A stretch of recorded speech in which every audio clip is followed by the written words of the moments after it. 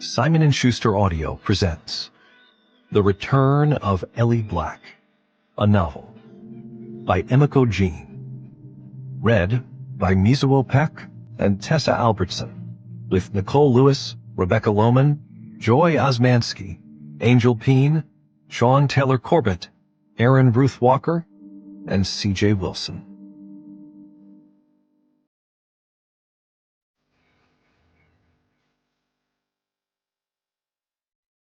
Prologue. This is how it begins. With a girl running through a forest, her veins tight with adrenaline. She exhales in short, even bursts. There's dirt under her fingernails, fresh mud stains on her jeans, blood on her sweatshirt, and vomit on her breath. Soon she will be home. Images surface. The one stoplight on Main Street, the chipped green shutters of her house, the weathered flooring of her father's commercial fishing boat. In the distance, a horn blares and she ducks, covering her ears, the sound slicing through her skull like an anguished scream. The world shrinks and becomes abstract, too colorful and too bright. The horn recedes and the trees slowly refocus. She counts her breaths as her heartbeat steadies. 1, 2, 3. Then she counts her steps. 4, 5, 6. How many will it take for someone to find her? 7, 8, 9. Her bones are heavy, her feet tired. She's traveled a long distance. Her shadow stretches ahead of her as if she's chasing it. Come and catch me. 10, 11, 12. Her body wavers. Maybe she should sit down. 13, 14, 15. She pushes herself to keep going. The sun rises higher behind the gray clouds. The air smells of pine and resin, like water and moss, like life itself. Hey! Are you all right? A pair of hikers, father and son, appear, rounding the corner of the trail. They wear overstuffed backpacks, rolled sleeping bags at the top, a pot hanging from the bottom of one, 2 metal cups from the other. The girl slows her pace and draws closer to them. 16, 17, 18. The father places an arm across his son's chest to shield him from the girl, and she falters, caught in the chokehold of their gazes. The son's eyes are brown with tiny flecks of gold, and they remind her of someone she used to know. Her mind tumbles and trips back in time. Tell me, what would you do for someone you love? Anything. I would do anything. The father clears his throat. Miss, are you all right? He studies her. She imagines what he sees. Filthy skin, tangled hair, bony body, blood-stained sweatshirt. She is something the world has chewed up and spit out. The son's nose twitches. Miss, the father says with more force this time. He takes a single, tentative step toward her. The girl licks her dry, cracked lips and works to keep her voice steady as she answers. Yes? Are you all right? The father asks again. The girl blinks, shakes her head, stares into nothing. No, I don't think I am. What's your name? My name? Who is she? What has she become? A vessel, to be carried, to be kept, to be filled. Yes. What's your name? The father drags the words out. The girl hesitates. Her name is stuck somewhere inside of her, down in the deep, deep dark where she hid it. To be safe, don't remember, never forget. She squares her shoulders and reaches for it. Elizabeth, she says on a whoosh of breath. She has not spoken those 4 syllables in forever. Her name, her real name, the name her mother picked because it was classic and royal and carried all her hopes and dreams for her daughter. College, career, a family, happiness. Once the girl had worn her name proudly, like a crown. Once, someone whispered her name back to her, love on their tongue. With a final twist, the girl wrenches her whole name free. My name is Elizabeth Black. I think I'm missing.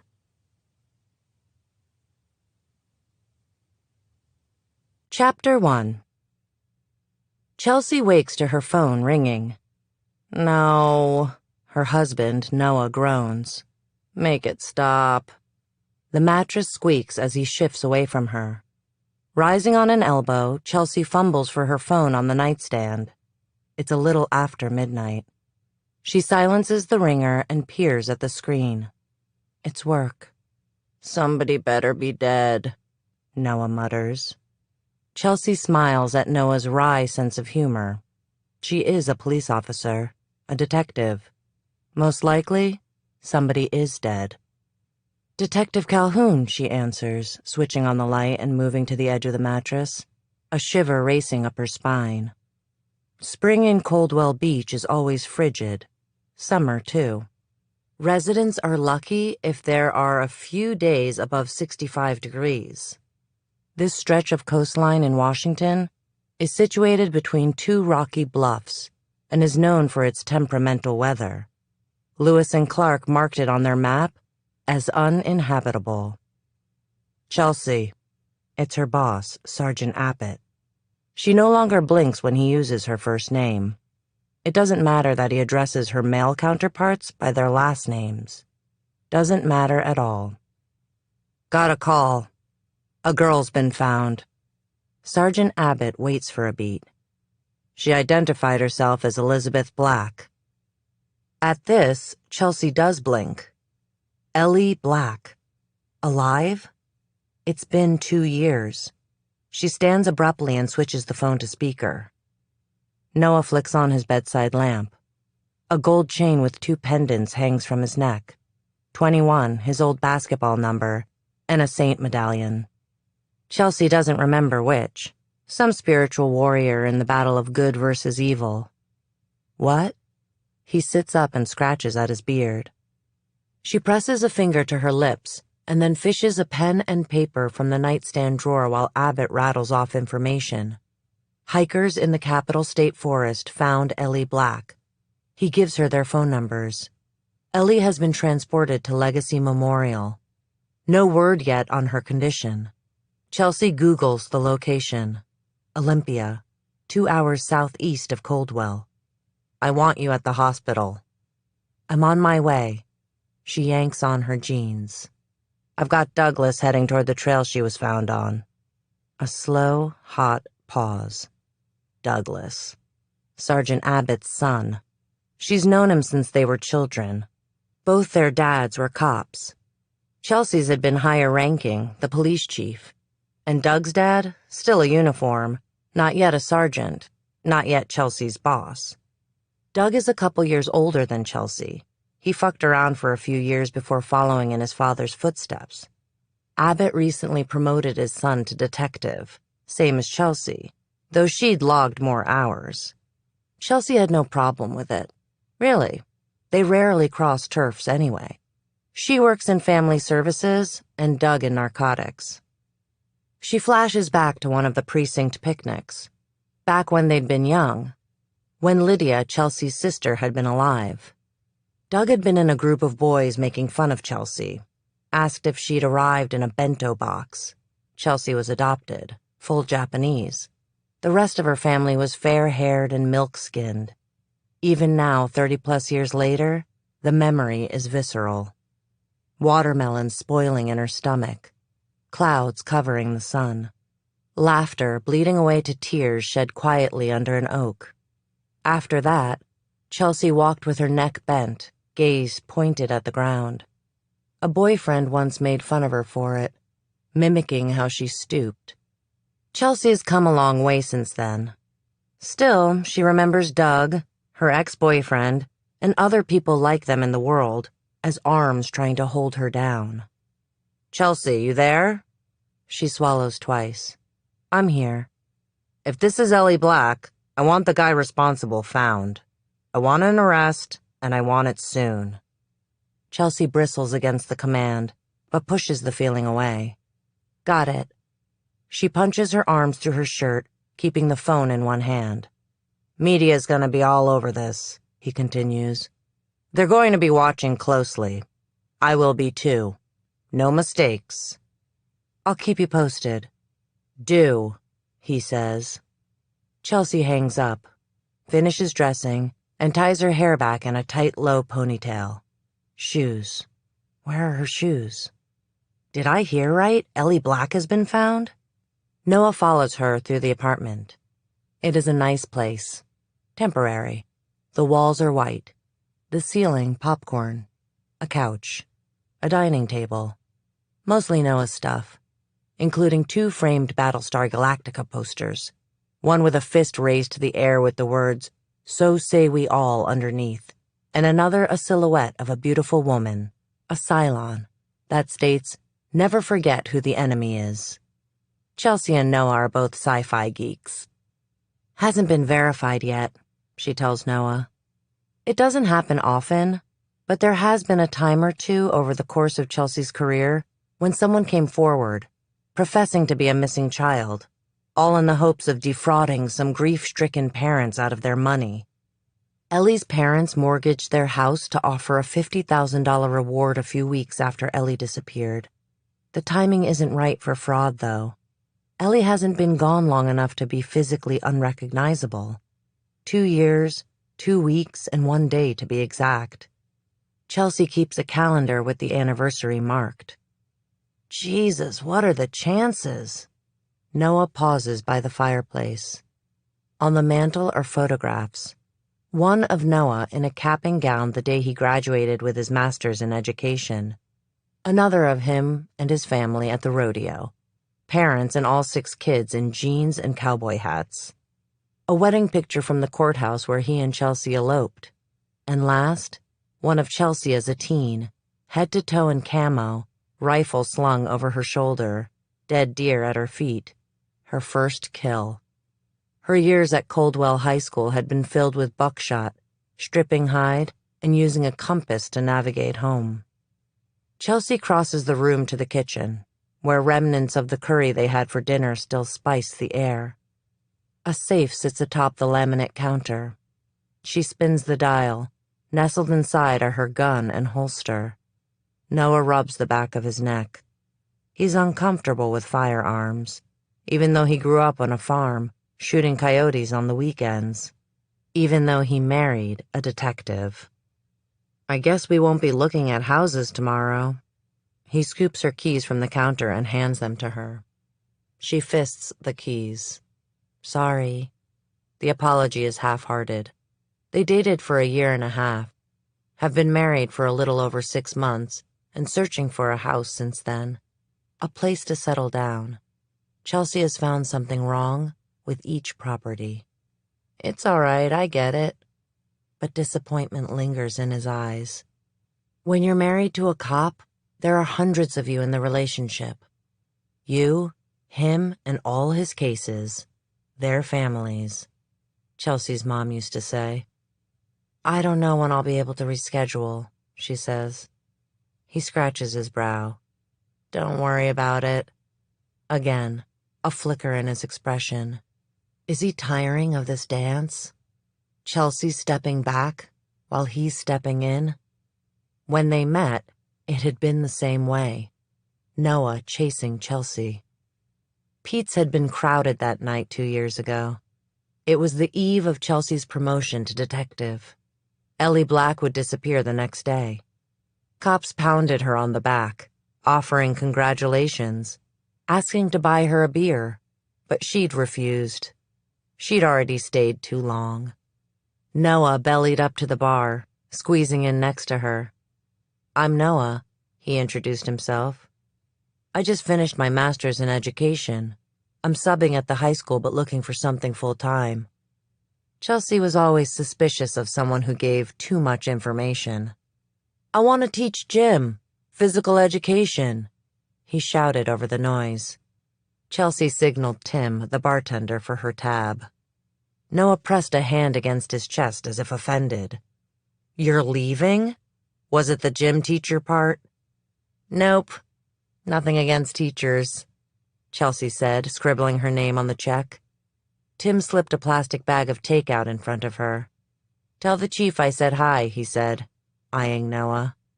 She thanked Tim, then slid her gaze to Noah. "I have to get dinner to my dad." Her father was midway through chemo and sicker than a dog, crankier than a donkey. Almost everything tasted like metal to him. He could only stomach hot wings and Sour Patch Kids. She shoved her way through the bodies, Noah on her heels. "Let me come with you," he'd said outside, breath fogging in the evening spring air, hands jammed into his pockets. She paused and leveled him with a stare. "I'm flattered, but I'm not interested in dating right now. My job is busy. My dad has cancer." She waited for the C word to do its work, scare Noah off. He puffed up with a smile. "Let me come with you," he repeated. "I'll help." She scoffed. "Does it look like I need help?" "Nope. But those are usually the people who need the most help." She did not want to like him. "You got some weird kind of savior syndrome?" "Only when it comes to pretty girls." He grinned then, white teeth flashing against his beard. "Fine." She let him come with her, made him leave his car and drove them both, making sure her gun was visible. He whistled low when he saw the house. "Nice place," he said, peering up at the gabled roof. "Come on." She unlocked the door. Her dad was on the couch. Homeland on the television. "Who the hell are you?" her dad whistled out, seeing Noah. All his hair was gone, his cheeks sunken in, and his skin pallid. An oxygen tank rested nearby, the nose cannula discarded on a rose-colored cushion. Her mom had loved that couch. "Dad," she chided, "you're supposed to be wearing this." She fitted the hose back around his head. "I asked a question," her father ground out. "This is Noah. He followed me home." Her dad refused to shake Noah's hand. "Cancer, huh?" Noah said, dropping his arms back to his side. "The farm I grew up on, we had a horse with cancer. She liked these CBD pills the vet prescribed. Maybe that'll help." "You comparing me to a horse boy?" Chelsea didn't try to intervene. She waited to see how Noah would handle it, if he would ask for a ride back to the bar. She kept her coat on. "No, sir," Noah answered, straight-faced and stoic. "The horse was much nicer." Chelsea's dad gave a startled laugh, coughed up some blood, and offered Noah a seat. Chelsea blinks away the memory and stares at Noah. Keys loose in her hand now. "I have to go." He pecks her cheek. "Be safe." It's what he always says, a futile request. As if she could stop a bullet or a fist or a car with a heavy-limbed drunk behind the wheel. She jams her feet in her shoes and jogs down the stairs into the cool night. Noah waits at the top, leaning against the door jamb. She keeps him in her line of sight as she climbs into her car, an Oldsmobile she inherited from her father. On the back window is a Firefly sticker. Noah had brought it to her on their third date. Over that dinner, she'd opened up to him about the responsibilities of being a cop. She'd unburdened herself.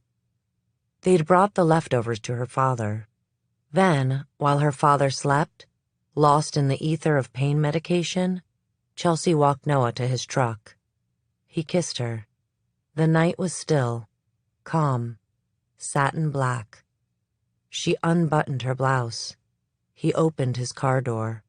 They climbed in, shed their clothes, ground their hips. She'd fallen in love with him quickly.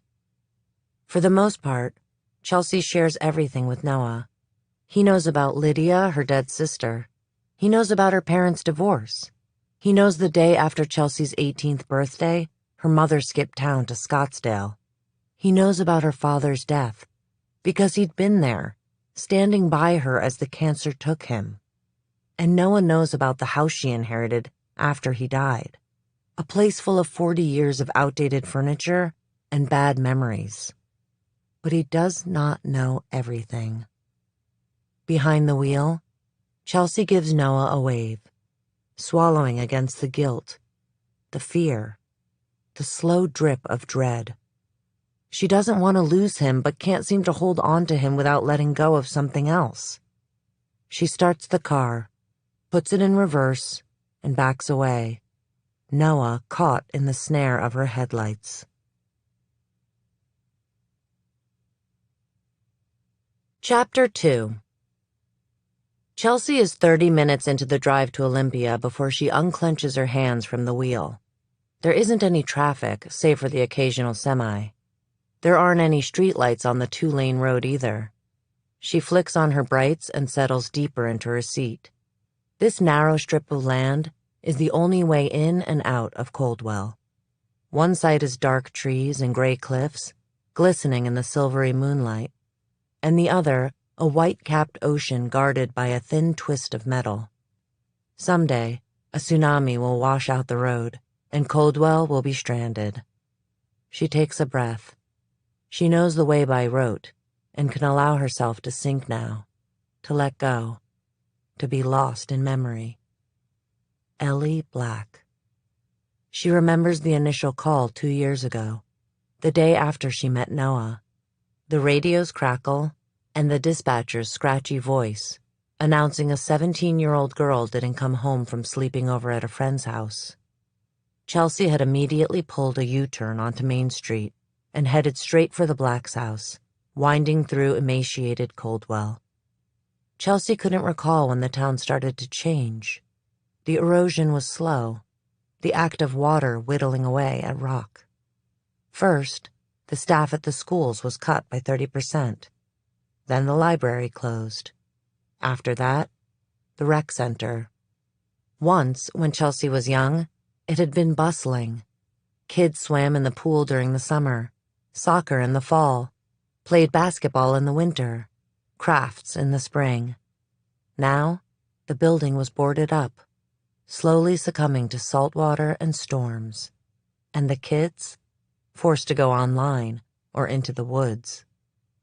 The Blacks lived on the north side, in a neighborhood populated mainly by commercial fishing families and cannery workers. Houses crouched behind overgrown junipers, brown lawns, and chain-link fences. Chelsea had knocked on the Blacks' door, the porch wet and squishy beneath her feet. Doug answered. He'd been in a uniform then, not yet promoted to detective. Hey. His smile was wide. He was young and dumb and too excited about the case, about being the first on the scene. I started to take statements. Should have waited for me, Chelsea said. His cheeks flushed salmon. Sorry. Jimmy, Ellie's father, appeared, edging around Doug to introduce himself. Jimmy Black. He stuck out a hand and Chelsea shook it. Detective Calhoun, Coldwell PD. Jimmy squinted at her. How long you been with the force? Chelsea's face worked against her, unlined and surprisingly Asian. She saw it in Jimmy's expression, the doubt, the wondering if Chelsea was too young, too foreign. Did she even speak English? I've served near a decade, she said, her eyes downcast. Then she flicked her gaze up. I'd like to focus on Elizabeth. Should we talk about her? Later on, she congratulated herself. She'd been cool, focused, even though it was her first case as detective. Even though her heart was pounding, an unnerving, reckless beat. Sometimes she wondered at how small she felt. What hands had shaped her, worn her down. That seemed to be enough for Jimmy. He let her in. Thanks for coming, Detective. Call me Chelsea, she had said, shuffling into their living room. Kat, Ellie's mother, was there, seated on a faded blue velvet couch, an undrunk mug of coffee cupped in her hands. Jimmy sank down next to his wife, close enough to touch, but not. Both held their bodies stiffly, as if to brace against a coming squall. Chelsea settled into a worn-out plaid armchair across from them. Tell me what's going on, she said. Dispatch said your daughter didn't come home. Doug posted himself near the door, hands on his belt, feet spread, and chest puffed out. Kat peered down into her cup. I tried calling Ellie, she explained, a hollowness to her voice that Chelsea recognized as shock. You never think it can happen to you. Then I called India. Chelsea could see through to the kitchen, where a recycling bin overflowed with empty bottles. Wine, whiskey, tequila. One of the cabinets was smashed in as if a fist had gone through it. Chelsea jutted her chin at the damage. What happened to your cabinets? I put a hole through it, Jimmy offered calmly. Too calmly? Got pissed. Before or after Ellie disappeared, the air in the room seemed to still, then pulsate. Kat hung her head. In shame? Embarrassment? Fear? Before, Jimmy answered low. I got nothing to hide. You want prints? You want to search the house? Have at it. All right, I'd like to take a look around, especially Ellie's room, but that can wait, Chelsea said. She placed Jimmy in the back of the line of suspects. She returned to Kat. Who is India? Kat swallowed. I don't know her well. Ellie doesn't have many friends. A week ago was the first time I'd heard her name. Thank God I insisted Ellie give me her phone number. Ellie was supposed to be staying the night at India's house, but India said the last time she saw Ellie was at some motel. They were having a party. Kat placed her mug on the coffee table with an audible thunk. I feel like I'm in some alternate universe. How is this happening? There were many things to wrest a person away, but Chelsea decided to keep that to herself. Kat didn't have much more information, and Jimmy had been gone for work. I'm sure Ellie will turn up. You know girls, Doug offered. They get crazy ideas and run off all the time. Chelsea's lips twitched, hating the implication that being born female made you automatically guilty of something. Jimmy stood, his hands balling into fists. He was a big guy and kept a bat by the front door. That's not her. That's not my daughter. He advanced on Doug. Ellie wouldn't just run away. Chelsea had been quick to step between them, all 5 feet nothing of her blocking the 2 men. At the same time, she clocked the bat, calculating how many steps Jimmy would need to take to grab it. 3, maybe 2. Officer Abbott, she said, why don't you take a walk? It wasn't a question. Sorry, Doug stammered, sticking up his hands. Didn't mean any offense. He backed out the door and hung out on the lawn, staring at his phone. Doug liked to make videos and post them on social media. Jesus Christ. He was the typical middle child, always eager to please.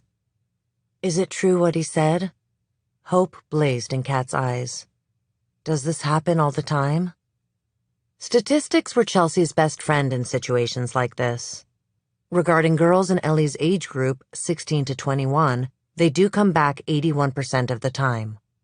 She didn't add that the odds decreased to 0.5% after 24 hours. Better to let things unfold as they would. Now tell me more about Ellie. Kat listed off several non-essential facts.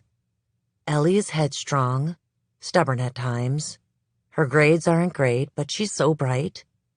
Jimmy, remember when she scored high on her writing exam in the 5th grade? She doesn't have a lot of friends, but her boyfriend Danny adores her. All these details to show how special Ellie was. Proof she deserved to be searched for, to be found. There was no way Kat could know a dollar figure was attached to each case. A careful calculation multiplied by parents' wealth, then divided by race and religion. The poorer and darker a girl, the less funds and time the department allocated to her rescue. After all, the public is a little less outraged when those types of girls go missing. Maybe Ellie's mom could sense it. Some daughters were worth more than others. This was not a viewpoint Chelsea subscribed to, but it was a reality, even if she didn't want to believe it. Chelsea searched Ellie's room and left soon after, promising to call when she had more information. It wasn't an emergency. Not yet. Ellie's shoe, cell phone, and blood hadn't been found yet. Kat hadn't cried yet. the type of gulping and sobbing that overtakes your whole body. And the Black's entire existence hadn't been distilled into a life lived one day at a time yet. Still, Chelsea moved quickly through the regular procedure, interviewing everyone who had seen Elizabeth last, starting with India. "Listen, Ellie and I have only hung out a couple of times. We had fun together, but we're not close," India had said through a rickety screen door. She had pale blonde hair, the kind from a box, and a tiny silver nose ring that glinted in the light. Chelsea smelled booze on her, not fresh, but oozing out of her pores. India was hungover. "It was Ellie's idea anyway," she went on. "What was?" Chelsea prodded. A seagull shrieked and landed in the yard. "The party. I provided transportation, that's all. I'm not her keeper." Got it. The girl was more concerned with the possibility of being in trouble than the fact of Ellie's disappearance. "I don't care about the party. If you drank, did drugs," Chelsea assured her. "I just want to find Ellie." That had mollified India enough for her to send Chelsea photos of the party. Chelsea pieced these photographs together to establish part of the timeline. 11:31 p.m. was the last moment Ellie was captured on film in the motel room. By 11:39, she was gone. She was there, and then she was not. A butterfly dragged away in the wind.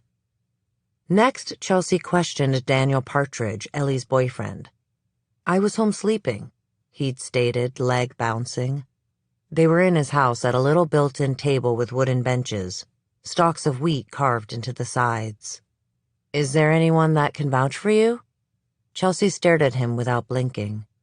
Lydia, her sister, used to call this her fox face. Most crimes are perpetrated by someone the victim knows. Danny seemed nice, but it was the nice guys you had to watch out for. The mean ones, they wore their crimes on their sleeves, carting them around with all their messy emotional baggage. Nice guys buried things deep. Daniel's legs stilled. His eyes narrowed. "My folks were working, but my mom dropped off some dinner."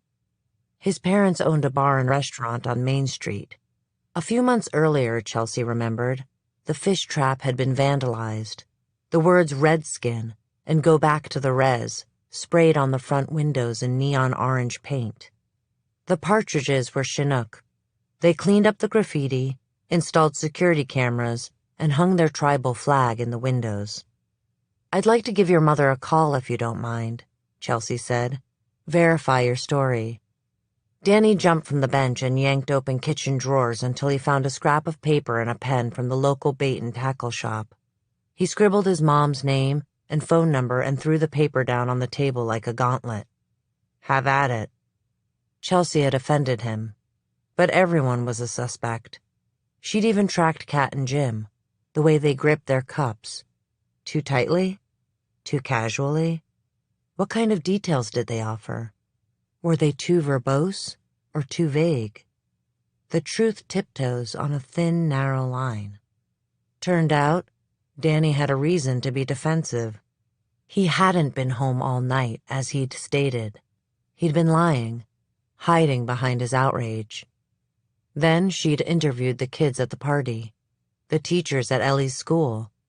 Reports vacillated about Ellie, from worse to worse.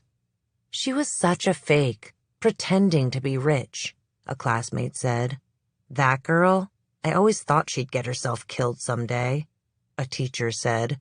So self-righteous, it made Chelsea want to vomit. Rain splatters the windshield, and Chelsea jolts back to the present. She clicks on her wipers. She's closer to Olympia now, closer to Ellie. 30 minutes and she will be at the hospital. The knowledge tightens around her chest like a lasso. The highway widens into 3 lanes. There are more cars, semis, fast food restaurants, assorted motels, and gas stations. She glances at her phone, discarded on the passenger seat. She should call Jimmy and Kat. Jimmy kept in touch with Chelsea. The last time she saw him was 5 months ago. He'd made a habit of visiting the precinct every now and again. meandering in right when they opened, a carafe of coffee and a dozen donuts from Cottage Bakery in his calloused hands. Last time, he'd presented them to Suzette at the front desk, while making small talk, asking about her husband and grandchildren. He'd straightened when he saw Chelsea, and she led him back to a private room and closed the door. They sat across from each other, a table between them, and began their ritual. It was always small talk at first. "How you doing, Jim?" "All right," he said. "And Kat?" "Oh, you know, she has her good days and bad days. Sam and her family will be moving here soon, and that's cheered her up a bit." Ellie had an older sister, Sam. They'd been born 10 years apart. Not close. Not like Chelsea and Lydia had been. She and Lydia may not have shared blood, but they shared everything else. "You're like 2 peas in a pod," their mother used to say. "That's nice," Chelsea remarked. "What about you? How's that man of yours? I saw him quoted in the paper, taking his team to states." Noah had finished his first year teaching at Ilwaco High School and coaching basketball, leading the team to the 2A state championship. He was devastated when they lost, had gone with his brothers to his parents' cabin to brush it off. "Noah is good." Chelsea paused, knowing the question Jimmy had come to ask. Might as well get it out of the way. She viewed these conversations as akin to putting down an old dog. Why delay? "There haven't been any new leads, Jim," she said gently. "You know I'd call you." Jimmy sighed and removed his baseball hat, cupping the bill between his palms. His hair stood up in little tufts of gray and brown. "Can I see it?" "Of course." Chelsea stood and retrieved the 12 by 12 corrugated box from evidence. She placed it on her desk and reminded Jimmy not to open any plastic bags. "It's still an open case." Jimmy nodded once. He knew the rules. It was always the same. First he read the police report, then the witness statements, looking for anything Chelsea might have missed, any scrap of information that could be the key to breaking Ellie's case wide open. Last, he peered at the physical evidence, handling each piece like a crumbling relic. One of Ellie's shoes, her cell phone with a cracked screen, gravel with blood on it, CCTV footage photographs pulled from the motel and the Pentecostal church next door, all of the parking lot where Ellie's things had been discovered. Semi-trucks and scattered cars blocked any view of Ellie. Chelsea had chased down every owner of every license plate she could make out. Nobody had seen anything. "Just tell me you still believe she's out there." Chelsea began to place the contents back in the box. Were these the last things Ellie held? What would these objects say if they could speak? What secrets might they whisper? "The case is still open. I won't stop searching until Ellie is found," she promised. Because she did believe. It may have been silly, but she had to believe. She cut herself up on the razor's edge of hope. Jimmy nodded solemnly and excused himself on a tremble. Chelsea let him go without another word. She'd learned enough to know Jimmy Black, like most men, required privacy when he fell apart. Chelsea inhales, swimming free of the memories as she rolls to a stop at a red light. A sign for Legacy Memorial is posted at the intersection. It is time.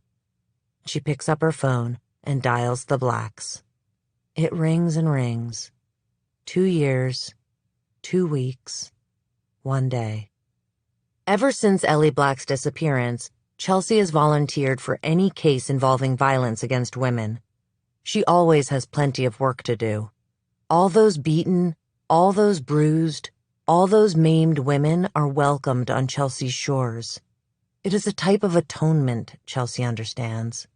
She could not save Lydia. She could not solve Ellie's case. The ringing stops and the line picks up. "Low," Jimmy answers. A television blares in the background, but his voice is sandpaper rough with sleep. "Hey, Jim, it's Chelsea. Is Kat around? I have some news." She waits for Jimmy to awaken Kat, and she thinks of their daughter, sees Ellie in the spiral of her mind. There she is, standing in the shadow of a hollow curve, silent, waiting for her turn to speak. Yes, it is time.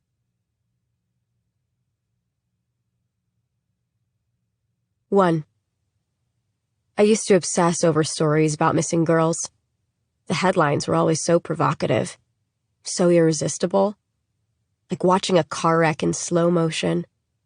Back then, I didn't think of the girls as actual people, not living, breathing humans who had been tortured, pushed beyond their breaking points.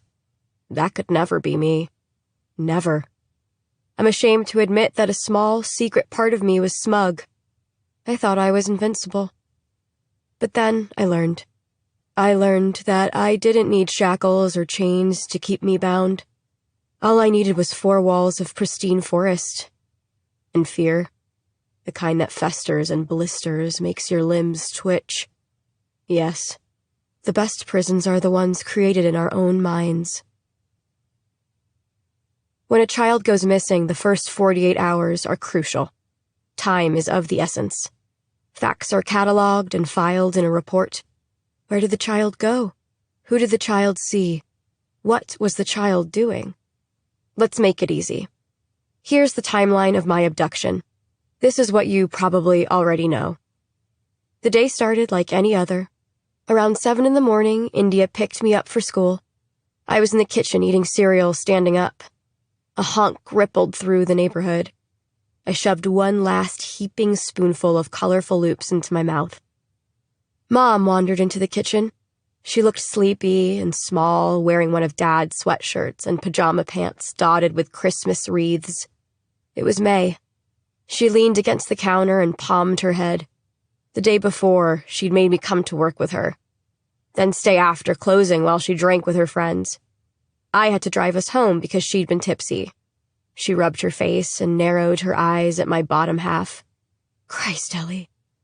I doodled on my jeans with a Sharpie, shooting stars, arrows piercing hearts, a human body with a horse head. What? What do you mean, what? Those are brand new jeans. I just bought them for you. Mom was always worried about money, about how much things cost, how much I cost.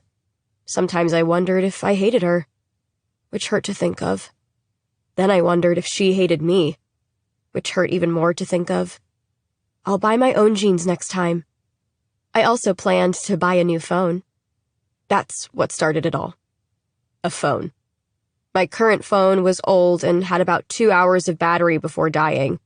I'd inherited it from my mom. I was a girl who wanted something and would go to great lengths to get it. She leaned against the counter. Right below the cabinet my dad busted a week ago. He'd been angry at me. With what money? Ellie, you're missing the point. Beep, beep, beep. Mom covered her ears. Christ, she said again. Is that Danny? Please tell him to lay off the horn. I rolled my eyes and dropped my bowl and spoon into the sink with a clatter. Mom winced. The old porcelain sink was original to the house, and we broke more dishes in it than we washed. But the dish didn't break, and I remember thinking, my lucky day. I feel like a fucking idiot now. I dashed from the kitchen, grabbing my backpack. It's not Danny, it's India. I'm staying at her house tonight. The lie slipped easily off my tongue. I had something much bigger planned than sleeping over at India's. Bending the truth was a special talent of mine. Say anything with enough conviction, and you can even fool yourself. Remember? I challenged my mom. I told you last night. Oh, right. I should probably meet her sometime. Send me her number, please. Sure, I promised, leaving the kitchen. Be back early, Mom shouted as I headed for the front door. We're shopping tomorrow with Sam for maternity stuff. India's horn blared again. Yeah, I hollered over my shoulder, backpack in hand. I can't wait. Mom kept shoving us together, Sam and me, hoping we'd become best friends. But we had nothing in common, most of all age. The problem was, I thought Sam treated me like a baby, and Sam thought I acted like a baby. The last time I'd seen Sam, she accused me of stealing her ID. I can't believe you'd even think I'd do something like that, I told her, spreading the indignation thick. Sam had crossed her arms, resting them on her protruding belly. It was in my wallet when I came over last night, and now it's gone. It didn't just disappear, Ellie. Then she softened up. I won't tell Mom if you give it back, okay? But I'd insisted I didn't have it. Outside, India's hatchback idled at the curb. I dove in the front, shoving my backpack at my feet. David Bowie played on the speakers. India's white blonde hair practically glowed in the morning light. The inside of her car reeked. Must, clove cigarettes, stale coffee. I flipped down the visor and applied eyeliner. We sped off, our smiles wide and contagious, so careless, so free, not knowing how little time I had left. At 7:24, we arrived at school with 1 minute to spare. The morning hours blended together. Biology, English, gym. I was present and accounted for in all my classes. Jeremy Davis, Lindsay Jackson, and Stephen Laurier probably even remember slipping me 20s between periods. At 12:09, I scarfed down a vending machine sandwich on the school steps. The words, safe, responsible, and respectful, stenciled in yellow on the risers. An arm caught me by the waist. Startled, I spun around. Elle. There he was. Brown-skinned, a boyish face, tender eyes, the kind that couldn't hide emotions very well. Dark, shiny hair scraped his shoulders. Danny. Boyfriend. Best friend. Love of my life. Have you ever felt that way about someone? As if the two of you invented love? Danny grinned at my half-gone sandwich. Egg salad from a vending machine. Brave girl. I lifted a shoulder. I like to live on the edge. I know you do. How does it feel to be free again? Did I mention I'd been suspended the week before? For possession on school grounds. I had a tiny bit of weed in my locker. Not illegal in Washington. But I was underage. Cops were called. My parents had grounded me, which was why I'd been to work with my mom the previous day. Great. I gave Danny a salute. I'm totally reformed. Ready to walk the straight and narrow. Well, that sucks. Kind of have a thing for bad girls. We kissed. Right in front of the school. The 1-minute bell rang, and Danny and I broke apart. You're still coming tonight, right? I asked. I had a roll of 20s and my sister's ID burning a hole in my backpack. Danny's lips twitched. He wouldn't meet my eyes. Yeah, I meant to tell you, I can't. I have to work at the restaurant tomorrow morning. I need to get some sleep. I have to be up early. Seriously? I pushed out. Come on, Elle. Come on, Dee. It's important. It wasn't really. I wanted a new phone. I'd stolen Sam's ID and planned a motel party, charging kids $20 to drink as much as they wanted. The scheme had good profit margins, enough for me to buy a refurbished phone. I wanted Danny to stay the night with me. There's that word again. Want. Was that the problem? Did I want too much? I think a lot about how all of what happened is my fault. I'm sorry, I can't, he said. The hall was clearing, classroom doors slammed. Danny rested his forehead against mine. I love you. I didn't say the words back. Withholding love was a power play. I had a mean streak a mile wide. Danny sighed. Are we really going to fight about this? Depends on you, I guess. I frowned. He kissed the corner of my mouth. It was our last kiss. I wish I had known. I would have lingered against him. I would have held his hand a little tighter. I would have told him goodbye. At 1:03, 2:30, and 2:55, a flurry of texts passed between Danny and me. The contents are embarrassing, but suffice it to say, I was trying to make my boyfriend feel like a piece of shit for working and skipping out on me. There are lots of moments I'm not proud of. This is one of them. But I was selfish. I was that girl. The one who persuaded other people, Danny in particular, to do things they shouldn't do. What I should have said was that I would miss him. I should have said, never mind, it's a stupid idea. A phone isn't that important. Let's go to the movies instead. But I was stubborn, selfish, foolhardy. By 3:07, I was late again, but it wasn't my fault this time. Our substitute English teacher held the whole class captive 2 minutes past the final bell to finish a poem about a snowman and a Moor. India waited for me in her car. We pulled out of the school parking lot right as the last bus left, around 3:20. By 3:45, we were outside of Coldwell. I tapped out a text to my mom. Remember, I'm staying at India's tonight. I included India's number. Then another to Danny. Will Gunner will be there. It was a last-ditch effort to get Danny to come to the motel. I dated Will before Danny. He'd graduated the previous year and then gone to school on a partial baseball scholarship. He visited during breaks and frequently tried to hook back up with me. You want one? India offered me her pack of clove cigarettes. I scrunched up my nose and shook my head. She shrugged, tapped one out, and held it in her teeth. Keeping one hand on the steering wheel, she lit the cigarette with the other, the maneuver oddly graceful. Aw. She squeezed my thigh. Cheer up, chickie. Danny will come around. I told India everything. Except I'd left out the part about Danny working. And I'd added in a part about him being too tired. Maybe called him a pussy. So what if I'd cast myself in a more sympathetic light? Every story needs a villain. I checked my phone. No word from Danny. Be home early tomorrow morning, my mom had texted back. Remember, it's Sam's day. India yawned, and I stuck my finger in her mouth. She swerved off the road and back on. Horns blared. A sedan whizzed past. India held her chest and laughed, righting the car. We drove a while, over a bridge and into Astoria, while listening to a song about how the night can break your heart. India pulled over into the Riverbend Motel parking lot, right under their sign advertising hourly and nightly rates. This good? Perfect, I said. India was already texting the address to people.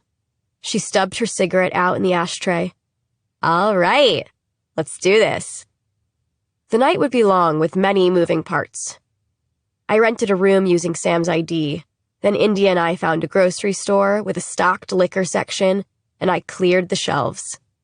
The bottles jiggled in plastic bags as I exited the store. India waited in the car behind the wheel. Hey, a woman called out to me. I stopped. She was pretty with long dark hair, an open face, big eyes angled down and cheeks stung red by the wind. Do you think you could give me a hand? She stood by her car door, a banged-up SUV, arms full of a baby carrier and grocery bag. Yeah, sure. I put my plastic bags down and opened the door for her. Thanks. She smiled brightly, clicking the car seat into the base and depositing the bag next to it. The baby made a little noise as she shut the door. Then she dug around in her purse.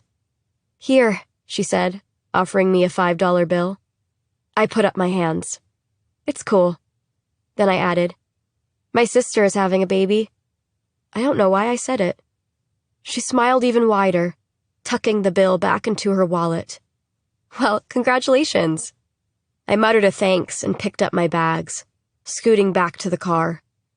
India laughed and called me a goody two-shoes. I cracked open a bottle of vodka and swigged it right there in the passenger seat. At the motel, a man with small teeth loitered in the doorway of the room next to ours. You girls having a party? He pressed a cigarette to his lips and inhaled. His fingernails were bitten down and bloody. India straightened. Just a few friends. He whistled low and smiled. Yeah. If it gets too crowded, you can all extend the festivities to my room. India stuck out her hand for a shake. India. Brett. He took her hand and looked at me. Ellie, I said. Ellie and India, he repeated. He flicked his cigarette away. You girls make good choices. He went back to his room, and we fell into our own room in a fit of giggles. Fucking weirdo, India said. It wasn't long before kids showed up. More money exchanged hands. By 11:01, the party was in full swing, with 40 kids crammed into our motel room. I sipped from a wine cooler and moved toward the bathroom. The door was shut. Will Gunner leaned against the wall. "Hey," he said. "Nick and Lindsay have been in there for 20 minutes. Pretty sure they're hooking up. Or puking. You want me to walk with you to the gas station? You could use the bathroom there. We could catch up." He licked his lips. I huffed out a laugh, automatically smiling while I turned Will down. "No, it's cool. I'll go on my own." I didn't think I needed to tell anyone where I was going. I felt certain I was safe. Untouchable. That I had forever. I headed out. The night was cold, and the air stung my lungs. Brett, our small-teethed motel neighbor, hung out in the open door of his room. "You making good choices?" He picked at his face. I hurried away, passing the vending machines with posted signs. "Are you a victim of human trafficking? Call this toll-free number for help." I have a hard time not blaming myself for what happened next. I wish I didn't. I wish this was not a cautionary tale about what happens to girls who wander off in the dark, who are made to learn there are bad people everywhere. That the truth is these people are not strangers. They are the men who you sleep with, the men you work with, the men you raise. I wish this wasn't what it means to be female. It is not a matter of if something bad will happen, but when. Chapter 3. The hospital is a gray cube with vertical slits for windows. When Chelsea arrives, the parking lot is littered with news vans. She wonders who tipped them off. It could have been the hikers who found Ellie, maybe someone at the hospital, or even at the precinct. She remembers how the media treated her sister's disappearance, like a perverse form of entertainment.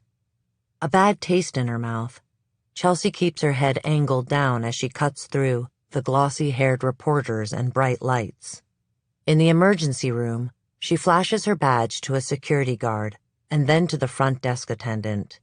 A woman with a heart-shaped face leans against a wall outside the girls' room. She straightens as Chelsea approaches.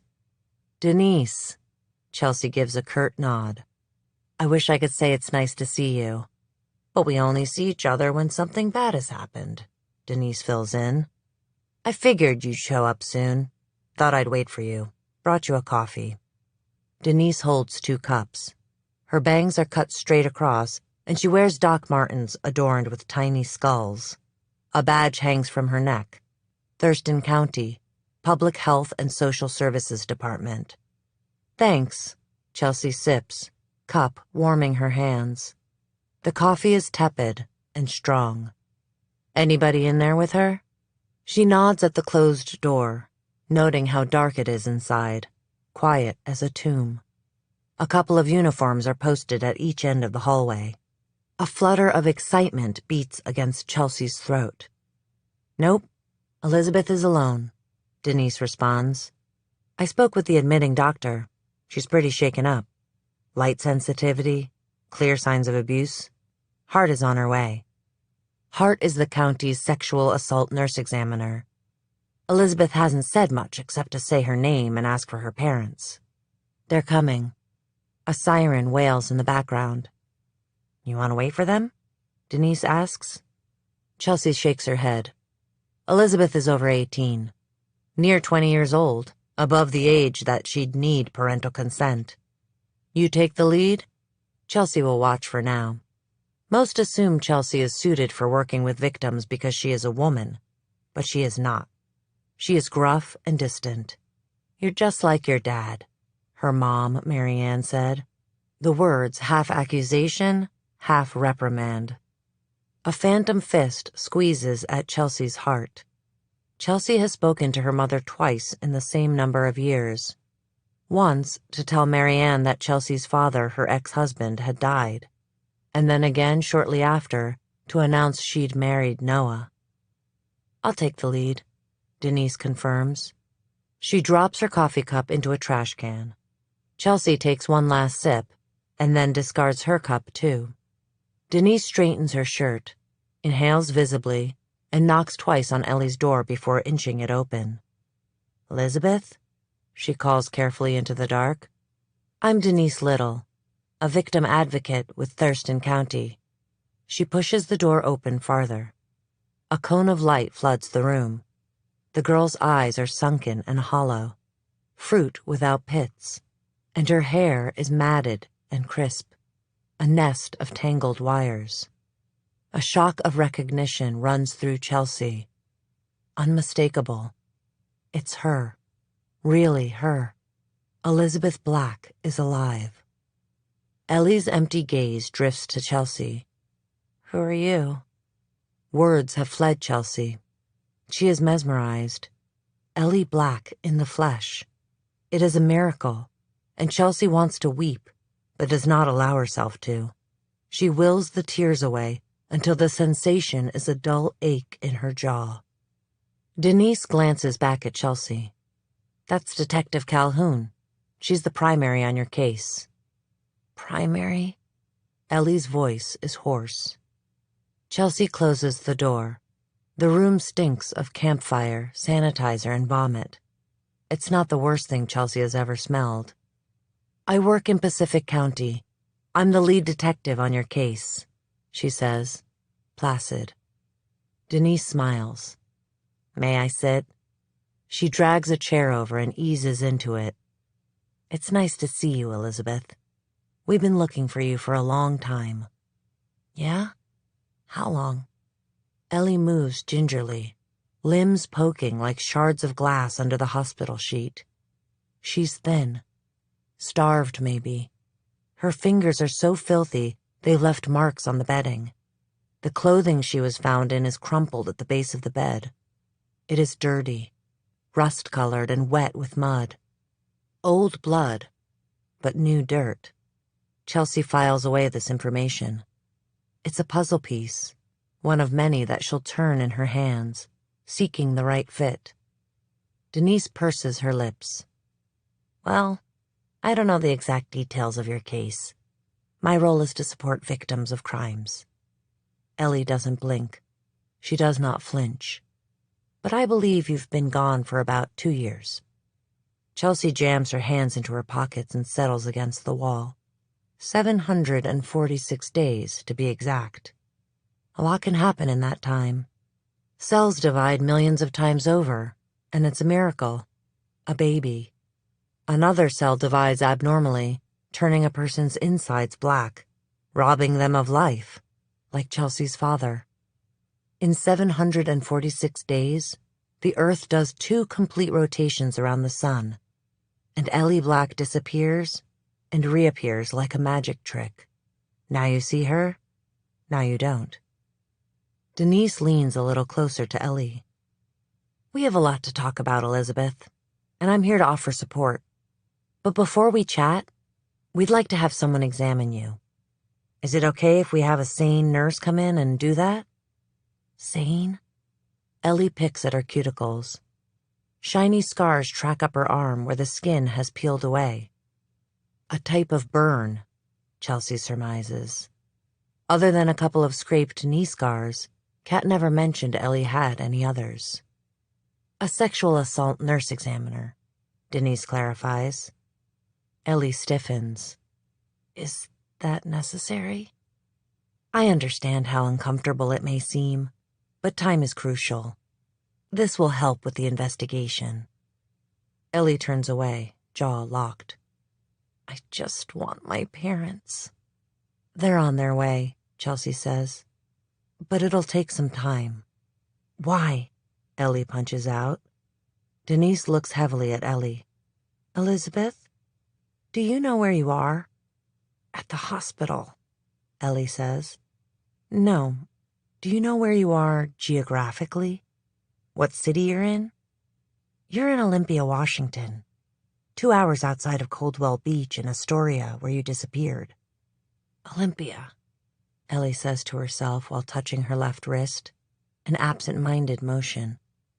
Is she feeling for the ghost of something? cuffs? Rope? There are no marks, but Chelsea catalogs it. Yes, Olympia.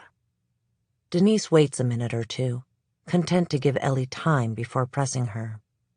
Now, how about that exam? Will you consent? Ellie hesitates. They'll stop if I ask them to? Denise's nod is decisive, the chop of a knife. Chelsea has seen Denise halt exams. That's it. No more right now. Everybody out. Yes. Anytime during the exam, you may put a stop to it. I will be present, and a nurse can give you a calming medication beforehand. No, Ellie jumps in. No drugs. All right. No drugs, Denise promises. She turns to Chelsea. Anything else? Chelsea shakes her head. No. She keeps her voice gentle, even though her insides are hot, boiling with questions. Chelsea has always been a little impatient when she wants something. She's the first to eat the whole cookie, to wake up at Christmas, to grow agitated in the grocery line when the checker is too slow. When it comes to solving cases, impatience has served her well. She recognizes the cost of time. How much you can lose in a minute. Still, she cautions herself to go slow. Ellie is not a suspect. Ellie needs a day to rest. Time to tend to the slashes in her psyche. She moves in closer, softening her tone a degree more. I'm just sorry this happened to you. Ellie is silent, sitting with Chelsea's statement, absorbing it, recognizing the shell shock as if surviving a flood or bomb. This sacred truth that something terrible has been done. Thank you. Ellie touches her left wrist again. Chelsea nods once, a faint smile on her lips, and leaves. Outside Ellie's room, Chelsea checks her phone. 2 calls from Sergeant Abbott and 1 from Doug, followed by a text from him. At the trail. She calls Doug back first. Is it her? He answers. Hearing Doug's voice, Chelsea's younger self rushes up, and she feels small, spiteful. She waits a beat, gathers herself. It's her. She sees Hart, the sane nurse, pushing a covered metal cart down the hall, giving her a wave as she passes. Holy shit, Doug drags out. Chelsea stares at her shoes, worn boots with frayed laces. A lump rises in her throat. She mentally chastises herself for being too emotional. She hears her father's voice. Get it together. If you're going to be an officer, you'll have to be better than a woman. She forces herself back to attention. I'm going to stick around here through the medical exam and until Kat and Jim arrive. How are things at the trail? Weather report calls for rain in the next couple hours. Visibility is shit, Doug says. These trails are like spider webs. She could have come from 8 different directions, and they're all well-traveled. Lots of footprints. There are a couple canines on the way. Hopefully we'll be able to get a scent before it's washed out. Chelsea thinks about how Ellie smelled like vomit and campfire. I want you to keep looking. Search for any signs of encampments, anywhere someone could have made a fire or dwelling. Through the metal slats of the blinds in the hospital window, Chelsea sees Ellie in the bed, Denise beside her. Nurse Hart is there, too, smiling, touching Ellie's knee with a latex-gloved hand. Then she reaches for the clothing at the end of the bed and seals it in a plastic bag with chain of custody written on the front. Chelsea feels a sick drop in her belly. All right, Doug says. What do you think happened to her? I don't know. There's evidence of long-term abuse and neglect. Nurse Hart reaches up and pulls the curtain closed, cutting off Chelsea's view. Chelsea knows what will come next. Ellie's nails will be clipped, her teeth flossed, mouth swabbed. All of it placed in little tubes. Ellie Black is a piece of evidence now. Her body will be on trial.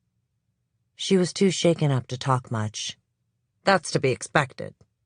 A series of flashes burst around the curtain. Photographs being taken of Ellie. Chelsea turns. It is one of the most difficult parts of her job. Reviewing what has been done to a person, studying the carnage, the depravity. But someone has to look. Someone has to bear witness. I think she escaped from somewhere. Makes sense?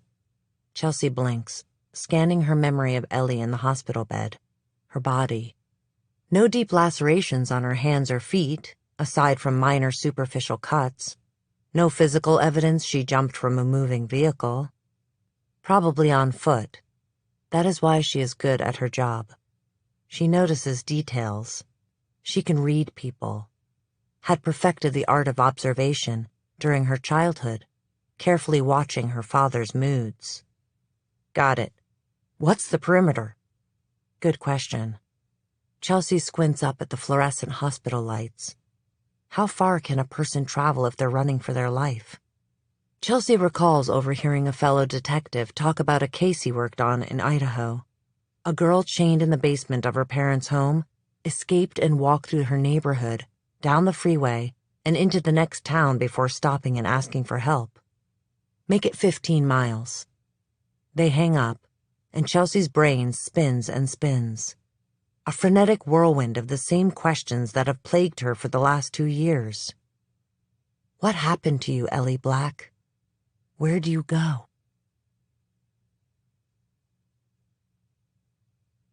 Chapter 4.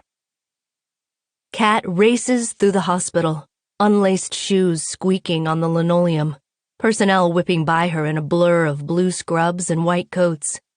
My baby, my baby, my baby. The 2 words run a loop through her head. Something primal has escaped inside of her. She'd caged it up after Ellie disappeared. Couldn't handle all that love, with nowhere and no one to channel it toward anymore. She rounds a corner, spots Detective Chelsea Calhoun, and halts, suddenly tentative, self-conscious. Is it her? Her vision pulses. If it's not Ellie, it will be okay. Really, it will not be okay. But Kat will pretend it is. She will pretend she is happy some other lost girl has come home. Jimmy catches up and places a hand on Kat's shoulder. She grips his blunt fingers. He squeezes. They both want it to be, need it to be, Ellie. Of course they do. They want their baby back. They believe she will fix all that is broken between and inside of them. Detective Calhoun straightens. It's her.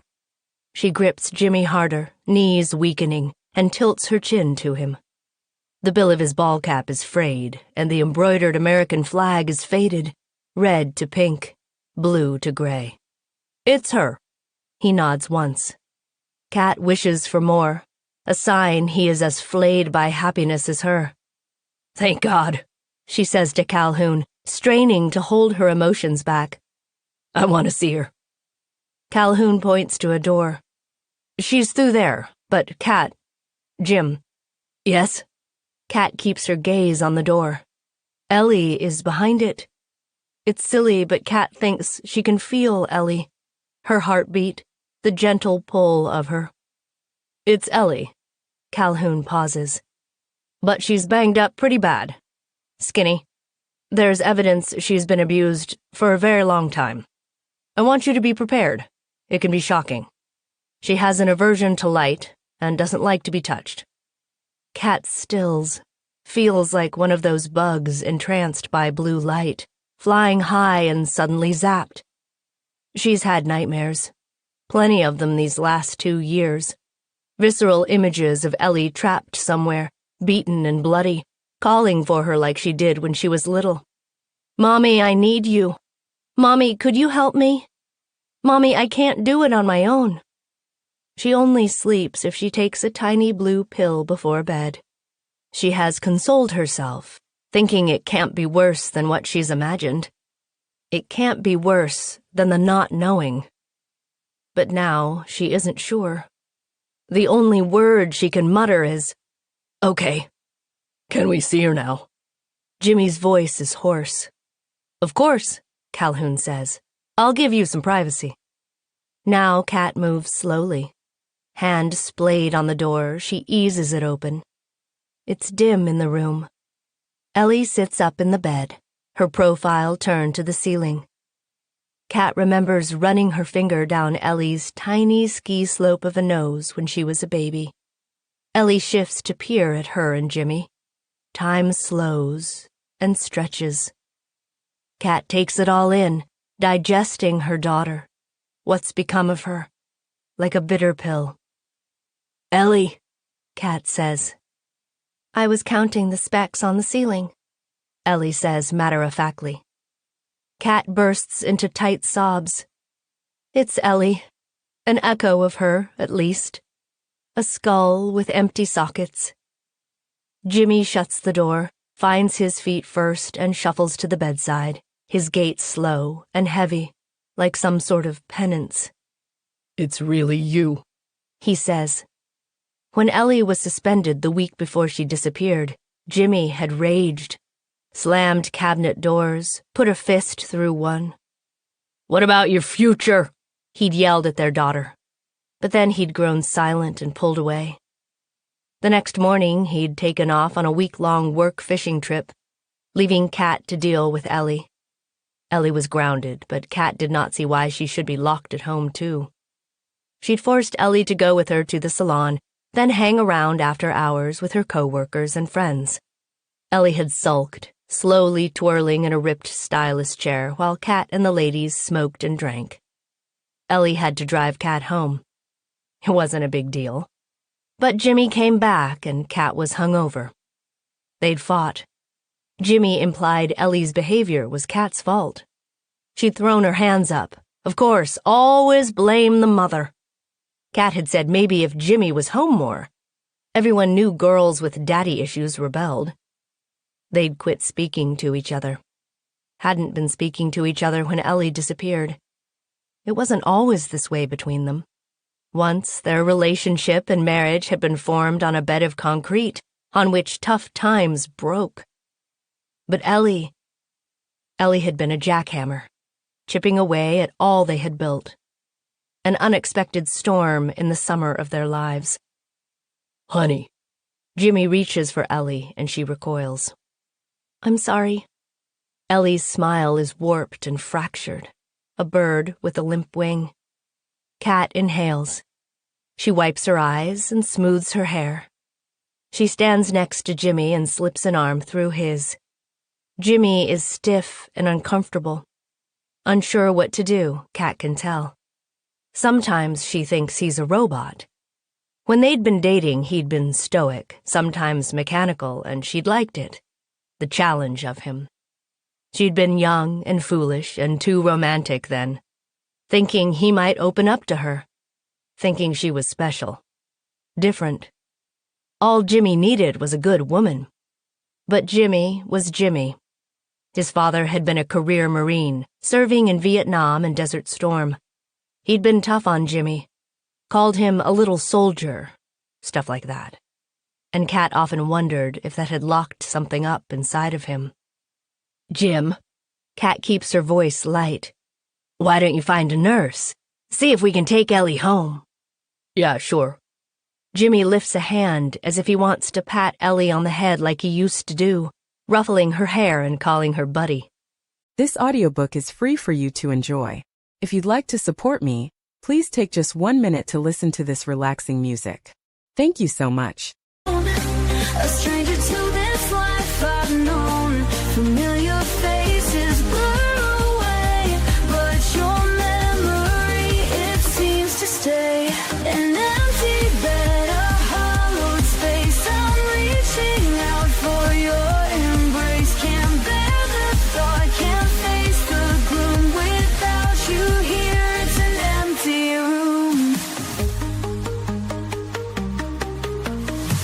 I never stopped to hold your hand or notice beauty where you stand.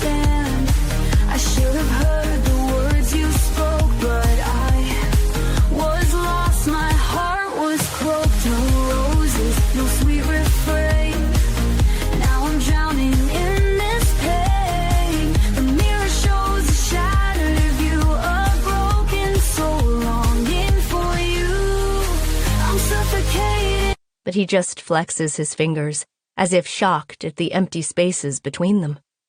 Right, He says, hand gripping the rail of the hospital bed. right. He taps the metal, crosses the room, and leaves. Kat slides the water pitcher to the center of Ellie's tray, straightens a stainless steel kidney dish, tucks the bedsheet under the end of the mattress.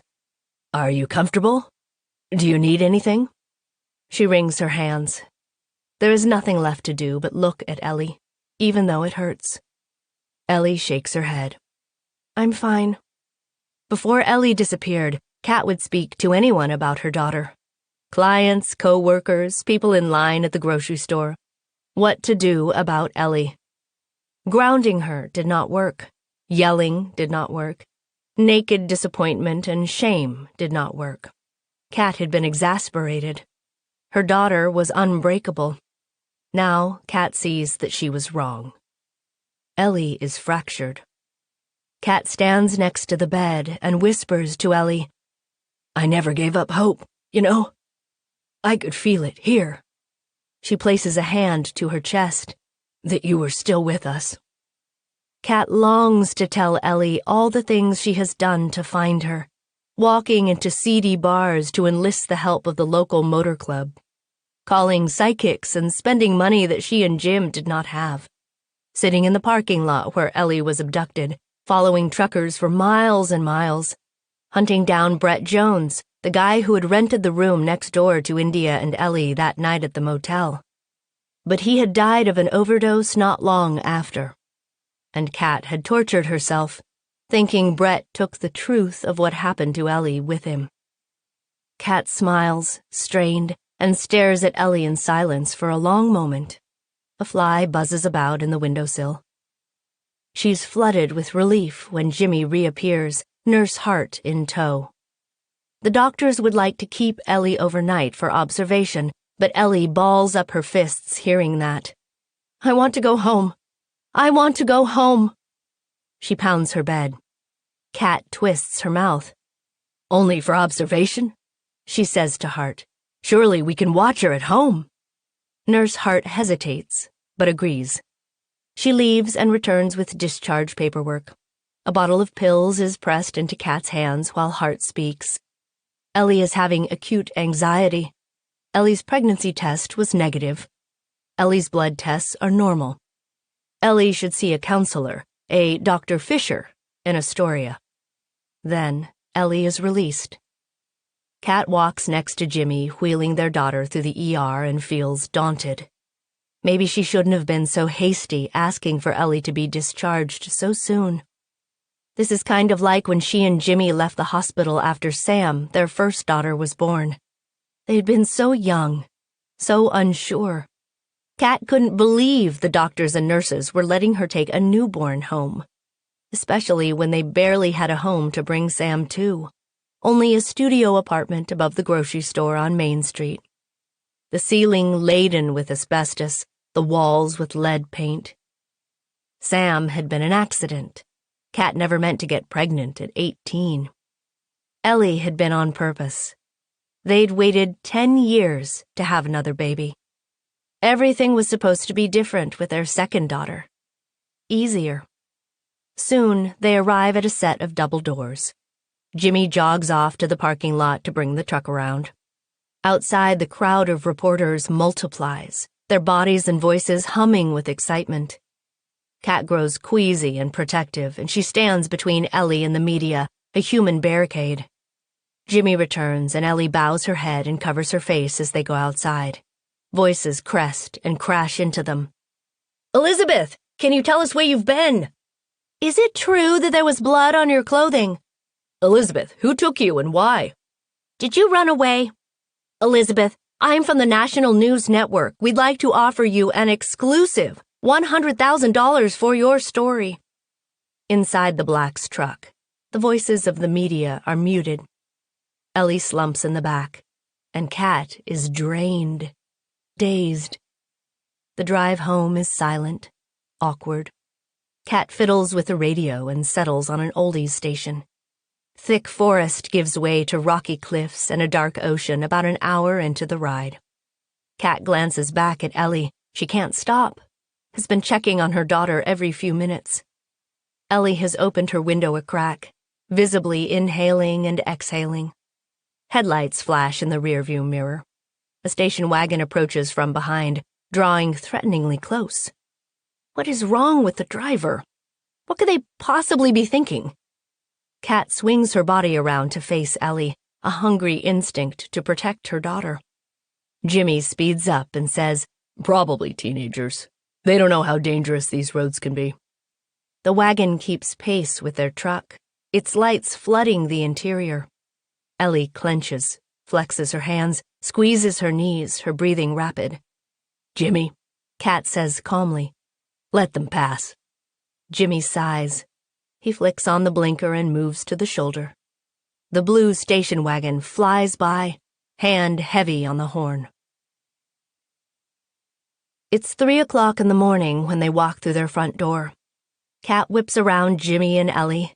The lights are all on, dishes are piled in the sink, and the television blares with a popular news station. Ellie is the top story. A clip of her exiting the hospital plays on loop. Her head is down, her face obscured by matted hair. A news ticker scrolls across the bottom of the screen. Elizabeth Black found alive. Kat finds the remote and clicks the television off, pushing the button so hard it sticks. "Sorry about that," she says to Ellie. Jimmy moves around the kitchen, dumping his keys into a wooden bowl of loose change, miscellaneous screws, and batteries. Ellie winces, and Kat remembers the lights. She hurries to dim them. "Better?" Ellie nods. "Thank you." "Are you hungry? Do you want something to eat?" Kat drifts into the kitchen. "I have some chicken I could make, or maybe spaghetti." That had been Ellie's favorite. Noodles with sauce and lots of Parmesan. "I'm not hungry. Thanks." Ellie wanders into the kitchen, smiling feebly as she passes Kat. She stops at the sink and flicks on the faucet, turning the nozzle to the hottest setting. It takes a moment for the water to heat, but then steam rises and Ellie runs her fingers under the spout. Ellie muffles a groan and closes her eyes. Kat startles and her mouth parts, watching the rapture on her daughter's face. It's as if Ellie is touching hot water for the first time. She glances at Jimmy, alarmed, and he shakes his head. Don't say anything. Neither knows what to do. Taut silence is their only option. Ellie shuts off the faucet and turns to them. "I'm tired." Kat smiles even as uneasiness twists in her gut. "Let's get you to bed, then." "Go on ahead," Jimmy says. "I'll lock up." Kat follows Ellie up the stairs. Photographs and wooden frames line the walls, and Ellie pauses in front of one image. The baby in the photo wears a ridiculous flower headband and sports a gummy smile. Ellie tilts her head. "That's Sammy's girl," Kat says. "What's her name?" Ellie asks. "Mia, after the soccer player. You know Sam, how much she loves the game. I'm sure you'll get to meet her soon. Valerie and Sam live here in Coldwell now. They moved home after you had been gone a while." Kat realizes she is talking too much, that her frayed nerves are showing. "Anyway, they were headed out for a vacation, just a few days in Seattle. Sam loves the city. But they'll be driving home in the morning, and they want to come right to see you. That is, if you're up to it? I don't know." Kat stops as Ellie turns and drifts up the stairs. She catches up and finds Ellie standing in the middle of her room. It is exactly as Ellie left it. A sloppily made bed, photo collages all over the walls and on her dresser mirror, tennis shoes, a record player, shirts stuffed into a two-fold disorganized closet, a collection of fairy figurines. Kat could not bear to go inside the room. Other than the detectives, she would not let anyone inside the room either. It hurt to see the empty space, but hurt more to imagine someone else in it, cleaning or touching or dismantling all Kat had left of Ellie. Kat wrings her hands as Ellie walks the room's perimeter, letting her fingers run along surfaces. Ellie stops at the light and switches it up and down. 3 short bursts, 3 long bursts, 3 more short bursts. SOS. Morse code?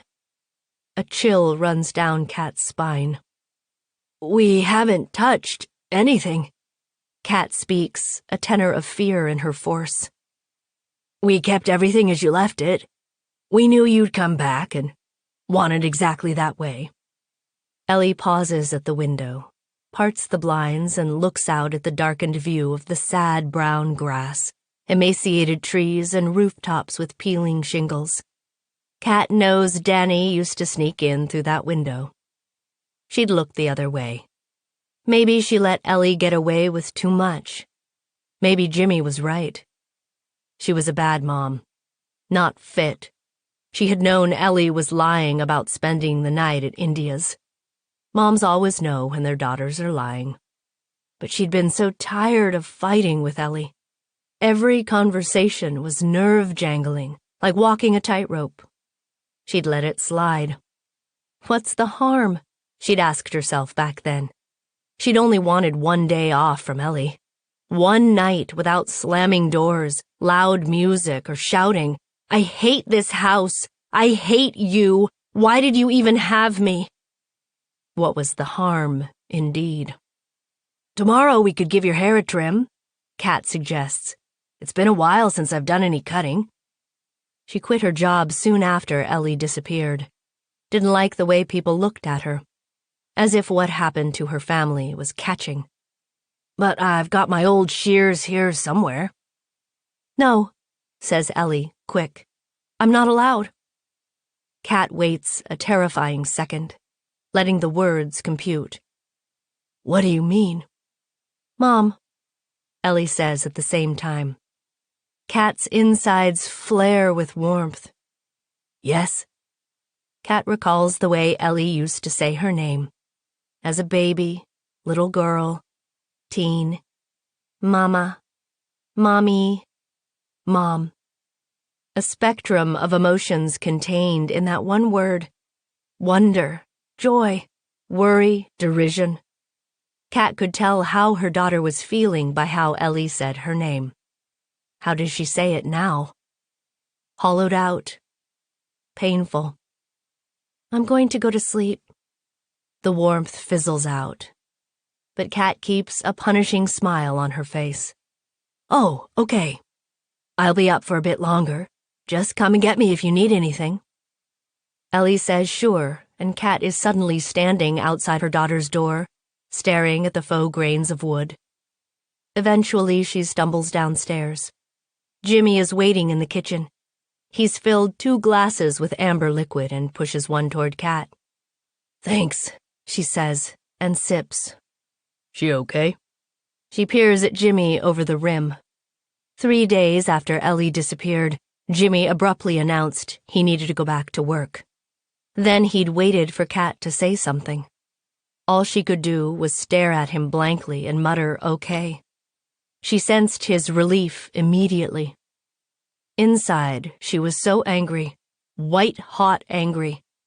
But it was better than the fear, better than the anguish, so she nourished it a bit. Eventually, fury turned to ambivalence. Sometimes she wonders if she loves Jimmy anymore, if the only thing keeping them together is a black rope of grief and a thin string of red hope. She wants to sleep. That's good. That's good, he mutters. They sip in silence, and Kat is suddenly crying. She places the glass on the counter, covers her face, her mouth, muffling the sound, the carnage. Jimmy wraps his arms around her, holding her from behind. She grips the counter and pushes away. She can't look at him, at his clouded eyes. She blames him as much as he blames her. I'm going to clean up. She's going to be okay, Jimmy says. Of course she is, Kat says. She's home now. He nods. I'm gonna head to bed. You come up soon? As soon as I am done, she promises. Jimmy goes upstairs, and the house is achingly quiet. Kat busies herself, and an hour later she lies down next to Jimmy. She does not take a blue pill. Again, it is like she has a newborn. That pressing need to stay awake. The knowledge that she must be ready. Alert. She cannot remain still, and finally she gives in and checks on Ellie. She pads down the hall and flashes to 17 years ago. No, she corrects. Ellie isn't 17 anymore. She is 19, nearly 20. Time has stood still for 2 years. Now she pauses outside of Ellie's door and listens. All quiet. She turns the knob. The lights are off, but Ellie is not in bed. Panic surges through Kat.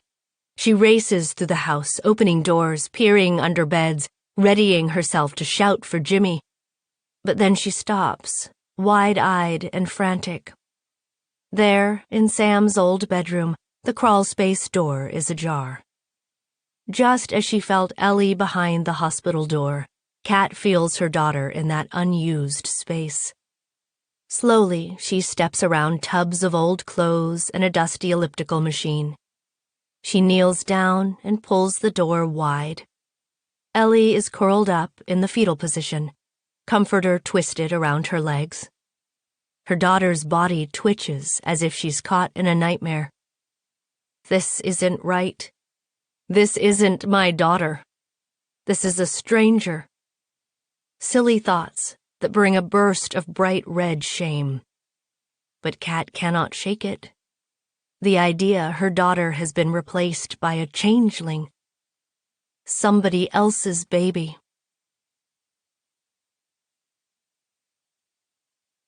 Chapter 5. Early morning radio show laughter spills from the speakers of Chelsea's car.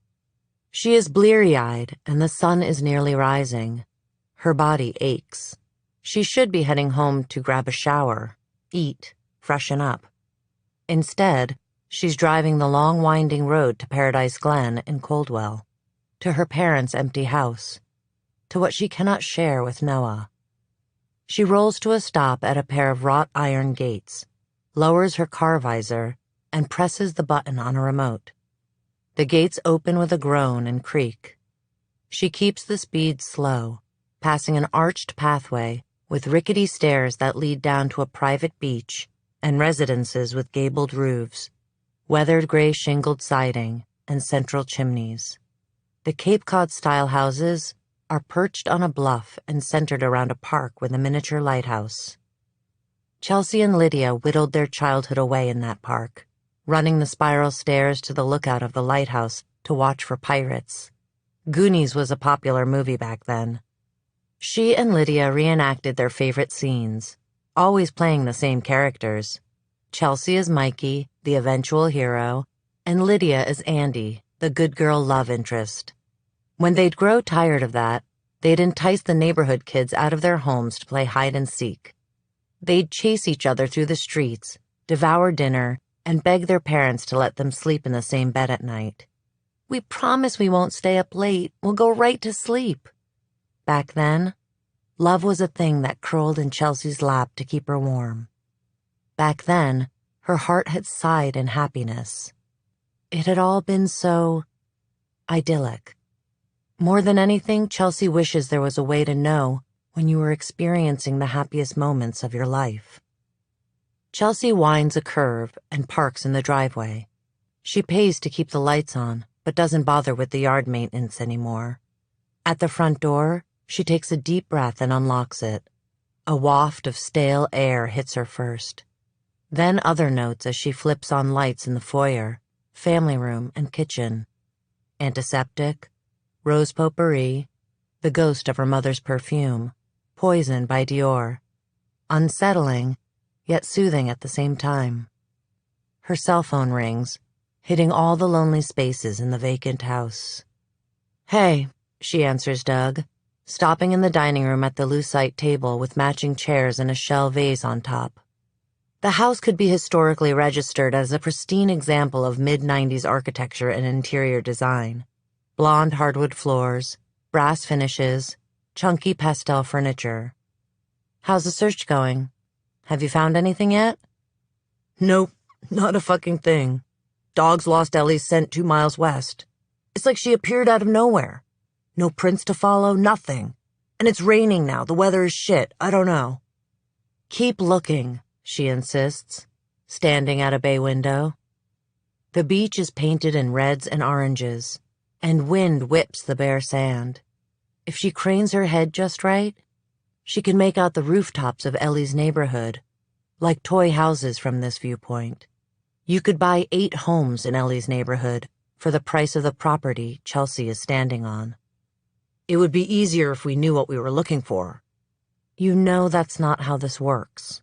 She rubs an eye with one hand, annoyed with Doug. Even though she's felt this way before too. Wishing the work was simpler.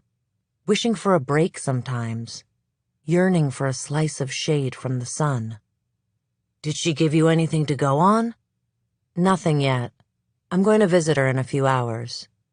Chelsea plans to let Ellie settle in at home and get some sleep. She doesn't want to press Ellie too hard.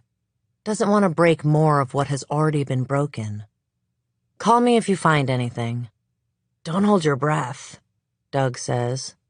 They hang up, and Chelsea calls Noah. Hey, she says when he sleepily answers. I'm checking in. I'm back in Coldwell. You at the precinct? She pauses and stares at the beach below again. One of her neighbors has appeared down on the shore with a metal detector, scanning the sand. She thinks of things lost, of things never found. No, I'm at the house. It used to be Chelsea's family home. Then it was her parents'. Then it was her dad's. And now it's just the house. A lonely, lost place, stuck somewhere between here and gone. It all makes her slightly numb. Her father got it in the divorce. Her mother hadn't wanted it. She had wanted to move to Arizona to make a fresh start. Oh yeah? He says with interest. Must be close to finishing boxing everything up. In the garage is a stack of flattened boxes. Nothing is in them. Nothing has been packed. This is what Noah does not know. He believes the house is nearly done. But each time Chelsea went to touch a box or remove an item from a shelf, she was suddenly paralyzed, her chest cold with fear. Hands shaking, body plunged into some deep, dark abyss. She understood it. She was afraid of letting go, of dispersing the last home Lydia knew. Her father would call her too sentimental. She felt weak, conquered like a deer standing at the end of a rifle. How could she tell Noah all this? She was ashamed, inadequate. It's a big house. She moves to the kitchen and touches a pill organizer on the counter, one of those 7 days a week AM/PM things. It's empty now, but 7 months ago, there were so many tablets she couldn't snap the lids closed. Her dad had been taking 31 different medications toward the end. He'd refused to have a nurse in the house, wouldn't let anyone but Chelsea or Noah help. There isn't any dignity in dying, he'd told Chelsea. Let me keep what I have. Don't subject me to a stranger. She could not refuse him. We could hire someone, or you could let me help you, Noah says. Chelsea swallows. I need to do it on my own, she's told him. Now she's quiet. At her silence, Noah says, Babe. His voice is low. I'm going to try to get some work done here. She deliberately keeps it vague. She leans a hip on the dishwasher, one of the newer items in the house.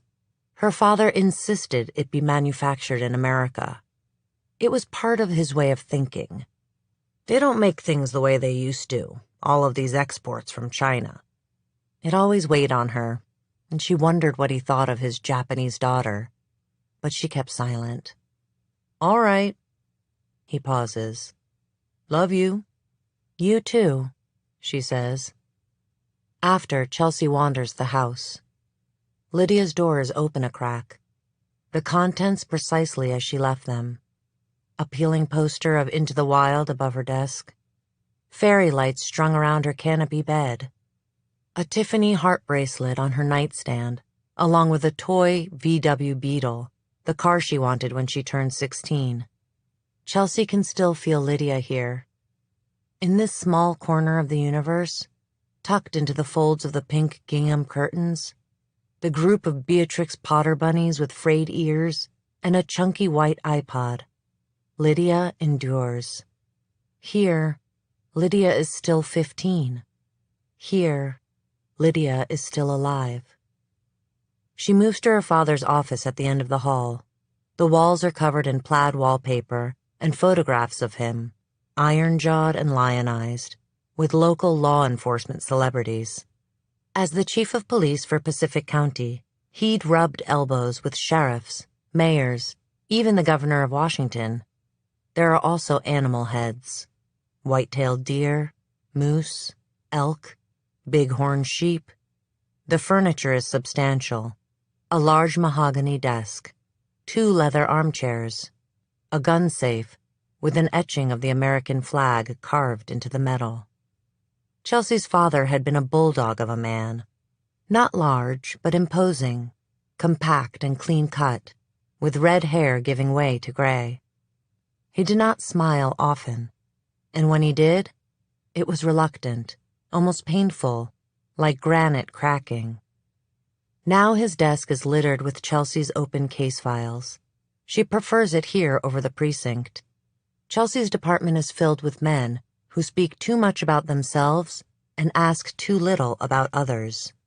Plus, there are other things. The uniforms wear personal t-shirts under their blues, sometimes sports teams, other times slogans, and most recently their favorite, "It's okay to be white." They'd had those special made, snickering to each other like frat brothers. Chelsea is used to it by now. She has always been an outcast, a castaway. She sits in her father's worn leather chair and fires up the computer. The Coldwell PD insignia appears on the screen. She logs in to her email. Only one piece of new mail. Fire season in Coldwell is a few months away. Would Chelsea like to volunteer as a firefighter? She moves to the shared drive. A new report is logged. The evidence collected from Ellie at the hospital. She clicks it open and scans the doctor's notes. Signs of long-term abuse. Severely underweight. No fingerprints recovered from any of the clothing aside from Ellie's. Not a surprise. A few dog hairs.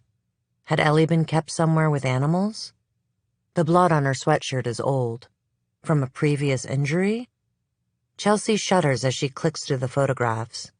Jarring images of Ellie's body, her legs bent and open to show bruises, a metal ruler against her thin skin. She studies them like a road map, hoping they will lead to whoever did this. Chelsea's phone chimes with a text from Sergeant Abbott. Status update. She writes back with pertinent information. Doug is at the trail working that angle. She's reviewing the evidence and will take a run at Ellie later this morning. Chelsea clicks out of the file and into her contacts to find Dr. Fisher's number, the counselor Ellie was referred to.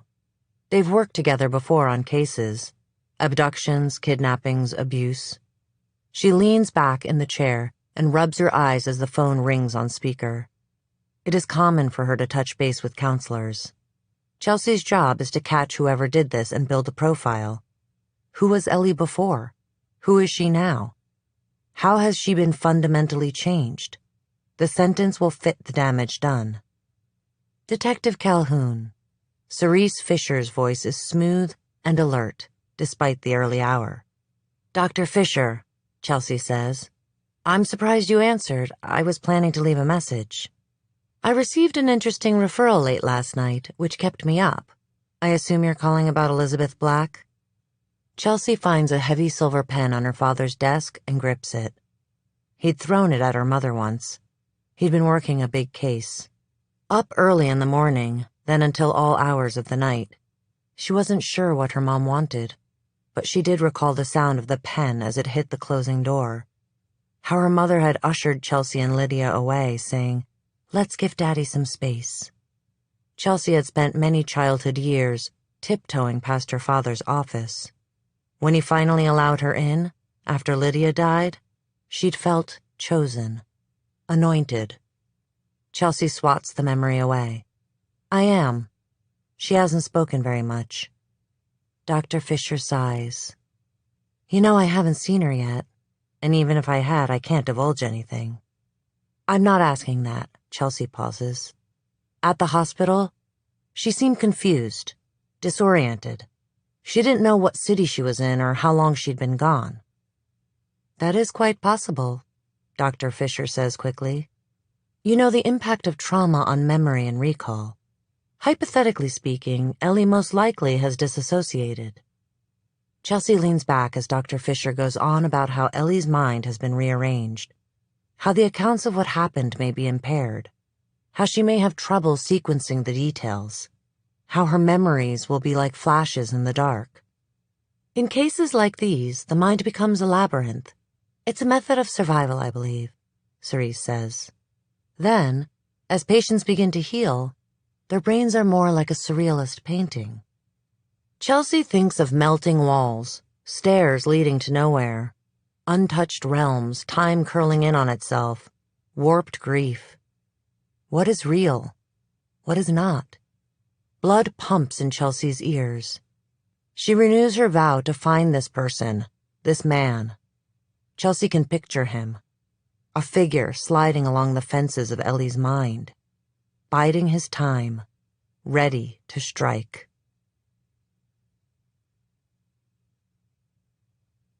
Two. Here's a tip for all the girls out there. Never let an abductor take you to a second location. And here are some tips for all the parents of girls out there. Make sure your daughters know there are bigger things to worry about than how much body hair they have, or who is taking whom to prom, or how many friends they have online. Teach them never to pull over onto the side of the road when someone flashes their lights, or to walk into an alley next to a nightclub, or ride their bike down the street in broad daylight, or leave a motel room to find an unoccupied bathroom. To the left was a church with a neon cross. Gas station lights glowed farther down, but I headed across the street to an abandoned parking lot. It was closer, and I was cold. Gravel crunched under my feet. Cars zoomed by on the highway. I passed a few vehicles that I barely glanced at. I don't remember what colors they were or if someone was lurking behind the wheel. Within a few feet, I came to a set of scraggly bushes. I squatted and did my business. I finished quickly and stood. A star streaked across the sky. Hands on my hips, I looked up and made a wish. That's when I saw it. Danny's car parked at the motel. The driver's seat empty. He came. I bounced on my toes and took out my cell phone, ready to text him. But then, hands gripped my shoulders. Alarms blared in my head. A scream built in the back of my throat. One of the hands moved, snaking around to cover my mouth, to muffle my voice. His fingers smelled of dirt and something foul. I gagged. It's the first time I remember the out-of-body feeling. Do you know what I mean? Part of me broke off, detached, and drifted away. I let myself go. I didn't have a choice. Sometimes when I think back on that night, I can almost hear my fractured half whispering, "Go away. Go far away. Stay safe. Stay alive." Now, it makes me sad to think about how far I've gone, how far I've traveled from myself. I'm not sure I can ever return. How do we let go of what no longer exists? I struggled, though. I fought as hard as I could. Black dots sprung in my vision, cold tears leaked from my eyes. All of my power slipped away. My phone fell to the ground, screen cracking. Something sharp stabbed my upper arm. I struggled harder. But soon, my body felt light and weightless. My eyes rolled back in my head. Above me, the stars shone. Dots of white lights in endless black space.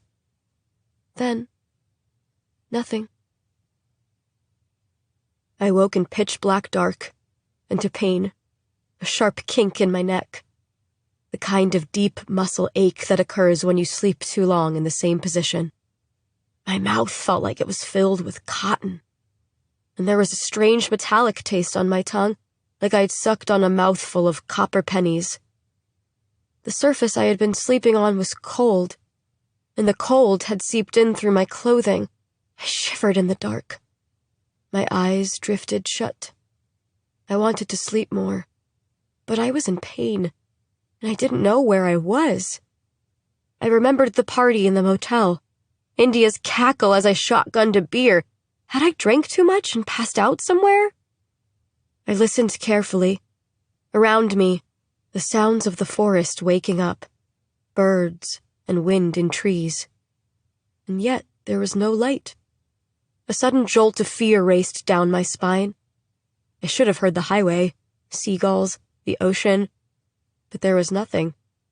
Wherever I was far from Astoria, far from home. I tried to sit up, but my shoulder slammed into metal encased in soft cushioning? The edge of a seat? I lay back down, pain zigzagging across my shoulder blade. My stomach twisted and I dry heaved. Stars danced in my vision. Not the good kind I love to stare at on calm, clear nights, but the bad kind, the kind that signals an imbalance in your brain. A warning light blinked on in my mind. Danger. Danger. Danger. Instinctually, my hand went to the back of my neck, then fluttered down to my upper arm. I pressed. Sharp pain flared. I stood, swaying, nauseous and afraid. I breathed through it. I felt around like a blind person, tapping along the curved edges of seats, a floor, walls, windows. A school bus? Above me was a thin square outline of light. The emergency hatch. Suddenly, it didn't matter how I had gotten here. It only mattered that I got out.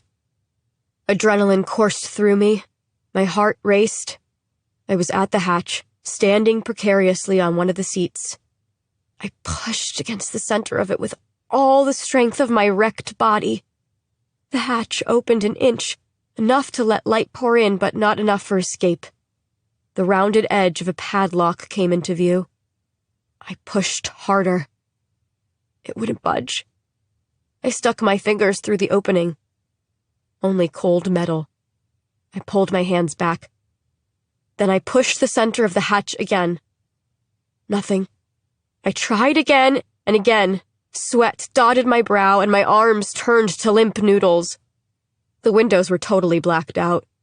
But maybe there was cardboard or paper on the outside. Maybe this was a cruel prank. My movements were clumsy, frantic. It took 3 tries before I slid the window down. But no air passed through. Only dirt. I dug my hands into the packed earth and scooped it inside. Dirt spattered the vinyl seat and got into my nose. Soon my hands hit clay and rocks. By this time they were cramping and bruised. I had to stop. I scurried to the back of the bus, to the farthest corner. There I huddled, arms looped around my legs, the weight of the truth crashing down on me. I didn't know how it was possible, but I knew it with certainty. I was underground. Someone had stuck me inside a buried school bus. Even though I was tired, I forced myself to stay awake. Sleep was terrifying. I bent forward and used my thumbnail to scratch a tally into the back of the seat in front of me. The edge of my pinky brushed against another mark, one I hadn't made. My hand drifted over it, tracing the images, circles and lines. Someone had made a stick figure family and crude letters under each drawing. I flattened my hand against the etching. Had someone else been here? Had they been buried too? Broken glassed terror rained down. I screamed and screamed until my lungs dried out, until all I could produce was a whimper, a whistle squeezing between my tight throat and lungs, like a little bird in the dark, singing and singing for no one.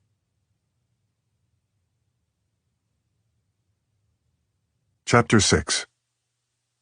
The press is at Jimmy's house when he wakes up. He parts the blinds and stares, cup of coffee in hand, as they chuckle with one another in the frigid air. He sips and frowns at one of the newscasters who has drifted onto his lawn. He can hear the reporter through the thin pane of glass, practicing his speech. He is lauding Ellie for her resiliency. Jimmy's daughter is the one who got away. People adore a feisty heroine. Ellie is the lucky one. It all makes Jimmy sick. Sick and angry. His little girl's name in their mouths. Like most kids in Coldwell, Jimmy grew up ready to fight at a moment's notice. He trembles with the urge to hit something. A maroon SUV parks along the curb. Sam's car. Jimmy's elder daughter's family wades through the sea of reporters. Sam's wife, Valerie, holds their baby, Mia, in one arm and wraps the other around Sam. Both women hunch and scurry toward the house. Mia wails.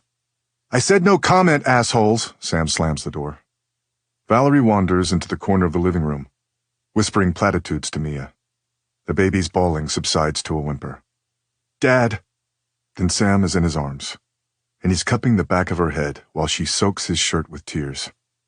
He takes a moment and lets his cheek rest on the top of her head. She does not fit like she did when she was a child, right into the crook of his chest. She doesn't cling like she used to either. In fact, they don't hug much. Guilt stabs at him. He's enjoying the moment while Ellie is upstairs. "Where is Ellie? Where's Mom?" comes Sam's muffled voice. She pulls away and tilts her head up at him, and it is like she's a little girl again, looking at Jimmy as if he holds the solutions to the universe. It is Jimmy's greatest secret that he knows nothing. He fears someday he will be found out. Fears that someday someone will realize he has spent most of his life up before dawn, just trying to figure out how to get by. "You're the man of the house, Jimmy," he remembers his aunt telling him, mouth full of potato salad, after his dad died when he was 8. "You take care of your family." They're both sleeping. Sam nods. Then her eyes narrow at a pack of cigarettes on the mantel. "I thought Mom quit." Adult Sam is back. Sam was 10 when Ellie was born. She'd been excited about a little sister, had been a little helper, a second mother, and it stayed that way for the rest of her life. It does not escape Jimmy that Sam sometimes tries to mother her own mother, him too. When Sam had Mia, it was clear she planned to do things differently than her parents did. Better was heavily implied. He supposed that was the natural way of things, wanting to fix your parents' mistakes. Jimmy is left-handed, and his father had forced him to use his right. When Kat had been pregnant with Sam, Jimmy made a big deal of never asking his kid to change. Jimmy runs a hand through his hair, surprised at how thin it is. He wonders if he's been asleep the last 2 years, and is only awake now, with the world completely changed around him. "Cut her some slack, would you? It's been a rough night." "She needs to learn better coping mechanisms," Sam says. "You're enabling her." Enable. Sam had said something similar about how he and Kat parented Ellie. When Ellie stole Sam's ID, Sam wanted them to report it to the police. "It's identity fraud," she'd exclaimed. "You have to report her. If you don't, it's enabling. She'll never learn." Sam's need for control doubled after Ellie disappeared, then tripled when she had Mia. When Kat watched Mia, Sam brought over typed annotated schedules. "You may let Mia cry for 7 minutes when you put her down. Then go back in and gently reassure her that you're there, but do not pick her up. She can have anything organic and nothing with more than 3 grams of sugar." This is the ripple. Sam will be strict with Mia, because Sam always thought they were too soft on Ellie. Maybe being strict will work, but most likely not. He should have taught his daughters that you cannot save yourself from heartbreak. You cannot save yourself from grief. "How is she?" Sam asks. "I don't know," is all he says, honestly. The floorboards in the hallway squeak, and then Ellie appears, a specter in the doorway. Sam gasps and cups her hands over her mouth. Valerie smiles, bouncing Mia. Ellie, it's good to see you again. Welcome home. This is your niece, Mia. Ellie blinks, turns, and walks away. They hear the back door slam. Sam steps forward, but Jimmy throws up a hand. I'll go. Outside, the garage door is open. Boxes line the walls. Old bikes with flat tires lean on each other. There's a broken shop vac, a dented bumper. Jimmy has a hard time throwing things away, believing someday they may need them. It is always good to have something to sell. It is Jimmy's greatest shame Kat worked at the salon while she was pregnant and after she had the girls. He knew Kat was ashamed too. She used to tell the girls at the shop she was working to keep herself busy. Then she'd come home and add up her tips, carefully stacking the bills. One pile for formula, another for diapers. Too many times to count. He's had to go to one of those check cashing places with interest around 20%. He always went late, right before closing, and could never look the teller in the eye. Ellie, you in here? He calls, and finds her at the very back, at the workbench. I'm just getting some air, she says. She hasn't showered and wears one of Jimmy's old jackets. The size is too big, and the color, sand, washes her out. He steps forward and picks up a plastic pipe, rolling it around in his hands. It's small, only 6 inches, with capped edges. It's a remnant from when he fixed some ductwork at the house. You get this down? He holds it up. The tip of his left ring finger is missing. He'd been out on the boat and alone when fishing wire twisted around his finger, slicing it clean off. Blood soaking the deck. He'd wrapped up his hand and finished his day before stopping by the ER on the way home. A flush sweeps across Ellie's cheeks. A similar reaction when Jimmy asked her about stealing Sam's license way back when. No, she states. Jimmy sighs and decides to let it go. He does not want to cause friction. It's not a big deal. He places the pipe back up high and faces Ellie, crossing his arms. There's a lot of press outside. Sam is inside. I've got some work to do on the boat. Was thinking of heading to the docks. It's how they used to connect, out on the water. Ellie would come with him on short fishing runs and test her dead reckoning skills or chart the stars. Ellie curls her hands in. That sounds good. A rush of relief. Finally, something he can fix. We can stop on the way and pick up a new phone for you. He already has his phone out and is texting Kat and Sam that he's taking Ellie away. Ellie shakes her head as if dislodging something unpleasant. Her eyes are dark with guilt, and she glances down. I don't need a phone. Jimmy draws in a breath. Now he remembers. They'd fought about a new phone before she disappeared. It was why she had the motel party, Jimmy later learned. It seems like such a small issue now. The most inconsequential thing. Especially because Jimmy and Kat were doing all right then financially. They could have pinched their pennies, gotten Ellie a new phone, saved her life. Jimmy thinks about choices people make, how a decision cascades, how one event can change everything. Sure you do. I bet we can get the same number. We never canceled your plan. We'll get you a new phone, he insists. And Ellie doesn't say anything. But she does follow him out of the garage and into his truck. Jimmy's boat is called Turmoil. She is 46 feet of fiberglass, aluminum, and wood. Her paint is peeling. The deck is stained with rust and fish blood, and sometimes the engine smokes. But she's a good boat, reliable and worthy of trips all the way to Alaska.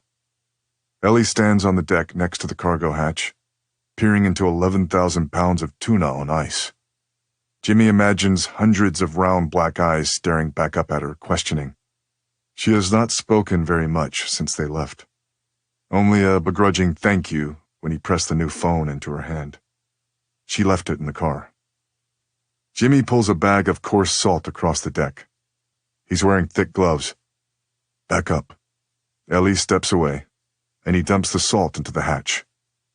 It will mix with the water to make a brine, which will keep the tuna frozen until he can process and sell it. It also causes moderate to severe burns.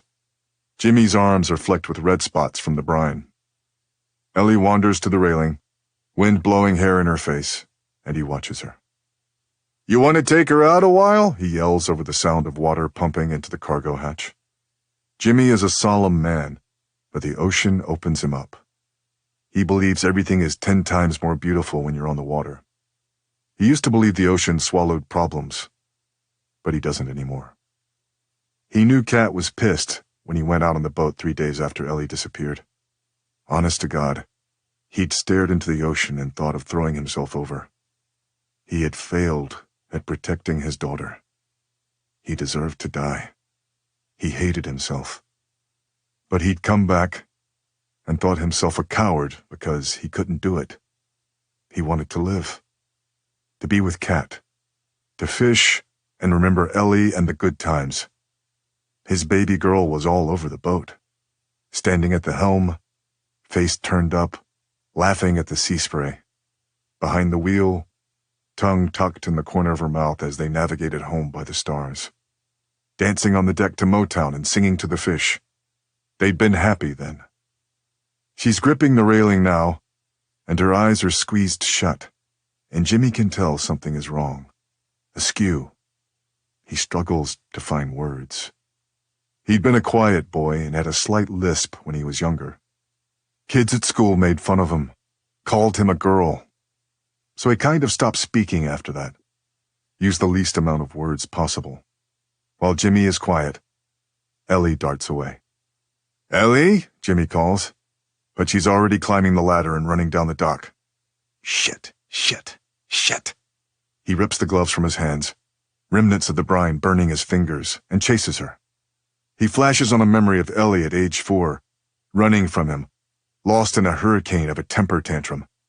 She hadn't been looking where she was going and ran toward the ocean. A wave came, knocked her down, and he scooped her up before the ocean could take her. He relives that moment now, the sickening dread, the fear you may lose something precious. After he'd rescued her, he'd tossed her up in the air, crying and laughing at the same time.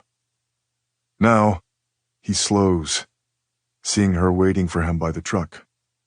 The tin-roofed cannery is behind her. Once, it boasted hundreds of jobs, and now, only a few, mostly replaced by machines. Big companies are buying up commercial boats and licenses. Jimmy has had offers for 7 figures, but he won't take it. It's his legacy. He is from a long line of laborers, of maimed men, underpaid men, salt-of-the-earth men.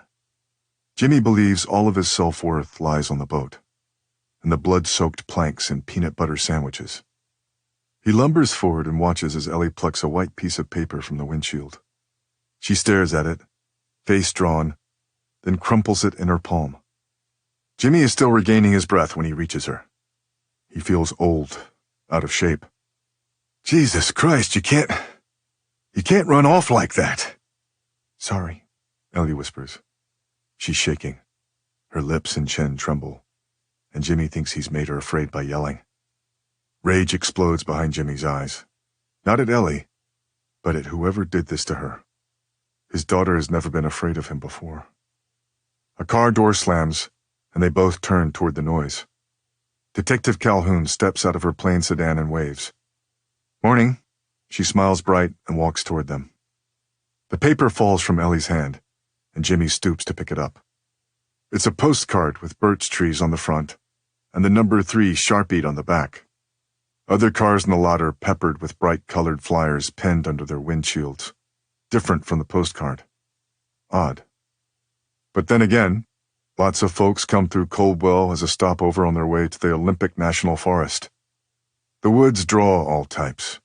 Those who are lost, those seeking to be lost, those with something to say.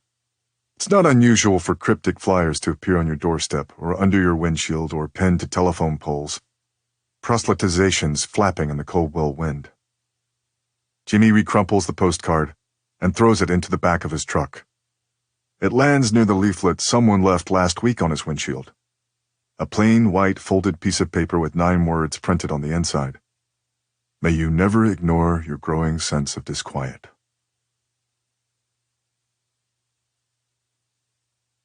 Chapter 7. Ellie.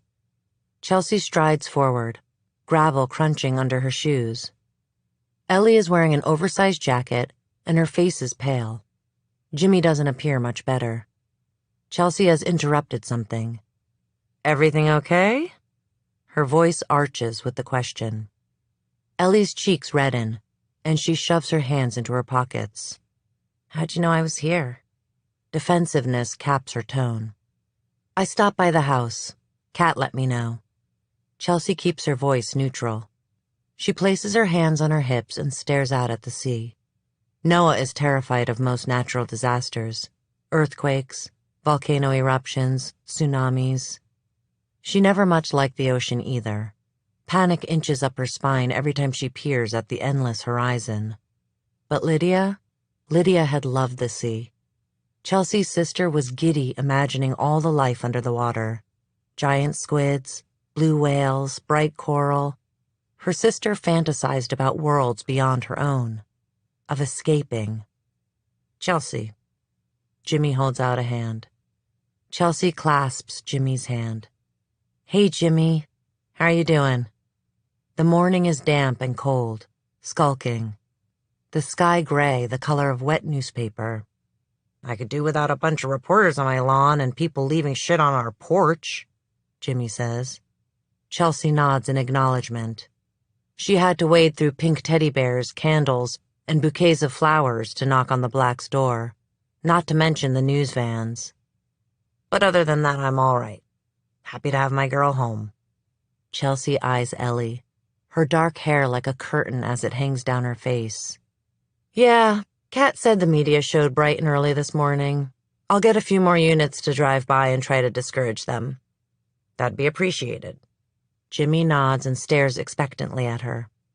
I was hoping I might speak with Ellie, Chelsea says evenly with a hint of a smile. A seagull lands nearby with stringy bits of fish in its beak, then gulps it down. I don't know, Chelsea. Jimmy scratches the back of his head. There are blood spots on his hands. But I guess it's up to you, he says to Ellie. Ellie presses her lips together, and Chelsea sees the no forming. We can chat wherever you'd like. Your house, or I can take you two out for some donuts and coffee. What's more comfortable? She looks at them, feeling bad, refusing to take no for an answer. Ellie winces but finally says, My house. 17 minutes later, Chelsea sits across from Ellie in the Blacks' living room. Chelsea expected Ellie to choose her home turf, a place she feels in control. She once interviewed a victim in their bedroom under a pile of comforters. If Ellie were a suspect, Chelsea might bring her to the station, have Ellie sit in a windowless room for a while, maybe even turn up the heat.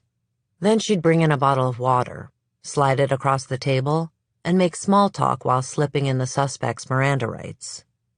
Chelsea sits on the edge of a worn-out recliner, the same chair she sat in while taking Kat's and Jimmy's statements the day Ellie disappeared. Despite her lack of sleep, Chelsea's never felt lighter, more present. It's the adrenaline, a high. She is most alert when she's solving a case. Kat and Jimmy are in the backyard. Cigarette smoke drifts through a cracked window mixing with mandarin candles. The murmur of reporters filters through the thin glass. Chelsea removes an audio recorder from her pocket. I'd like to record this, you mind? Ellie shakes her head and fingers her left wrist. She's still wearing the oversized jacket, like a blanket covering her from neck to knees. It's fine, I guess. Chelsea clicks on the recorder and sets it on the nicked coffee table. Quickly, she lists off the basics. Her name, Ellie's name, the location, date, and time of the interview. Now, she says to Ellie, tell me what you remember. We could start with the night you disappeared? It's quiet for a moment. A faucet drips in the kitchen. Ellie's eyes flick to Chelsea, then away. I was so dumb, she says. Chelsea remains silent, waits. Ellie swipes under her nose. I shouldn't have ever left the party, she says meek. Chelsea nods. Blaming yourself is common in these scenarios. People are conditioned to believe girls plus bad choices equals bad things. It's a type of inoculation. Lead a good life, and nothing heinous will befall you. But no one is invulnerable.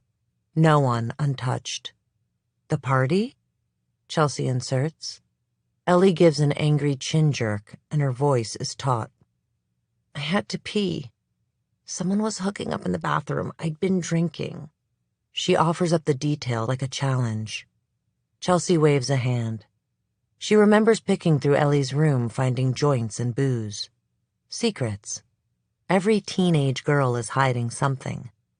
The contraband didn't amount to much for Chelsea. It did not condemn Ellie. You had a few drinks. It's not your fault. Ellie's arms loosen. She relaxes a bit. I was going to go to a gas station, but the parking lot was closer. I, really had to go. Chelsea nods. Will Gunner, Ellie's ex-boyfriend, corroborated this story 2 years ago when Chelsea interviewed everyone at the party. Ellie had to use the bathroom. That's it. What happened next? I don't know, really. I was grabbed. Drugged with something, I think. After that, it's a blank. Ellie bows her head. I woke up in the dark. When she looks up, her eyes shine wet. Tell me about the dark. What did it smell like? Feel like? Ellie trembles and wipes her tears, leaving wet slashes in the wake of her fingers. It was cold and smelled like mildew, like plastic, like my vinyl records. I could hear birds, an owl sometimes, dogs howling. She abruptly stops and grips her left wrist. You keep touching your wrist. Is there a reason why? Ellie jerks and places her hands under her thighs. No reason. A lie, Chelsea thinks.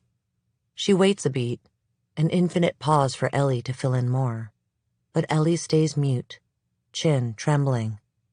All right, let's go back to the dark. How did you feel? I hurt all over, and I was hungry. I was scared. The words come out choppy, serrated. Yes, of course you were. A short pause. Were you alone? No. I mean, yes, for a while. I think a few days. Then what happened? Chelsea edges forward. I was so hungry. I thought I was dying. Then he came. Chelsea swallows. Tell me about him. Ellie's eyes flutter closed. I didn't see his face. It was too bright. He wore a bandana that covered his mouth and nose. Okay. What color was the bandana? Chelsea asks. Sometimes details lead to other details. An angry voice to a furrowed brow with a scar running through it. Red. It was red. It hurt staring up at him. Underground. Ellie was kept somewhere underground, Chelsea realizes. Ellie's eyes open suddenly. I don't want to do this anymore. A sudden sting of disappointment. That's okay. She forces a smile. Perfectly fine. We can pick it up again tomorrow or the next day. We'll take our time. No. Ellie's nostrils flare. I don't want to do this at all. I'm not sure I understand, Chelsea says, though she does. Sometimes victims decline to participate in the investigation. It's their right. To move on. To not relive the painful memories. I don't want to talk anymore. I mean, ever again. No, Ellie, please, she says, breathless with a bit of panic. We don't need to plan another time to speak, but let's not go through the formality of ending the investigation, of making anything official, until we're absolutely sure that's what you want. Without Ellie's participation, The ADA won't touch the case. There'd be no prosecution. Chelsea cannot stand the thought. To have come this close to catching whoever did this, and have it all slip away as easy as a body in the tide. Take all the time you need, Ellie, she says, and it's a defensive move. A tunnel opens inside Chelsea's mind, and she slides backward 15 years. She'd heard Lydia's door open that night, and swung hers wide right after. "Where are you going?" Chelsea had asked, rubbing a bare foot against her shin. Her toes were painted a dark purple color, called Boris and Natasha. "Nowhere." Lydia's hair was crisp and curled, her lips maroon, and she wore a cropped cardigan, a lacy camisole underneath, dressed older but looking young, wide-eyed and fresh, like a mermaid breaking the surface and seeing land for the first time. It had been a harvest moon, and shimmering orange light filled the house. Chelsea didn't budge. Lydia rolled her eyes, and an excited smile lit her face. "I'm going to a party at Oscar's house." Oscar Swan was a senior. Lydia was a sophomore, and Chelsea was a freshman. The girls were not allowed to date yet. Their father was a sit-on-the-porch with a shotgun to scare off boys type. "Can I come?" Chelsea had asked. She worshipped Lydia, had followed her around like a lovesick puppy, copying her mannerisms, wearing her clothes, offering her the last kudos bar. "No," Lydia replied, sharp and smug. "You should see Oscar. He's like obsessed with me." She sobered. "Don't tell Mom and Dad." Chelsea had been more fragile then, much needier. She desperately wanted her sister's approval, wanted to be liked, so she'd answered, "Of course not." Lydia smiled. "Good, because I'd hate you forever if you did." Then she stuck out her pinky. Chelsea had stuck hers out too. "Swear," they'd said, hooking their pinkies together and shaking. Lydia scooted away, pausing at the top of the stairs and pressing a finger to her lips. "Shh, don't tell." Off Lydia went, wild in love. If only Chelsea had held on to Lydia, begged her not to go, or begged to go with her. Maybe Lydia would still be here. Chelsea had waited to tell her parents. 2 whole days passed before Chelsea fessed up. She knew where Lydia had gone. 2 whole days. Chelsea watched her mother weep. 2 whole days, police trudged in and out of her house. 2 whole days before Chelsea's family learned what really happened, that Oscar and Lydia were dead. As a final thought, Chelsea drops her voice and adds, "If you're afraid, we can protect you. There are measures we can take to keep you safe. It is knife-edged in a promise. No one will hurt you as long as you're with me." Ellie gives a short, mirthless laugh, and Chelsea feels its weight. The heavy message inside of it, the looming threat. No one can help me. No one can keep me safe.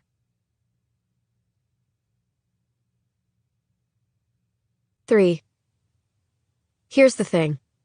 I didn't have big dreams. No plans for college, no plans to move away from Coldwell. Not like Sam, who grew like a tree, always reaching higher and higher, hoping to catch the sun. I would have probably married Danny, popped out a couple of kids. It would have been a small life, but it would have mattered. I still matter, don't I? On the bus, every day, I shrank. Little by little, until it was unbearable. The desperation, the longing. I think that was the purpose. Actually, I'm nearly positive. Because the moment I felt like nothing, something happened. The second day, I lay crumpled in one of the seats. It will be all right, I told myself over and over again. I was cold and shaking, my teeth painfully chattering. Mom will realize you're not where you're supposed to be. She'll look for you. It will take her an hour, maybe 2, tops. I dug my hands into my pockets. I usually kept my cell phone there, but it was gone. Rain tap-danced on the roof. Dogs howled off in the distance. Mom will call you, I told myself. When you don't answer, she'll sound the alarm. The police will get involved. Dad will return to shore. Danny will lead the charge. Have faith. Keep the faith. They'll find you. All you have to do is listen. In a little while, you'll hear them calling your name. You'll answer back. So I waited. I waited until the light around the hatch faded and the sweat on my brow dried and cooled. I picked underneath my fingernails, where there were little balled-up pieces of skin. Evidence. Had I scratched my attacker? I gathered the skin and put it in my pocket. When I was found, I would present it to the police. I slept lightly and woke with a start. Click, click, click. Something was on top of the bus. Animals. A whole bunch. But just in case, I uncurled my body and went back to the hatch. My arms were stiff and slow as I lifted the square metal door. I stuck my fingers out again, tentatively searching. Hello? I called gently. A wet nose brushed the tip of my thumb, and then there was a scrape of teeth against it. Involuntarily, my arm withdrew, but I wasn't fast enough. The hatch collapsed on top of my knuckles. I howled in pain. Whatever was on the roof turned tail and skittered off the bus. I returned to my corner, sniffling and sucking on my bruised knuckles. I slept again and awoke to an aching bladder. It was still night. I paced up and down the aisle of the bus. Come on, I have to take a piss. Finally, I couldn't hold it anymore. I squatted over the stairs and let myself go. Humiliated tears burned the backs of my eyes. After, I retreated to the back of the bus, far away from the stairs and my filth. I stayed awake this time, eyes trained on the hatch. I blinked when the sun started to fill in the outline again. Another day had begun, and I was still stuck in the dark. On the third day, when the light around the hatch was dimming, I heard a thump, and then another. The rhythmic, slow, heavy tread of human footsteps. I was out of my corner in an instant, dragging my body down the aisle of the bus. I climbed onto the seats below the hatch and screamed.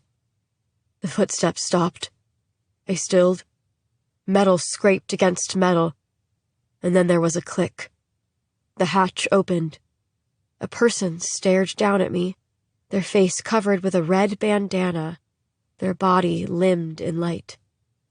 The person had a flashlight and shined it in my face. It stung. I scurried into a seat and shielded my eyes. What's your name? His voice was thick and deep, and his skin was white, the color of sheep's fleece. Dogs crowded at his heels. German shepherds that stuck their noses in the hatch and whimpered. Ellie, I shook. He made a sound. Something dropped into the aisle. He closed the hatch before I could even blink. No, I moaned. I pounded on the hatch, pain shooting down my arms. My name is Elizabeth Black. I knew he was still up there, listening. The toes of his boots blotted out the light. I could hear the click of the dog's claws. My name is Elizabeth Black. Please, my parents will give you anything. I went quiet, waiting. Nothing. What do you want? You son of a bitch! I lashed out. He stepped back off the hatch.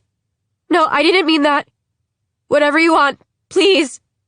The thump of his boots grew softer in retreat. The dogs went with him. Please, I said, again and again. I sank back down, huddled in the dark.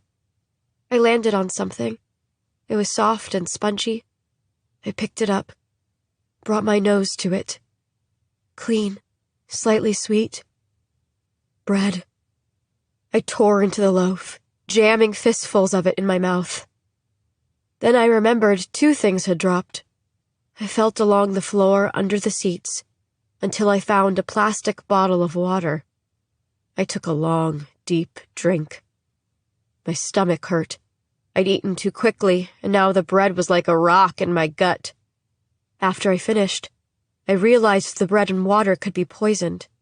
The man could have slipped the same drug he had injected me with into the food. Maybe I should throw up.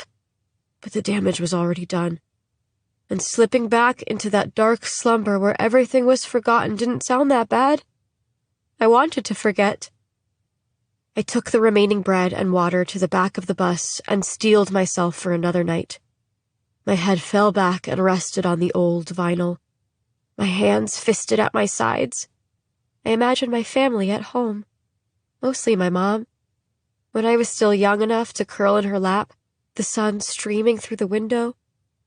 It's painful to think of that now, back when love felt good. Every few days the man came, wearing his red bandana. He'd open the hatch and stare down at me. He always asked the same question. "What is your name?" I always gave the same answer. "My name is Elizabeth Black." And then I would beg, consumed with panic. "Please, let me out. I'll give you whatever you want. Anything." He'd throw me more bread and water, and I would scurry to collect it, a dog diving for scraps under the dinner table. I saved the bread and water and rationed them, tucking them both under the seat at the back of the bus where I slept. I allowed myself a few sips a day, and when it rained, I gathered water from the hatch by cupping my hands and drank until I was full. Sometimes the bread would mold. I could smell it. I ate it anyway. And the loneliness? I thought I might die from it. Burrowed under my skin and fed on my blood and bones like a parasite. When the man returned, I refused to answer him. "What is your name?" he asked. I kept silent, tucking my chin into my chest and refusing to move from the driver's seat. He slammed the hatch shut and locked it up. He didn't leave me any bread or water, a punishment for my silence. The man didn't come for 5 days. It was the longest stretch I'd gone without seeing him. My bread and water ran out. No rain came. Hunger and thirst gnawed, and I pulled down the windows on the bus, sucking moist dirt through my teeth, searching for a single drop of water until I choked. I ate worms, too, their bodies squirming and falling still as my incisors cut them in two. It wasn't the worst thing I did on that bus. Here's what I learned about the human body. It is hardwired to live. No matter how much you will your heart to cease its gentle beating, it will endure.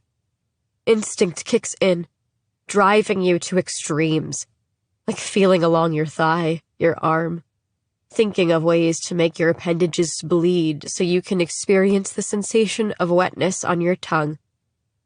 But then I stopped thinking of my family. I stopped craving food. I stopped dreaming. I don't think I knew how to anymore. More days slipped by. I lay down on the bench seat at the back of the bus, sure I wouldn't get up again. It was time to give up. Give in. I'd reached my lowest point. My eyes fluttered closed, ready for it. For death, cruel and glorious and sweet. Footsteps. The hatch opened. I couldn't move. I was too weak. Light flooded the cavernous space. The man's shadow stretched the length of the school bus aisle until it almost touched me. "What is your name?" he called down, a finality to his words. If I did not answer, he would not return. The dog sniffed at the opening. I opened my mouth to speak, but the words got stuck in my throat. What's my name? What's my name? I couldn't remember. Did I even exist anymore? I squeezed my hand into a trembling fist. My bruised knuckles sent a shockwave of pain through me. Yes, I was still there, still alive. Barely. "What is your name, girl?" he asked. Girl? Yes, I was a girl. I was a girl who loved a boy. What was the boy's name? My fingers skimmed the scratches in the vinyl. I had etched my name there once. But it was jumbled up. Name, name, name. The word beat like a drum in my head. But nothing followed. I spiraled into darkness. The man moved, and the hatch closed halfway. He hadn't thrown me any food. I tried to scream, but it came out as a grunt. It was all I could manage. The hatch opened back up. The best gift. Tell me your name, girl. He crouched at the edge of the opening. His boots sent specks of dirt fluttering down, a show of glitter suspended in the sunlight. One of the dogs lay beside him inside. I managed to slip from the bench seat. I crawled down the aisle. The grating dug into my hands. The man was patient. I stopped below him, tipping my chin to the light. I don't know. Don't know what? New words. He had never said so much before. Please don't go away. My limbs shook, and so did my voice. My name. I don't remember it. The man stood. I thought he was going to close the hatch. I resigned myself to a slow death on the bus. I would die on this grating. I was too weak to move back to my safe spot. I was ready. Let my soul rise above my body. In the distance, I heard the phantom voice of my mom calling. In my thoughts, I answered back, I'm coming. Won't be long now before I am home. But he didn't leave. He lay down, dipping the upper half of his body into the bus. He reached for me. Take my hand. My eyes were wet with tears. I reached back. My hand closed around his wrist. He pulled me up into the daylight, nearly yanking my arm out of its socket. The sun blinded me. Even though I couldn't remember my own name, or the name of the boy I loved, I remembered the name of the feeling sweeping through me. Joy. At last.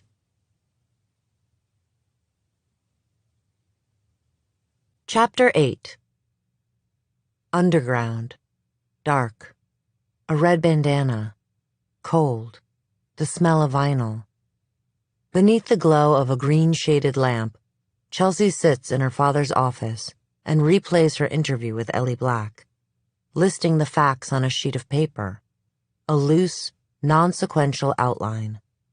She clicks off the recording and presses her palms against her eyes until she sees stars. She is stumped, frustrated by Ellie's refusal to cooperate. But she has been here before, standing at the bottom of the well, staring at the stone when she really should be looking up, searching for a new angle. She opens Ellie's case file, mouse drifting to the photographs. The images are still jarring. Ellie with her limbs outstretched, each bruise measured and catalogued. There are pictures of her clothing, items laid out on a steel table, a dingy white bra and a pair of thin underwear with pinholes from overuse, a pair of unlaced shoes, jeans, a sweatshirt with a University of Washington volleyball insignia. The bloodstain is smeared as if wiped. A transfer, then, not from a gunshot or other spatter. Could the sweatshirt have been used to clean blood off of something or someone? A small square of fabric has been cut from the center of the stain to be submitted for analysis. It will be run in CODIS, the combined DNA index system, for a match. If the blood isn't Ellie's, and if Ellie's abductor has priors, it will show up. Blood always tells. Chelsea leans forward and rubs her lips until the letters blur together.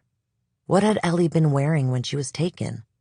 She slides back in time, recalling her initial conversation with Kat the day after Ellie disappeared. It was mid-morning. Ellie had been missing for less than 10 hours. Kat had peered up at the ceiling. What was she wearing? I don't know. At that moment, Kat was pale and blank, the physical manifestation of the word shock. You know, I lost Ellie once when she was a toddler. We were in Seattle at the Children's Museum. One minute she was there, and the next she was gone. You turn your head for 1 second. Anyway, we found her in the next exhibit. One of my girlfriends said I should start carrying a photograph of Ellie just in case. I'd forgotten about that until now. Kat wrung her hands, too distraught to continue. She squeezed her eyes shut, then forced herself to carry on.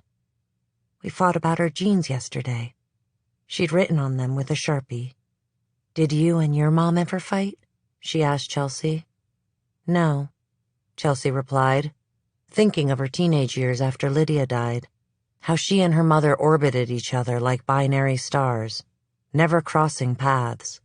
You couldn't fight if you didn't speak to each other. That's good, Kat said with a furtive smile. She shook her head. I can't remember her top. I should have told her she couldn't go out last night, but I didn't want to fight again. It's been rough with Ellie. Much rougher than with my first. We got pregnant with Sam when I was 18, and I waited to have Ellie until I was older. I wanted to do it right, you know. All the things with Sam I got wrong. But Ellie, she's so different than I imagined. So much harder. I can't help thinking she's somewhere and needs my help. In my head, I keep hearing the words, Ellie needs me. Ellie needs me. Chelsea sucked in air through her teeth, feeling a kinship with Kat. It haunted her, too. The voice she could not hear. Often, she wondered what Lydia's last moments were like. How much blood she'd lost. What she saw. What she said. If she'd begged. Asked for her mother or for Chelsea. Enough. Chelsea shook it off. It's no problem you don't remember what Ellie was wearing, Chelsea had said to Kat, flipping her notebook shut. I'm heading to India's after this, and I'll ask her. See if she has any photographs. India did have a picture of them drinking wine coolers and flashing peace signs in the cheap motel room. Chelsea opens that photo now. It takes a moment to load on her father's old Dell computer, the image revealing itself one static inch at a time. There, Ellie was wearing a maroon crop top with a flannel over it. These are not the clothes Ellie was wearing in the forest. Not the clothes stripped from her body in the hospital. Not the clothes laid out on the metal table. This University of Washington sweatshirt, jeans, and tennis shoes, are new clothes. Not surprising, it's been more than 2 years. Her abductor could have bought them. But maybe Chelsea could trace them. There's a lightness in her chest. A lead. She narrows in on the sweatshirt. It's a popular school. Could Ellie's abductor be an alumnus? She zooms in. The emblem is the UW logo with the word volleyball underneath. She clicks to the next photo of the back of the sweatshirt, a number 55. She opens her browser and searches UW volleyball. Rosters date to 2011. No players with the number 55. Huh. She clicks back to the photograph of the front of the sweatshirt and zooms in on the tags. One-of-a-kind custom college apparel. She searches the company online and phones customer service, perching on the edge of her seat while the line rings. An answering service picks up.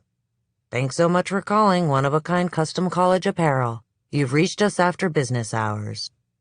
She leaves a message with her details. This is Chelsea Calhoun. I'm a detective with the Coldwell Police Department. I have a question regarding a sweatshirt purchased from your company. Please give me a call back as soon as possible. Disconnecting the call, Chelsea flexes her hands and rubs her eyes. She's tired now, her body achy. When was the last time she slept? She cannot remember.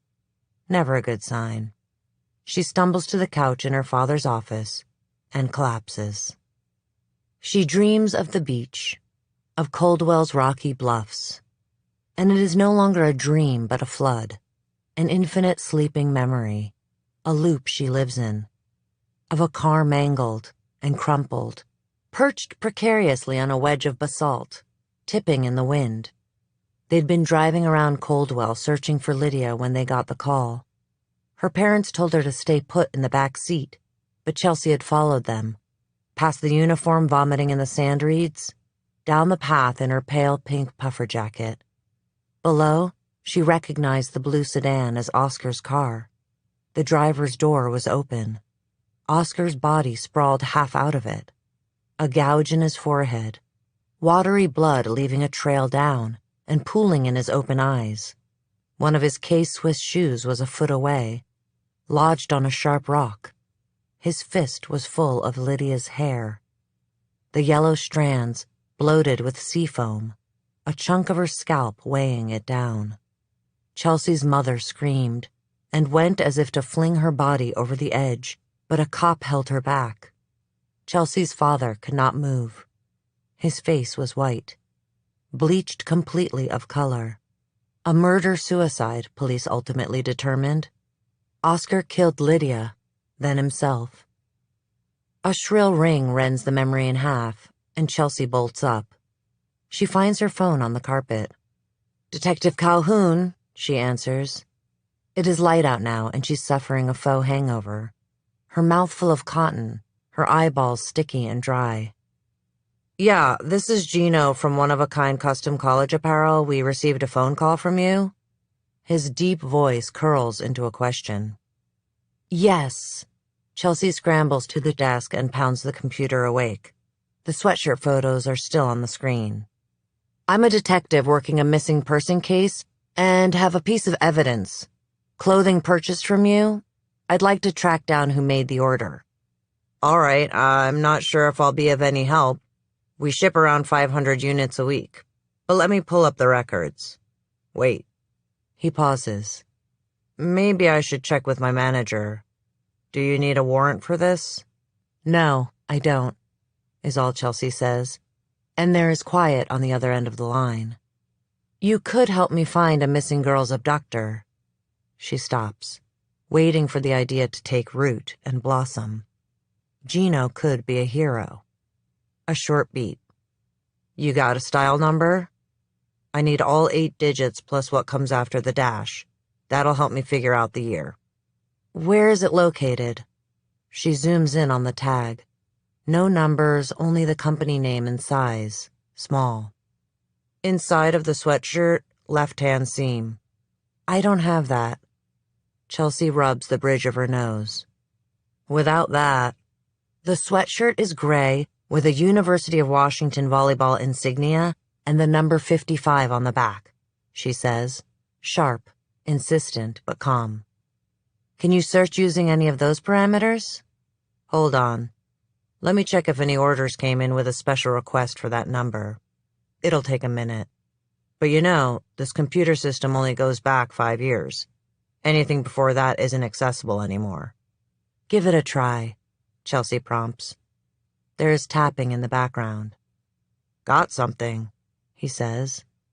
"An order from 2018 for a custom sweatshirt. University of Washington volleyball, number 55. He whistles low. "Man, this is lucky. Did I say we ship out over 500 units? Name? Name on the order, please?" Her palm is sweaty. This could be something.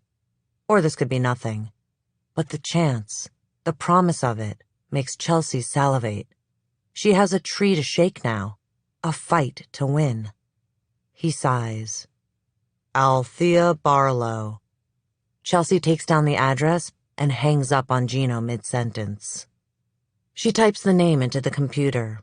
A headline appears. "Missing girl found dead." Althea's name is highlighted as the grandmother of Gabrielle Barlow, a 16-year-old girl last seen 5 years ago in a University of Washington volleyball sweatshirt. And found. Found about 1.5 years ago, deceased. The story unspools around Chelsea. Gabrielle's body was discovered on Spencer Island, a marshy park area northeast of Coldwell. She'd been strangled. No other details but the date. There's a photograph of Gabrielle. She is roughly the same age as Ellie. Same dark hair, white, big eyes and lips puckered for the camera. Chelsea sits back, unanchored and adrift, but happy to let the tide take her. What new island will she wash up on? She does the math while gnawing on her cheek. Gabrielle Barlow disappeared years before Ellie, but was found 6 months after Ellie was abducted. Their timelines overlapped. What does that mean? Could they have been at the same place at the same time? Held somewhere together? Adrenaline surges through Chelsea's body, and she shoots upright to stand. She gathers her coat, her keys, and gets in the car. Her hands flex around the wheel.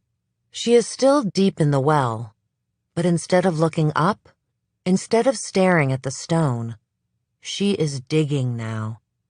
What was Ellie doing wearing a dead girl's clothes?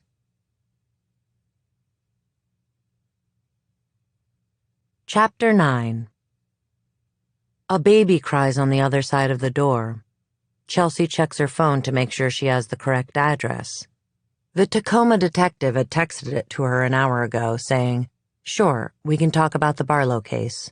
I'm on maternity leave. You mind coming by my house?"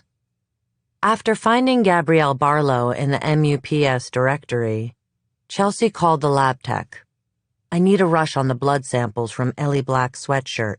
See if it's a match against Gabrielle Barlow. Case number."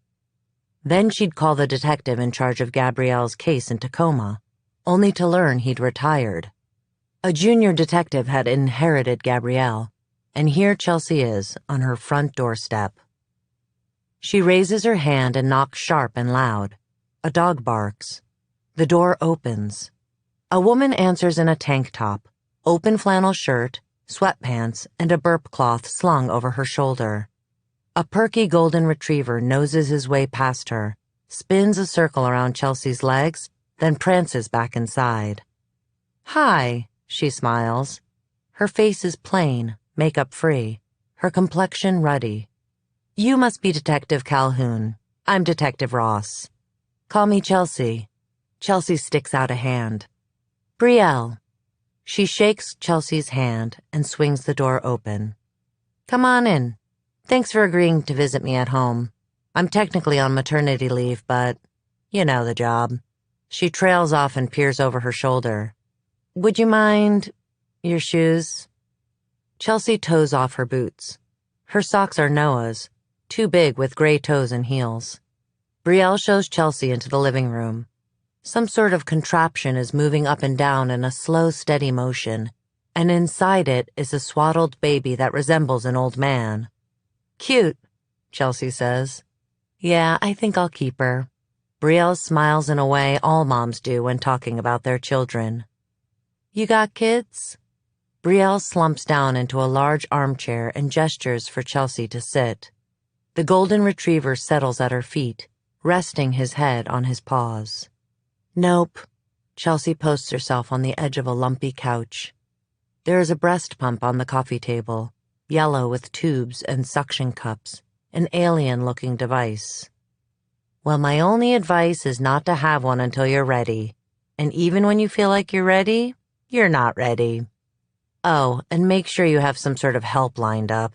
I don't know what I'd do without my mom and sisters." Chelsea smiles uncomfortably. She doesn't think much of having children. She's discussed it with Noah before, but in a far-off, distant, future sort of way. She's made no plans, no promises. Lydia had been the one who wanted children. Time erodes, and Chelsea is lying in bed with Lydia. Lydia is 8. Chelsea is 7. Down the stairs, their parents have guests over for the new year. It's merry, but there is an undercurrent of dread. Y2K. Chelsea's dad doesn't believe it, but her mother made him buy a survival kit, just in case. But Chelsea and Lydia are oblivious. They huddle together under Lydia's Barbie sheets.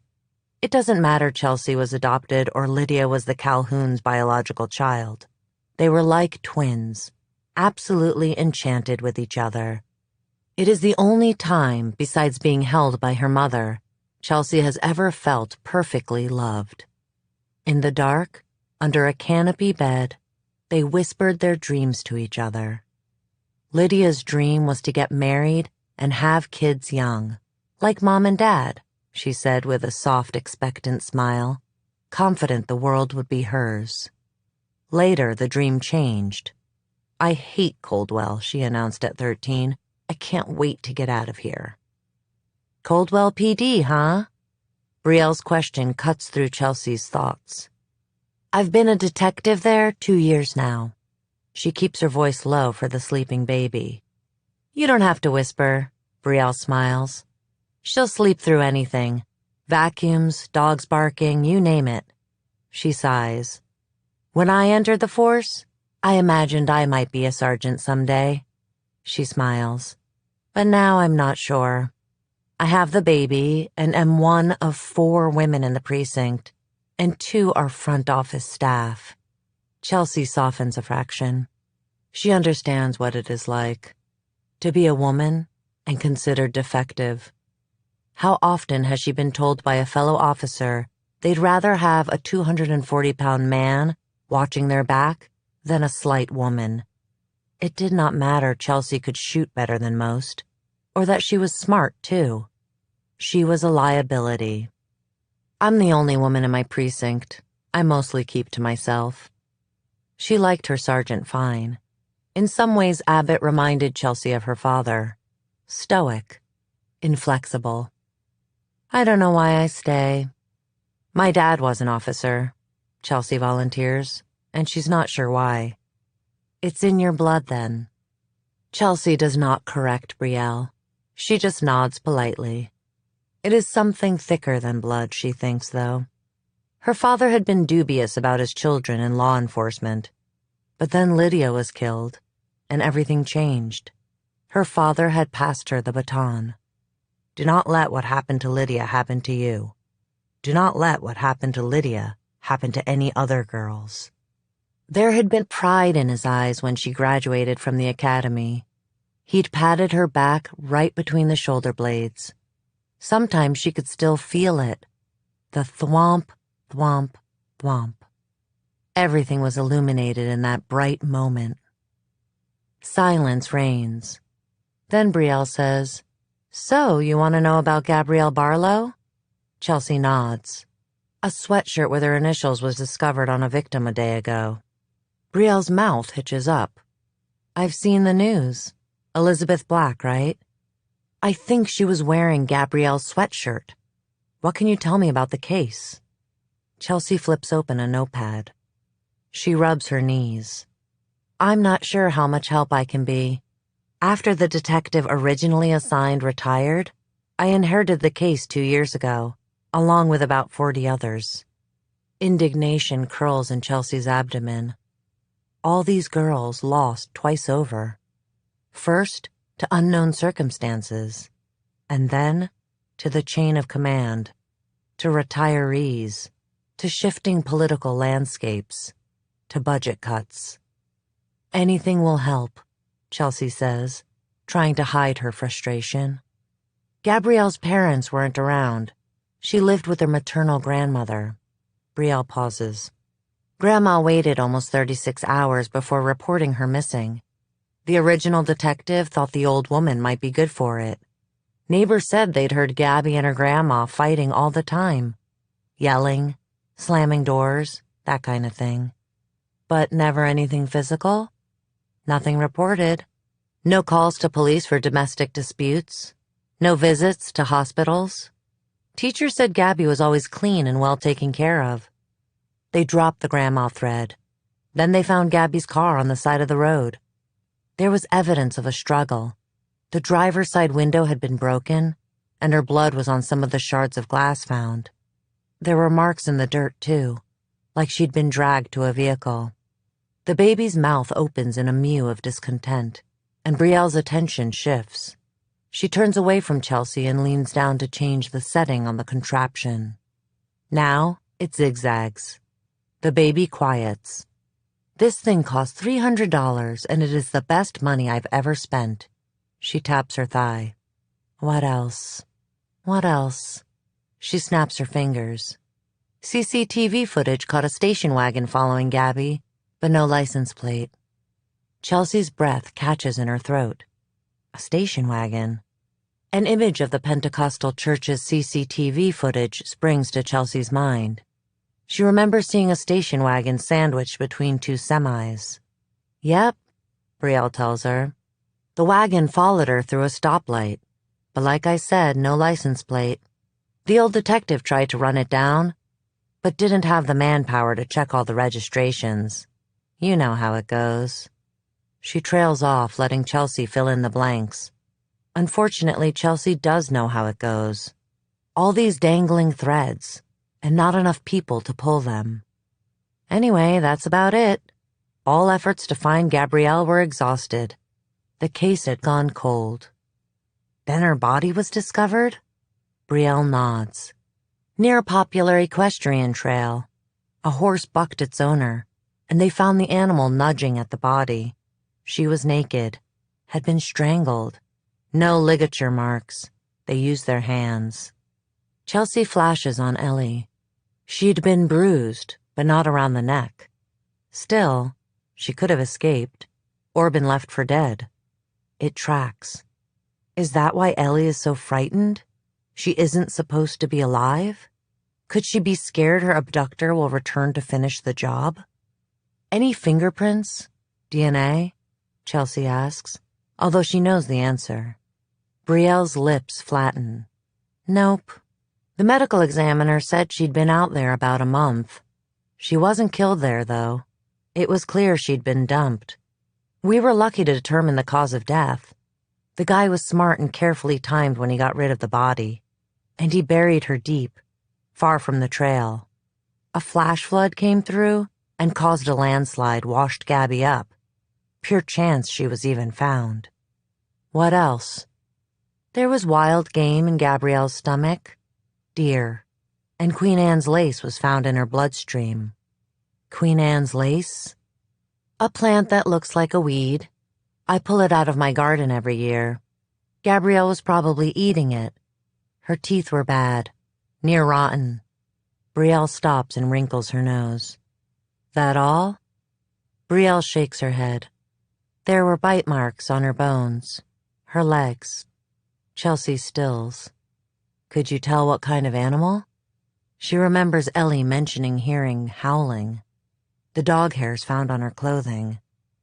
Canine? Dog specifically, Brielle confirms. Lab says most likely inflicted before she died, Brielle says, and Chelsea shudders. She shakes her head. It's hard to think about, especially after having kids. I'll have all the files forwarded to you, and you can see for yourself. She pulls herself from the chair. If you want to confirm the sweatshirt, you'll need to talk to Gabrielle's grandmother. Okay if I contact her? Detectives could be touchy about their cases. Possessive. Chelsea stands too. Brielle whips out her phone, and Chelsea's dings with an incoming text. Here's the address. I spoke with her this morning. She's expecting you.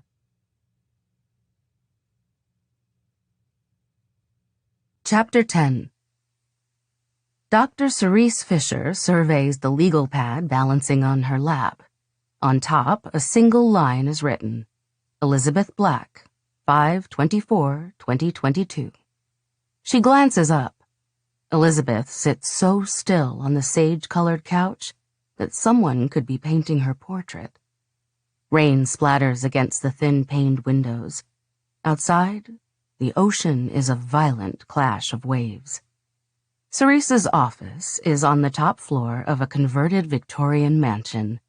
The doors are heavy and swell shut in the summer.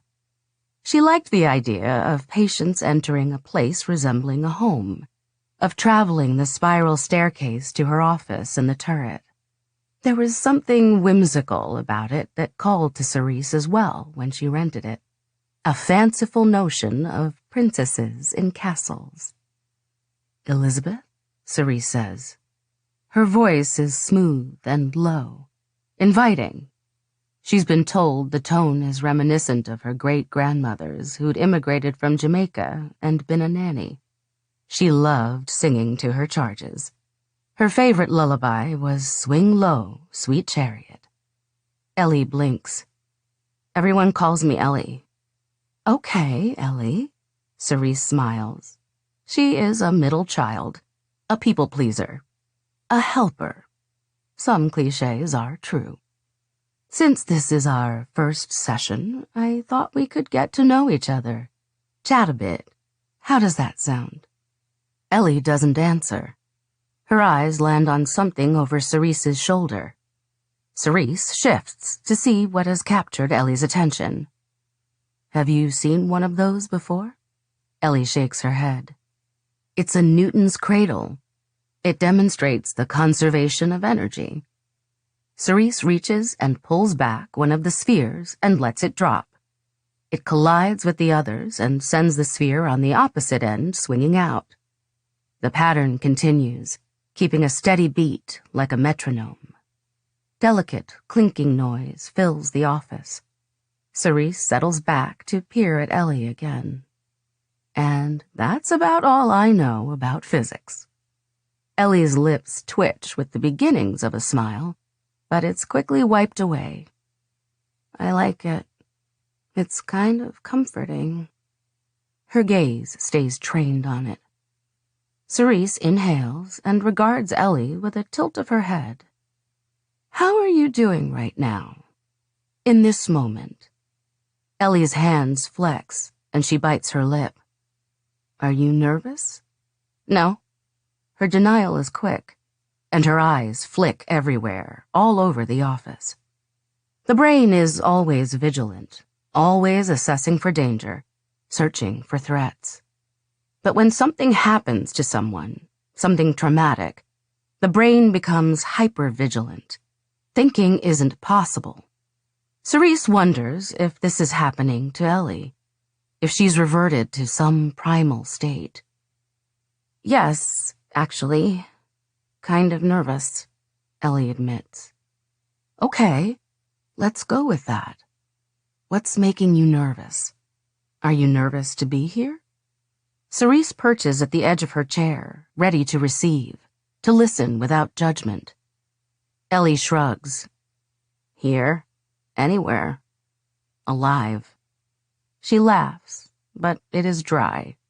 No humor in it. Are you not supposed to be alive?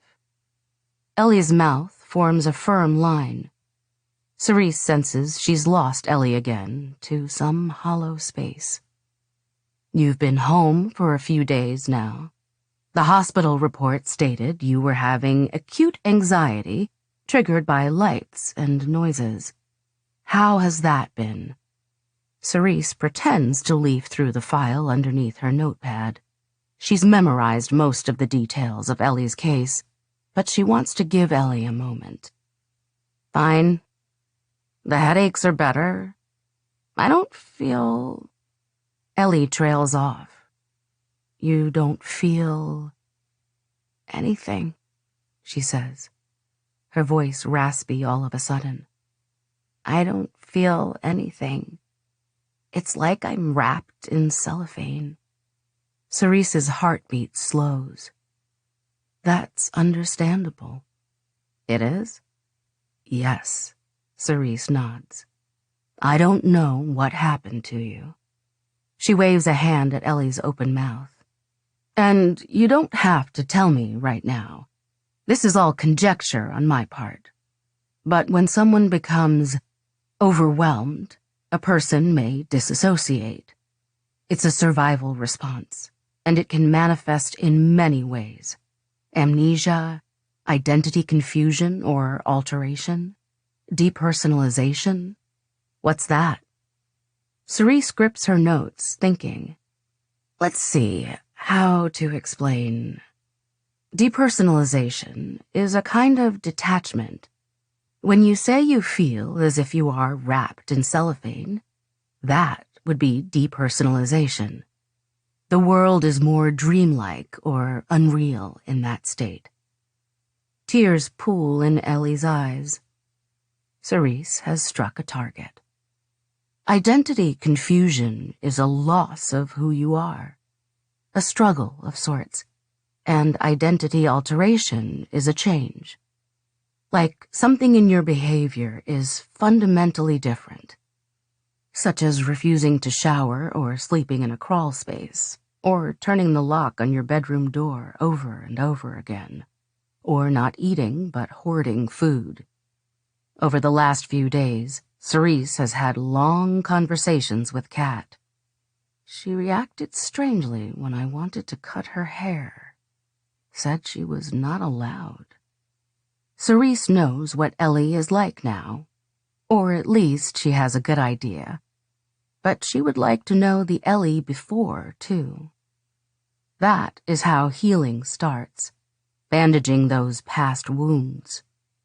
When you study what you've been through, what happened to you, it loses its power. And then you have a choice. Stay or move on. Ellie cups her knees. That makes sense. Red and blue lights flash against the window, slicing up the neutral room. An email circulated last week about increased traffic in the area. Ellie tenses. The governor is in town, she explains, hoping to calm Ellie. Sweat has formed on Ellie's brow, and she compulsively rocks. Cerise shoots up from her chair and closes the curtains with a swish. They are flimsy and near see-through, but help filter the brightness. She sits back down. Sorry about that. Better? Ellie inhales long, exhales long. Repeats, flexing her fingers. When she opens her eyes, they are bloodshot, ravaged with terror. Bright lights are still bothering me. Her voice is rough as sandpaper. Do you want me to dim the lights? Or would you like to sit where I'm sitting, with your back to the window? She aches for Ellie. What happened to this girl? No. Sorry I'm so jumpy. Ellie musters a smile. Won't look at Cerise. The clock behind Ellie is near the top of the hour. They have 15 minutes left in the session. It's fine. It's quiet for a moment. Rain patters against the window. What are you thinking about, Ellie? Ellie picks at her fingernails. How does the doctor-patient confidentiality thing work? Oh, Cerise purses her lips. It's not an unusual question. People are always afraid of telling a stranger their secrets. As your physician, I am legally and ethically prohibited from disclosing our conversations. So, whatever I say, you can't tell anyone? With some minor exceptions, of course. Exceptions like what? Well, if you posed a threat to yourself or others, I would have to disclose that. Or if you were being harmed by someone, your parents, boyfriend, etc., I would be legally obligated to tell the authorities. Huh. This is a safe space, Ellie, Cerise reassures her. Now, do you want to share what you're thinking? I was thinking about forgiveness, she half whispers. Cerise sinks back. She is not religious anymore, but she grew up attending church. What about forgiveness? How sometimes people do things that make it impossible for the world to forgive them. Curiosity strikes, and Cerise feels a little chill. Did Ellie do something bad? She immediately rejects the idea. Victims often blame themselves. That's interesting. The clock clicks forward. It's 1 minute to the hour. Cerise wishes she could go on with Ellie. She makes a note that their next session should be longer, 90 minutes. But she's got another patient in the lobby. A yellow light, placed discreetly in the corner, lets her know when someone is in the waiting room. Let's pause here and pick this up again next session. Ellie leaves, and Cerise makes quick notes about their session. The patient seems to be suffering from disassociation. She is visibly frightened and hypervigilant. Cerise inhales and exhales deeply, takes a few seconds to compose herself, to think of Ellie Black, maybe even say a little prayer, not necessarily to God, but to the world. that Ellie will find only kindness from now on. Then she rises, gets ready for her next patient. She opens the curtains. The governor's security detail is pulling away. Black sedans and police cars with red and blue flashing lights. The color catches in the water on the window, the droplets sticking to the glass like blood spatter. Chapter 11. Althea Barlow, Gabrielle's grandmother, is a soft breeze of a woman, stout with gray hair piled high on her head. She busies herself around the kitchen, placing a cup of coffee and a bowl of unshelled peanuts in front of Chelsea. A ruby on her right middle finger is dull in the light. Thank you. Chelsea sips and works to keep her brow from wrinkling. The coffee is terrible. Too sour. Sure, Althea says. A scar bisects her top lip. There is an album in front of her, blue, embossed with a pair of baby shoes. I was surprised to get the phone call this morning. She seems nervous, apprehensive. Behind her in the dining room hangs a wall-to-wall tapestry of the Last Supper, and underneath, a silk arrangement of flowers. I really didn't expect to hear anything. After they found Gabby, Detective Ross reopened the investigation, but there wasn't enough evidence. She curls her gnarled fingers around the album. She said all leads had been exhausted. Never thought I'd hear that phrase twice in my lifetime. First when Gabby went missing, then after her body was found. Anyway, I've put it all to bed. She's buried now, at rest. Althea flicks a hand behind her, where two kids hang out in an open doorway, unabashedly watching them. Caden, she means the younger one, the boy with dark eyes, was 4 when Gabrielle disappeared, and Courtney, the older lanky teen with a sulky appearance, was just 10. They're 9 and 15 now. Caden has lived more years without Gabrielle than with her. Althea pauses suddenly in her explanation, as if winded. Do you mind if I ask about their parents? Chelsea asks, filling the silence. I mean, how you came to raise your grandchildren. Chelsea places the coffee down and slides it away with her pointer finger. Their mother, my daughter, Crystal, is troubled. I don't like to say too much in front of the kids. Althea drops her voice to a whisper. Alcohol. I got custody of them when Gabby was 8. Their dad didn't want them. Can you imagine not wanting your own children? Never imagined I'd be raising kids again at my age. At the exhaustion in Althea's voice, Chelsea nods. I see. And what about Gabby? Can you tell me a little about her? Chelsea opens a notepad, pencil poised. Althea gives a shallow sigh. Gabby didn't like all the responsibilities that came with being the oldest. I always told her she'd enjoy having siblings when she was an adult. I used to fight with my sister, but now we're best friends. Althea shrugs. Perhaps I asked too much of her. The detectives thought we'd fought, that she'd run away. But that wasn't the truth. Gabby was happy. She loved her life. She flips through the album to the back. Here she is. She rips a photograph from a sticky page and scoots it to Chelsea. My Gabby. Taken a few days before she disappeared. Wasn't she gorgeous? In the photograph, Gabby stands with her sister and brother, his thumb in his mouth. She splays a hand on each of their chests, bent down between their 2 dark heads. She'd spend hours making these friendship bracelets. That was the thing then. Chelsea nods. When she was in high school, it was hair feathers, fishtail braids, and silly bands. Noah says now it's white eyeliner and flannels. The 90s are back.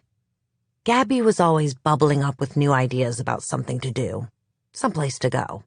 She was the kind of person girls liked and boys loved. Maybe a little too much. She was a pain in the ass, but I love that little girl. She was the kind of person girls liked and boys loved. Chelsea notes Althea's affectionate tone. Lydia had been that way too. Chelsea remembers that precinct picnic again. The boys teasing Lydia, but in a different way. Smiling, flirting.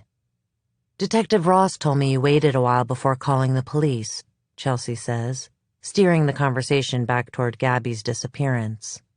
Althea stiffens, and Courtney steps forward to place a hand on her grandma's shoulder. I did, Althea says. Her grandpa wanted to wait.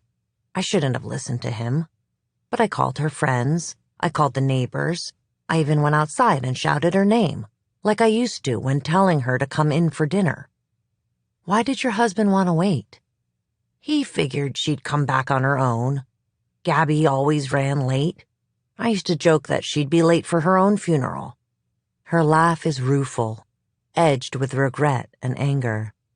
He didn't want to be stuck paying for the police fees. Is he here now? Can I talk to him? No. Althea sips her coffee. He lives in Texas now. After Gabrielle disappeared, we couldn't stay together. He came home for the funeral, though. Chelsea understands. Lydia's disappearance was like a knife, scraping out the insides of their family, until only a delicate shell remained. Was it any wonder it shattered? Chelsea's parents divorced shortly after the funeral. Her mother had wanted to move on. Her father could not. And truthfully, neither could Chelsea. They'd been left behind, living on the jagged edges of never knowing. Yes, Chelsea has had a place to bury her sorrow, but her sister's last days are still a mystery to her. Althea waves a hand, and Chelsea blinks away the memory. Anyway, that's all water under the bridge, as they say, she says. I shouldn't have listened to him. I should have called the police. At the time, I thought it would be okay. I trusted Gabby. I trusted the world would bring her home. She shifts her gaze, staring down into the bottom of her coffee cup. I guess the truth is, I didn't want to call the police either. Why not? I don't know, she says. Maybe because that would make it true. They sit in silence for a moment. Visits like these, with the parents of the missing, always make Chelsea less lonely. Their lives bound together by tragedy. The knot so tight, nearly undoable. Chelsea clears her throat. I don't know if Detective Ross explained the recent situation. She said there was some new evidence, Althea says. A girl was found 2 days ago, who has been missing for 2 years. She was wearing a piece of clothing we believe may have belonged to Gabby. Althea straightens. She was wearing a University of Washington sweatshirt the day she disappeared. That's how I traced it, through one-of-a-kind custom college apparel. There was a number on the back. 55, says Althea. Her lucky number. She wanted to play volleyball at University of Washington. That was her dream. I've brought it with me today, and I'd like you to verify it if you can. Chelsea had checked it out of the evidence locker before setting out to Tacoma. Althea nods somberly. I'll take a look. Outside Althea's house, Chelsea pops the trunk of her car, closes it, and places the plastic-wrapped sweatshirt on the hood. It's folded backward, number showing. Something flashes in Althea's eyes, and she pales. Gabby, she says, reaching for the sweatshirt, intent on unwrapping it. Sorry, Chelsea says, intercepting Althea's hand. It's evidence. You can touch the plastic, but not the actual garment. Is it hers? Courtney's outside on the stoop, arms looped around Caden. A couple of crows land in the yard and peck at the brown grass. Take your brother inside, Althea shouts. Courtney looks ready to argue. Now! Althea snaps out like a rubber band. At that, Courtney grabs her brother's hand and drags him inside. Althea? Chelsea steps closer to her. Althea's eyes, her whole body, are fixated on the sweatshirt. We bought it for her for Christmas. She wanted it so bad. That night we had turkey for dinner and a salad with oil dressing. She thumbs the sleeve, where there is the faintest dark spot. It stained the sweatshirt, and I tried to get it out. A tear trails down Althea's cheek. It's hers. Adrenaline courses through Chelsea, and her arms prickle. She has to remember to be patient, to be calm, to stay in control. You sure? I'm sure. Althea glances at Chelsea. In the afternoon light, all the lines on her face are perfectly cast, the makeup gathered in the creases. Chelsea plucks up the sweatshirt, ready to put it away. Wait. Althea stops her. The blood. Is it Gabby's? Chelsea squeezes the sweatshirt, plastic crinkling. A square of fabric is missing right under the W from the logo, where the lab cut it out to test the blood. We don't know. The lab is processing it. I've asked for it to be expedited and run against DNA collected from Gabby's case. It's also being tested against Elizabeth Black's DNA, the girl who was found wearing it. Althea looks up. The sky is cold and shot through with wisps of gray clouds like a piece of marble. Listen, if you find out, I don't want to know. I don't want to know what happened to Gabby. I don't think I can handle it. She was alive for years, wherever she was. Lord knows what she endured. I can't. She breaks off with a shudder, then comes back resolute. I've buried her now. Understood, Chelsea says. That was Althea's right. But I believe these cases are connected, and this investigation is only starting. Chelsea hesitates to say more. It's a promising lead. Althea fixes Chelsea with a stare. I want him caught. She tugs at her ear. But I don't want to know what he did to her. I want to remember her as she was before. Does that make me bad? No, Chelsea says. It makes you human.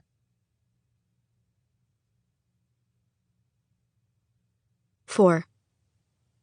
I never saw the bus again. Sometimes I would think of it, wish for it. The quiet dark, the smell of dirt and vinyl and metal. If given a choice between the bus and where I went, I would have chosen the bus. But I didn't know that then. All I knew was that I had been freed from a dark prison. I had escaped. Only I hadn't. It was a reprieve at best. Where I went was hell on earth, but he called it paradise.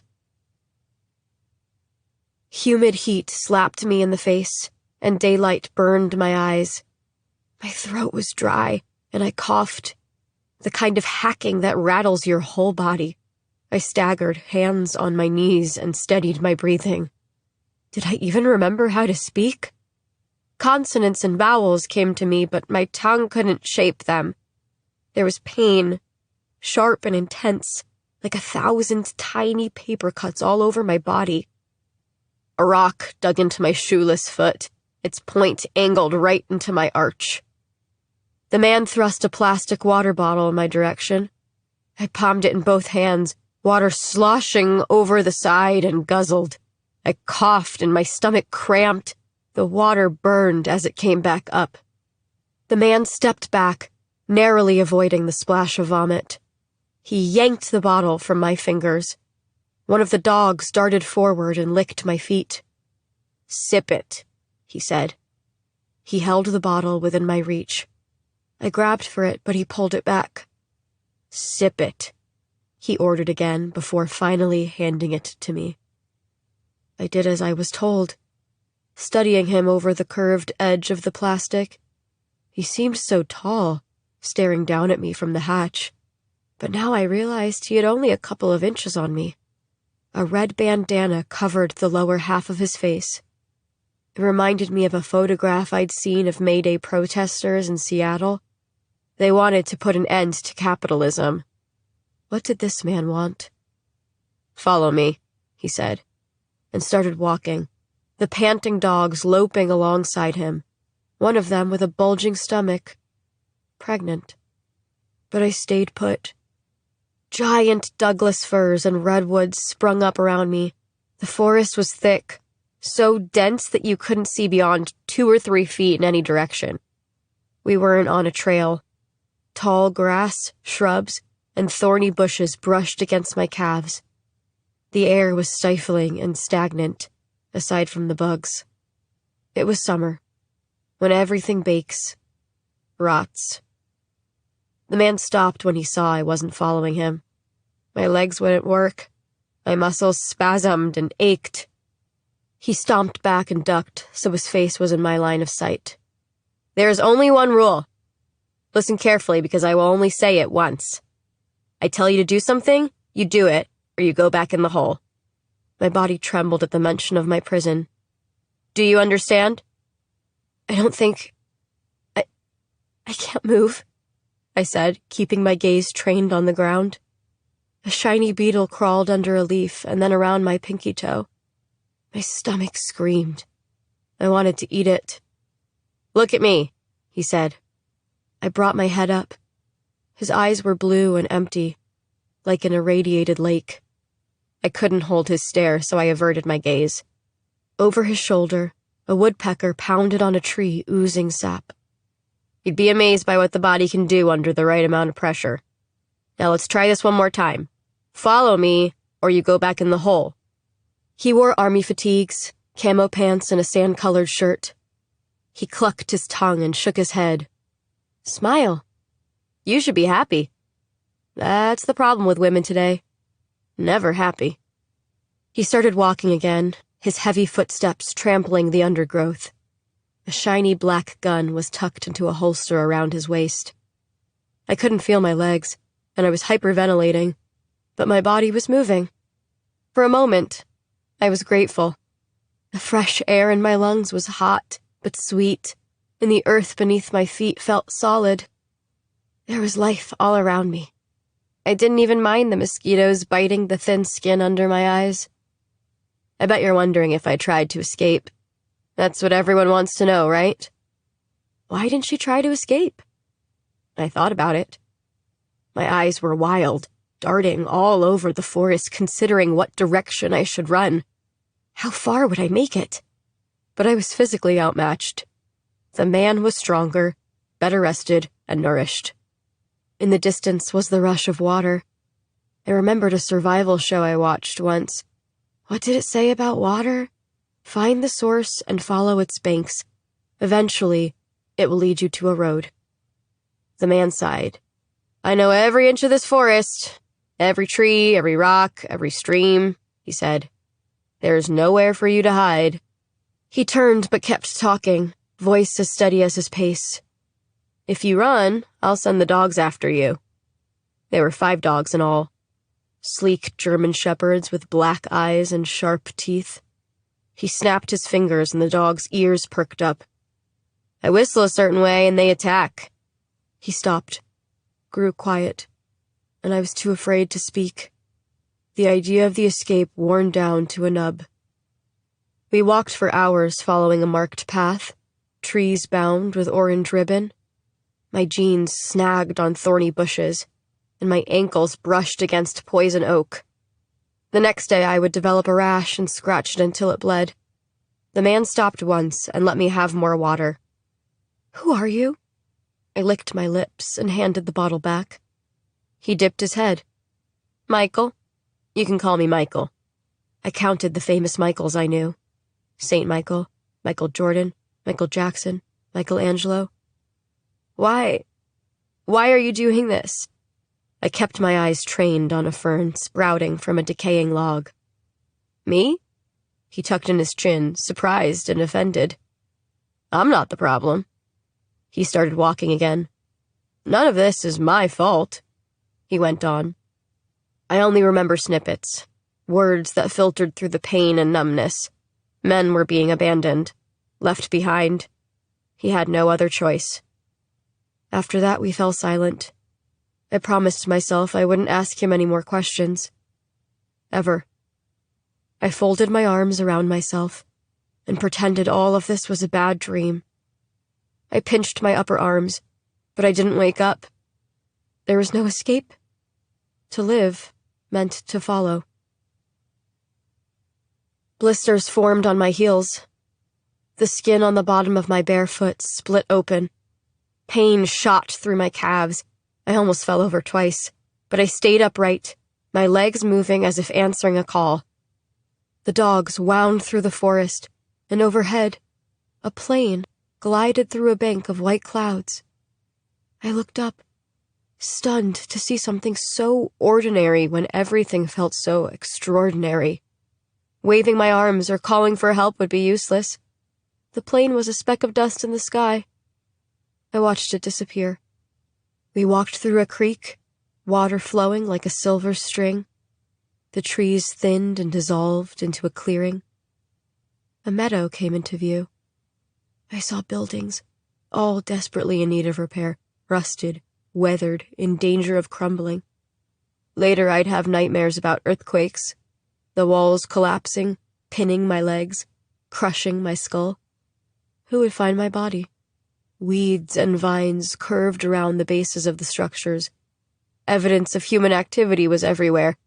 Piles of garbage, blue tarps sagging with water and dirty leaves, a rusted car without its wheels, a row of dog kennels caked in feces. Michael led me to the center.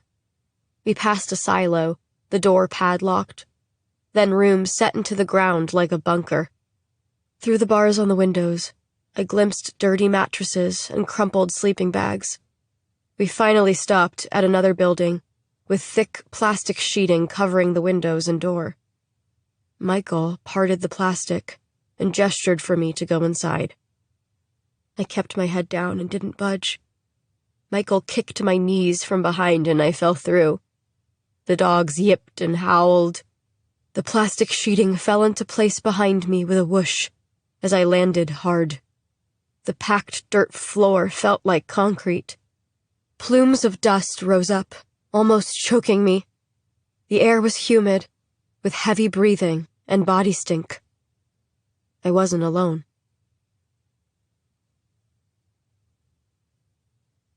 Chapter 12. A few hours later, Chelsea is back, winding Coldwell's familiar streets. She parks near a garbage can with black bags piled against it, slams her door, and shakes out her clammy hands. The anticipation is making her dizzy. The questions, too. She confirmed that Ellie was wearing Gabrielle's sweatshirt. Plus more. A station wagon. Dog bites. She knocks on Ellie's door, bouncing lightly on her heels. The day has grown cold. Kat answers, and Chelsea is hit with the aroma of onion, garlic, and warming spices. She promised Noah she'd be home for dinner tonight. He's making something. He'd told her on the phone, but now she cannot remember what. She'd been too busy wondering about what had happened to Gabrielle Barlow, whether Ellie had known her. "Detective Calhoun," Kat says, surprised. "Hey, Kat." Ellie appears behind her mother like a wraith. There is an emptiness in Ellie's gaze that startles Chelsea. "Hey, Ellie. I know I'd said we'd take some time off the case, but there's been a recent development, and I have a couple of quick questions. We're having dinner soon." Kat's brow dips. It is the first time Chelsea has felt like an unwelcome presence at the Blacks. "It won't take much time, promise." She polishes her statement off with a bright, disarming smile. Kat looks back at Ellie, and Ellie jerks her chin up. "It's okay," Ellie says. "I'm going to finish dinner," Kat says. She floats back to the kitchen. And Ellie curls up in a chair. It squeaks as she rocks back and forth. Chelsea perches on the couch and leaves her jacket on. "How are you, Ellie?" "What's the new development?" Ellie's voice is raspy. Chelsea's gaze drifts to her neck, to the white, unmarred skin. She has Gabrielle's autopsy report now. Brielle sent it over. She peeked at the photographs while driving, nearly getting into a collision with a semi. Not one of her better moments. Gabrielle had marks all over her neck, had been choked to death. There was a bald spot on her head, too. From her hair being pulled, some bleeding in her ears, nails jagged and broken as if she'd fought. The usual stuff. Then the bite marks. Torn flesh.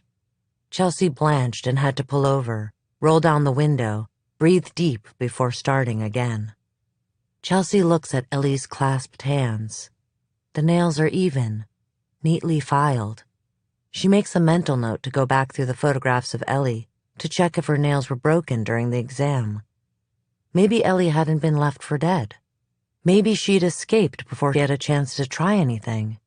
As if sensing Chelsea's thoughts, Ellie tucks her fingers under her thighs. Chelsea clears her throat. I was reviewing the evidence from your case. I'm still waiting on forensics, DNA, that sort of thing. But I noticed something on the clothing you were wearing. She stares hard at Ellie, searching for anything. A tell. Of discomfort, fear, annoyance. Ellie stops rocking and pulls her legs up to her chest to hug them. Yeah? The University of Washington sweatshirt you were wearing had a number, 55. Chelsea senses another body in the room and glances up. Kat is leaning in the doorway, kitchen towel in hand. Chelsea returns her attention to Ellie and catches her flinching. No, not flinching. Spasming. The clothing came from one-of-a-kind custom college apparel. It was special ordered by Althea Barlow for her granddaughter. Chelsea gives Ellie a long, measured look. Ellie puts her hands to her ears and begins to rock back and forth. Ellie? Kat says, then focuses on Chelsea, warning in her eyes. Detective Calhoun. Chelsea ignores Kat, lasering in on Ellie. Digging, digging, digging. Does the name Gabrielle Barlow mean anything to you?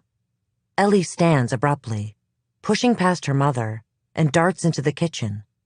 Chelsea rises and finds Ellie doubled over the sink, vomiting while Kat rubs her back.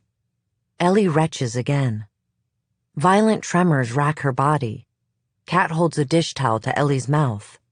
She looks up from her trembling daughter and right at Chelsea, radiating hostility. I think you should go. Chelsea shakes her head, refusing to cede this ground. Did you know Gabrielle? She's caught in an avalanche and cannot claw herself from it. Please, tell me. Anything. Outside rain starts, heavy and fast, and the wind picks up, rattling the windows like bones clicking together. Ellie takes the towel from her mother and wipes her mouth. She grips the edge of the sink. I don't want to talk to you anymore. She over-enunciates the words. Each one tumbles from her mouth like barbed wire, cutting into Chelsea. I'm done with this. With you. The whole thing. Chelsea freezes, realizing that she has lost herself for a moment, and now she's lost Ellie. She tries to regain her composure. You're declining to participate in the investigation? Yes. Whatever. Ellie heaves. Tears stream down her face. No more, okay? Just no more. Chelsea hangs her head. Kat shuffles to the counter to a bottle of pills and shakes one out. She presses one to Ellie's mouth along with a glass of water and murmurs to her. Then she glances over her shoulder at Chelsea. You can see yourself out. Chelsea puts her hands up. Of course. The words scrape against her throat. Outside, she lingers in her car, rubbing at a pinch in her chest. Ellie does not want to talk. Ellie does not want to help with the investigation. Chelsea sighs, unsure what to do now, how to proceed.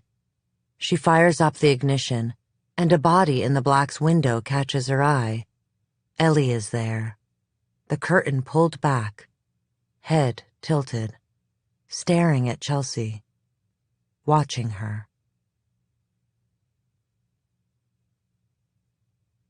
Chapter 13.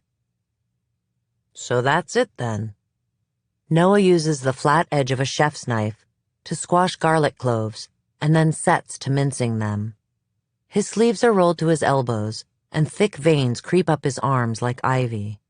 Music plays, Pearl Jam. Noah is obsessed and has driven 3 times to Seattle to watch them in concert. Chelsea leans against the counter, glass of red wine in hand, and real estate flyer loose in the other. She is giving the townhome a half-hearted appraisal.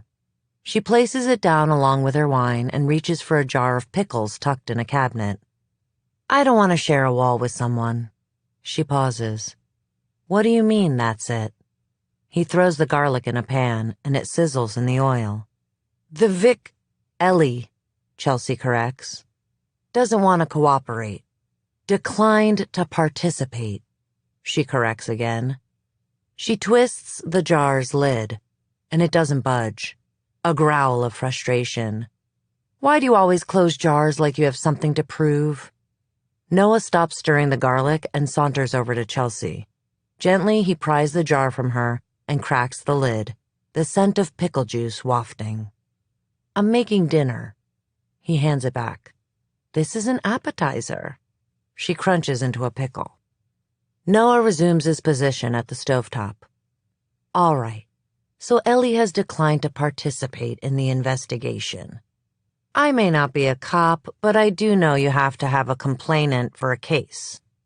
He's right. The ADA wouldn't even look at it. The case is too weak. There's no prosecution. But I thought about that. I don't need Ellie. I have another victim, Gabrielle Barlow. Chelsea has sunk her teeth into this, and she will not let go. It doesn't matter if Gabrielle Barlow is outside of Chelsea's jurisdiction. She's in pursuit. Noah shakes his head, equal parts exasperated and affectionate. As he reaches up for some spices in the cabinet, Chelsea admires his back, the way the muscles flex. He is 4 years her junior and went to a school nearby in Ilwaco. He admitted 6 months into their relationship, he'd seen her back then at football games with her father, sitting high in the bleachers under the stadium lights. That's why he approached her at the bar. He'd recognized her. I always thought you were so hot, he stated.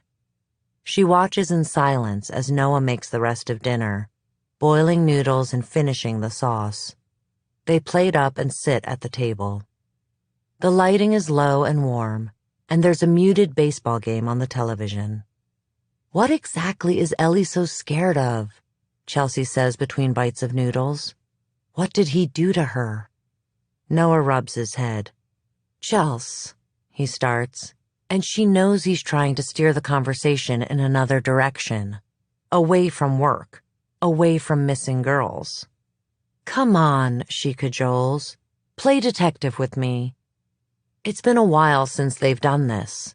Noah acting as a sounding board for Chelsea's cases.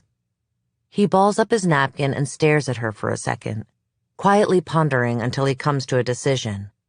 You want to profile him? Yes, Chelsea pounds her fist against the table, excited.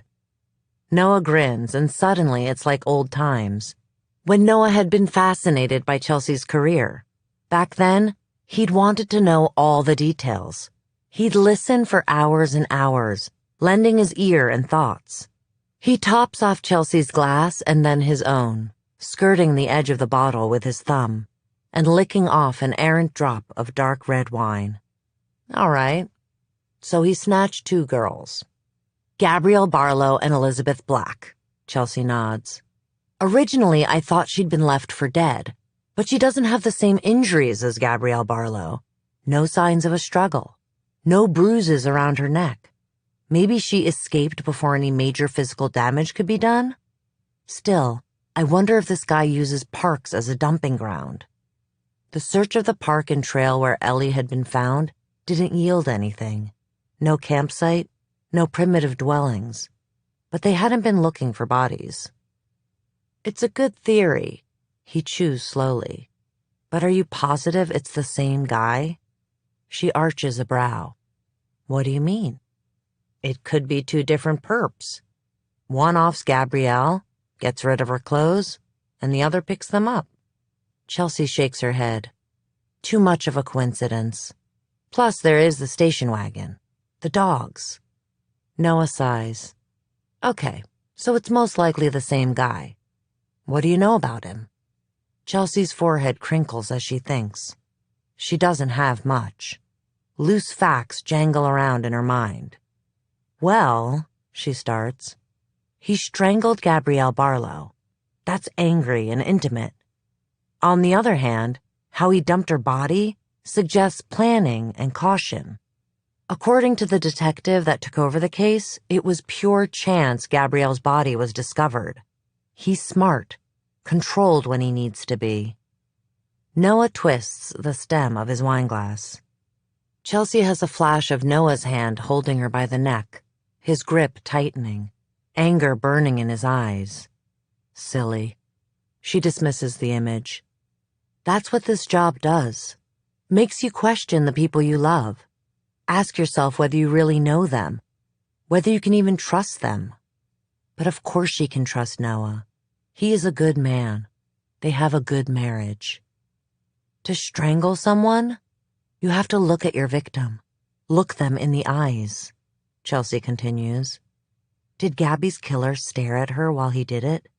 And why did he leave her naked? To humiliate her? Because he'd been humiliated? Both? There was evidence of sexual assault on both Ellie and Gabby, she adds. Maybe he thinks he's in a relationship with them. Chelsea bobs her head. He kept Gabby for years. Does he think he loves them?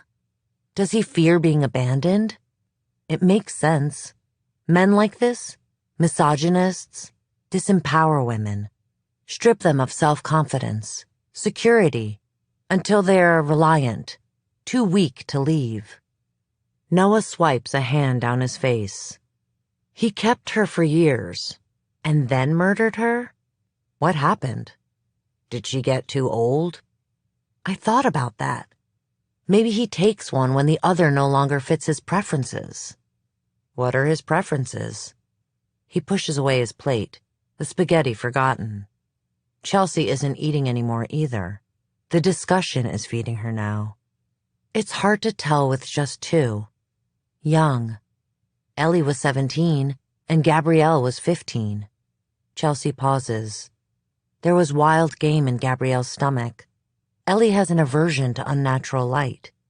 This probably means they were kept somewhere without electricity. Rural. Maybe off the grid. An encampment of sorts? A farm? He's a loner. Yeah. Narcissistic. Hostile towards women, Chelsea finishes. They are not smiling anymore. Sexual assault is less about the act and more about domination. Chelsea thinks of Ellie and Gabrielle, of rings of bruises around the soft flesh of necks, of jackals roaming the streets, making nests in the woods. What makes a man a monster? She whispers. Didn't cry enough as a kid, Noah says. It's a joke, but not a joke. Research correlates a man's inability to show emotion to violent behavior. Silence falls again, and the air around Chelsea and Noah snuffs out. Maybe mommy issues, Noah says finally. Or daddy issues. Chelsea casts Noah a grim smile. How many times has Chelsea heard from men who beat their wives that they saw their fathers do the same to their mothers? Why are women most often the target of bitter men? Well, I have officially lost my appetite. He stands and clears his plate. He flicks on the sink faucet and the garbage disposal, dumping slimy noodles down the drain. Chelsea approaches Noah, hugging him from behind. He goes still for a moment, then lays his wet hands over hers. Thank you. I'm sorry I've been distant lately. She rests her chin between his shoulder blades. He turns, and his eyes catch hers, locking in. He cups her cheeks. I know it's hard not to bring the work home, but you've got to try. It's just a job, babe. But not to her. And herein lies the problem. This is Chelsea's life. The darkness that swallowed Lydia touched Chelsea too. This is where she lives now. She is drawn to the shadows. Each case is personal. Chelsea stays mute, folds that charcoal part of herself up, and puts it away. She gazes at him, with all the love she feels, but cannot say. She smiles. He raises a brow, then lays one on her. She presses her body into him. His eyes go hazy and dark, and she leads him to the bedroom. They fuck long and slow, with all the lights on. Afterward, they lie next to each other, bodies slick and sticky. Hey, we can go check out that townhouse. Chelsea stares at the ceiling and holds the sheet to her chest. Noah shifts and hovers over her. She takes the medallion he always wears between her fingers, the metal cold. She touches his face, his beard. She always jokes that if he shaved, she wouldn't be able to pick him out of a lineup. His eyes crinkle at the corners. Yeah? You think it looks good? It has a nice backyard. We could get a dog, Noah says. All he wants are simple things. A wife, a home, maybe tickets to a ball game. She makes a mew of agreement, resolves to try again, to open a box in the garage, carry it to the living room, place a vase or picture frame inside of it. It cannot be that hard. She becomes aware of her hands, suddenly clammy. He smooths the hair from her face. His eyes are glazed, blissed out. He kisses her once, twice. She kind of nuzzles into him and inhales. Noah smells of summer, freshly mown grass, time inevitably moving forward. I'll set it up. Tomorrow good? We could go after I get off. Yeah, tomorrow is good. I'll make time, she promises, but feels a tiny pinch. The unbearable idea of packing up her father's house. And it's compounded by the fact that Noah and Chelsea need the money from the sale of her father's place for a down payment on a new one. Noah lies back and drifts off to sleep. Ever so discreetly, Chelsea shifts and clicks on her phone. She jots down notes, ideas from the conversation with Noah. Noah rustles, throws an arm over his head, but his breathing is steady. His chest rises and falls, the saint medallion glinting in the emaciated moonlight. She goes back to her phone and clicks open the photographs of Ellie's exam, finding the snapshots of her hands. There, Ellie's fingers are spread on a piece of white cloth. Underneath her fingernails is dirt, but the nails themselves are clean cut. Not like Gabby's, whose nails were ragged, ripped off, lost in a fight. 5. To answer your question, yes, I knew her. Yes, I knew Gabby. Yes, I remember her. I remember her in the forest, in the summer, smiling, her body suspended in warm light like honey. I remember her by the campfire, body quivering from the relentless cold. I remember her in the dark, screaming, feet digging into the ground. I remember her. The world called her Gabby, but we called her Hope. I was in the room with plastic sheeting, on my hands and knees, coughing up dust. Footsteps, and then someone was in front of me. Someone new. Their shoes were white, unnaturally clean. My fingers curled against the dirt. I eyed a rock and thought about picking it up. "I'm David," said the new person. His voice was pleasant, almost kind. I lifted my chin. Later, as the days passed, I studied his profile, trying to locate it in my memory. Did I know him? Had I met him on the street? Could he have worked with my dad at the docks? Always, I came up blank. He was thin but strong, with a sleek runner's body, and the type of face that was unremarkable and easily forgotten. Had I seen him before? No, I did not know him. Would you like something to eat? David asked. Music played on a battery-operated stereo. The song, You Are My Sunshine, on loop. Please, I said. There are so many different meanings a single word can have. Please don't do this. Please help me. Please let me go. I just want to go home. David smiled widely, weirdly. You are home. I want my mom. I was going to die. I was sure of it. He hung his head. I understand. Pale hands grazed my shoulders. Not David's, someone else's. A woman with frizzy hair. David called her Serendipity. She reached for me, her expression tender despite her haggard, rough look. She grasped my hand. Too stunned to move, I let her help me up, accepting her embrace as I stood. Her arms were sinewy and strong. I'd been alone so long that I leaned in. A natural human instinct to seek affection, gravitate toward shelter. I rested my chin on her shoulder. A piano was in the corner of the room, glossy and ridiculous in all the filth. She pulled away from me and held my cheeks in her dry, cracked hands. Then she moved in close again, not for a hug, but to say, It's an exciting day. One of her bottom teeth was missing. Her breath smelled of must, decay. I stared into the dark pit of her mouth as she christened me with a new name. A secret name. A fate to be fulfilled. When she finally stepped away, I saw the others. They huddled together. One was slender, white, and tall, with a sturdy build and a square, dimpled chin. Beautiful. The other was white, too, but shorter, with fuller hips. I imagined all of our faces were shaded by the same look.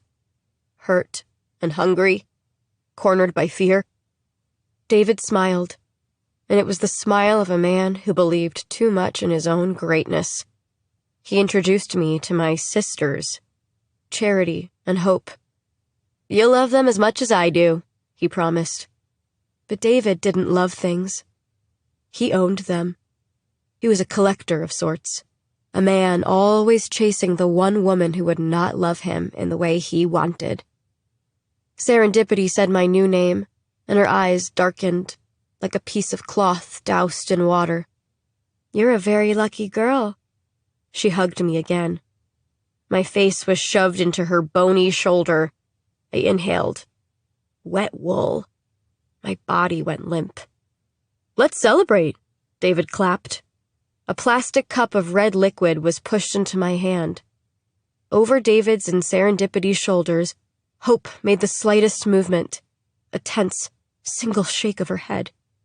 I was too terrified to speak. Not thirsty? David said. You need to learn to appreciate what's been given to you. Nothing in this world is free. That's what my dad used to say. He touched my cheek.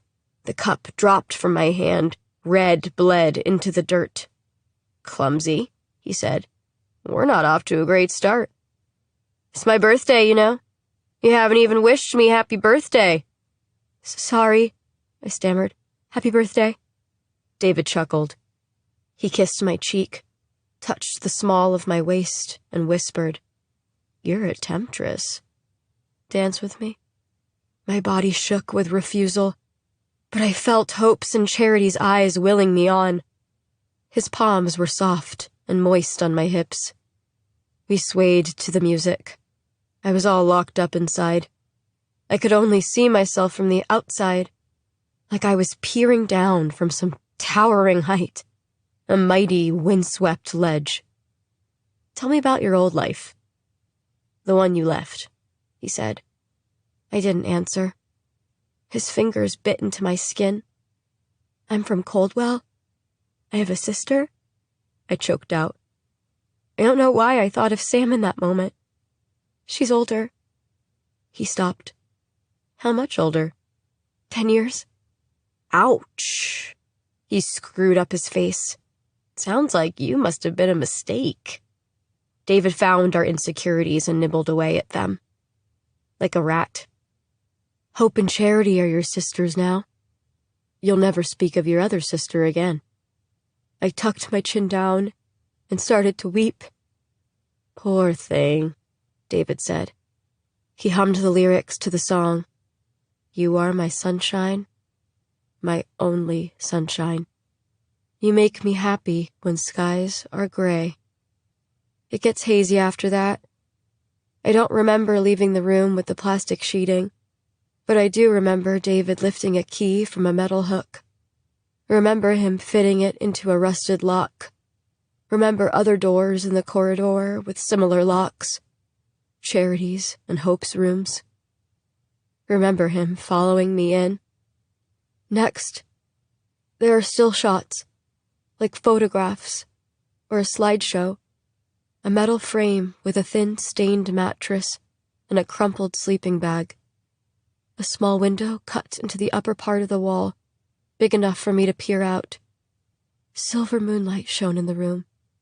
The air was still and sickly sweet, humming with insects. I looked down at my hands and spread my fingers apart. The nails were bitten down to the quick. I'd eaten them on the bus. My cuticles were caked in dirt. My pinky on my right hand had a single chip of red nail polish, a final splash of color from before. David touched my shoulders, slid the shirt from my body, pulled down my pants. What kills me the most? I didn't even say no. I couldn't. I just lay there murmuring, over and over again, I'm not sure if this is okay. I'm not sure if this is okay. When he was done, he touched my cheek and stood by the bed. I lay there staring at the wall, at a crack, retracing it again and again with my eyes. Did you have a happy childhood? He asked. Yes, I stammered out, eyes flickering shut, sucking at the marrow of my memories. My bed, curling under a warm blanket. The smell of the house when my mom dyed her hair. Making wishes on birthday candles. I shook in anguish at the sorrow of it all. Me too. I had a perfect childhood. He rustled behind me, the sound of putting his clothes back on. Sleep well. He dropped a kiss to my temple, tugged on a lock of my hair. Your hair is too short. I don't like it. When he left, I propped myself up to stare out the window. The night was overcast, but through a break in the clouds, I caught a glimpse of Sirius, the dog star. When I'd been taken, it hadn't been visible. Too early in the season. Based on its brightness and location, I'd been held captive in the dark for nearly 2 months. The next morning, I huddled around the fire with Hope and Charity. The air was hot and thick, the cloak of summer. David plopped down next to Hope, his thigh rubbing up against hers. She shifted away. My eyes watered. The U and W emblazoned on her sweatshirt blurred together. David smiled, perfectly charming. It's a beautiful day. None of us spoke. Serendipity served us some type of meat. Deer or elk. A hooved carcass was strung up near the watchtower. Its stomach had been split open, its red guts littering the ground beneath it. The dogs chewed on the scraps, muzzles bloody. My stomach heaved. The outside of the meat was charred, almost black, but the inside was still pink. David sighed. You're all in moods today. They're all in moods today, he called out to Serendipity. A blue station wagon with wood-paneled sides drove onto the compound. Face covered with a red bandana, Michael opened the door and stepped out of the driver's seat. He rounded the wagon and popped open the back doors. He often left for long periods and returned with supplies. I didn't know David, but maybe I knew Michael. Was that why he always kept his face hidden? Would I recognize him? Did I find the low notes of his voice familiar? David! Serendipity called, walking toward the wagon. I watched her for a moment, wondering about her, the ease with which she moved. How had she come to be here? Was she taken, like us? Or was she here because she wanted to be? David cupped Hope's knee, squeezed, and stood. Duty calls. The pregnant dog trotted over and lay down, panting and hot. I stared as David joined Serendipity, then transferred my gaze to about 50 feet away, to the break in the trees where Michael had driven through, the branches still in the wavy heat. There could be a road on the other side. I could be a few feet away from freedom. My body tensed, ready to explode into a run. I'd find somewhere to hide, wait out the day, and use the night as cover. The stars would show me the way. Don't do it, Hope whispered. I swiveled to her. You won't get very far, she said. Then she addressed Charity. How many girls since you came? Charity's thumbs rubbed the edge of her plate. One of them bent a little backward. She told me later it was from being broken. Multiple times. 2. There were 3 before her, Hope said. 5 total. And who knows how many others. Only a few make it off the bus. My stomach plummeted. I thought about the bus, the relentless dark, the bone-chewing loneliness. All 5 of those girls ran. They didn't come back. They could have gotten away. The words were unbelievable, sour on my tongue. Someone could find us. Charity and Hope shared a look. They pitied me. My optimism, my blind faith. Girls like us don't get found, Hope said. I didn't know what she meant yet, but I would learn over the next few months. David took us because of all the things we weren't. We weren't rich. We weren't remarkable. We wouldn't be missed, other than by our families. What about her? I jerked my chin to Serendipity. Hope snorted. Charity leaned in. Don't ask Serendipity for help.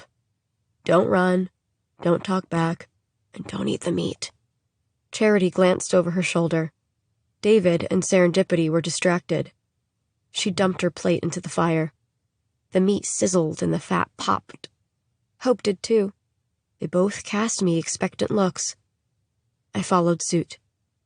Silence stretched. I'm scared, I whispered into my metal plate. David won't visit you for a while, Hope said. He rotates through us. Now that you're here, he'll only come every 4 nights. I started to cry, hyperventilate. Hope scooted closer and pressed an old soda can into my hand. I remembered the punch from the night before. Water, she said. It's water. I sipped, and the liquid was cool and gritty going down my throat. Charity's hand touched mine, and I gripped it. You'll be okay, Charity said. Okay. I used to repeat it to myself. It's okay, I would say. 2 words I could whisper 1,000 times in 1 hour. Take these. Hope thrust a handful of hairy brown seeds at me. What are they? Shh, keep your voice down, Hope hissed. She jerked her chin at Charity, and Charity turned, keeping a lookout. The fire crackled. Smoke drifted into the bold blue sky. The little brown seeds were stuck in the crease of her palm. It's Queen Anne's lace, she said. It will keep you from having a baby. It's what he wants. I closed my eyes, my vision swimming. I don't want to. That's fine, she said, a little huffy. I don't have very many. David knows what it's used for, and he's cleared the compound and everything within a mile radius. She started to close her fist. Wait. The single syllable tumbled from my tongue. I grabbed the seeds from her and shoved them in my mouth. Chew them, she said. I'll give you more tomorrow. It will make you cramp a bit, maybe make you bleed, but it's better than thank you. My mouth tasted bitter. I swallowed back a gag. That was the moment. The turning point, I suppose. Those seeds. Who knew? They would be our downfall.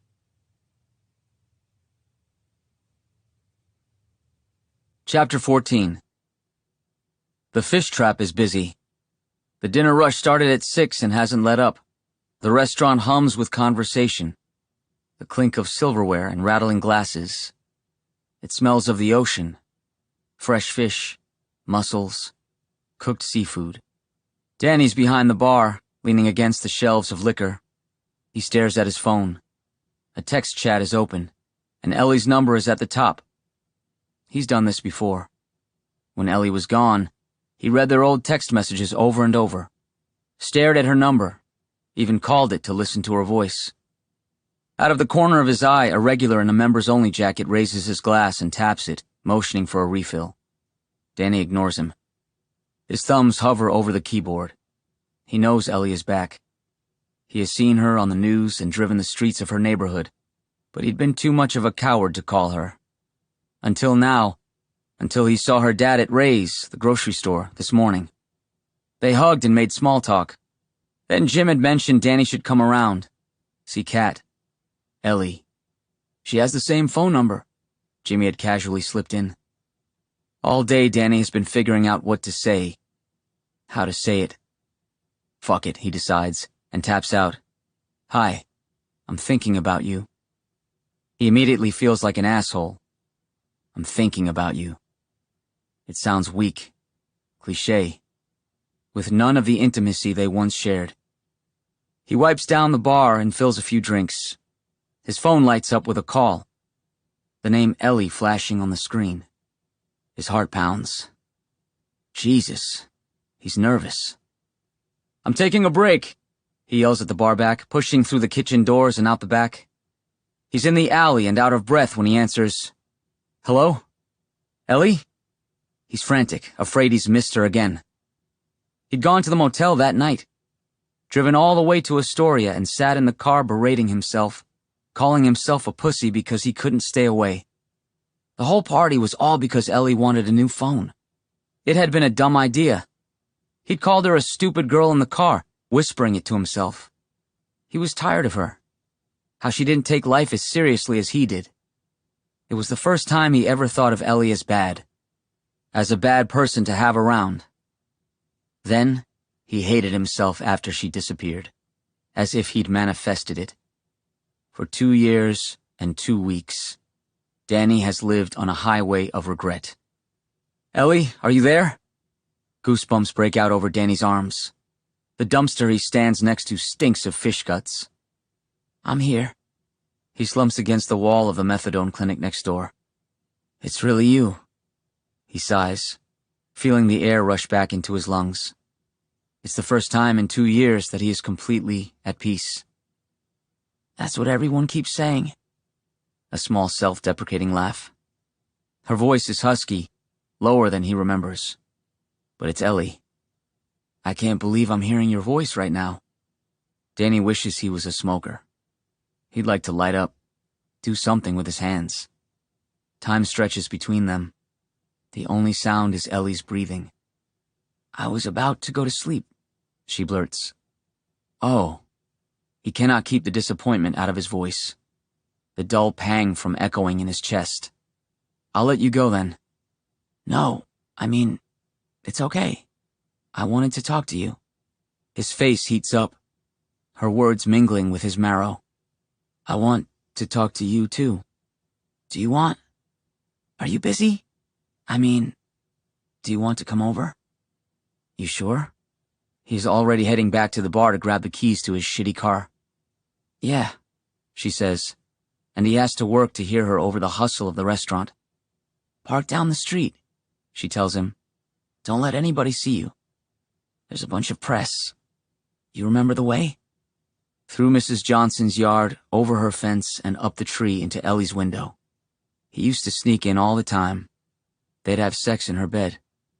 They couldn't get enough of each other. I won't let anyone see me, he promises. I'm on my way.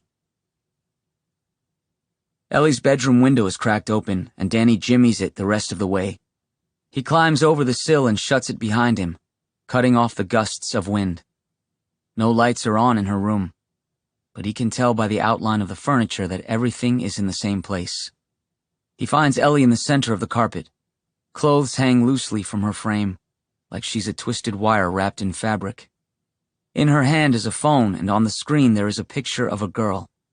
One he does not recognize.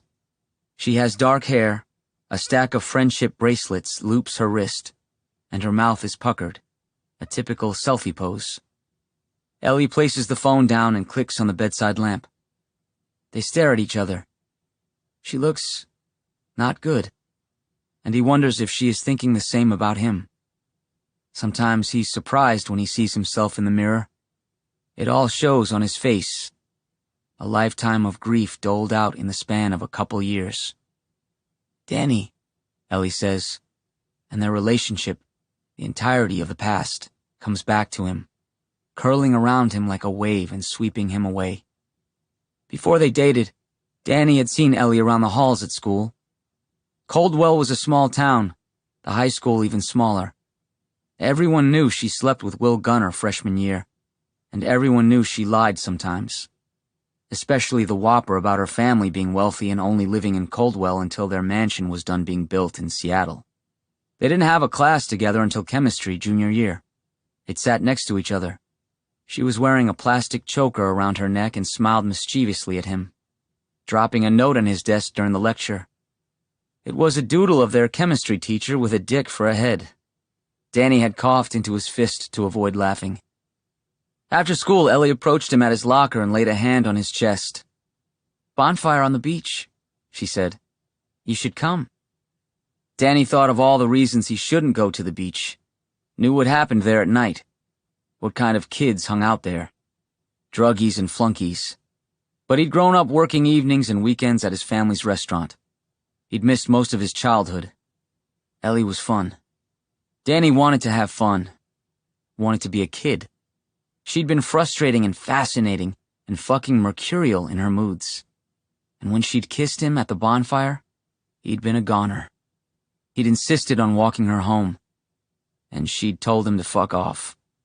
"I don't need you to walk me home," she'd said, slurring her words, drunk off her ass and pushing at his chest.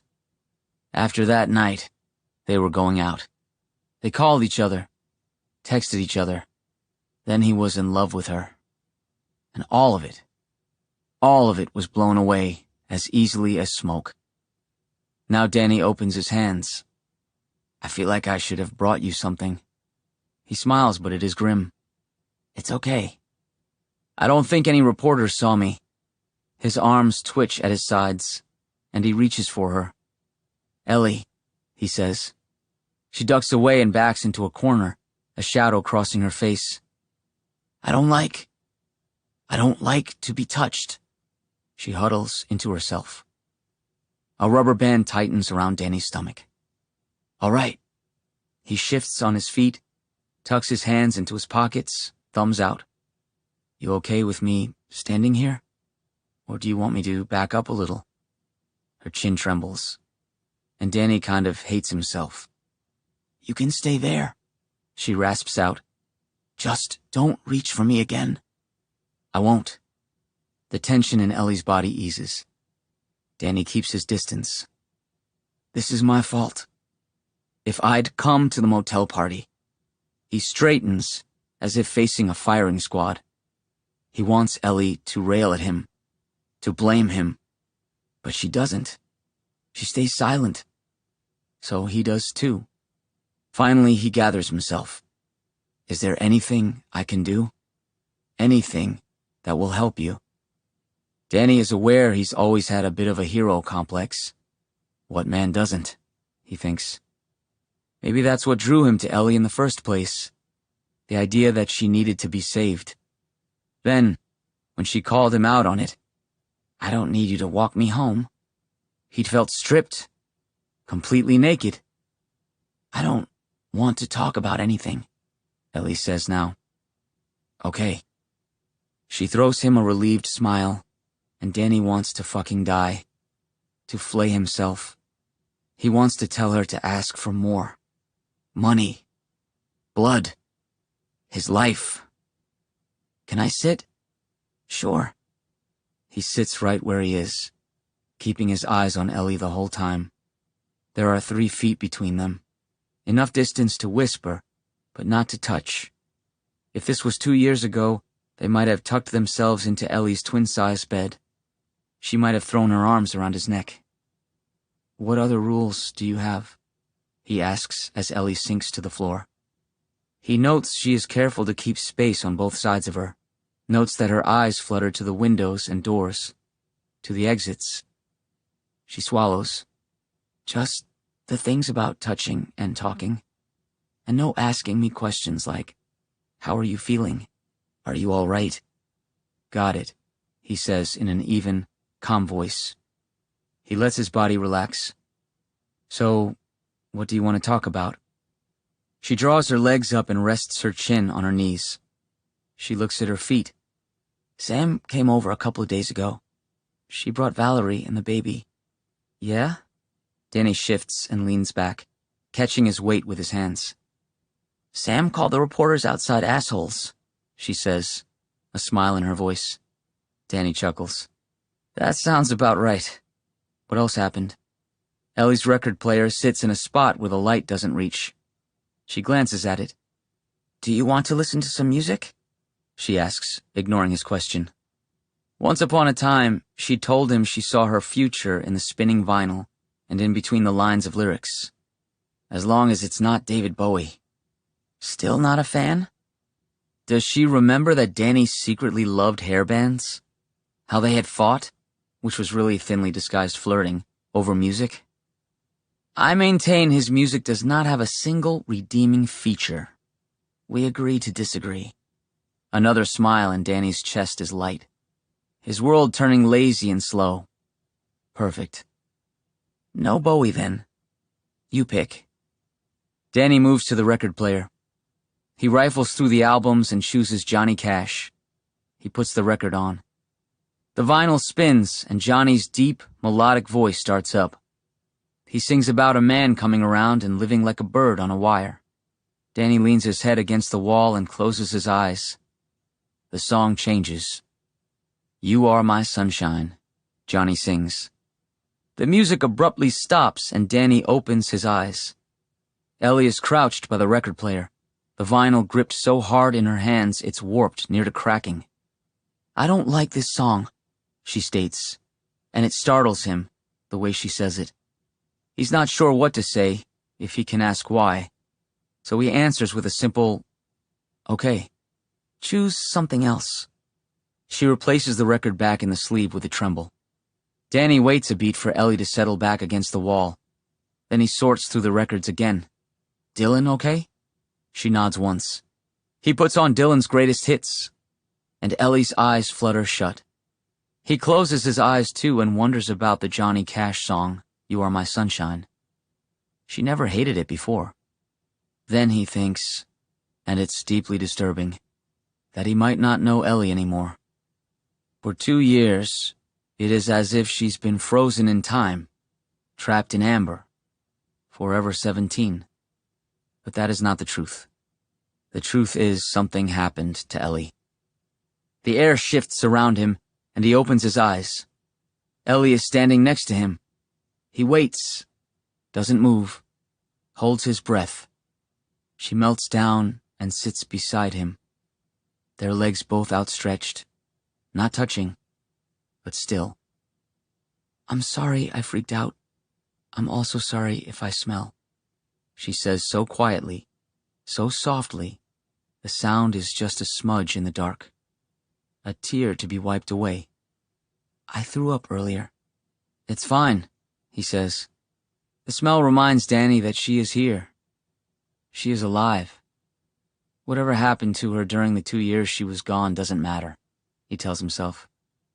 She is still the person he fell in love with. The only person. The only girl in the world capable of destroying him.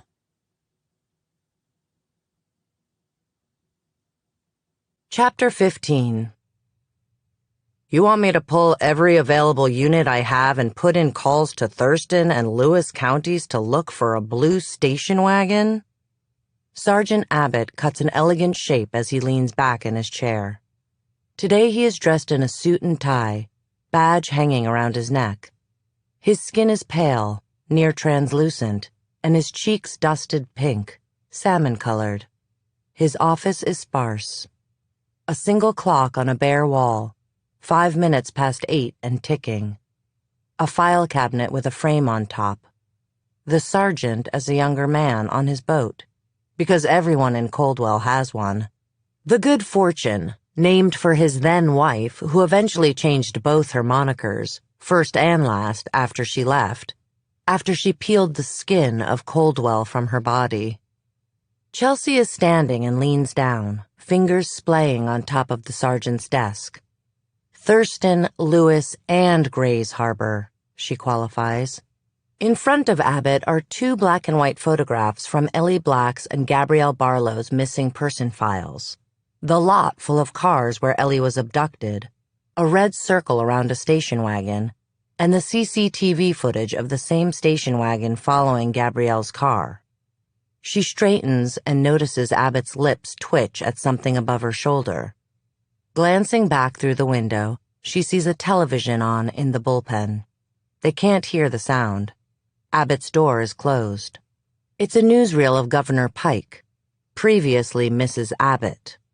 She charted a meteoric rise from councilwoman to mayor to governor and has been outspoken about her private life, her lousy marriage, hinting at domestic abuse, with no choice but to flee with nothing, even leaving behind her children, who sided with their father. "Sir," Chelsea prompts. Abbott's attention returns to Chelsea, the salmon of his cheeks a shade darker. She remembers that precinct picnic again, how Abbott had been there with his wife, the now governor, and their kids. Before Doug asked Chelsea if she came in a bento box, before the watermelon had been sliced, before the deviled eggs had been consumed. Abbott had been sipping from a Gatorade bottle, his breath and skin reeking of cinnamon. He stopped drinking around the time Lydia was murdered. Her death had sobered up the entire town. The chief's daughter killed by Coldwell's golden boy. How could this have happened? His wife had left him by then, and he'd showed up on the Calhoun's doorstep with a casserole from the frozen aisle at Ray's, 2 days after Lydia had been found. "I'm so sorry, kid," he'd told Chelsea, while she stood on the doorstep, blank and empty. Her father and mother would not come to the door, could not handle the stream of constant visitors. It had been up to 14-year-old Chelsea to field the calls, to make the funeral arrangements, to insist on peonies, Lydia's favorite flower, to accept hugs from strangers. "This never should have happened. You let your parents know I stopped by, that I send my condolences." Since, he'd turned his life around. It had been a slow thawing with a few spots of relapse. A few years back, Chelsea was working late, and she found him in his office smelling of cinnamon again. Turns out he liked Goldschlager. This was around the time his ex-wife announced her run for governor. "She was the love of my life," he'd blubbered to Chelsea. "Let me take you home, sir," she'd offered. He'd waved her off. And the next day he'd been sober and told Chelsea he was leaving early to go to a meeting. They never spoke of it again. But Chelsea respected Abbott. He was trying. He'd been a drunk, Chelsea thinks, but an abuser? Now he regards her with a frown. Thurston, Lewis, and Grays Harbor. That's a lot of manpower. She keeps her voice from wavering, though her insides are buzzing. It is. The muscle in his right cheek flexes. "Where are we with the other evidence? The blood on the shirt. You get a match on that to Barlow?" Even if the blood is Gabby's, it wouldn't be much in terms of a lead, Chelsea thinks. It would only solidify that Gabby and Ellie may have been taken by the same person, strengthening the tie binding the 2 girls together. Chelsea needs the wagon. It's not in yet. The wagon... He stands, cutting her off. "It's not enough, Chelsea. It's too much of a coincidence. Bring me something more solid, and I'll go to bat for you." His tone is not angry. It's matter of fact. Chelsea's jaw locks. "I strongly disagree. The wagon is our best lead." In truth, Ellie was their best lead. but she's no longer an option. Chelsea flashes back to the expression on Kat's face when Ellie vomited upon hearing Gabby's name. A lioness protecting her cub. Noted, Abbott says, rounding the desk and tucking his keys into his fist. He stops in front of Chelsea and smiles patronizingly. Sometimes Abbott makes her feel like a child, like they're still standing on the stoop of her parents' house when he offered her a casserole and called her kid. It rankles even more that she wants his approval, to see his eyes glint at a job well done. I'm on your side here. Chelsea forces the corners of her mouth up. I know you are, she says. Let me know when the blood is in, he says, the door swinging shut behind him. It is strangely quiet at the Blacks' house as Chelsea parks alongside the curb. The reporters have fled, off to chase a news story. All that's left are muddy teddy bears, wilting flowers, and soggy cards on the Blacks' front porch. Chelsea thinks about the girl inside. What are you afraid of, Ellie Black? What are you hiding? Chelsea frowns at the question, at the inference she's making, that Ellie may be willfully concealing something. She shakes it off. And yet, the front door opens, and Kat emerges with her purse tucked under her arm. Chelsea swings open her car door. Kat, she calls out, flagging her down and jogging across the street. I'm on my way to the grocery store, Kat says, rounding the hood and opening the driver's door. Kat has never given Chelsea the brush off. She has never been cold. How's Ellie? Chelsea's voice curves with concern. She okay? Kat's eyes skip to the house. Chelsea glances over her shoulder, and one of the curtains swishes in the window. Ellie. She's watching again. A siren wails. Every first Monday of the month, there's a tsunami drill. Chelsea looks to the sky, waiting for it to pass. As soon as it does, she says, I'm sorry about what happened the other day. I pushed Ellie too hard. I know that now. Chelsea draws a little closer to Kat. All she wants to do is help. Why can't Kat see they are on the same team? But I know you know what it's like. Those 2 years, wondering what happened to Ellie. Remember when Jim would come to my office? Kat startles. Jimmy came to your office? Chelsea's brow furrows. Jimmy never told Kat? Why? Yeah, he'd come and bring the precinct donuts. Asked to go through the evidence. The keys jingle in Kat's hand. I didn't know. There's another family, Chelsea presses, sensing an opening. Gabrielle Barlow's. Her grandmother Althea might not want to know the details, but she wanted justice. Chelsea does too. There isn't anything she wants more. She will spend her whole life pursuing redemption. Gabrielle is dead, and Ellie is our best lead to finding out what happened to her, to catching this guy. Anything you can tell me about Ellie, anything she shares. She stops, voice suddenly choked with emotion. Kat heaves a deep sigh. She barely talks, but I'll let you know if anything comes up that feels relevant. Kat clutches the edges of the car door, ready to go. But then she pauses, looks at Chelsea, and thinks for a minute. Danny came over last night, snuck in through her window. Her face changes and turns wistful. I recognized his voice through the walls. Maybe she said something to him. Chelsea backs up and nods gratefully. Thank you. She watches from the sidewalk as Kat drives away. Late that afternoon, Chelsea moseys into the fish trap and steers herself toward the bar. There are a few scattered patrons, the die-hard daytime drinkers. A row of slot machines sits against the back wall. Chelsea recognizes Charlie immediately. A regular in the drunk tank, feeding dollar bills into one. Danny is behind the bar, a white towel slung over his shoulder. Her muscles tighten as if readying for a fight. She takes a seat, and Danny's jaw flexes when he lays eyes on her. "Cup of coffee, please," she says. Danny grunts and pours her one. Sliding the mug in front of her, he says, "That'll be $12. Chelsea sucks in her cheeks. "Must be a good cup of coffee. It's about 8 hours old," he deadpans. Above him is a sign that says, "No assholes," along with another that advertises the special tonight, ribeye, 2 for $1. Chelsea isn't surprised by Danny's chilly demeanor. She thinks back to the first time she met him when Ellie was reported missing, when she was busy chasing down every possible lead. Camera footage from the motel showed Danny's car entering the lot. He'd lied about being at home when Ellie disappeared.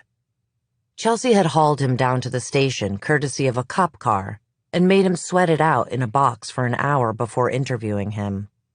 "Do you have a temper, Danny?" She hovered over him while he fidgeted. "Ellie was a bitch that day, wasn't she? I totally understand.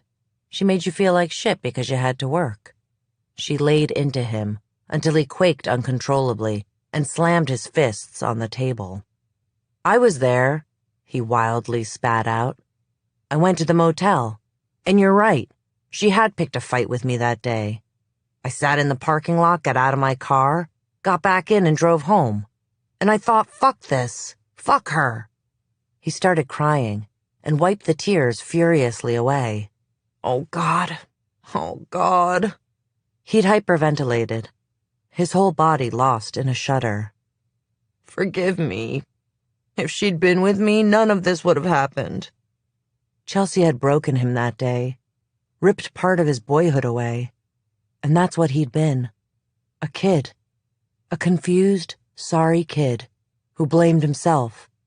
Still, she could not bring herself to apologize.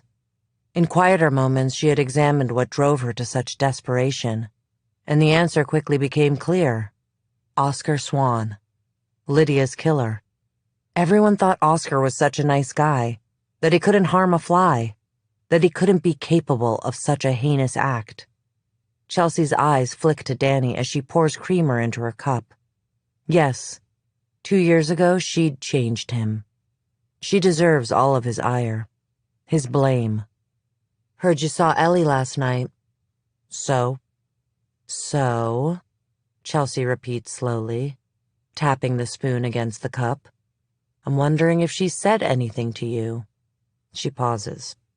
"And I'm wondering if you might be able to keep an eye on her for me." "You want me to spy on her?" Danny snorts. "You're a piece of work, aren't you?" He settles his elbows on the bar until he's eye level with Chelsea. "I know all about you." He stares at her long and hard. "Your sister went missing when she was in high school." Usually when people mention Lydia, their eyes glitter with pity and sympathy. But Danny sharpen with anger. "Your parents offered a $500,000 reward. What was it like having all that money? All those resources? Precincts at your disposal?" He straightens, using his towel to dry some glasses behind the bar. "A statewide search? Helicopters canvassing the forests? A national press conference?" Another stab of guilt. It is true. Lydia benefited from everything Ellie and other girls did not. Lydia had been young and white and well off. Her father had set up a command center in his office, tugging on all his political connections to find Lydia. Money poured in from anonymous donors. News reporters created moving biopics of Lydia's life. 48 hours of constant coverage ending in a helicopter hovering over the crash site. The story after that centered on Oscar Swan, the boy next door turned killer. How could no one have seen this coming? Ellie's case hadn't received 1/10 of the attention Lydia's did. No benefactors, no political favors. Chelsea faces off with Danny, keeping her expression purposefully blank. Just then, her phone flashes with a text. It's Noah. "I'm at the townhouse. Are you on your way?" Shit. Her promise to Noah. She'd forgotten. She taps out a quick text. I'm sorry, coming right now. You know this coffee is terrible. Chelsea pushes the mug back toward Danny, liquid splashing over the rim. You still have to pay, Danny says, dumping the coffee into the sink behind the bar. Chelsea's phone buzzes again. Not Noah this time, but the lab. I have to go. Chelsea pulls out a 20 and leaves it on the bar. Don't be afraid to be a stranger, Danny calls out. Detective Calhoun. She answers her phone, the wooden door of the fish trap swinging shut behind her. Detective Calhoun, Tech Kinsley here.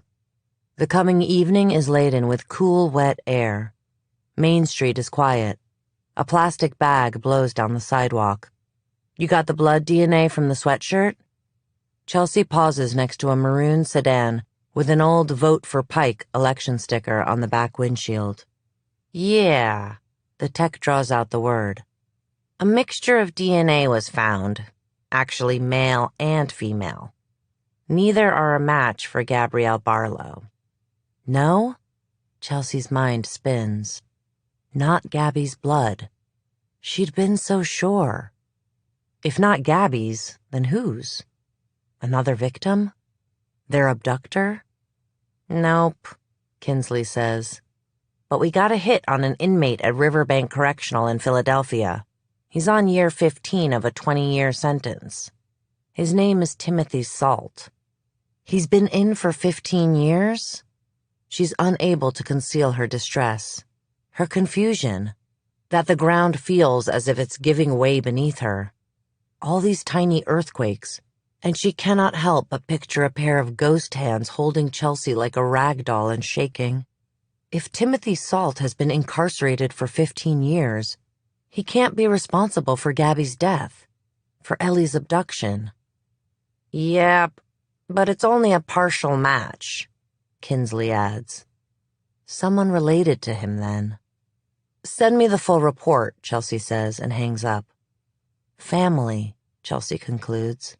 She needs to look at Salt's family. She closes her eyes for a beat, letting her body reset, allowing the coldness of the air to recharge her. In her mind, the investigation shifts. A new form taking shape, another tunnel to be dug, another cavern to be explored. Noah will have to wait.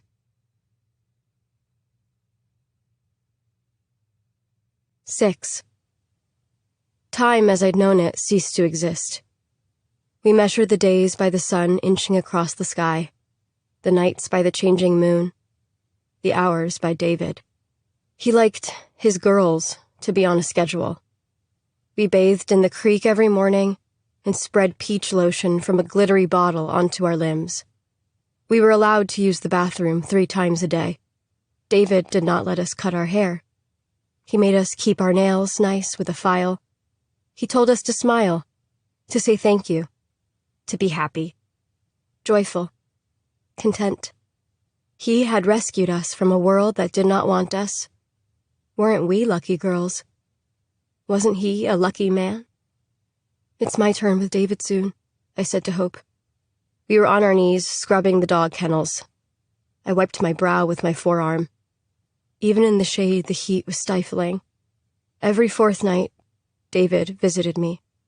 He liked for me to say certain words while I softly scratched his back. Whispers into the night. No, I would never leave him. Yes, I would always stay. I learned to go away in my head. We all had our ways of coping. Hope would refuse to eat or would throw up her food. Charity would scream in the middle of the night and keep us awake. I need more seeds.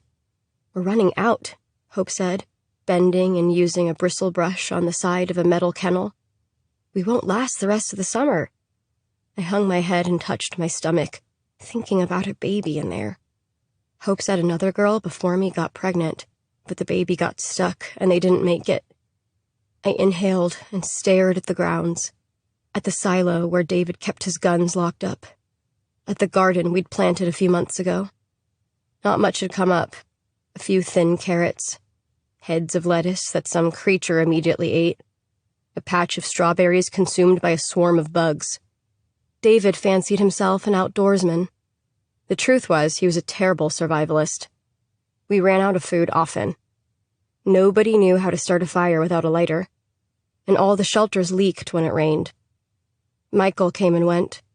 Sometimes we wouldn't see him for a few days, and I wondered if he had another life. A job. A wife and kids somewhere whom he'd kiss goodbye, lunchbox in hand before going off to work, to torture us. He'd bring back canned food and gasoline for the generator, and once, a deer carcass. David said he'd shot the animal with a bow and arrow. We could try growing them, I offered. One of the dogs lay with her pups under a maple tree. She'd had the litter a few weeks ago. She'd nipped at David once, and I thought he might shoot her. But he'd smiled. "She's just doing her job," he said. "Mothers are supposed to protect their young." Hope mopped at her brow. She refused to stop wearing the University of Washington volleyball sweatshirt, even though we had other clothes. It was soaked in the armpits, but it kept her skin safe from the sun, from cooking like an egg yolk in a hot pan. Too dangerous. I dumped a bucket of water from the creek on my kennel. "We can make it look like they're growing wild." Too risky. I stopped. "Just listen." "No." She moved down to the next kennel. Minutes ticked by. "How would we do it?" she asked quietly. I hurried to answer. "We can make it look like they're growing wild," I repeated. "If we work together, we can plant them, and then we'll have seeds for the whole winter." "Yeah," Hope stilled, head down. "Yeah, okay. Let's try." I nodded gravely. So did Hope. By the end of the day, we'd finished the kennels, and we had a plan. The next day, Charity and I gathered kindling, and we scoped out places where we could scatter the seeds. A meadow, at the base of a copse of trees. Farther down the creek, seeds could be folded in among the rocks, where the water would trickle and drench the roots. The day after, we set to secretly planting, one of us keeping a lookout while the other loosened the soil to place one of the precious seeds in the ground. Then we waited.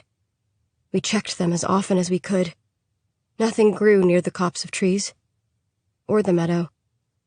But one day, Charity returned from washing at the creek, a grin twitching at the corners of her mouth. "They're growing there," she'd whispered in an excited rush. That night, we all shared secret smiles during dinner. It was easy, almost effortless, like stepping from a cliff into a free fall. Near the end of summer, there were full blooms. As soon as one sprouted its lacy head, we plucked it up and harvested the seeds. By the time the trees had changed colors and lost their leaves, we had enough seeds for the winter, and to save for planting again. We built a big fire that night to ward off the cold. Charity rubbed her arms and leaned into the fire. "I'd do anything for some of that generator heat." David slept on the other side of the compound, in a room that overlooked everything. I could see it from my prison at night. He and Serendipity had electricity up there, a heater, and television. David liked Western movies, cowboys and Indians, that type of thing. There'd be popping sounds, horses neighing against the black of the night, mingled with our weeping. "I'd give anything for some real food," I volleyed back. Across the way, David and Serendipity ate separately. Sometimes Michael brought food from a deli. Serendipity would serve David, hovering over him, making sure his plate was full, a napkin within reach. That night, I salivated, watching the two of them share it, teeth ripping into cold chicken, nibbling on macaroni salad, lips greasy from a buttery, flaky roll. Charity stirred her gray porridge. Keeping her gaze downcast, she whispered, "We did it." She smiled into her food. "We actually did it." A thrill stabbed at my chest. Hope grinned, tucking her chin into her shoulder. "I made us something. To celebrate." She pulled up the sleeve of her shirt, where there were little pieces of rope braided and tied around her wrist. She untied two and handed one to each of us. Friendship bracelets. Friendship. The word looped around in my throat, and I blinked away fresh tears. I hadn't had many friends back in Coldwell. I used to have like 50 of them stacked up to my elbow, Hope said as we tied them around our wrists. Warmth crept into her voice. My sister and I made them for each other. I had a sister, too, I offered solemnly. She was pregnant. Sam had probably had the baby by then. I wondered if my family still thought of me, or if I'd been forgotten. It was easy to think that I had been. I was so far removed from the world. David had said I was a mistake. "Don't you think if your parents wanted you, they'd have found you by now?" he'd said one night. "I'm an only child," Charity said, "but I always wanted a sibling." Hope sat in the middle of us, and she put her hands down on the log, palms up. "Sisters," she said, wiggling her fingers. Charity and I placed our hands in hers. We held on for a moment, fingers intertwined, thinking we might survive if we had each other. We didn't stay like that for long, though. We couldn't. David and Serendipity didn't like it when we acted too close. One of them would swoop in to separate us. So we released each other, but the sensation stayed like a warm blanket had been draped over us. And that's how it started. For 10 whole minutes, we shared our old lives. Charity's dad was a musician, her mom a cocktail waitress, but they couldn't look after her, so she'd been in foster care for a long time. Because she was tall and athletic, people thought she should play basketball or run track. But I wanted to dance, she said.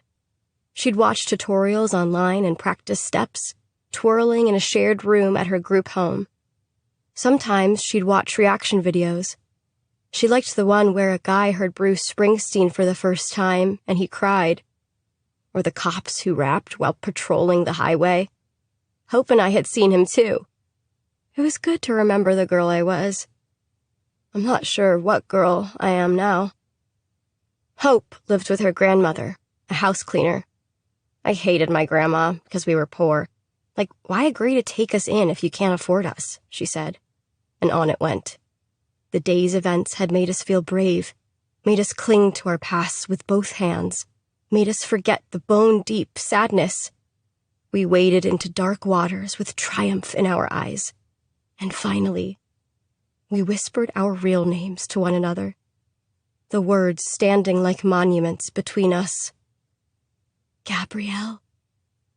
Elizabeth. Hannah. If someone always remembers your name, speaks it out loud, you're never really gone. That's the real afterlife, Gabby said. Then we said all the things we'd do when we were free. Hug our families. Eat whatever we wanted. Travel. We would cast our nets wide, pulling up friends, lovers, maybe even children. All that we would have had in a lifetime if only given the chance again. Does that sound like a bad country song? What we crooned by the fire wrung out from the lungs of small birds trapped in long abandoned mines. Gabrielle, Hannah, Elizabeth. When I'm alone, I still repeat our names sometimes. I thought it was dangerous to trust them, but I was wrong. They never should have trusted me.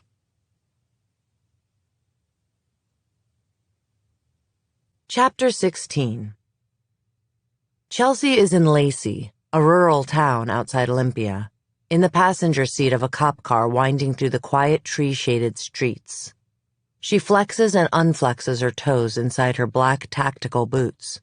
It's one of those rare spring days, cold but clear. "We're nearly there," Montoya says. Chelsea forces her attention away from a burned-out bus on the side of the road and refocuses on Montoya. He is a detective, too, and has too many accolades to count, including an impressive stint in the capital's counterterrorism unit. But he's best known for his work on the White Mountains serial killer case.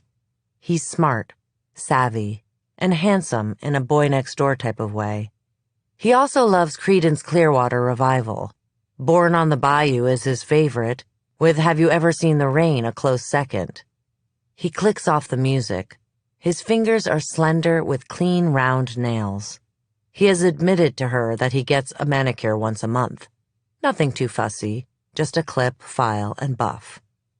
Chelsea has learned all this over the last 24 hours, working closely with Montoya to chase warrants, debrief the team, and set up the raid.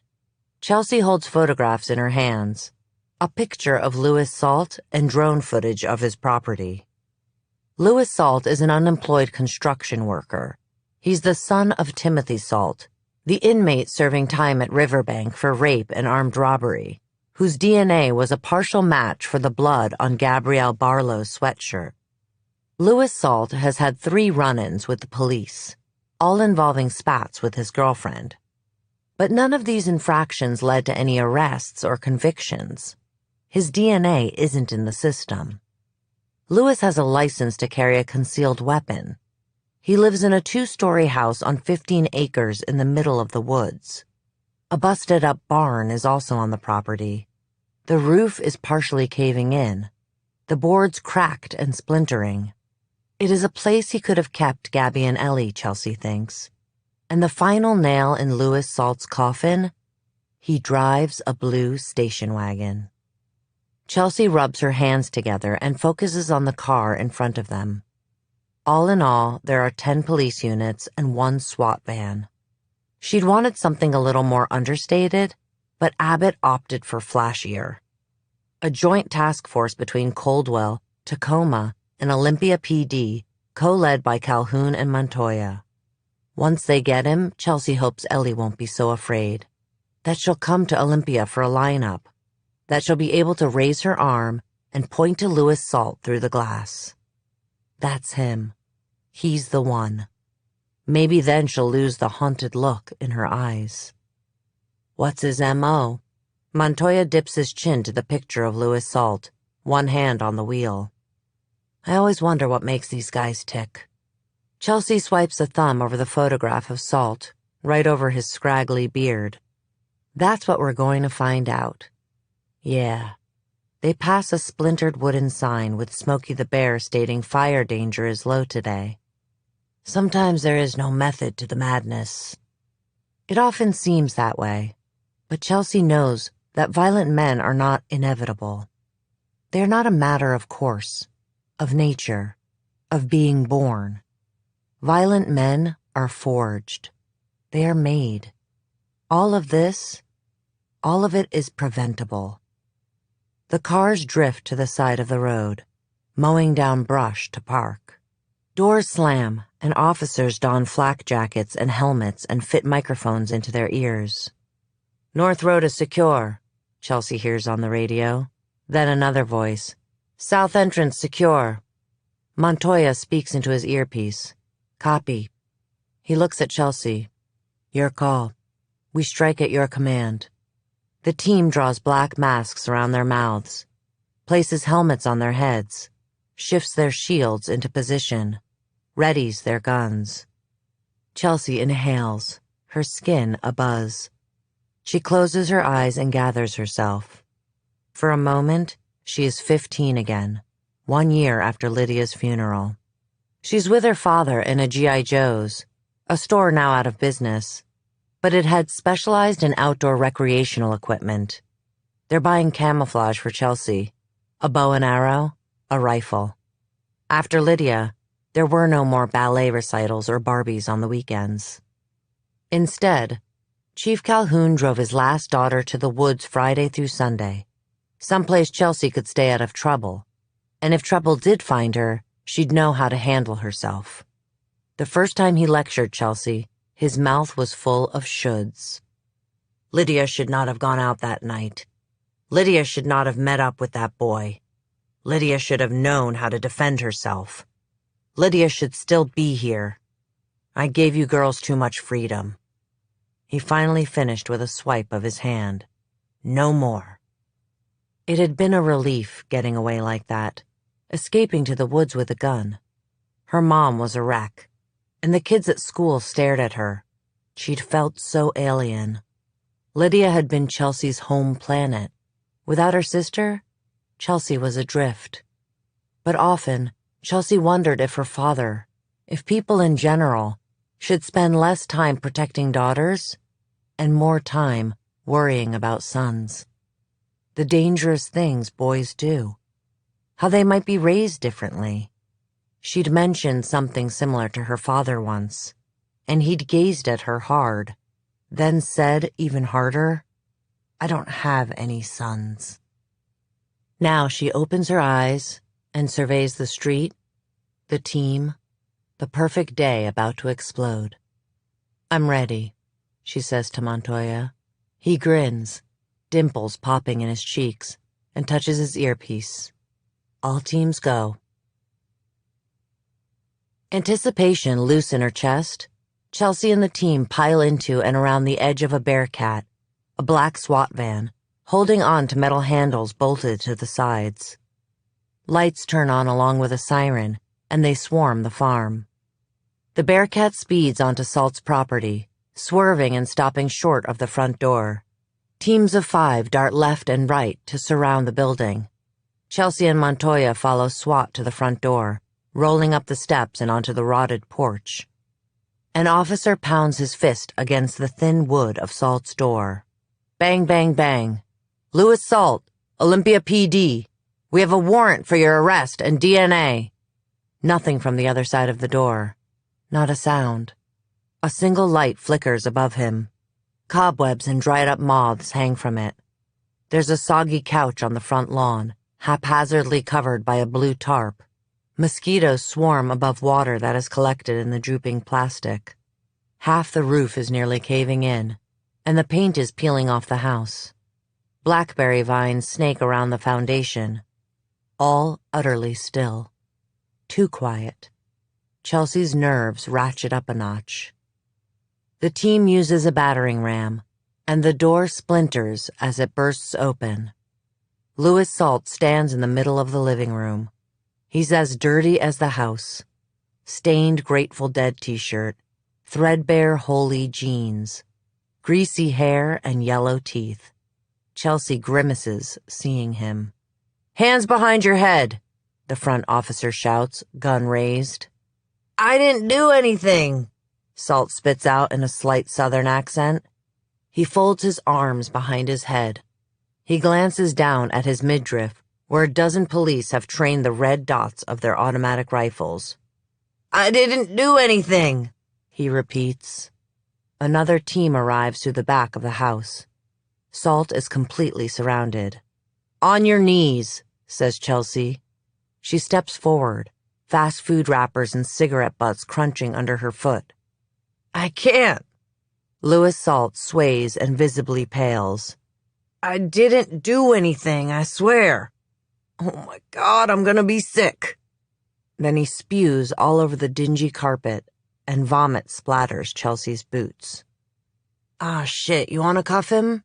Montoya asks Chelsea, keeping his rifle trained on Salt. Chelsea nods. "I got him." She lowers her gun and sweeps into action, reading Salt his Miranda rights and zip-tying his hands together. The room reeks of puke. The team stands down, and Montoya directs them to start searching the house.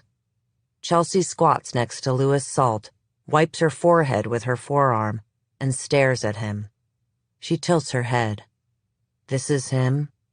This is the guy? Chelsea is unimpressed, disappointed. "I want my lawyer," Salt huffs, tears streaming down his face. It does not make Chelsea feel sorry for him. She wonders how many times Ellie wept while she was held captive. If Gabby cried while he had his hands around her throat.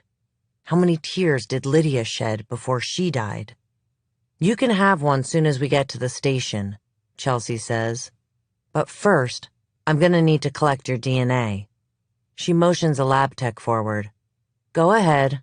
Be a good boy and open your mouth for me." He draws up and purses his lips, ready to spit near Chelsea's feet. Chelsea darts forward and squeezes his cheeks. Good thing she's wearing gloves. "Go ahead," she says to the tech. The tech steps forward and circles around Salt's mouth with a sterile swab. Chelsea straightens and picks through the house. Not much to see. A brown couch with a slice through one of the cushions, stuffing spilling out. A clunky coffee table from the 70s. The walls are bare and stained yellow. She wanders into Salt's bedroom. There's a mattress on the floor with a dingy white sheet twisted at the bottom. She opens a closet door. A belt hangs from a hook. A red bandana is next to it. All the hairs on Chelsea's arms stand up. She flashes to interviewing Ellie in her folks' living room. I didn't see his face. It was too bright. He wore a bandana, Ellie had said, then added, red. It was red. Chelsea shouts for a tech, warmth spreading through her chest, the slow burn of excitement, the heat of relief. She got him. It's almost over. The tech appears in a white hazmat suit. Bag this up, she says, pointing to the bandana.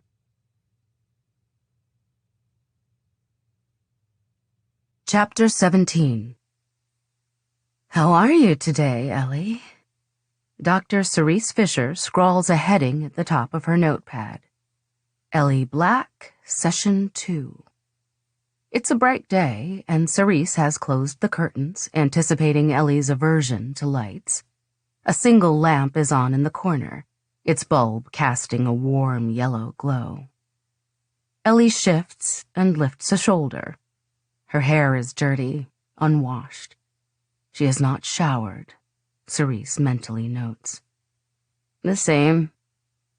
She smiles at Ellie as if she is an old friend. Do you still feel as if you are wrapped in cellophane? Another shrug. Sometimes. She jots a note down on her pad. Client notes she still feels physically shut down and detached. And other times? Ellie laces her fingers together, gripping them so tightly that the flesh around her knuckles turns white. Trapped, afraid. And that other thing, she slides out. You know when you don't know who you are anymore? Loss of identity? Cerise writes another note and underlines it. Unable to render sense of self. Yeah, I don't know who I am anymore. Ellie covers her eyes with her hands. Cerise has seen this before with other clients, other victims. A gesture of meekness, shame, utter despair. I tried cutting my hair the other day, and I don't know.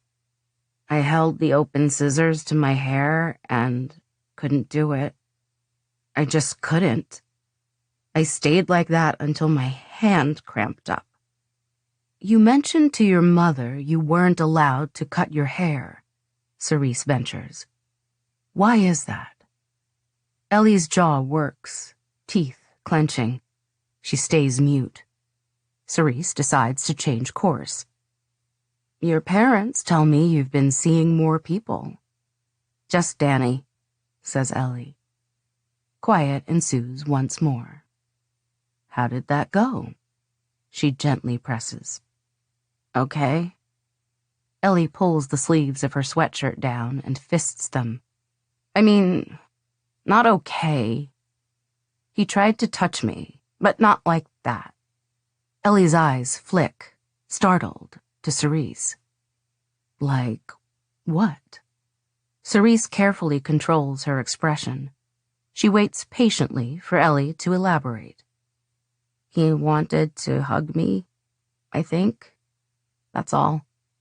But I felt totally freaked out. She stops. Go on. I don't know. A shake of the head.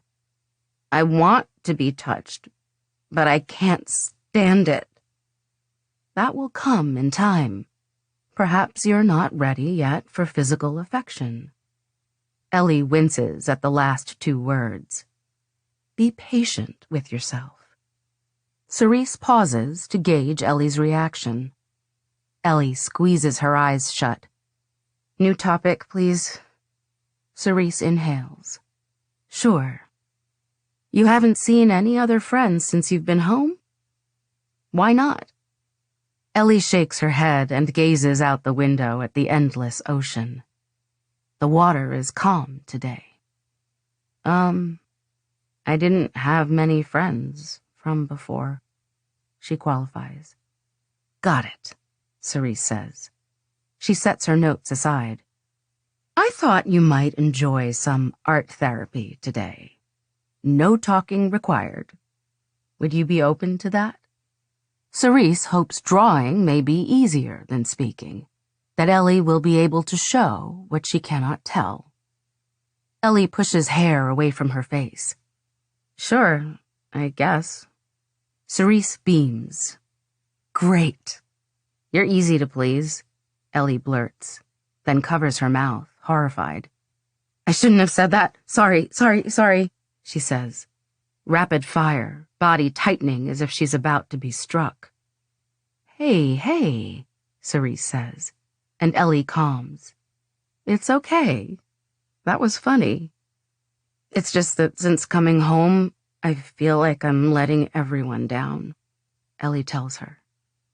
There isn't a right way to heal, Cerise says, and busies herself pulling out art supplies and placing them on the coffee table. Stubby sticks of charcoal, sharp colored pencils, a row of bright oil pastels, a large drawing pad. It's nice to feel like I'm doing something right. You're doing everything right. I'm going to put some music on, okay? While we listen, I'd like for you to draw something. Ellie picks up the thick pad, holding it with two hands. What should I draw? Cerise considers for a moment. She thinks about what Ellie said and follows her instinct. How about what friendship looks like? Ellie said she did not have many friends before. But what about after? What about those 2 years she was missing? Yeah, okay. I can do that. Ellie takes a jittery breath, picks up a piece of charcoal, and starts to draw. The hour passes in a blur. Cerise pretends to work on her computer, but she's watching Ellie closely. The way she seems to be lost in memories, almost in a trance.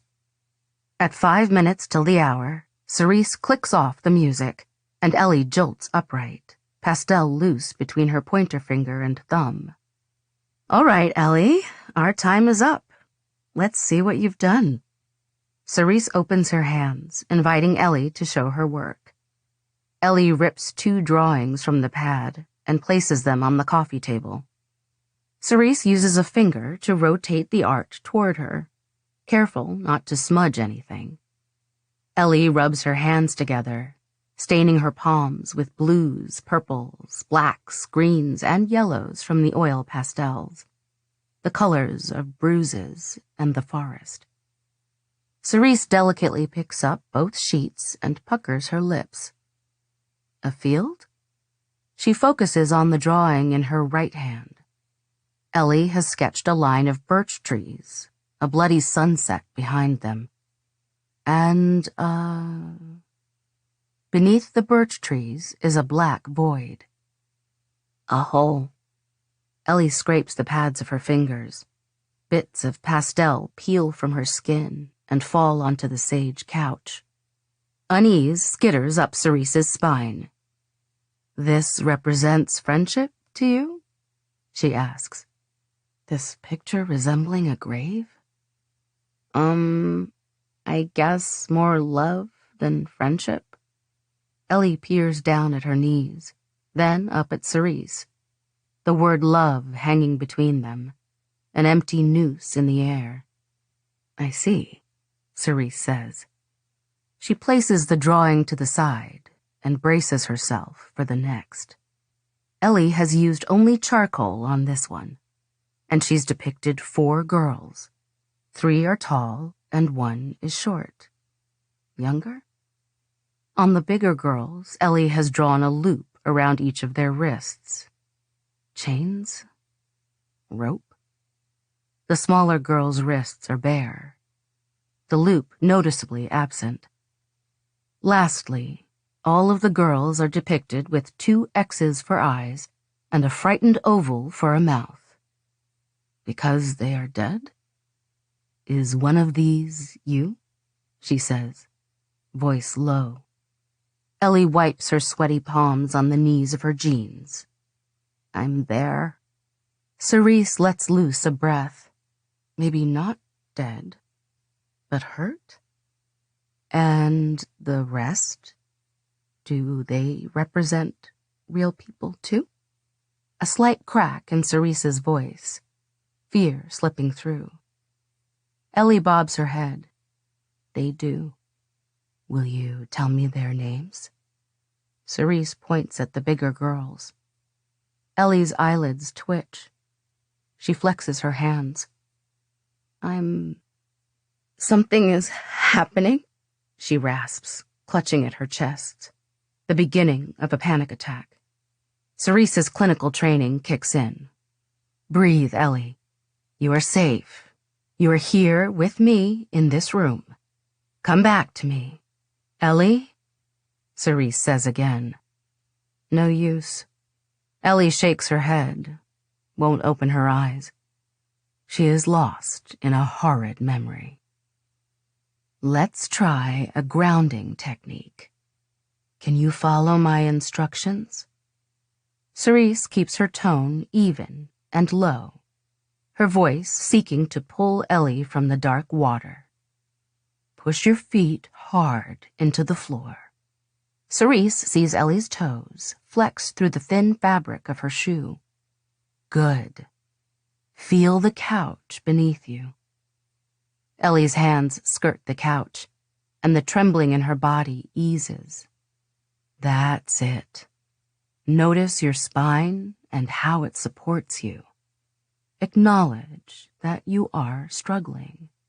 Perhaps you are anxious, sad, or reliving a painful memory.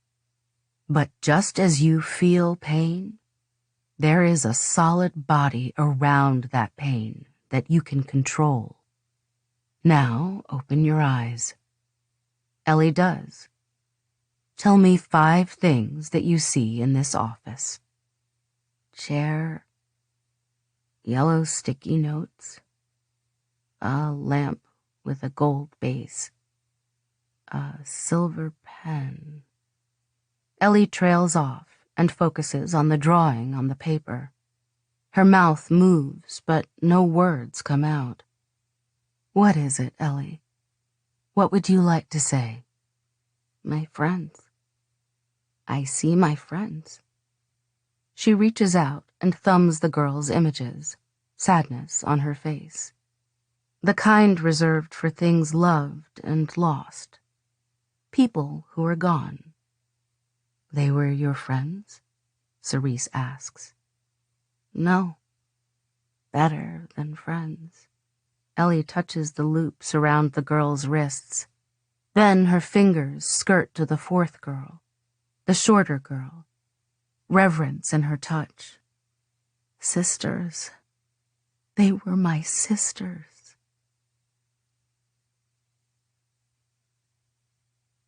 Chapter 18. Chelsea folds Louis Salt into the back of a squad car, then shuts herself up front next to Montoya.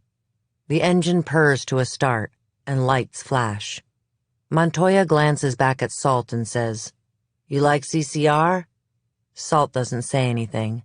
His hands are cuffed and pinned behind him. Creedence Clearwater Revival? The greatest band of all time, he clarifies. You a fan? Not my first choice, Salt spits out, snot trailing from a nostril, hair hanging in his face. That's too bad. You're going away somewhere where you aren't going to have a lot of choices. Better get used to it now.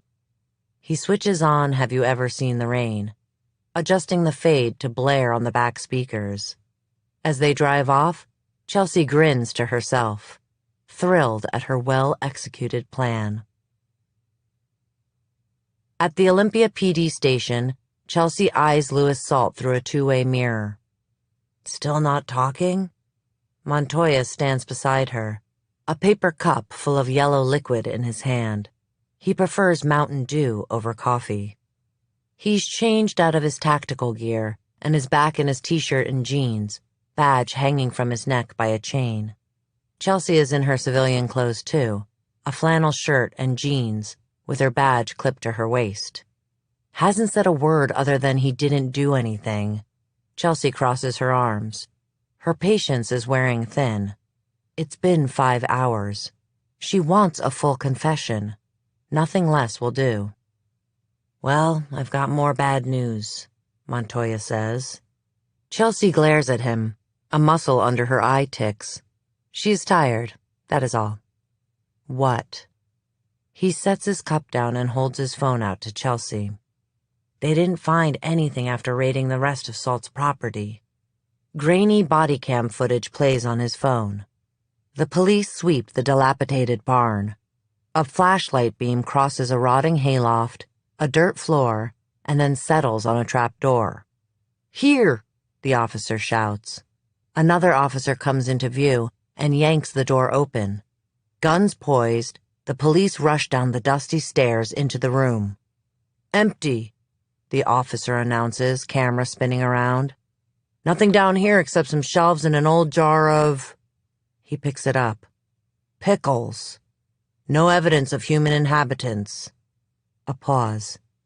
Hey, Bo, I'll give you $50 if you eat one of these pickles. Montoya shuts off the phone. He could have cleaned it, Chelsea says. Might make sense. Ellie escapes. Salt is spooked. Scrubs his property. He could have, says Montoya evenly. Dogs are on their way. They'll pick up if your girls were there. She reviews the evidence in her mind. The blue station wagon. The red bandana. The homestead in the middle of nowhere. Salt could have a second piece of land. Somewhere else where he kept them. Chelsea thinks out loud. I'll see if I can dig up anything. Chelsea tilts her head. Her instincts scream Salt is involved. It's a hunch. Like the one that cop followed 2 counties over. A 3-year-old kid went missing from her mom's house. The parents were fighting over custody. They searched the dad's place. Nothing. But then, the cop noticed some floorboards that didn't seem to match the others. They found the little girl stashed under there, curled up with an iPad and headphones. The DNA isn't in yet, she says. No point in folding now. Not when Chelsea still has some cards to play. Welp. Montoya glances at the clock on the wall. DNA will take a couple days. Your best hope right now is getting him to talk. We've got enough to hold him for 43 hours. Good. Chelsea lifts her chin at Salt through the glass. I'm not done with him yet. The defense attorney assigned to Louis Salt doesn't show up until 5 p.m. Sorry, she says, buzzing into the precinct, introducing herself to Chelsea and handing off her card in a whirl. Full day in court, she finishes. She wears ivory pearls in her ears, a simple brown blazer, a matching skirt, and nude heels. She stops at the 2-way mirror and peers through it at Louis Salt. You have him in there this whole time? She checks her watch. The raid was at 10 a.m. 7 hours in restraints? We gave him some food and water and a bathroom break, Chelsea defends. A frown. What's the charge? He was brought in on suspicion of kidnapping, rape, and murder. The attorney arches a carefully plucked eyebrow. And? Chelsea sighs and scratches her forehead. She has to tell it all. His property didn't turn up anything, but we did find a red bandana that matches descriptions from a Vic. Plus his car, the make and model, are the same as the one seen on CCTV footage of the crime scenes. Coincidental, the attorney pushes out. Maybe, Chelsea shrugs. Dogs are combing the property right now. And, she adds with emphasis, we found DNA connected to a body found a year ago on a sweatshirt the victim was wearing. The DNA was a partial match for Salt's dad, who's serving time. We took a sample from Salt. The lab is running it right now. If it's a match, Chelsea makes it sound like she's more confident than she is. The defense attorney pinches her nose. They both know what will happen if DNA comes in as Salt's. It's all pretty much a done deal. A trial with a guilty verdict, a lengthier sentence.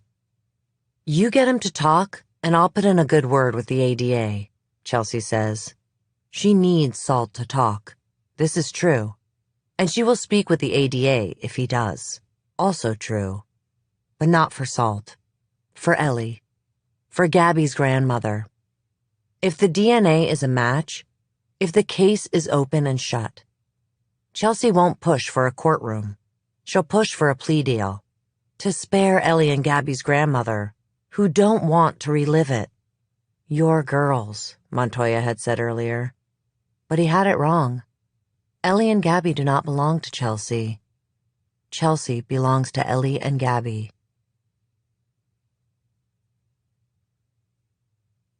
7. Heavy rain fell against the plastic sheeting. The outside was blurry, but distinguishable. In the sky, a bird flew. A bald eagle I recognized from its flight pattern, its glorious wingspan. So high the eagle could see everything. The concrete buildings we inhabited spread across half an acre. A bunker where we slept. An armory resembling a silo. The battery that David occupied with its shell room and officer quarters. The compound had been erected during World War II in the event Japanese submarines made it to shore. Inside, David held a Bible flipped open. He read from Psalms. My closest friend whom I trusted, the one who ate my bread, had lifted his heel against me. He shut the Bible with a thump. The air was hot and humid, with twice-breathed air. We have a traitor in our midst. Charity, Hope, and I kneeled next to one another, silent. Serendipity stood off to the side, her arms crossed. A faint glimmer of fear on her face. I'd never seen Serendipity afraid before. My stomach dropped. The plastic sheeting opened and Michael stepped through. He sauntered to David's side. I kept my eyes downcast. I only remember seeing the tips of his dirt-crusted boots and the seeds as they sprinkled onto the hard earth near my knee. I felt Hope shudder beside me. Our precious seeds. Did you think I would not know? That I would not find out? David ground out. Look at me. Michael pinched my cheeks and forced my gaze upward. I tasted blood in my mouth. Whose idea was it? David asked, eyes darting back and forth between us. Nobody spoke. I made a choking noise. Michael let go of my cheeks. David peered down at me. Speak. I hung my head. Then David laughed. A sick chuckle. I see, he said. Pick them up, he commanded, nodding at the seeds. I glanced at Hope, and I shouldn't have. Michael's hand flashed out and connected with her cheek. I said pick them up, David repeated. Hope held her cheek as we gathered the seeds. Once they were in our palms, David marched us outside to the fire. Throw them in, he commanded. One by one, we cast the seeds into the fire. Some of them stuck to my hand, and I had to scrape them off. David watched us, shadows and darkness ricocheting off his face.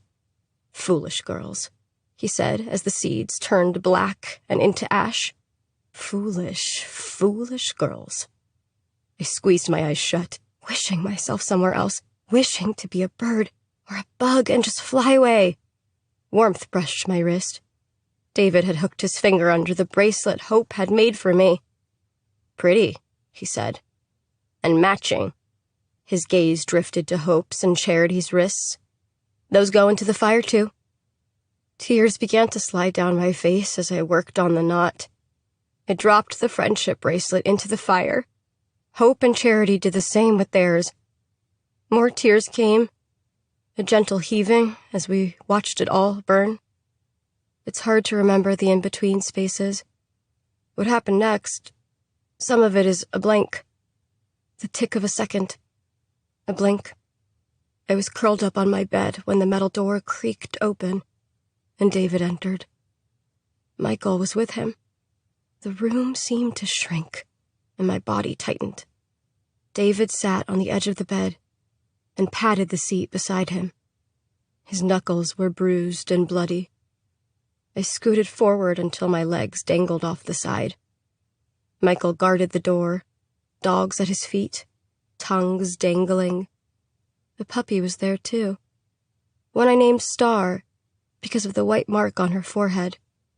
Michael had taken the rest of the pups away one day and had come back alone. Whose idea was it? The seeds, David asked quietly, softly, like the hiss of a snake. And before you answer, I already know. Tell me the truth, and then we will move on. My nails bit into my palms, almost drawing blood. What had Charity and Hope said? That it was my idea? I hung my head, unsure what to do. What game was he playing? What vile trick? Or maybe he spoke the truth. I was so confused. David liked to set little traps for us, and when we fell into them, he would be there at the rescue. I'm hurt. I give you all of this. Food, shelter. And how am I repaid? He squeezed my knee. Hard. Michael found the seeds in your room. Are you surprised? Did you believe we wouldn't be keeping an eye on you? His words wrapped around my neck, a noose growing ever tighter. My father used to sweep my room, and it was for the best. I'm looking out for you. My job is to ensure you do not stray from the path. He sighed. I wrapped my arms around my middle, unable to stop shaking. I have seen the way you smile at each other. You like Charity and Hope. His touch softened. It's not your fault. You are very desperate in your need to be loved, aren't you? But they don't love you like I do. And they are not your friends. Friends wouldn't have told me it was all your idea. No, I ground out, refusing to believe him. My fingers searched for the friendship bracelet, but it was gone, burned in the fire. The greatest trick the devil ever played wasn't convincing others he didn't exist, but that your friends were your enemies. I'm not even sure they like you, he finished. Let's try this again. Whose idea were the seeds? I crumbled, scrunched my eyes closed for a moment, thought about what I should do. It was all my idea, planting and growing them by the creek. Where did you get the seeds? His eyes changed, the shade darkening, the gaze of someone who knew they were powerful, who knew they were in control, who knew they had won. I should have stopped there. I should have sacrificed myself. I should have fought. That's what we're supposed to do, isn't it? Never surrender. Do you ever think about the tiny moments in time? The ones that take seconds? The ones you'd go back and do anything to unravel? This was my moment. The one I regret most. More than taking a piss in that abandoned parking lot. More than fighting with Danny. It's a tangled, black ball inside me. Always sitting in my gut. I opened my mouth, ready to tell the truth, to take the fall. Gabby found the seeds, but it was my idea to grow them. Please don't punish any of them. I stopped abruptly, realizing the word, the name I'd let slip. The name I swore I would never utter out loud. Hope. I had said her real name. Gabby. A plea lodged in my throat as the lock on my door clicked into place. Blink. I woke to a door opening and slamming shut. Then a scream. A pain-filled cry. Please, David! Hope's voice was on the other side of the wall. I crossed the room and banged on the door. Hope! I pounded out. Hope! You were my golden girl, he said. David, came Serendipity's wary voice. She said she's sorry. Shut up! David yelled. Thump. the muted sound of a fist hitting flesh. It quieted. I scooted my bed under the window and stood on it, peering over the ledge. They came around the corner. Michael's hand was locked around Hope's arm, dragging her. She fought back, but it was useless, like closing your eyes against a tidal wave. David followed with the dogs, their mouths foaming, malice rising. Serendipity knelt in the earth, rocking and holding her face. I think she'd gone away, like I sometimes did. My puppy Star trotted across the dirt and lay down near the bars. I curled my fingers around the cold metal, and Star licked the salt from my knuckles. "Hope," I said, over and over again until they disappeared. Then it was silent. I banged my head against the bars. Star whimpered and ran away. I yelled until my shouts turned into nothing. Then I built a cave inside myself, crawled in, and prayed for forgiveness. Blink. Chapter 19. The interrogation room is a windowless, white-walled box with a two-way mirror. Chelsea takes her time settling in at the metal table across from Salt and his defense attorney. "Mr. Salt," Chelsea starts, "let's talk about Ellie Black." Salt turns to his attorney, who gives him a subtle chin dip of permission. They'd spoken for 20 minutes before letting Chelsea in. Louis Salt shifts, chains around his wrists rattling. "Never heard of her." Chelsea studies Salt's impassive face. "How about Gabrielle Barlow?" Salt taps his fingers against the table. Bits of grime cling to the corners of his fingernails. "Doesn't ring a bell." She flips open the file and withdraws a photograph of the University of Washington sweatshirt, spread out on a metal table. "A week ago, Ellie Black appeared wearing this sweatshirt. The blood on it garnered a familial match to your dad. We're running your DNA right now." Salt sneers, leans forward as close as he can get to Chelsea's face. "It won't be a match. You ain't got shit on me." A knock sounds at the door. Montoya enters, lays a piece of paper face down in front of Chelsea, and exits. Chelsea scoots the paper to the edge of the table and flips it up to read it like a poker hand. Dogs didn't find anything. She folds the note in half. No evidence of Ellie or Gabby on Salt's property. He could have a second property, she thinks, but feels less convinced now. If not Louis Salt, then who? Bad news? Salt's face oozes with a smile. "I'm just wondering." Chelsea composes herself. A radiator against the wall clicks on, stirring warm air into the tiny room. "I'm just thinking," she says aloud, allowing the guilty threads she's bound up Louis Salt with to unravel, trail away, lead her in a different direction. The first time Chelsea's father brought her to the woods, they didn't do any hunting. They'd camped and spent their days driving logging roads, parking alongside clear cuts with binoculars to find deer or elk among the severed trees. A twisted version of Where's Waldo. Once, she'd even spotted a starving cougar panting in the underbrush. What is she not seeing here? She narrows in on Salt's hands, his fingers stained yellow from nicotine, then up to his wrists to a couple of tattoos. Music notes. A set of baby footprints with a date. February 1st, 2013. All the hairs on Chelsea's arm stand up. "You got a kid, Salt? That didn't come up in your background check." She flips through his file to make sure. Salt sneers at her. He tucks his sleeve back down in a protective gesture. "Her ma wouldn't put me on her birth certificate." "Her mother?" Chelsea chokes out, her words bending the air. "You have a daughter?" Everything Chelsea was sure of quickly shatters, glass splintering to reflect a new distorted picture. What if the blood on the sweatshirt was from another victim? Kinsley had said there was a mixture of DNA, female and male. She'd considered it once, outside of the fish trap, that there could be another Vic.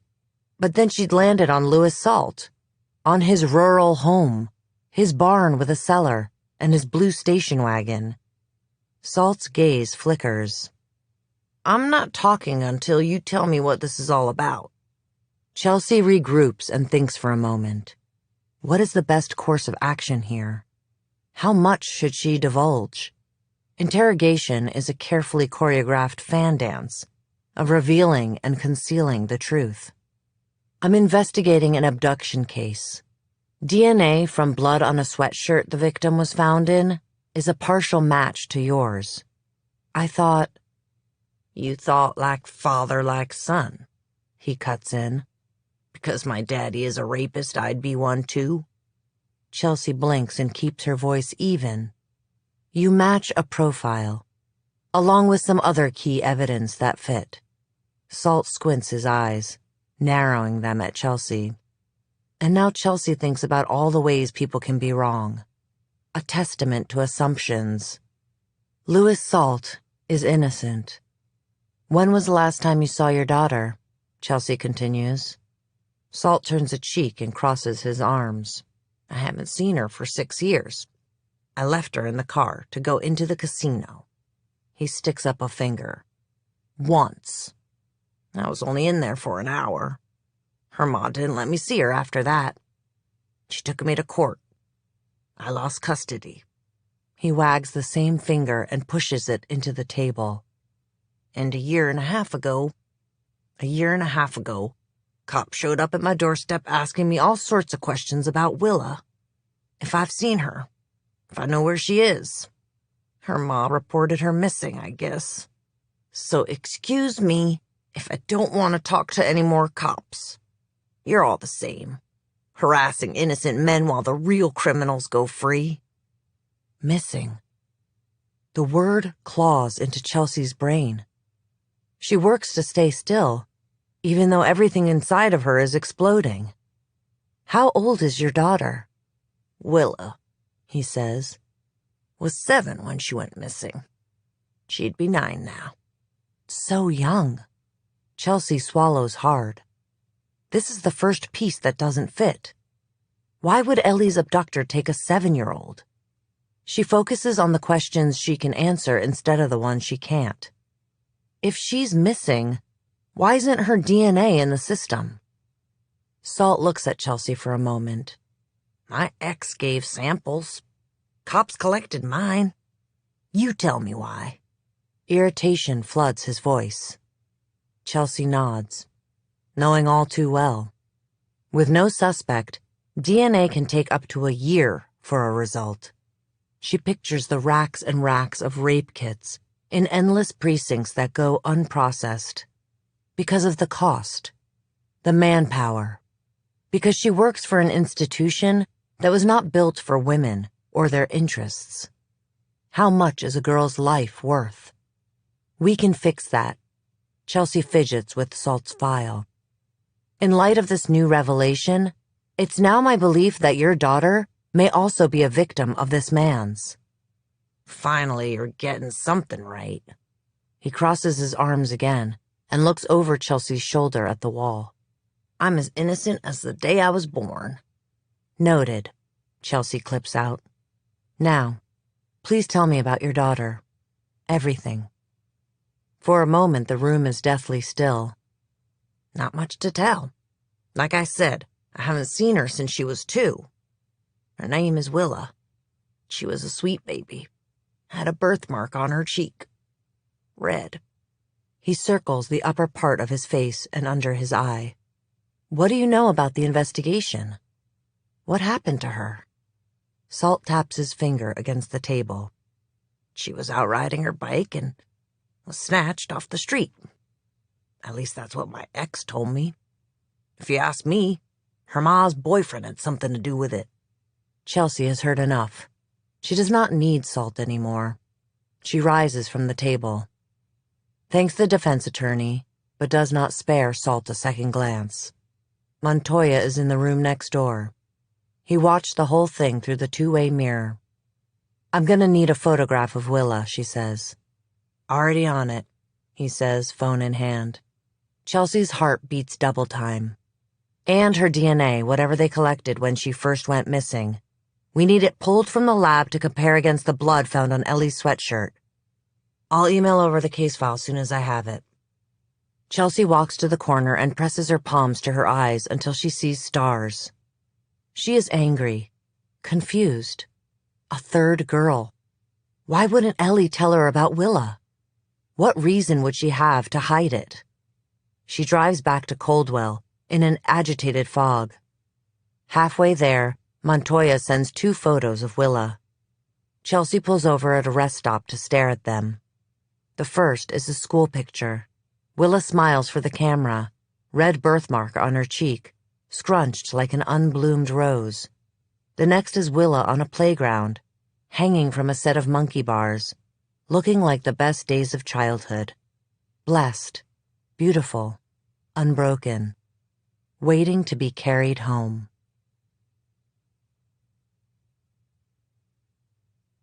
Eight. I guess you're probably wondering about the next girl. Because there is always another girl, right? A girl waiting to be taken, to be swept away. I'll tell you about her. How she came after. In the winter. When everything was dead and cold. How she was blazing. Bright. Hope renewed. A reason to live. My path to salvation. After David killed Hope, I was locked in my room all day. Right about sunset, keys jangled and the door opened. Serendipity stood at the entrance. Her right cheek swollen and nearly black with bruises. She wore a holey sweater, yarn unspooling at the left cuff. "I brought you some food." She stepped in, a piece of bread in her hands. The smell of yeast mixed with the scent of gasoline. A few hours before, David had burned the little patch of land where our Queen Anne's lace had grown. Tucked under Serendipity's arm was a stack of clothes. A University of Washington sweatshirt. Jeans, socks, and a pair of running shoes half a size too big. Hope's things. "And these," she said, setting it all on the bed. "I thought you might like to have them." I crawled across the bed and looked up at Serendipity. "Hope. Me." "The bread is fresh from a bakery nearby," she said, back rigid. "Michael brought it today." I sat on my knees, beseeching. "Look at what he did to you." She ghosted a hand across her cheek, letting it land in a nervous jumble at the back of her head where the hair was thinning and falling out. She smiled warily. "David hasn't been himself lately. You can't imagine the stress he's under. He's going to kill you someday. He's going to kill all of us." My stomach lurched. Tears bubbled. "Just close your eyes for a few moments, and I'll walk right out of here. You could come with me." A flicker. "Oh, I couldn't leave." She lowered her voice. "You have no idea how much David has sacrificed for me, how much he needs me." She stopped, a thought crinkling her brow. "Sometimes I rehearse what I'm going to say to him," she quietly confessed. "You might try that." She clucked her tongue and shook her head. "Look at your nails." I'd raked them against the walls and broken them. "David won't like that." Looking back, I understand now. It came down to cages. Mine was a forest, dogs, angry men. Serendipity's was dependence. But back then, I didn't get it. "Fuck you." Anger jumped in my throat. "You're just like him." Serendipity's mouth slackened.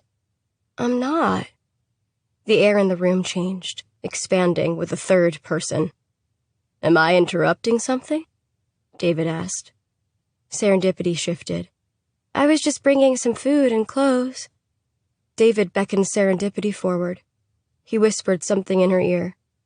She collapsed in little sobs, and he held her, kissing her temple, smoothing her fine, greasy hair. He cupped her cheeks, and she winced at the light touch. "I hate that I did this to you." He let her go. "Give me a moment." Serendipity nodded and scurried off. I watched David from the corner, He stared at the ceiling and sighed long. At last, he crouched in front of me and grasped my chin. A whine escaped from the back of my throat. Had he heard me ask Serendipity to help me escape? This is a hard day for everyone. His eyes were cold and dark, like deep space. I could still hear Hope's keening. Please, David! Hope was? Well, he dropped his hand and faux grinned, a chastised schoolboy. I have an illness when it comes to girls like her. All of you girls, actually, with your smiles like weapons, making promises and breaking them. He trailed off. It doesn't matter. I have much to atone for. I take full responsibility. I must be more careful. You all have me wrapped around your little fingers, don't you? What can I say? I'm just a boy, after all. He stopped, sobered. I have learned my lesson. I hope you have learned yours too. My love has limits. Do not forget. He shifted and squeezed my thighs. My skin tickled as if beetles were swarming it. You can never rely too much on others. Hope was a crutch. I have set us both free. You'll thank me one day. After he left, I held Hope's sweatshirt against my cheek. I could still smell her, see her. I slipped on the clothes, the jeans, the shoes, the sweatshirt. Outside, my body wouldn't stop trembling. But inside, I was still. That was what David did.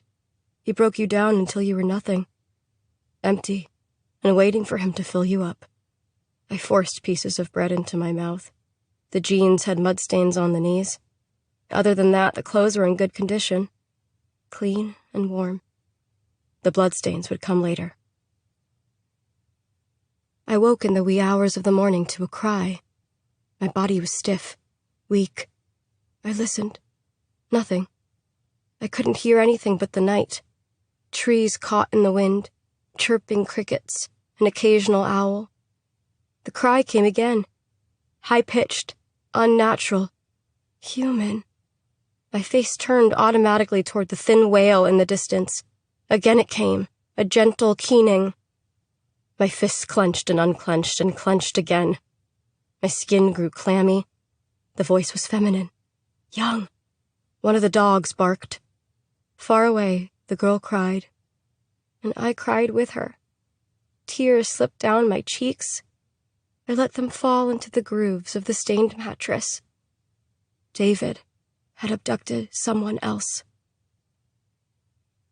2 weeks passed and the cries faded. I tried not to think about why. I was almost asleep when the metal door opened. I backed to the corner and drew my legs to my chest. Michael didn't say anything as he threw the new girl in. She huddled on the floor, a pile of bones with a mop of maple-colored hair, dressed in a purple shirt and pink corduroys. Hey, I whispered after the lock clicked. Her shirt had kittens on it. I nudged her shoulder. Her head turned. Hair hung in one of her eyes. Big, soft, brown eyes. She closed them tight. Her nose was bruised and gushing blood. Underneath Hope's sweatshirt, I wore only a bra, but I slipped off the sweatshirt anyway and handed it to the girl, gently pressing it against her nose. Blood soaked the front of the sweatshirt. What's your name? She didn't answer me. She was so tiny, so much younger than I was. I told her my new name. Silence for a while. The bleeding waned, and I put the sweatshirt back on. She started quaking. Massive, uncontrollable tremors. You've got to calm down, I told her. She did the opposite. The shaking grew worse, and then she started to hum. A soft buzz that reminded me of a beehive Hope had shown me once. She'd pointed out the female worker bees and explained that they were sterile. Their only purpose was to collect nectar and protect the hive. After a worker bee stung something, it died. Nature's suicide bomber. Listen, just breathe. You're gonna make yourself sick. Please. I looked down at my hands, small and incapable. You want to hear a story? What stories did I like when I was that small? I couldn't think of any, but I was desperate to get her to calm down. And I guess I thought the more I talked, the more space I would fill up until there wouldn't be any room for her sadness and fear. I'd scratched constellations on my wall, thinking I could chart the stars and calculate the distance from the compound to home. Foolish thoughts. I told her about Ursa Major, the Great Bear, whose body in the heavens contains thousands of bright galaxies. We're just a speck of dust among them, I said. I explained how the Great Bear turned around the pole, how she was a watcher, a keeper, and the only animal the ancient Greeks believed could weather the solitude and the cold. The heaving of the girl's chest slowed. She grew still. I moved on to Ursa Minor, the Lesser Bear, the speaking constellation, also known as Little Bear. This time I did touch her ear. She didn't flinch or move away.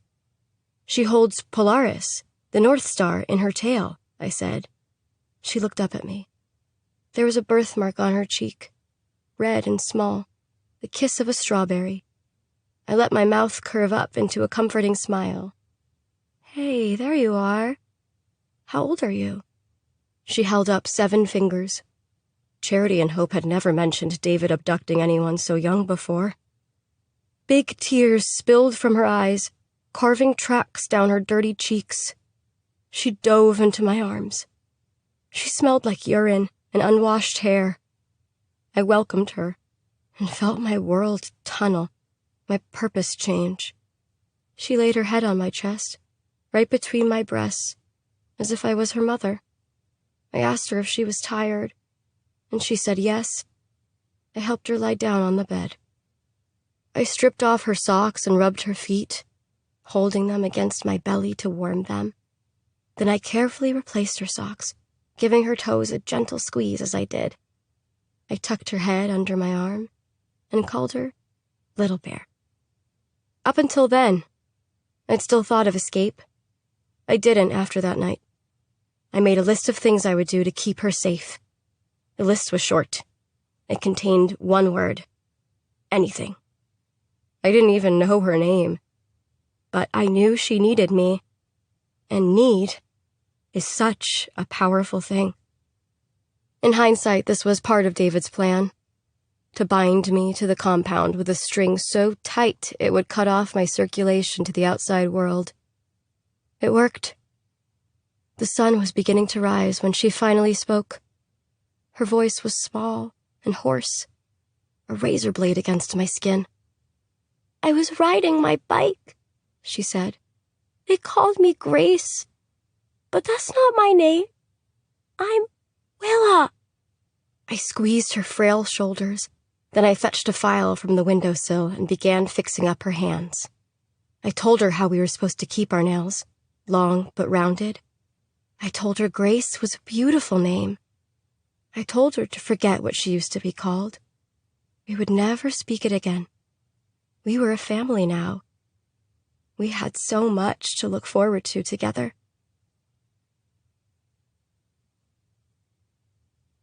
Chapter 20. It is drizzling when Chelsea parks outside the Blacks' house. Kat's car is missing from the driveway. Jimmy's truck, too. Willa Adams. The name tears through Chelsea. A little girl. Only 7 years old when she was taken. 9 now if she's still alive. Willa is missing. Could still be out there. Urgent isn't a strong enough word for what Chelsea feels. Chaotic. Desperate. Electric with fear. Chelsea swallows back the taste of metallic dread. She is in unprecedented territory. Ellie is a victim, but she might also be a witness to crimes against other girls. The words proceed with caution, blink inside Chelsea's mind.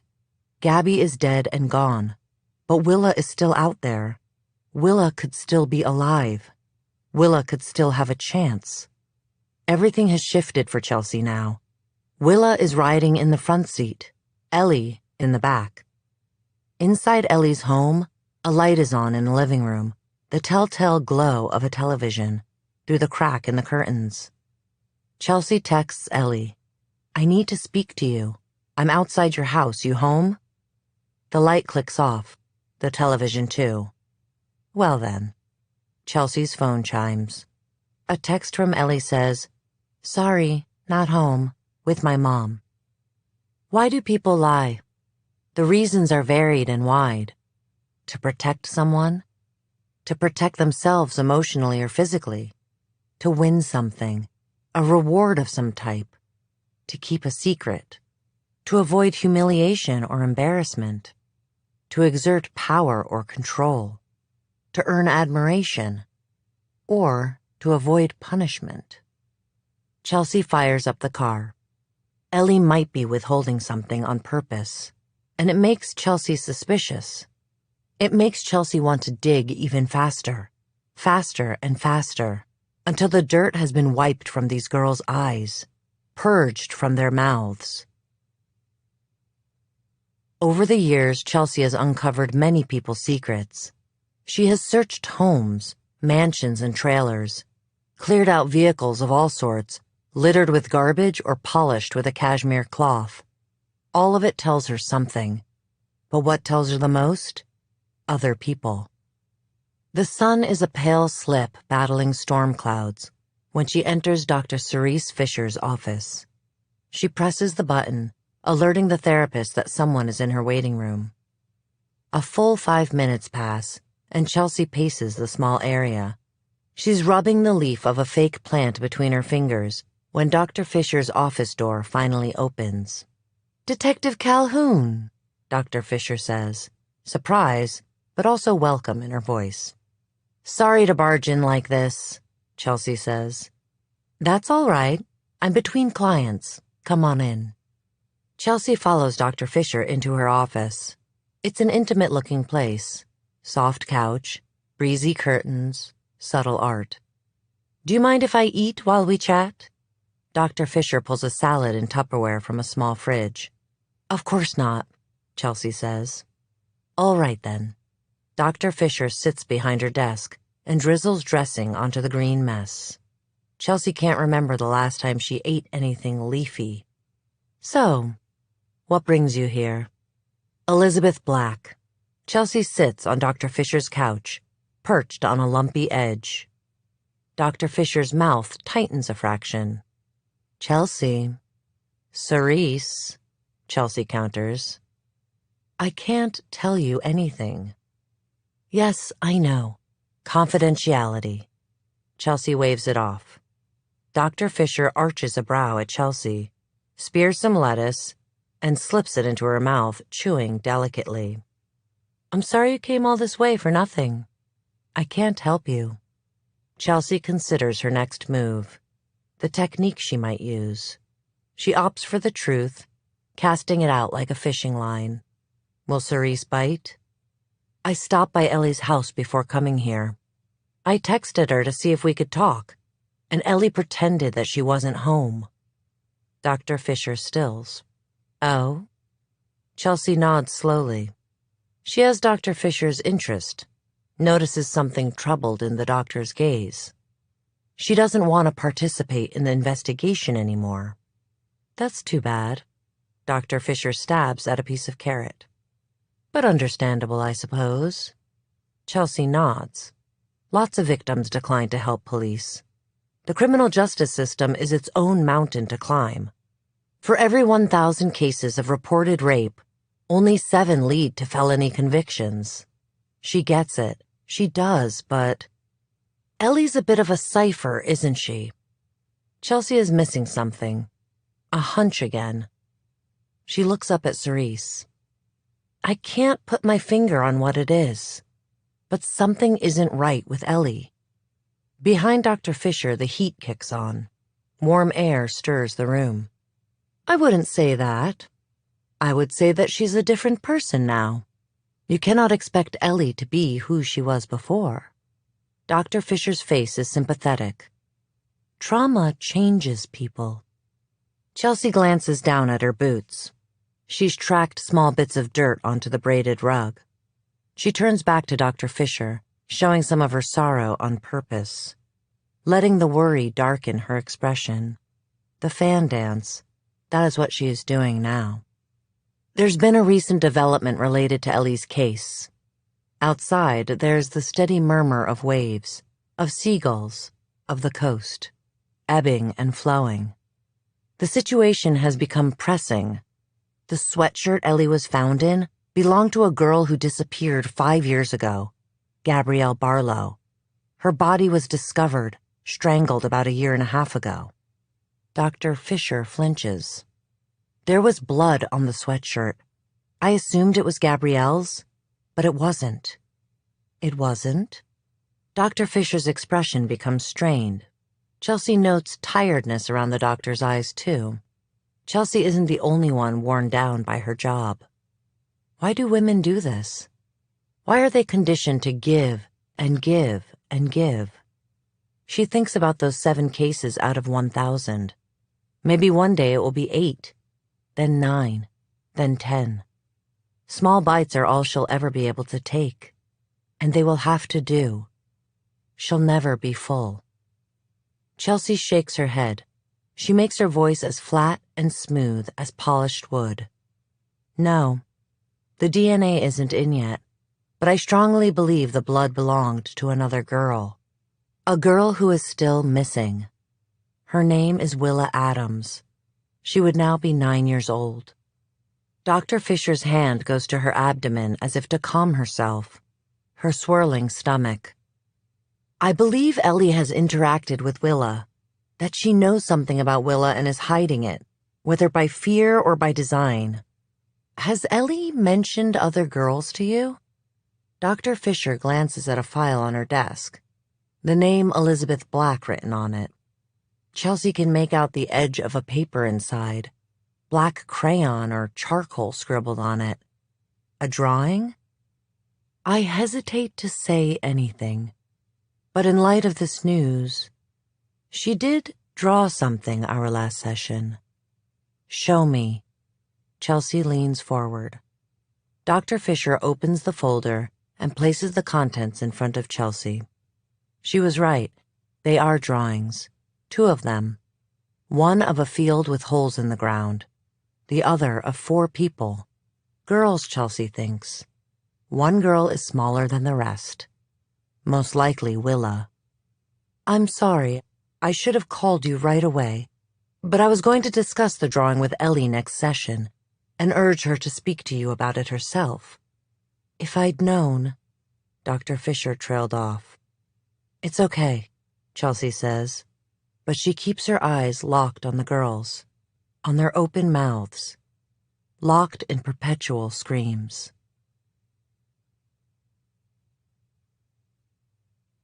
Chapter 21. Danny leans against the door jamb, appraising Ellie and her bedroom. Piles of clothes, crumpled pieces of paper, bed stripped of linens. She sits crisscrossed on the bare mattress, frowning at the mess, the heaps of clothing like an infection spreading. She's wearing baggy sweatpants and a thin t-shirt. Not her own. Most likely Jimmy's. Danny clears his throat. Ellie startles. Sorry, he says. Danny is supposed to be working at the fish trap, a double shift, but Ellie called and asked him to come over. Time seemed to unwind itself then, and Danny imagined what it would be like to choose work over Ellie again. He will spend the rest of his life trying to not make the same mistake twice. So he called to tell his mom he was sick, couldn't come in. You doing some redecorating? He says to Ellie now, gesturing toward the chaos and trying to lighten the mood. She swings toward him, letting her legs dangle over the side of the bed. Her feet are bare, toes unpainted. I tried on all my clothes this afternoon. Nothing seems to fit anymore. This whole room isn't right. Her mouth twitches, pinned somewhere between a laugh and a cry. When did the world become such an unfriendly place? Danny deposits his keys on her dresser next to a postcard of birch trees. His eyes linger on the sleeve of a David Bowie record. At the man with cat eyes, hand pressed to his chest, another hand gesturing up into the air. The first time he listened to that album with Ellie, they smoked weed. Brains cloudy and smiles stretched wide. They'd stared at the black and white cover and read the quote at the bottom over and over. Tomorrow belongs to those who can hear it coming. Bad day? He asks. She raises her eyebrows. Is there any other kind? I won't deny it. I've had more bad than good. Ellie stares at the rain out the window. You think it will ever get better? Time heals all wounds. Bullshit. At last. A smile. One side of his mouth curls up too. He circles a pile of clothes and sits on his haunches in front of Ellie, careful not to touch her. It's total bullshit. The wounds will always be there, won't they? They're like a boulder strapped to your back right now. Something that feels impossible to carry. But someday, they'll change shape. They'll become pebbles in your pocket. It won't be so overwhelming then. You read that somewhere? My mom makes us put on Dr. Phil every afternoon at the bar. You don't believe that, do you? He hangs his head. I think I have to. His foot is tangled on a sky-blue hoodie.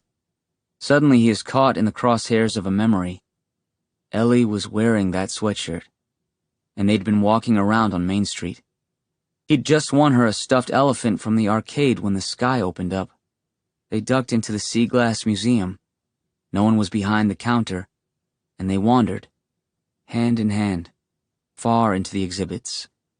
In front of a case of blue bottles, he placed his hand on her hip, turned her to face him.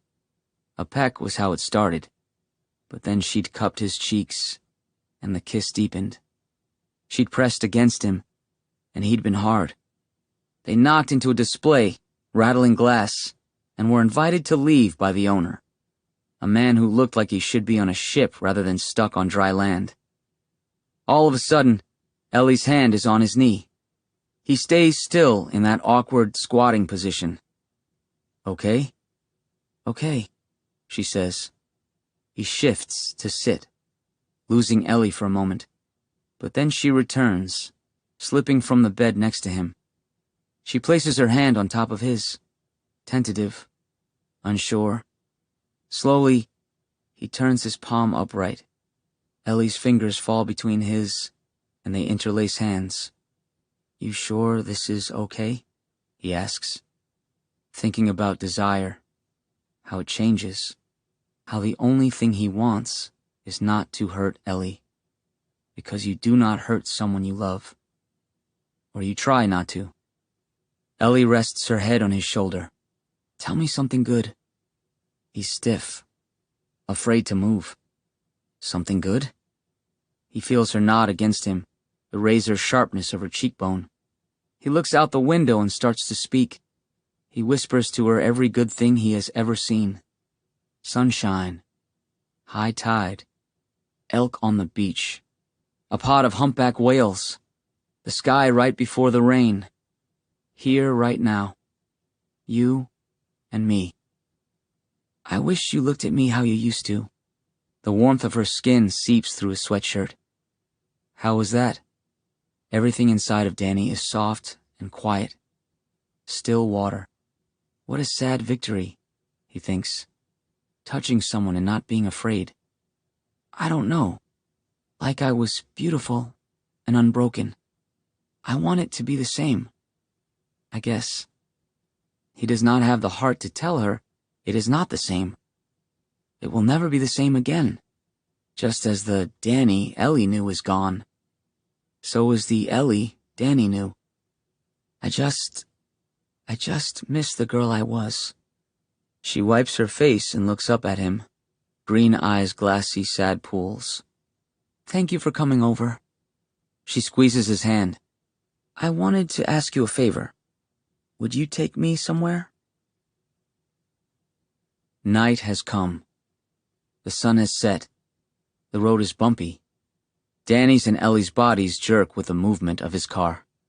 Danny flips on the radio and scrolls through the stations, pausing and passing over a Christian gospel show. Judgment Day is upon ye. He settles on the blues and sets the volume low. You sure you know the way? Ellie asks. Danny nods. His hands tense around the wheel. He does not like this. I want to go where I was found, Ellie had said. And against his better judgment he agreed to drive her. Her phone vibrates and she pulls it out. A glance shows Danny it's from Coldwell PD, probably Detective Calhoun. Ellie presses ignore. I saw her the other day. She came into the diner. He says the last part like a question with a million questions underneath it. What is happening with the investigation? Why does Calhoun want me to spy on you? What happened to you? Where'd you go? Ellie remains silent. Danny takes out his frustration on the gear shift. He does not understand why she wants to do this, why he is helping her do this. The forest is thick and passes by in a gray blur. Danny starts to say something else, but snaps his mouth closed. He slows the truck. They have arrived. On the other side of the road is the mouth of the trail Ellie stumbled out from, blood-soaked and bruised. Yellow crime scene tape blocks it off. Some of it has detached and flutters in the wind. It is a reminder that after a while, everything is forgotten. I have a flashlight, I think. Danny cuts the engine and reaches to dig around in the back seat. Clothing, camping gear, even a large fishing knife. He reemerges with a heavy-duty flashlight and hands it to her. She gets out of the car, and he follows. The interior lights and headlights fade, and they are suddenly swallowed by night. It is so dark, Danny can't even make out the tips of his shoes. Ellie clicks on the flashlight and points it toward the ground, at the faded white of her sneakers. I'd like to go by myself, she tells him. Danny swears. No, Elle. I'll text you every few minutes. As if it will help convince him, she digs her cell phone from her pockets and waves it. He grabs the back of his neck, unsure and miserable. I don't know. I need this, she insists. He sighs and studies her. Is this her way of coping? Of reconciling what happened to her? She is still an enigma to him. Still so stubborn. He sees a glimpse of the girl she was before. Head tilted. Arms crossed. Willing to die for something she thinks is important. He grinds out another curse. Every few minutes. You'll text? Cross my heart. She makes an X right over the center of her chest. Give me your phone. Let me make sure you have service. She rolls her eyes, murmurs something he can't hear, and hands it over. Danny checks it out, pressing buttons. Here. He places it in her open palm, screen absurdly bright and unnatural in the dark. Full service. She promises to be right back and darts across the street to the mouth of the trail. He stands, hands shoved into his pockets, and watches her. He paces back and forth, head down, and tries to talk himself out of it. But then he thinks, fuck it, and follows her. He sets off at a jog into the yawning mouth of the forest, slowing when he nears her. She walks for a while, and Danny creeps behind her, keeping pace at an even distance. Near a bend, she leaves the trail. His heartbeat accelerates when he finds her standing under a hemlock. She glances around, and he ducks out of sight. All this fresh air, and Danny finds it hard to breathe, lungs constricting with apprehension. The flashlight is on the ground, a cone of light illuminating the scene. Ellie crouches, touches a mound of dirt, and then starts to dig. In no time at all, her hands close around a small package. The contents are malleable as she pushes her thumbs into it, kneading. She stuffs the package into her waistband and covers it with her coat, checking to make sure it's hidden. The wind picks up and howls. Danny uses the sound as cover and runs back to the trail. He jogs a ways down, then cups his mouth and hollers Ellie's name, hoping she'll believe he's just come this way searching for her. The gentle pitter-patter of rain starts and increases steadily until it is a vicious downpour. Danny waits. Then Ellie is there, hair plastered to her head. Danny's pulse beats heavy in his neck, and he's afraid. But of what? The dark? This trail? Ellie? He shakes it off. You're covered in dirt. He says it to see what she'll say. I fell. A lie. The moon disappears behind a cloud, and it's hard to make out Ellie's face. Did you find what you were looking for? Water drips from his hair and catches in his long eyelashes. An image of her pops in his memory. Ellie in the forest, back bent, digging and digging. Not yet, she says. His mind goes blank on what to do, how to handle this. It does not feel right to accuse Ellie of something, so he goes into default mode, does what he always wants to do with Ellie. Take care of her. Be a hero. He strips his sweatshirt off and puts it around Ellie's shoulders. Come on, he says. Let me take you home. The air in the truck is humid. They are a few miles down the road. You warming up? Danny reaches for the knob, turning the heat down. Ellie doesn't answer. She is softly crying. What's the matter? It's a stupid question, he thinks. Ellie shakes and shivers. It's nothing. I'm so afraid. She chokes out. It's okay. He tries to soothe. It's not okay. The words roll out of her like a stomp of the foot. Everything is too jagged, too sharp. It's not okay, and it is never going to be okay. I sleep in a crawl space. I carry around a rage that makes me want to hit people. I look for exits in every room I'm in. I make sure all the windows can be opened. I can't stand to be touched. I can't cut my fucking hair. And every time someone calls me Ellie, I want to tell them it's not my name. Where I was kept, they called me Destiny. A pause. I shouldn't have said that. Forget it. Everything Ellie has admitted is unfathomable. So heinous, what she has lived through. Danny has never seen such an ugly thing as survival. Forgotten, he says, but files the name away. Destiny. Does it mean something? A hint at what kind of people stole Ellie? A cult? It is okay. Or it will be. He pauses, grips the wheel tighter. If you want to sleep in a crawl space, I'll build a bed there for you. If you want to hit someone, you can hit me. If you need exits, I'll open windows. If you don't want to be touched, I will sit next to you. If you panic, I will find a paper bag for you to breathe into, he vows. A sob tears from Ellie's throat, the grief too much to hold on to. The pressure eases. I'm scared, she repeats. Me too, he admits. This is uncharted territory, but I'll hang on if you do. Ellie doesn't say anything, but she does unbuckle her seatbelt and scoot to him, resting her head on his shoulder.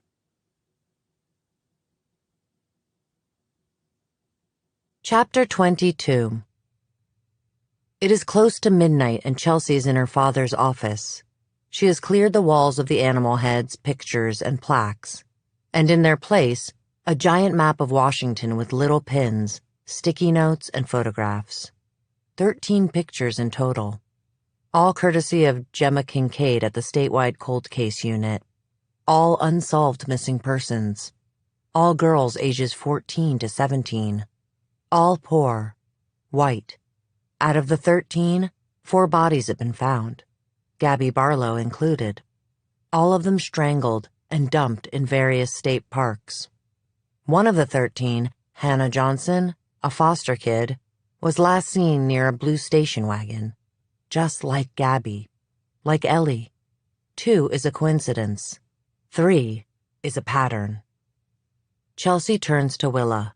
Still an anomaly. She does not fit. She has pinned her photograph to the side, away from the other girls. Why did he take her? What changed? Something happened. Gabby was the last body found, and Ellie magically reappeared. Chelsea thinks about Ellie's neck, the clean white flesh. Her nails filed neatly. Unbroken. No signs of abrasions on her hands or knees, as if she'd jumped from a vehicle. Maybe she did not escape.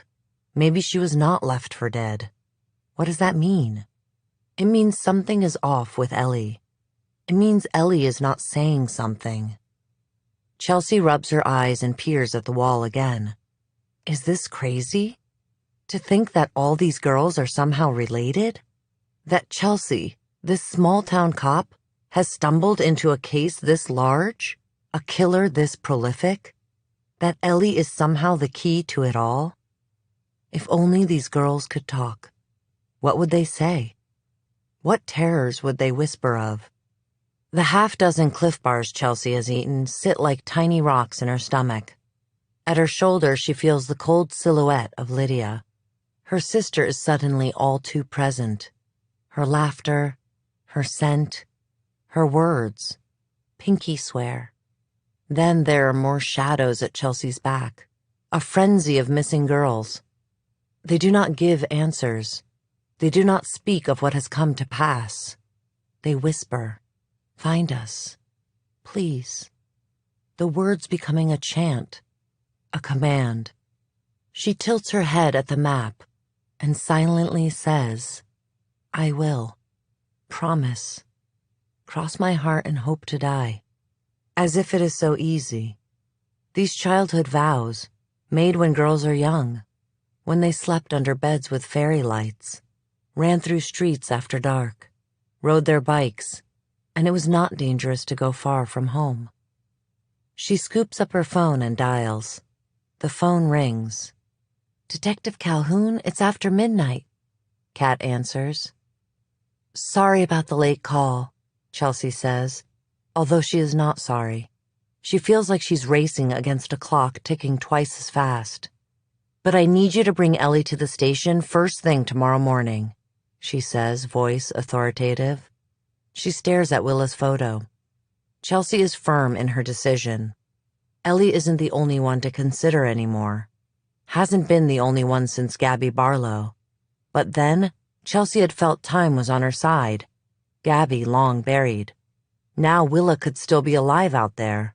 Now Ellie is stonewalling her, lying to her. Now they are opponents, staring down at each other from ends of a field. What? Why? Kat is annoyed, slightly alarmed. Chelsea feels as if she's about to wage a war with no winners. But what choice does she have? She will do what she must to find Willa. Even treat Ellie as a hostile witness. "I have some—" She pauses, lets the words bend on her tongue. "Wrap-up questions to close out the case." "She has to come to the station for that?" Kat asks. A ringing starts in Chelsea's ears. An alarm bell warning. "Yep, it's a formal process. Some of the paperwork has to be notarized." Here is Chelsea, feet perched on the edge of a very slippery slope. How far will she go? She does not admit it to herself, but she will do anything to save a life. If only. It startles her a bit, realizing the depths she may go to catch this guy. "Oh, okay, sure," says Kat. "I'll bring her in tomorrow." "Great," Chelsea says. They arrange a time, 8 a.m., right when the station opens. Chelsea leaves her father's office. In the hallway, she pushes the door to Lydia's room open. It smells the same. Baby powder and sunflower perfume. Like Lydia. Chelsea flicks on the light and sits on the bed on the white eyelet comforter. Above the door are 7 bold bubbled letters, each filling a single page. Together, they spell the word freedom. Lydia had made the sign herself. Chelsea had watched as her sister drew the outline of the letters, the smell of Sharpie light in the air, then filled each in with dots, stripes, or little daisies. She wonders what Lydia might have become if Oscar hadn't killed her. She would have traveled, Chelsea is sure, left home and attended music festivals, maybe Burning Man. But she'd always come back, road-worn and weary, and thankful for their bulldog father, their fussy mother, her clingy sister. She would sit at the lucite table with Chelsea and regale her with tales from afar, while their mom, who is still married to their father, made dinner, chicken tetrazzini. Lydia has had pecan pie in Alabama, barbecue from Kansas City, crawfish in Louisiana, but her mother's cooking is still the best thing she has ever tasted. A lump rises in Chelsea's throat, and she gulps it back. She won't allow the tears to come. All these girls, these bright, bold, beautiful girls, all that potential wasted, all those possibilities snuffed out. What could have been? The question stretches to infinity. She pulls one of Lydia's Beatrix Potter rabbits from the bed and screams into it with a shimmering, impotent rage.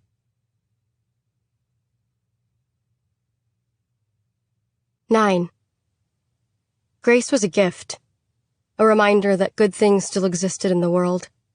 Most nights, when it wasn't my turn, David let her sleep with me. I did not question it.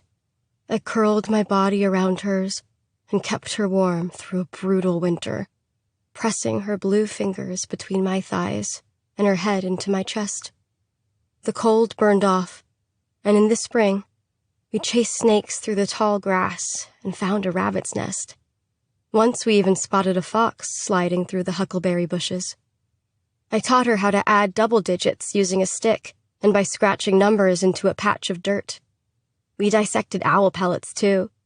I showed her the mouse bones like I'd been shown in elementary school. Summer came, and the compound reeked of rot. But we savored the heat and drank it up. In the evenings, we washed in the creek to keep cool. She'd hunch over while I cupped my hands and let the water flow down her spine, which I called a dragon's tail. We sang Ring Around the Rosie and played cat's cradle with twine. And I remember being happy then. Is that wrong? Is that bad? That I found the smallest seed of joy and nourished it? She was mine. And I wanted to be everything to her. Tried to be everything. Sister, mother, teacher, savior. Anyway, what's that saying? The days were long, but the months short. Is that how it goes? It's how it went for me. Time had less and less meaning. I'd finally given into it, I think. Finally lost myself in the prism of David's world, trapped forever in the sentinel trees, cinder blocks, and plastic sheeting. I let the wilderness inside, let the darkness swallow me up, and I smiled all the way down. The edge of fall was in the air. The sky was a dark gray. I'd been watching the clouds all day as they grew over the mountains, more and more pregnant with ocean rain. Salmon were spawning in the creek, the water thick with blue-backed and bright red bodies. We reached right in and plucked one up, a female full of eggs that we cooked over the fire. Grace picked at her plate. "I wish this was chicken nuggets," she whispered. "Pretend it's chicken nuggets," I cajoled. The dogs lay around the campground, mouths open, breaths foggy. Star was next to me. She'd taken a liking to Grace, too. Always following us around, nipping at our heels, chasing us through the trees. I felt eyes on me. David watching. "Take a bite," I told Grace, low. "I'm not hungry," Grace said, loud, too loud. David rose from his chair. "Grace," he called, voice rolling across the compound like a bad omen. "Come to me." A fluttering. Fear beating its wings. "No!" Grace wrapped her arms around my waist, pressing her nose into the softest part of my belly. "No." When I was 5 and Sam was 15, she got a lifesaver stuck in her throat. Sam had charged into the kitchen from outside, her face red and sweaty, her breath wispy, like the air was passing through the tiniest pinhole. Mom called 911, all while rubbing Sam's arm, telling her how brave she was. My mother had this unique ability. She could stand in front of a moving train and say everything would be fine. Just fine. Don't you worry. Anyway, she couldn't do the Heimlich because technically Sam wasn't choking. Tears rolled down my face. I blubbered, "I love you, Sam. I love you so much." Eventually, the lifesaver dissolved. Sam could breathe. But in those few minutes, when she had to fight for the slightest bit of air, I would have traded places with her. It was the same with Grace. "It's my fault," I lied. "I brought up chicken nuggets." David floated toward us, hands in his pockets. His lips twitched. He'd been in a mood lately, spending more time in his room, watching television, then bursting out to pace the compound, running his hands through his hair, jaw flexing, wounded eyes ringed in mania and mouth spewing nonsense, like how the government was undergoing a dangerous and dramatic shift. It wanted authoritarian control. There was a whole new world order. He was being left behind. "In some cultures, lying is punishable by death." He stopped feet from us. I opened my mouth. "Don't," Charity cut in on a whisper. "Without discipline, there is disorder," David declared, creeping closer. "Those who do wrong must be punished." I rubbed Grace's back, the space in between her bony shoulders. "I agree," I nodded. Then I started to pry Grace's arms from around my waist. Her grip loosened. I stood, a steel rod in my spine, ready to take her place. David's eyes flashed so subtly that I almost didn't notice. But I did, and it made my skin crawl. The sky opened its gray mouth, and fat raindrops started to fall. Grace was yanked away from me. Michael had her by the waist. She kicked and screamed and cried out my new name, Destiny. She was kind of beautiful in her anger. Such defiance, so much spirit. I'd have to break her of it. A clash of elbows, a well-placed knee, and Grace managed to break away. She latched back onto me. "Don't let me go," she said, arms like chains dragging me down. In that moment I realized, somewhere along the way, I'd become afraid to be angry. David stood by, patient, calm, waiting to see if I passed his test. If I huddled over Grace, her punishment would be worse. One by one, I pried her fingers from my hips. Her will was strong, but mine was stronger. I leaned down and put my mouth to her ear. "Go on," I whispered, tongue as dry as salt. I held back the tears. I didn't want her to see me cry. I didn't want her to cry more. "Pretend you're a Valkyrie, a brave warrior who gets her power from the lightning." Charity nodded at me. I knew what I had to do. I pushed Grace away from me. "No!" she wailed. Michael lifted her in his arms. He carried her to the concrete bunkers. And the whole time, Grace called for me, her arms outstretched. I turned away from her and sat down, the rain pelting my back. "You indulge her too much," Charity whispered, spoon near her mouth, eyes flicking over my shoulder to David, no doubt. "I don't," I whispered back. My denial was thin. Maybe I did. Star-nosed at me. She'd lost some teeth a few months back, and I made a little mobile out of sticks with them. Charity managed a pale smile. "You do. It's better not to get too close," she said, her voice pounded down by the rain. We did not speak of hope, of what we'd done with the seeds before, of what I'd done after, or why we did it, to avoid getting pregnant, and that we might get pregnant now. I was terrified of it.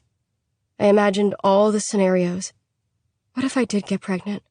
Would I try to get rid of it on my own? Or would I have the baby? What if David gave my baby to serendipity, then killed me after he got what he wanted?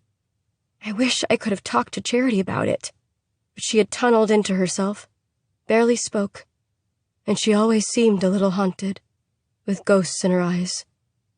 You look at Grace like you hate her sometimes. Charity remained silent. She didn't deny it. You did the right thing, she said finally. David would have made it worse. I murmured my agreement. My love for Grace was in direct correlation to my fear. I was in a constant state of agitated worry. She was getting so thin, so frail. Most nights, while she slept, I placed my hand on her chest just to feel her lungs inflate and deflate. The only time I knew she was truly safe was when I could count her breaths. I dared to glance over my shoulder, at the bunker where Grace was locked away. My gaze snagged on David. He smiled a small, feral smile, something percolating in the depths of his expression. And then, even though my stomach ached, I ate every single bite of that salmon. All of it. Even the crunchy, burnt skin.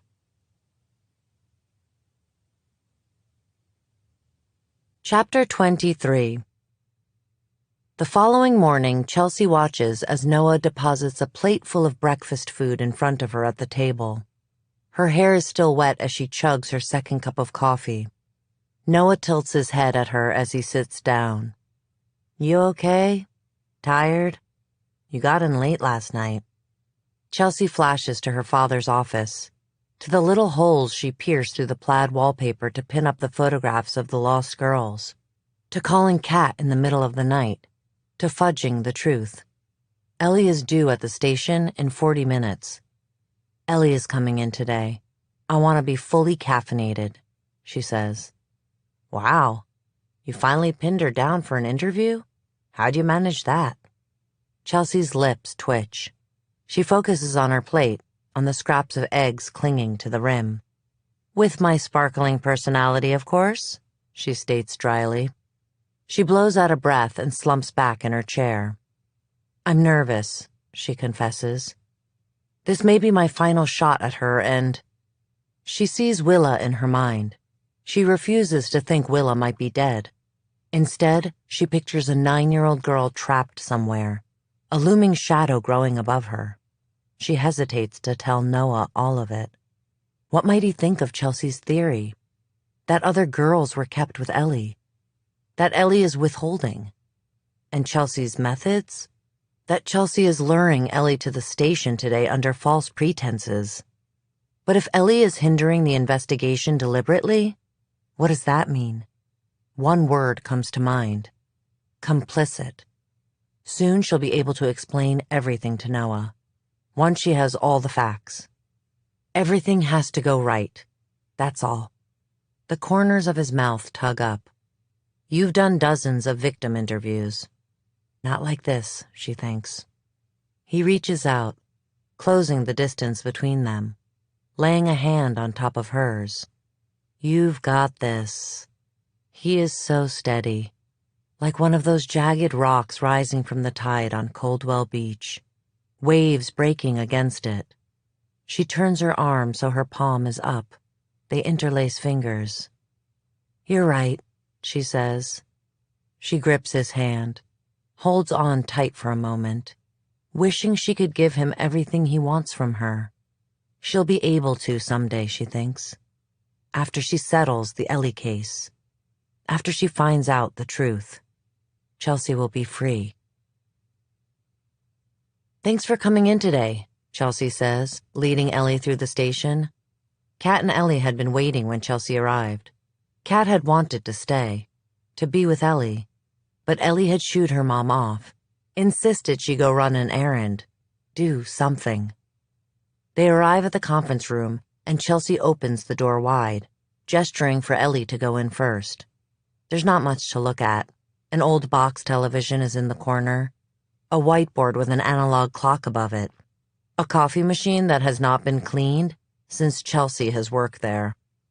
Ellie shuffles in and folds herself into a chair. She's wearing the same oversized jacket she wore at the docks with her father. Chelsea lifts a brow, hand curled around the door. Do you mind? No. Ellie straightens. It's fine. Chelsea closes the door with a quiet snick, muting the voices and ringing phones outside. Like I said, I appreciate you coming here today. She pulls out a chair across from Ellie and sits, stack of papers in hand. My mom said I had to, Ellie says sullenly. She said there's some paperwork I need to sign. Chelsea sighs. The truth is I was slightly disingenuous bringing you down here. Ellie lurches as if struck. I'm leaving. She begins to stand. No, wait. Chelsea stands, steps toward Ellie. I need to speak with you. Ellie pauses halfway to the door. She shakes her head. I can't help you. Why can't you help me? Chelsea studies Ellie, the way her mouth closes into a single white line, how her hands flex at her sides. She's hiding something. Ellie's eyes flick to the door. 5 minutes. That's all I need. Chelsea rushes out. You don't have to say anything. Just let me talk to you. Ellie melts back into the seat. 5 minutes. Thank you, Chelsea says, and lets a few seconds tick by, holding the stack of papers. I'm sorry if I'm a little out of sorts, she starts. I had too much coffee this morning, and I've been awake all night. And yesterday, I was in Lacey. We got a familial match on the blood on your sweatshirt. I mean Gabby's sweatshirt. She clocks Ellie's wince as she lays Louis Salt's photograph down on the table. This is Louis Salt. He lives in Lacey, on a large property with a barn and underground cellar. He drives a blue station wagon. Another wince from Ellie. Chelsea lowers her lashes. I thought he might have been who took you. He's not, Ellie rasps out. It wasn't him. The corner of Chelsea's mouth tips up. I know. He has a daughter. She plucks another photograph from the stack and places it in front of Ellie. Willa Adams. Her blood was on the sweatshirt you were wearing. The result came in moments before Chelsea was due to meet with Ellie. Montoya had texted Chelsea on her way in. Willa's a match for the sweatshirt. Ellie's fingers curl around the table. Chelsea goes on. It's strange that whoever took you took her, too. Chelsea stops, waits for Ellie to deny it. But Ellie's gaze is stoic, and Chelsea reads it as a confirmation. In the past, he's taken teens, girls your age. Chelsea starts laying out the 13 photographs of the other girls. All pure conjecture, but she is beginning to believe she's onto something, that the scope of this is that wide. Chelsea finishes with Gabby Barlow's and Hannah Johnson's missing girl flyers, both vanished within the same year. She leans back in her seat, crossing her legs.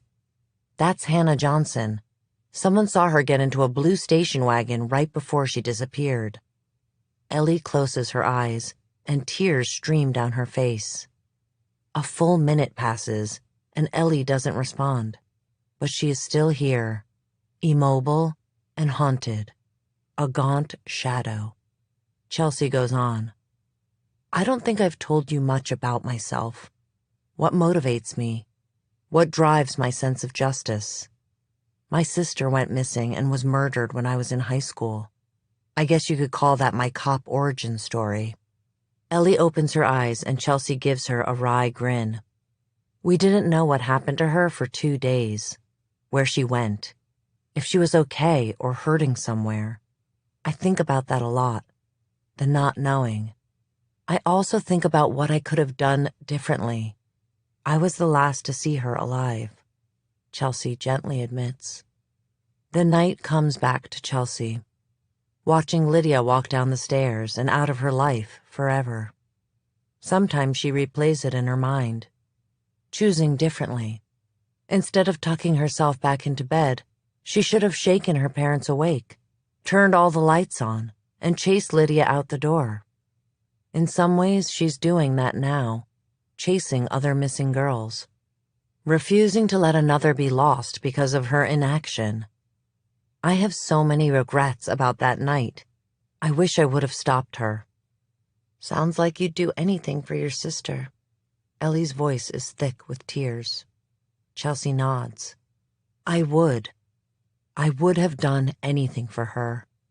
I understand, Ellie says. Chelsea thinks about Sam and Ellie, how Kat said they weren't close. I heard this anecdote once about how you can fight with your sister over a glass of water, but if she needed a kidney, you'd be the first in line, Chelsea says. There's a memory somewhere in Ellie's faint smile. Chelsea leans in, elbows on the table.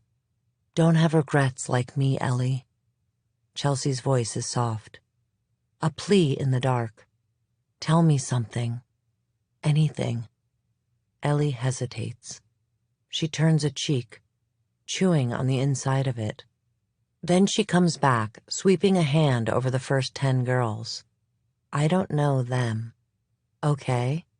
Chelsea turns the photographs face down, leaving Gabby, Hannah, and Willa face up, their eyes staring out at them. And what about Gabby and Hannah? Did you know them? Ellie dips her chin, a ghost of a nod. Is Hannah still alive? Mouth closed, Ellie shakes her head. Hannah is dead? Chelsea asks. Yes. Ellie cries and presses the heels of her palms to her eyes. Do you know where I might find her? I'd like to put her to rest. Ellie cups her knees and squeezes, fingers turning white, then red, then purple. I don't know. I don't know what he did with the body. That's okay, Chelsea says. Perfectly fine. You've given me so much information right now, Ellie. You're doing so good. Forget about Hannah for the moment. That was a lot of blood on your sweatshirt. I'm very concerned about Willa. Is she alive? Snot and tears run down Ellie's face. She's alive. The air rushes back into Chelsea's lungs. At last, she is inching toward the truth. But she has to keep steady. If she goes too fast, it might spook Ellie. That's good, Ellie. That's really good to hear. Ellie crosses her arms. I kept her safe. I bet you did. Chelsea readily agrees, and a picture begins to form in her mind. A little girl alone in the woods, Ellie holding her hand, the two standing against a shadowy figure, blocking their trail home. It doesn't have to be just you anymore. I'm here now. I can help Willa. Can you help me help Willa? Chelsea gently coaxes. Ellie's chin trembles. Chelsea shuffles the papers and pulls out the map of Washington State. She unfolds it and places it in front of Ellie. Show me where, Ellie. All you have to do is point. Ellie nudges the map away. Can we take a break? Chelsea deflates. She smiles, but it does not reach her eyes. Of course. Do you want something to drink? To eat? Ellie stares at the wall. I want to go home. My stomach hurts. What about Willa, Ellie? Chelsea almost adds, I bet she wants to go home too, but digs her teeth into her tongue. She's made so much progress, she doesn't want to take a step too far. Ellie looks down at the table. I don't want to do this here. Just let me go. Her eyes skate around the conference room, landing on the door's small window, as if worried someone is watching. Come over tomorrow, and I'll tell you everything. I promise. Chelsea squints at Ellie, trying to read her. Sure, she says. Tomorrow. I have your word? Yes, Ellie says, rising to her feet. I promise. She stops at the doorway, hand on the knob, and for a moment appears unbearably sad. But it is only a glimmer. Here 1 second, and gone the next. The guy, the one who killed your sister? They ever catch him? She asks, a storm in her eyes. Oh, Chelsea stands. He died with her. His name was Oscar Swan. He was her boyfriend. Nobody thought he was capable of it. He was very charming. He killed her, and then himself. Ellie's gaze drops to the floor. I'm sorry. We'll catch this guy. Chelsea's brow crinkles with good intention. Thank you, is all Ellie says. Thank you, Chelsea says as the door swings shut behind Ellie. She waits a beat, her promise hanging so thick in the air. We'll catch this guy. It is palpable. She swallows against the want. So close, so very close. He is nearly within Chelsea's reach. And in less than 24 hours, he'll be in Chelsea's grasp.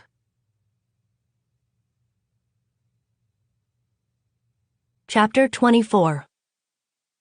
Kat has just lit a cigarette when she hears the squeak of the back door opening. "Hey," Kat says as Ellie emerges. "Hey." Ellie sits next to her mom in an ancient aluminum armchair. Kat flicks ash off her cigarette. She always gets a tiny buzz on the first inhale. It's fading now. "Want me to put it out?" Ellie hasn't said much since Kat picked her up from the police station. But Kat did notice the way Ellie sat in the car, still and quiet, wringing her hands. When she'd asked Ellie how it went, Ellie had said, "Fine," then disappeared into her room. Disappeared. Kat thinks of the word. All the different meanings it has. The way someone can be right in front of you, but still be missing. Kat checked on Ellie all day, pressing her ear to the door. The noises behind the wood were strange, sometimes a cry, sometimes a muffled bang. Maybe Ellie was angry again? Many mornings, Kat has woken to find that Ellie has destroyed some part of her bedroom, ripping up photographs, upending the mattress, and once breaking a glass. But now Ellie seems calm. Ellie shakes her head. "No, it's okay. I kind of like it." A pause. "It reminds me of the 4th of July.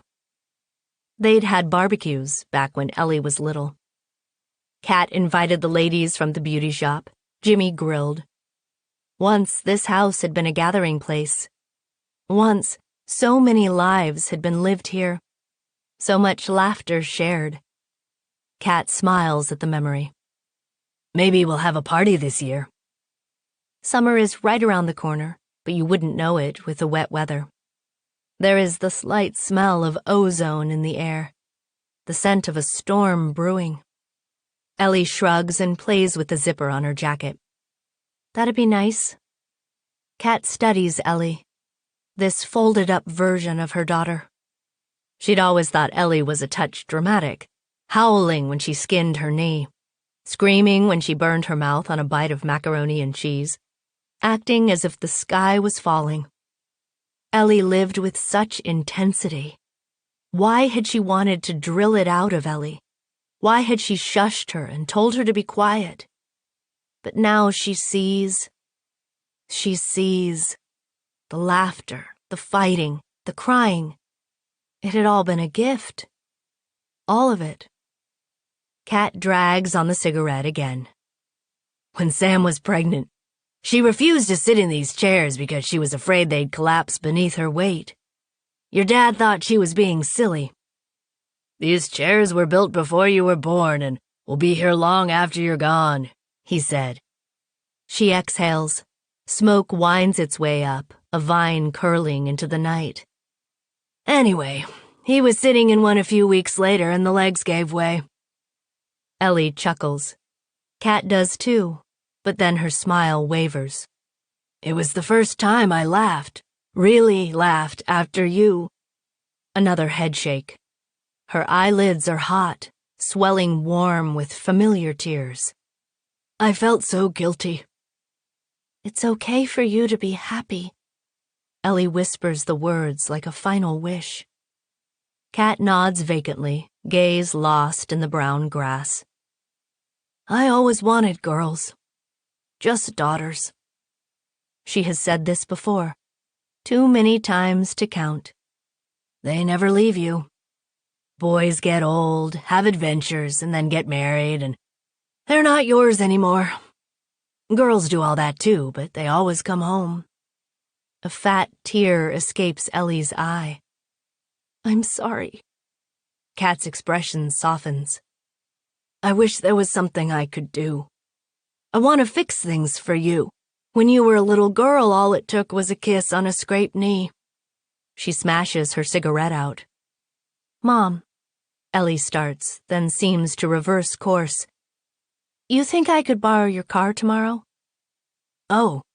Kat frowns, thinking about it, thinking about letting Ellie go. Maybe before, Kat might have thought, what is the harm? What is the worst that can happen? Now she wonders how to live with all this uncertainty, how to help her daughter dig out from where she is and not bury herself at the same time. I could take you. Today she pretended to run errands when she dropped Ellie off at the police station, but really she'd driven down the block and parked, waiting. I thought I'd go see Sam. Ellie stares at Kat. Kat's features flare with surprise, and she immediately softens. Yeah, sure, okay, she says. That would be okay, I suppose. It is all she has ever wanted, for Sam and Ellie to be friends.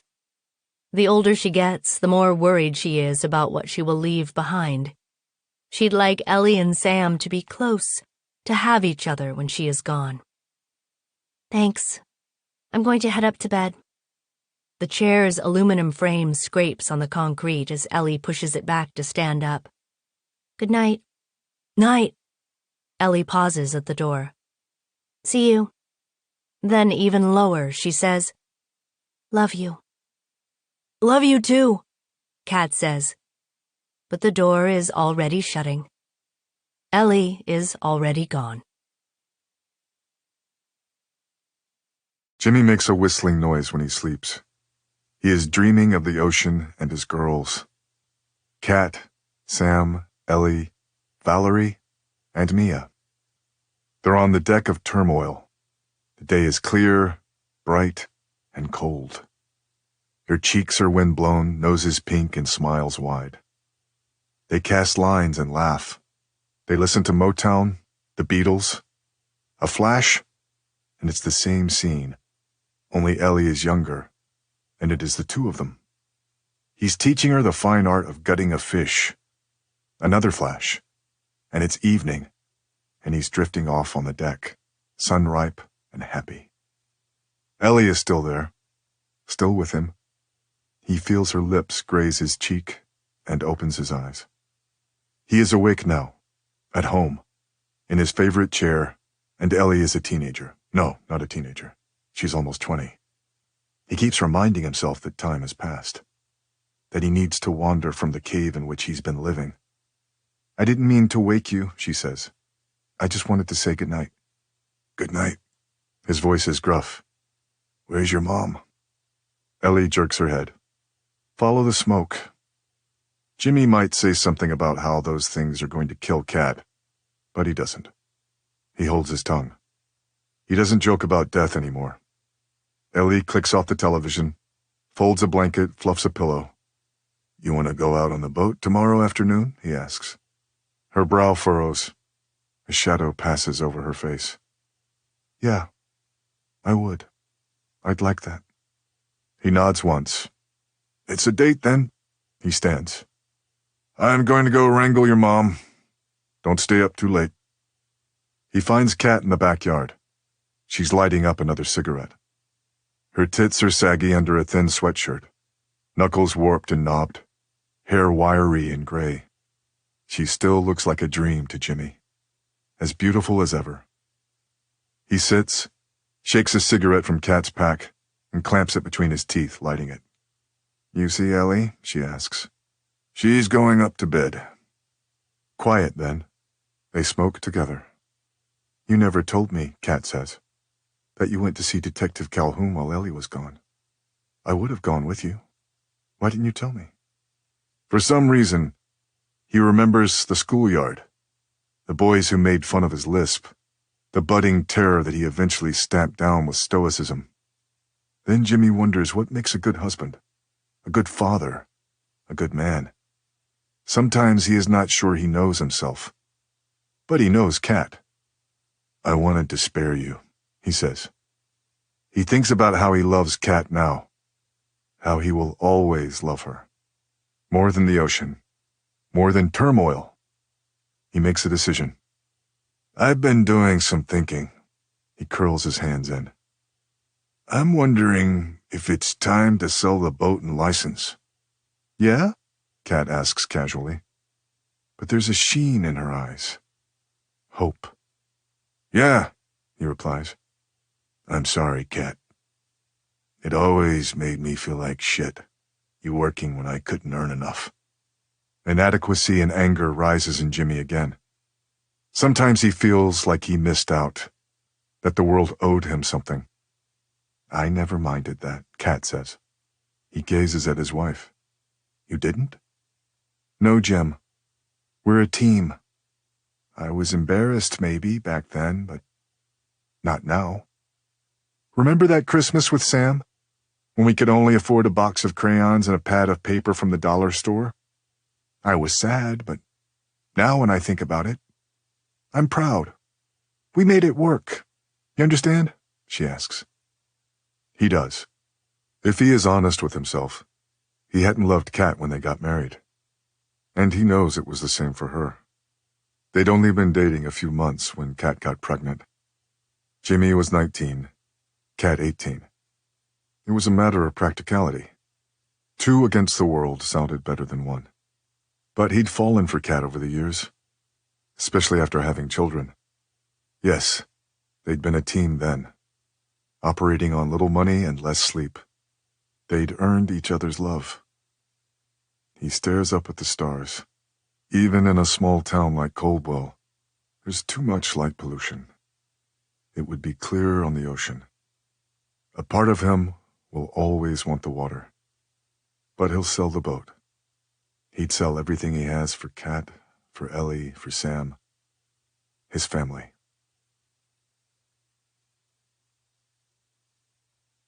Chapter 25. It is morning, and far too early for music, especially this kind of music. Every time Sam's wife plays Jimmy Buffett, she questions her choice in women. Still, she watches with a half-smile as Valerie dances around and sings something about being a cheeseburger in paradise to their daughter, Mia. She gets why. It's a clear day, no clouds in the sky, and the sun is a bright yellow disk. A storm whipped through last night, fast and furious, and gone by morning. It is the type of day Coldwell lives for. Valerie, too. She's from Florida and is constantly shivering in Coldwell. But today, she is smiling and playing Jimmy Buffett and has ditched the thick wool sweater for a thinner shirt, still long-sleeved, of course. Sam leans a hip against the kitchen counter and yawns. Mia has been on a 5 a.m. wake-up schedule for a while, with a nap precisely at 9 a.m. Sam does not mind. She has always been an early riser. It started when she learned seal pups were usually on the beach at sunrise. She'd wake up the whole house before dawn, banging pots and pans. Her mom would strap Ellie to her back, and her dad would make coffee.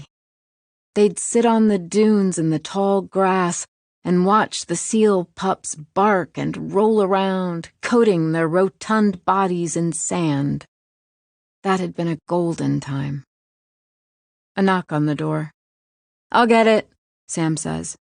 She sweeps through the living room, turning the stereo down as she goes. "Ellie," Sam says. Mia waddles up and grabs her pants leg. "Hey." Ellie jams her hands inside her pockets. "Come in." Sam smiles wide, slightly manic. She catches Valerie's eyes across the room. Her wife nods encouragingly. They have spent hours discussing Ellie, how to speak to her, what to say and not say, how to love her best. Ellie shuffles into the room, stopping in the middle. "I hope you don't mind that I came by without calling." "Of course not," Sam says. "You want to sit?" Sure. Maybe for just a minute." Ellie balances on the edge of the couch. It took Sam a whole year to decide which one to buy. She thought Valerie might divorce her then. Sam worries a lot about making the right choices, how one choice cascades into the next, like dominoes falling. The anxiety multiplied after having Mia. She could not sleep for fear her daughter might stop breathing, spent hours scrolling blogs about infant formula and the best swaddles. "So what's up?" Sam settles on the floor near Mia, doing that thing all moms do, finding toys on the floor to keep her baby entertained while maintaining eye contact with the adults in the room. Nothing. Just came to say hi, says Ellie. Hi, Sam says. People used to joke about Sam being like a second mother to Ellie. She fussed over her little sister, fed her bottles, blew on her food to cool it, held her hand when she first learned to walk. She could tell when Ellie was hungry, when she was tired. Then later, when she had a bad day at school, just by the look in Ellie's eyes. When she lost her virginity freshman year to some kid named Will, when she stole Sam's license, she could always sense change in Ellie. Daylight coming, storms brewing. A sister can always tell. That is how she knows now that Ellie is lying. But she also knows Ellie is sad. She decides not to push it. Ellie casts a glance around the house. This is nice. That's right. Ellie has never been to this house before. Valerie and Sam purchased it after Ellie disappeared. Sam had sobbed the day they'd signed the papers. Ellie was not there to be a part of it. Sam was moving on with her life, and the guilt threatened to swallow her whole. Mia grows fussy. Hungry, Valerie says, swooping up their daughter. Better feed her before things take a turn. I'll go make her something. You know what? Sam says, smoothing her palms over her knees. Let's go out to eat. Let's all go out to eat. What do you say? She asks Ellie, rising from the floor. Her knees pop. Since having a baby, Sam feels very old. Every time her joints creak, it's her body's way of confirming it. No thanks. I'm supposed to meet up with Danny, says Ellie. Valerie lugs a diaper bag over her shoulder, and Mia squirms in her arms. Ellie's gaze flicks to Mia, her niece. Can I hold her? A beat passes, and Sam casts Valerie a heavy look. Of course you can, Sam says, finally. Valerie deposits Mia into Ellie's arms, and she dips with the weight. Sam's eyes grow misty. She's heavier than I thought. Ellie's nose skirts over the top of Mia's head, inhaling. Sam's daughter smells like old cereal. She put some lotion on her this morning to cover it up. They file outside. Valerie opens the car doors, and Ellie deposits Mia into her seat but doesn't buckle her in. I'll do that, Sam says. You practically have to be an engineer to use one of those. Okay. Ellie stays crouched in the door for a moment, staring at Mia. Then she pecks her on the cheek and touches one of her springy curls. Have a great day. Mia is buckled in, and Valerie is behind the wheel. Sam stands outside of the car with Ellie. You sure you don't want to ditch Danny and come with us? She slips her sunglasses on her face. Or Val and Mia can go out. I can stay. No, it's fine. Danny's waiting on me. She jams her hands in her pockets again. Sam leans on the running car. The engine is warm against her backside. We should hang out soon. Have a girls' night. Talk. Yeah, that would be good. Sam notes Ellie doesn't promise anything. But that's okay. There will be time, she thinks. All this hurting cannot last forever. Ellie gives Sam a slight smile.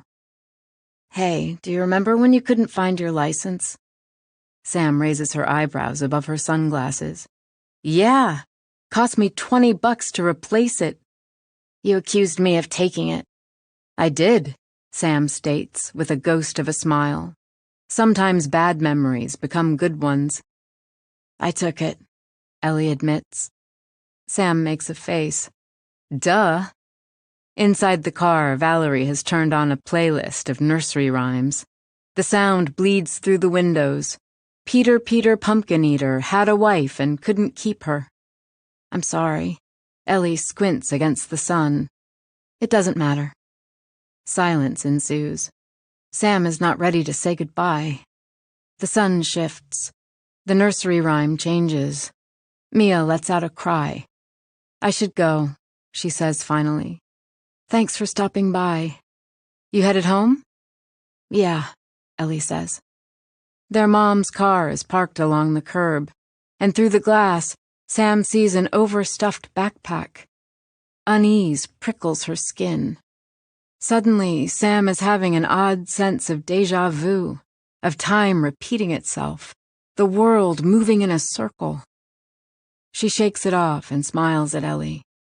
The worry about Ellie switches to Mia, who is fussing. All right. See you soon.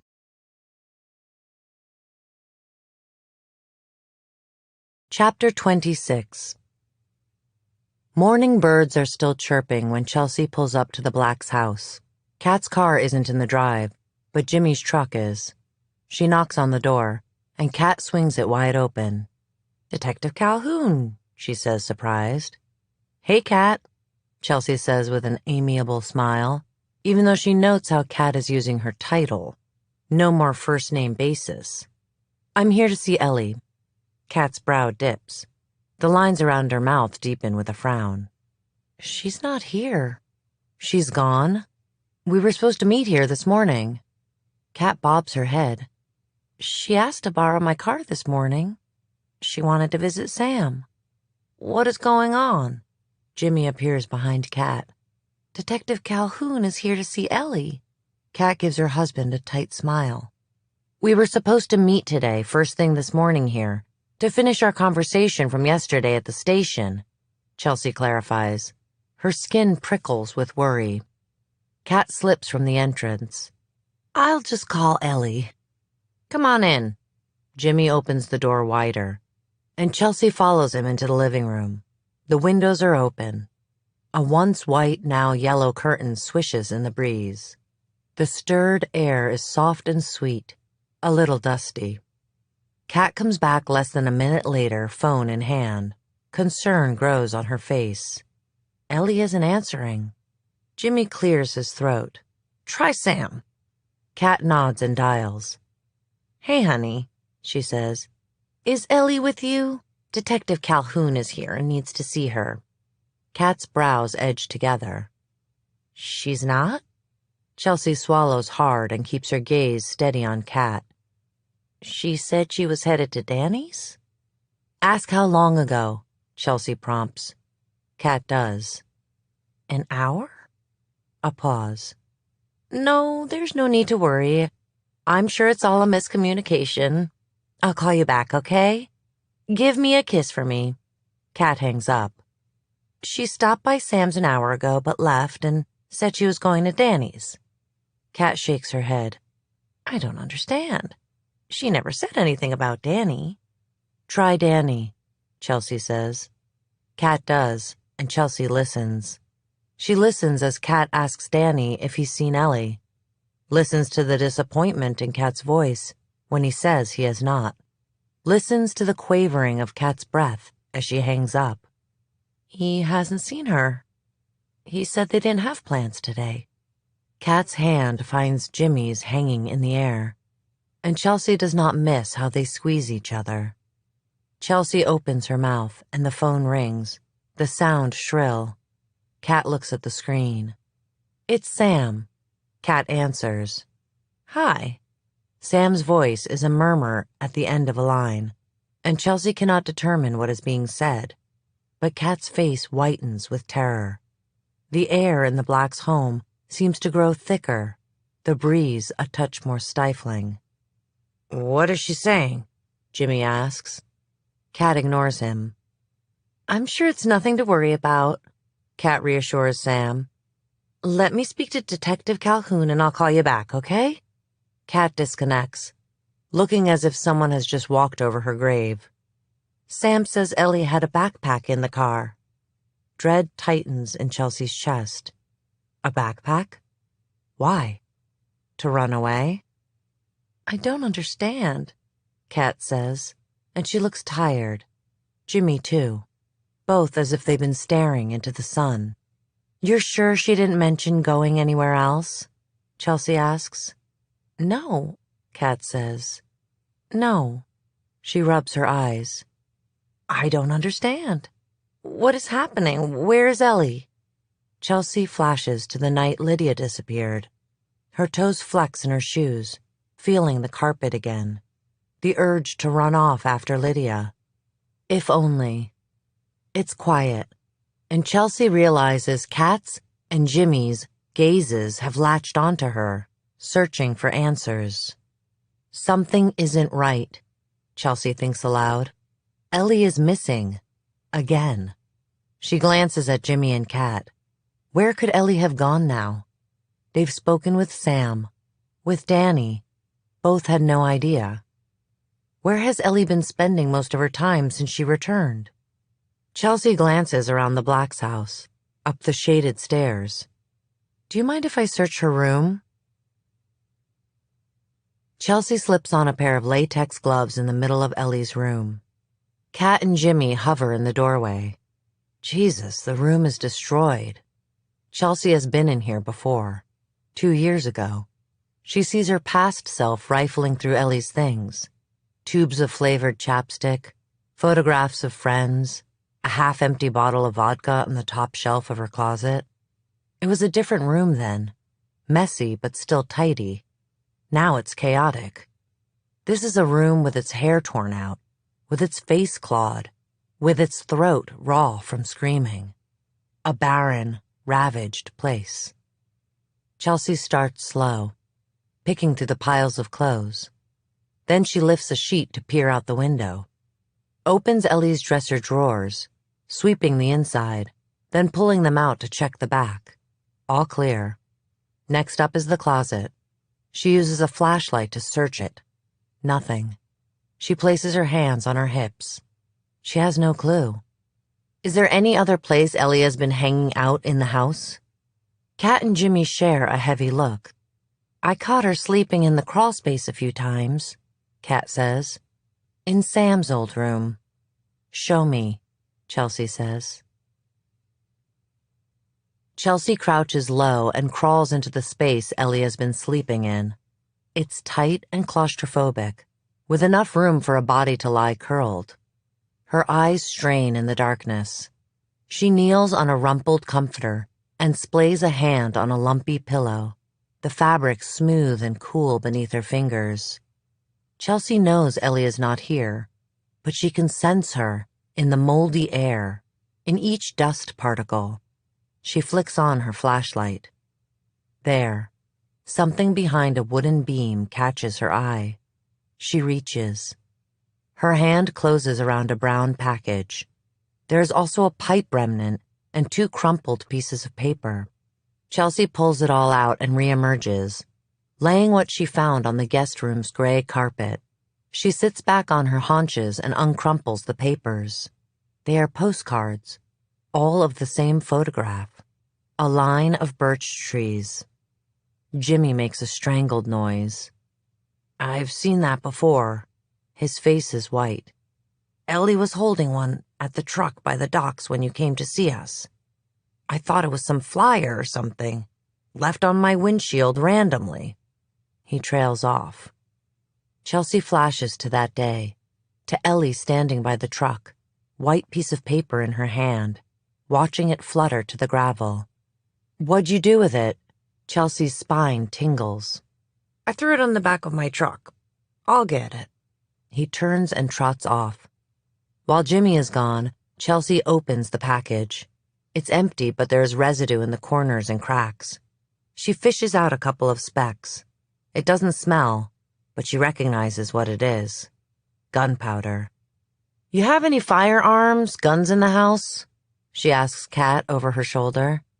Chelsea's father used to make his own ammunition, and Chelsea remembers swirling the pool of gunpowder with her finger to make concentric repeating rings, like a Zen garden. No. Kat wilts in the doorway. Chelsea turns away from Kat. She studies the plastic pipe, rolls the gunpowder between her fingers. The 2 main ingredients for a pipe bomb are in front of Chelsea. Chelsea's mind fills with dark thoughts, things she does not want to think about, to believe. Could Ellie be planning to hurt herself? Others? A jolt of fear runs through her. Jimmy returns out of breath. Here. He thrusts the postcard at Chelsea. She unfolds it. Same picture of birch trees. She lines the 3 postcards up, then flips them one by one. On the back are numbers. She uses one finger to slide them into order. 3, 2, 1. She glances up at Kat and Jimmy, feeling as if she's dissolving away, slipping into the void. "What is it?" Kat asks. Chelsea shakes her head. She lets the silence of the room wash over her. "I'm not sure." To her own ears, her voice is scratchy, far away. Her vision hazy. But I think it's a countdown.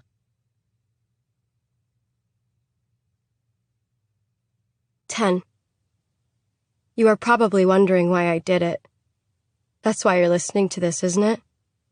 I can imagine this is all like a jumbled knot of jewelry to you. Unraveling one piece, only to have another kink appear. Until it's all an impossible mess. It doesn't matter, I guess, when things started to tangle. Only the last snarl matters. If you tug too hard, the chain might break. Or, if you're like me, you figure out a way to save the whole thing. I sold my soul to the devil, and I don't regret it. The air was near freezing. The sky was silver and purple, the color it turns right before snow, when all the light is sucked from the land. The night before, Grace had lost a tooth. "Do you think the tooth fairy will find me here?" she asked, worming her finger into her mouth, prodding at the gummy hole. We were sitting around the fire. Charity snorted and poked at the coals. I smoothed Grace's hair back. It was getting long. I needed to find a way to keep it out of her face since David wouldn't let us cut it. "Of course," I promised. Grace shifted to peer up at me. "Then why can't my mom?" "Can't you keep her quiet?" Charity threw out. I frowned at Charity and patted Grace's knee. "You know you're not supposed to talk about her." I figured I'd find some twine and switch it out for the tooth. I'd planned all the ways I'd sell it to Grace. "Oh, wow! The tooth fairy left you a piece of string? That is so cool. You must be really special." Say anything with enough enthusiasm, and you can convince people it's the truth.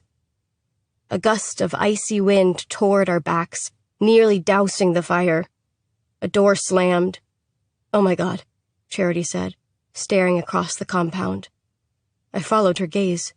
The armory door swung back and forth. "It's open." She rose, as if in a trance. "Charity, no."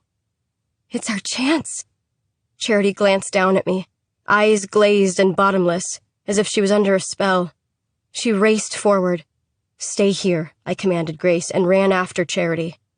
I found her in the armory. Sick, pale sunlight streamed through a tiny opening at the top of the tower. Charity smiled. It was a little wild, a little lost, too deep inside. "I'm going to kill him." She picked up a revolver and met my eyes. We could be free. The unspoken words passed between us, skating on the frozen air. A dizzying sensation, like biting into a warm, ripe peach in the middle of summer. A shadow fell over us, blotting out the wisp of light. "Put down the gun, Charity," came David's voice. I could feel his body heat, the warmth from his chest. He inched forward and around me. "Be careful. You don't want to hurt anyone," he added, hands splayed. Calm. Too calm? Something felt off. The way he moved with certainty, as if he was sure no harm would come to him. Charity placed both hands on the revolver and drew it up, David in the crosshairs. Seconds stretched into eternity. It began to snow, a quiet, sleepy dance. David's chest rose and fell with even, unhurried breaths. He looked at me. "Destiny, take the gun from Charity." Time moved slow again, creeping down like molasses from a tree. Charity swung the gun back and forth between David and me. David said my new name again. "Destiny, take the gun from Charity," he repeated. "Do it for Grace." I whipped my head toward the compound. Michael's hands were on Grace's shoulders. An inch or two up and he could wring them around her neck, squeeze, blot out the light. Her life. It happened in a deranged blur. I rushed Charity, putting my shoulder into her midsection and slamming her into the armory's floor. The gun fell with a clatter. Charity pushed out from under me and shrieked. David swung a fist. Once, twice. Blood came away from his hands and little droplets sprayed onto the concrete, even outside. I see it when I close my eyes sometimes. Blood in the snow. He rose up, chest heaving. Charity lay crumpled, her face already swelling, already purple. You did it. He stepped over Charity and smiled, oddly giddy, a little breathless. I had an inkling you might, after the other day at dinner, when I'd wanted to trade myself for Grace. But I had to be sure. What? I asked, ravaged, bewildered. What? This was all a test. David swiped the gun from the ground. He pointed it at me and squeezed the trigger. Click. I winced, ready for pain. Nothing. No blow to the chest. No red stain blooming outward. David's smile doubled. Empty! It was empty! He crowed. You truly love Grace, don't you? I wanted to see how far you'd go to save her. I swallowed and searched out Grace. She was by the kennels, kneeling and poking her hand through the gratings to pet Star. My chin quivered. All a test? I'd hurt Charity because of a test? Breath sawed in and out of my lungs, scraping up my throat. A fog descended, and I started to hyperventilate and laugh at the same time. Was I as mad as David now? My fingers dug into my sides. Stop it, David said through his teeth. I didn't see his hand coming. It fell across my face. Slap! I sobered instantly, my fingers going to the sting in my right cheek. You be quiet, he demanded. Take Grace to her room, he called to Serendipity. I watched as Grace was ushered off. I taught her that, to do what she was told, to be silent, to not struggle. It was how we stayed alive. But it wasn't any way to live. I'm sorry, please, I'm so... I dropped to my knees, hunching over his feet. Sometimes I loved him. Sometimes I wanted his affection. Sometimes I craved his kindness, yearned for him to look upon me as if I was a treasure he wanted to keep. David sighed and took me by the elbows to draw me up. My cheek screamed with pain, along with every other part of my body. Poor girl, he crooned, folding me into his arms. We stayed like that for a moment, swaying.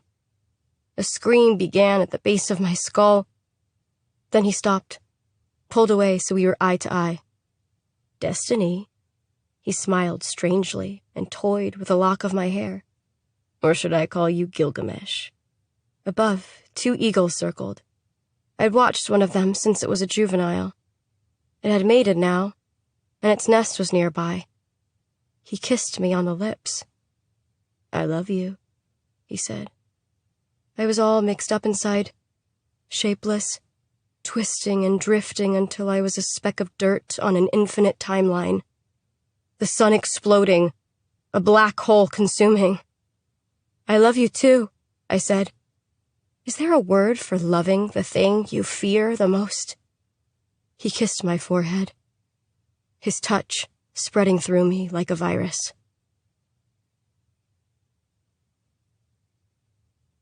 Chapter 27. Chelsea steps from the Blacks' house and paces in the backyard, grass folding under her shoes, panic swelling in her chest. She fishes her phone from her pocket and dials. Detective Calhoun, Dr. Fisher answers after the first ring. Cerise, Ellie is missing, Chelsea says, voice somber. No, Dr. Fisher exclaims. How? How are her parents? Chelsea looks at the house. Not good. She sees Kat through the window, body rigid, arms crossed as if she's holding herself together. Chelsea swings around to face the street. Dr. Fisher sighs. I understand why. Chelsea checks her watch. It is 10:15 a.m. now. She has started a new timeline. Ellie has been gone 2 hours and 30 minutes, give or take a few. She had with her a backpack and all the ingredients for a pipe bomb. Chelsea can get a warrant for the phone data, but that takes hours. And to do that means acknowledging Ellie as a threat to herself, to others. Chelsea needs to know why first. She has a theory. In her mind's eye, Chelsea sees the birch tree postcards, the thick felt-tipped numbers on the back, evidence that Ellie was being watched after she came home. With that revelation, more puzzle pieces begin to fit together. Ellie had been acting cautious and vigilant because she's had to be cautious and vigilant. She knew someone was keeping tabs on her. No wonder she hadn't wanted to talk to Chelsea to aid the investigation. Other details slide into place. Chelsea thought Ellie had escaped or been left for dead, but there wasn't any physical evidence to support that theory. No fresh bruises, neat nails. What if Ellie hadn't fought her way to freedom? What if she'd been returned? It is ridiculous. Chelsea is a fool to even entertain the notion. But the idea sparks inside her, burning through her mind like wildfire. I'm hoping you can give me some more information. What you two talked about, Chelsea says to Dr. Fisher. Something in her chest tightens. A twisted knot of desperation and fear. I believe Ellie's life is in danger.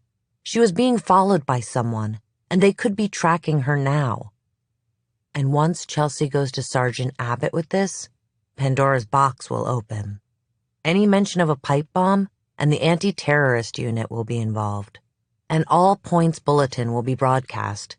Cops in every adjacent county will be searching for Ellie, ready to rain down hellfire. No detail is too small. It is quiet on the line for a moment. A heavy silence. Ellie is suffering from post-traumatic stress disorder. Our conversations were very introductory. We only had a couple of sessions.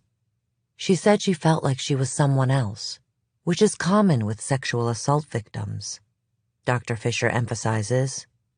We did some art therapy during our last session, and Ellie completed 2 drawings. I showed you those. Dr. Fisher stops. Did I tell you she called the girls her sisters? It takes an enormous effort for Chelsea to stay upright. She slides back to yesterday. Sounds like you'd do anything for your sister, Ellie had said. I would. I would have done anything for her, Chelsea had replied. I understand, Ellie said, and her whole heart had been in that statement. Anything? Like give up her life? Is Ellie trying to save someone? Willa, maybe. I kept her safe, Ellie had said. Is Ellie still trying to keep Willa safe? Her sisters. You sure? Yes, Dr. Fisher says firmly. Chelsea thanks Dr. Fisher and hangs up. Ellie was kept with other girls. She called them her sisters. Chelsea's mind races. Inside, the Blacks are waiting, and they will have to continue waiting. Tick, tick, tick. Chelsea feels the seconds dwindling. She flexes her hands, steadying herself. She re-enters the house and tells Jimmy and Kat she will be back. That she has to go to the station. She has to report Ellie now. Put out an APB on Kat's car. The driver is armed. But dangerous? Chelsea isn't sure. It will kill Chelsea to place Ellie in the hands of others. Her only hope now is to find the girl first. Please, Ellie, she thinks. Don't do something we'll all regret. 11. A tiny rubber tire, a cracked headlight, and a plastic door. What was left of the remote-controlled green truck lay in pieces around me. I sat on the floor in the middle of the room with the plastic sheeting. The weather was warm, and it was muggy inside the room. Spring was coming. David was in short sleeves, his hairless arms throbbing with veins. Sweat beaded on his upper lip. He had a particular look in his eye, a feral gleam that wasn't quite right. I held 2 wires in my hands, one white and one red, both harvested from inside the truck. David crouched beside me. "That's it, Destiny," he said. My name in his mouth was slippery, like oil. "Connect the wires to the tube." His tongue darted out, licking the sweat from his upper lip. I did as I was told, my hands shaking. The tube had been prepared earlier. A hole had been drilled in it. Then it had been filled with black powder and broken glass and capped. Vaseline clung to one end of the tube, and it made my fingers slip, the wires nearly connecting. "Easy," David said. He petted my hand. His palms were moist. "Don't want any accidents." I set the tube and wires down, placing them far away from each other. I flexed my fingers, trying to steady my hand. I stared down at the red and white wires until the colors bled together. David withdrew a watch from his back pocket. "Set the time and attach it." I took the watch from him. Gently, I opened the face. It was an old piece, beautiful, probably an antique. Such a shame. I set the time and attached the white and red wires. In 2 hours, they would cross, and then, boom.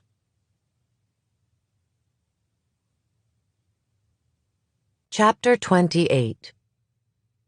Chelsea drives to the station in half the time it usually takes her. She steps inside the precinct. It's the usual chatter. Phones ringing, paper shuffling.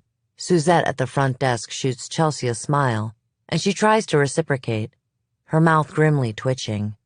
Despair gnaws at her guts.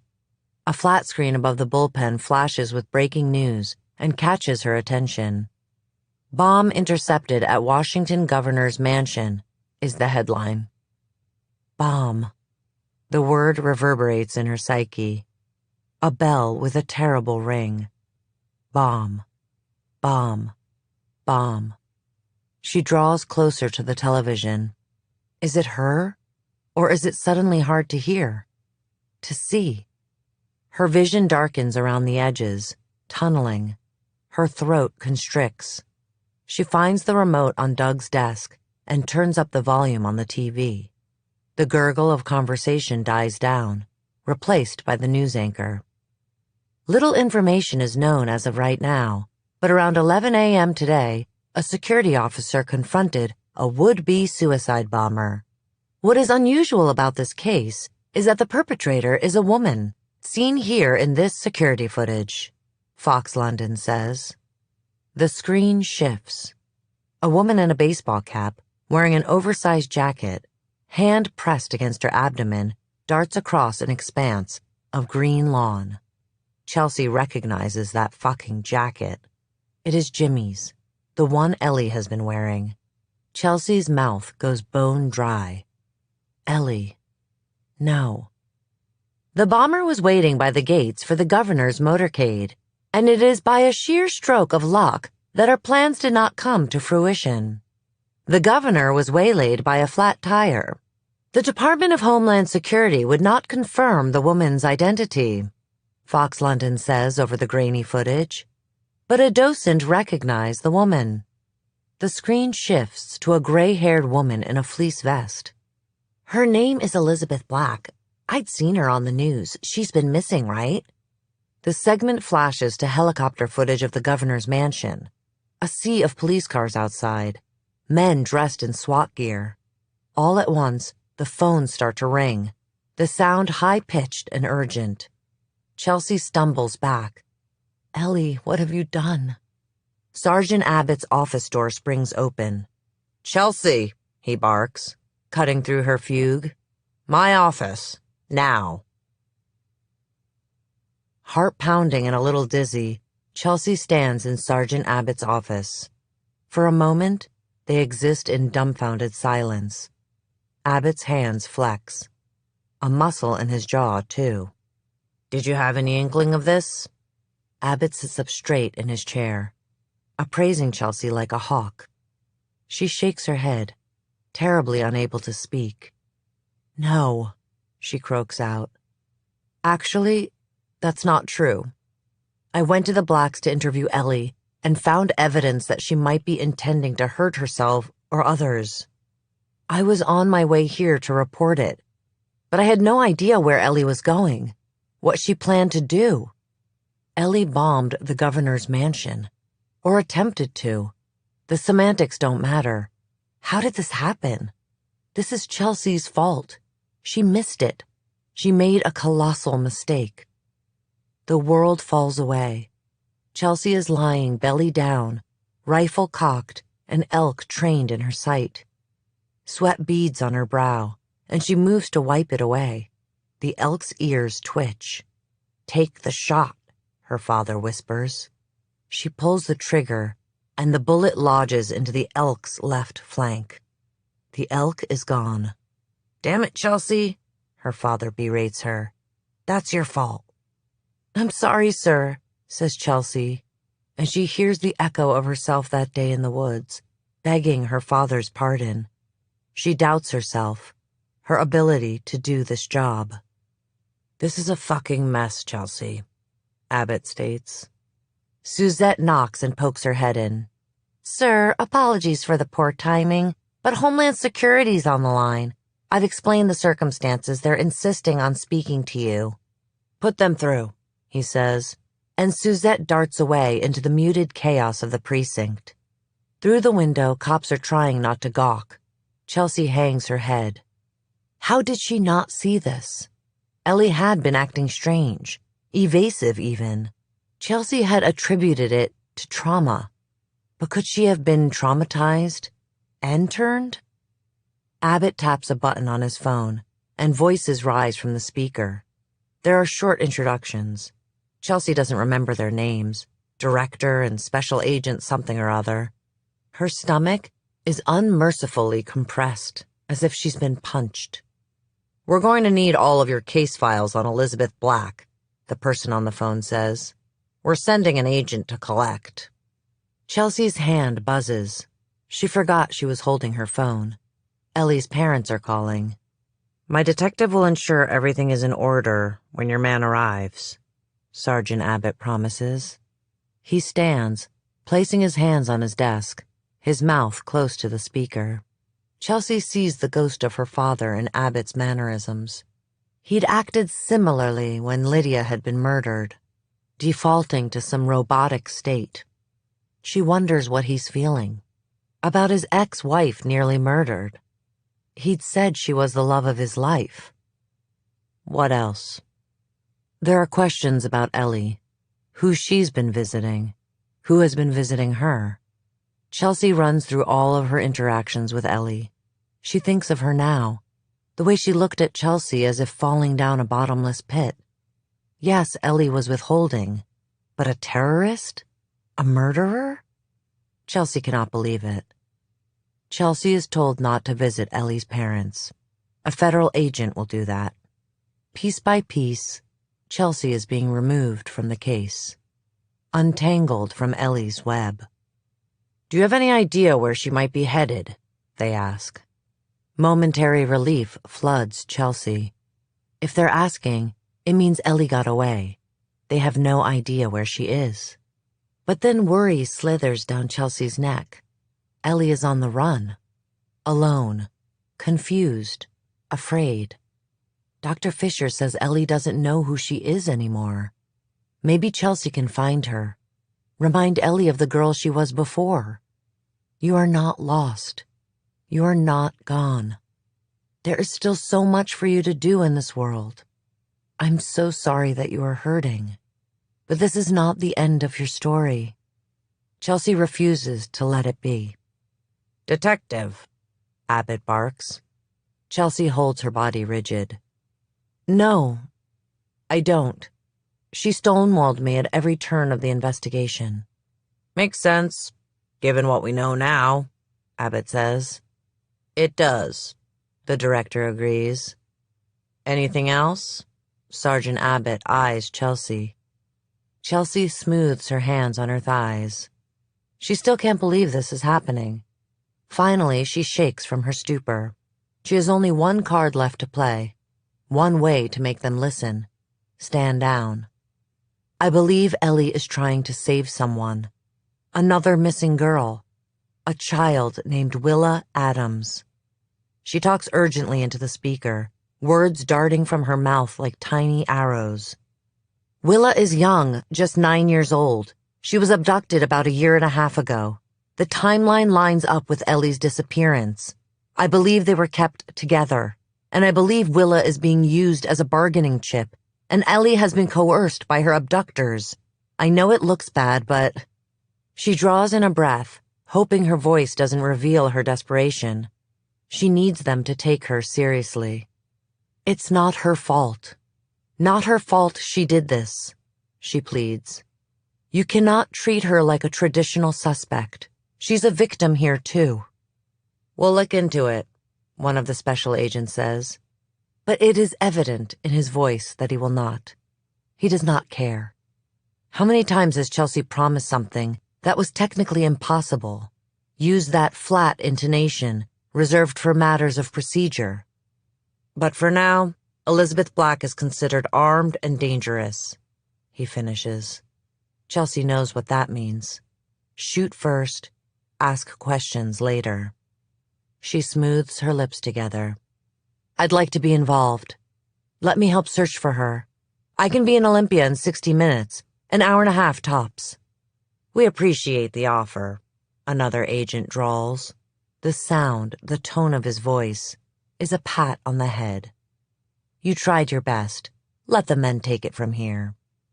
But this is a matter for Homeland Security now. A pause. And given the nature of your department's personal relationship with the governor, it's best if you let us handle it. Chelsea feels boneless as Sergeant Abbott thanks the special agents and promises the cooperation of his department. They hang up. I'd like to go to Olympia. Chelsea rises. Abbott shakes his head, doesn't look at her. No, Chelsea. But you're off the case, Chelsea. We're off the case, he states unequivocally, jerking his head up, eyes flaring a warning. Do not push me on this. Get those files together and go home. She stands but refuses to leave Abbott's office. Sir, it's an order, Chelsea. Go. He nearly booms. He softens. I can't deal with this right now. I have some phone calls to make. My kids. He rubs his brow. Files and home, Chelsea. Chelsea places a hand on the door. The files are in my car. I'll get them. She opens her mouth to say something more, but Abbott's head is down, tapping something out on his phone. Chelsea drifts outside the station and makes a call. The phone rings 3 times. Detective Calhoun, Montoya answers. Good to hear from you. Chelsea chews on her thumbnail and tries to regroup. You seen the news? Across the street, a group of teens laugh and elbow one another before heading into the diner. Yeah, he drags out slowly. You hear any chatter about her whereabouts? If they know where she might be headed? Chelsea asks, recalling Montoya worked in the counterterrorism unit for a few years. Maybe he has some intel she can use. Nothing. She's in the wind. But they'll have copters in the sky soon. A statewide manhunt will be underway. They'll get a warrant to pull her cell records. You know the drill. They'll start pinging towers and zero in on her location. She won't be able to hide anywhere. How long does Ellie have before she is found? Chelsea cycles through cases she's worked or has working knowledge of that involved bombs. Were there any similar to Ellie's? There was that man, a disgruntled contractor, who set up bombs around a concert and got to another state before being caught. How long did it take? 15, 16 hours? They'd found him hiding out in a salvage yard, shot him in the spine. Now he's paralyzed from the neck down. What will they do when they find her? Chelsea asks Montoya, even though she has an inkling. She paces the sidewalk up and down, chewing on her thumb, eviscerating the skin. Honestly, I don't know. Tactics change fast, and I haven't been on the team in 10 years. But when I was, our initiative was to negotiate first. Since Waco, the FBI has had a directive to avoid civilian tragedies. But this is a Homeland Security issue. It's way different. If they think she's a danger, I mean, she could have more bombs. Chelsea freezes, absorbing the information. Thanks, she says. That's helpful. Will you let me know if you hear anything? Montoya promises he will. At her car, Chelsea plucks Ellie's file from the passenger seat. Her hands shake. Photographs of missing girls spill onto the asphalt. There is Gabrielle with her lips puckered for the camera. Stack of friendship bracelets near to her elbow. Hannah with her face turned, peering up at something far away. Willa hanging from a set of monkey bars. And Ellie on the beach, arms out, bracing herself against the wind. Chelsea stuffs the photographs back into the folder. She waits a beat, staring at the precinct, quiet on the outside. Her father would tell her not to stop. He'd make her chase that elk through the woods. Go after it, he'd commanded. Daddy, don't make me, she'd said, turning to her father. Please don't. He'd been stern, yet tender. It isn't right to leave it like that. No good thing should suffer. She tracked the animal's blood-soaked trail for 6 hours, her father on her heels, tears brimming in her eyes. The elk had collapsed in a nest of ferns. Again, she glanced back at her father. He nodded. Go on. She cocked her rifle and shot it square between the eyes. She grips the folder and makes the decision right then, right there. Shrugs off the self-doubt. Knows what she has to do. She gets in her car, file with her, and heads off. No, she will not stop now. Chapter 29. Chelsea screeches to a stop in front of her father's house. She bursts through the front door and makes a beeline for the office, dumping the contents of her file onto the floor. Her hands shake as she pins the map of Washington back to the wall. Find Ellie, find Ellie, find Ellie. The words beat inside of her. She considers the idea of Ellie on a mission. Ellie returned. The landscape begins to reconfigure. Boulders shift, mountains melt away. Lakes appear as Chelsea mentally readjusts the topography of the case. She'd assumed Ellie had escaped, and that she'd been on foot. But what if she hadn't escaped or been on foot? What if her abductor was complicit in her return? What if she'd been driven somewhere? Dropped off? Yes, the puzzle pieces seemed to fit. Ellie was returned. Ellie was supposed to carry out a mission on her abductor's behalf. Ellie botched the bombing. So what does Ellie do next? Where does she go? She cannot go home. But maybe she is. Maybe Ellie is not going to the home Chelsea knows, the one with Jimmy and Kat, but the one she lived in these last 2 years. Willa is there. Ellie indicated Willa was still alive. Could Ellie be going back for her? To be with her? Chelsea stares at the map, backing up a step, a missing girl flyer crunching under her heel. She glances down and plucks it up. 10 minutes later, she has them all pinned to the map. On the desk is a red marker, and Chelsea takes it into her hand, popping the cap off with her mouth. Cops can pinpoint someone's location by pinging their cell phones. The signals bounce off towers, and through triangulation, they narrow down an approximate location. Chelsea uses the same concept now, tracing lines from one girl to the next. It's a spiderweb with a clear center, the Olympic National Forest. Every girl she believes to have been taken by Ellie's abductor was within a 3-hour driving radius of that clear center. Chelsea inhales so hard and fast that she grows dizzy.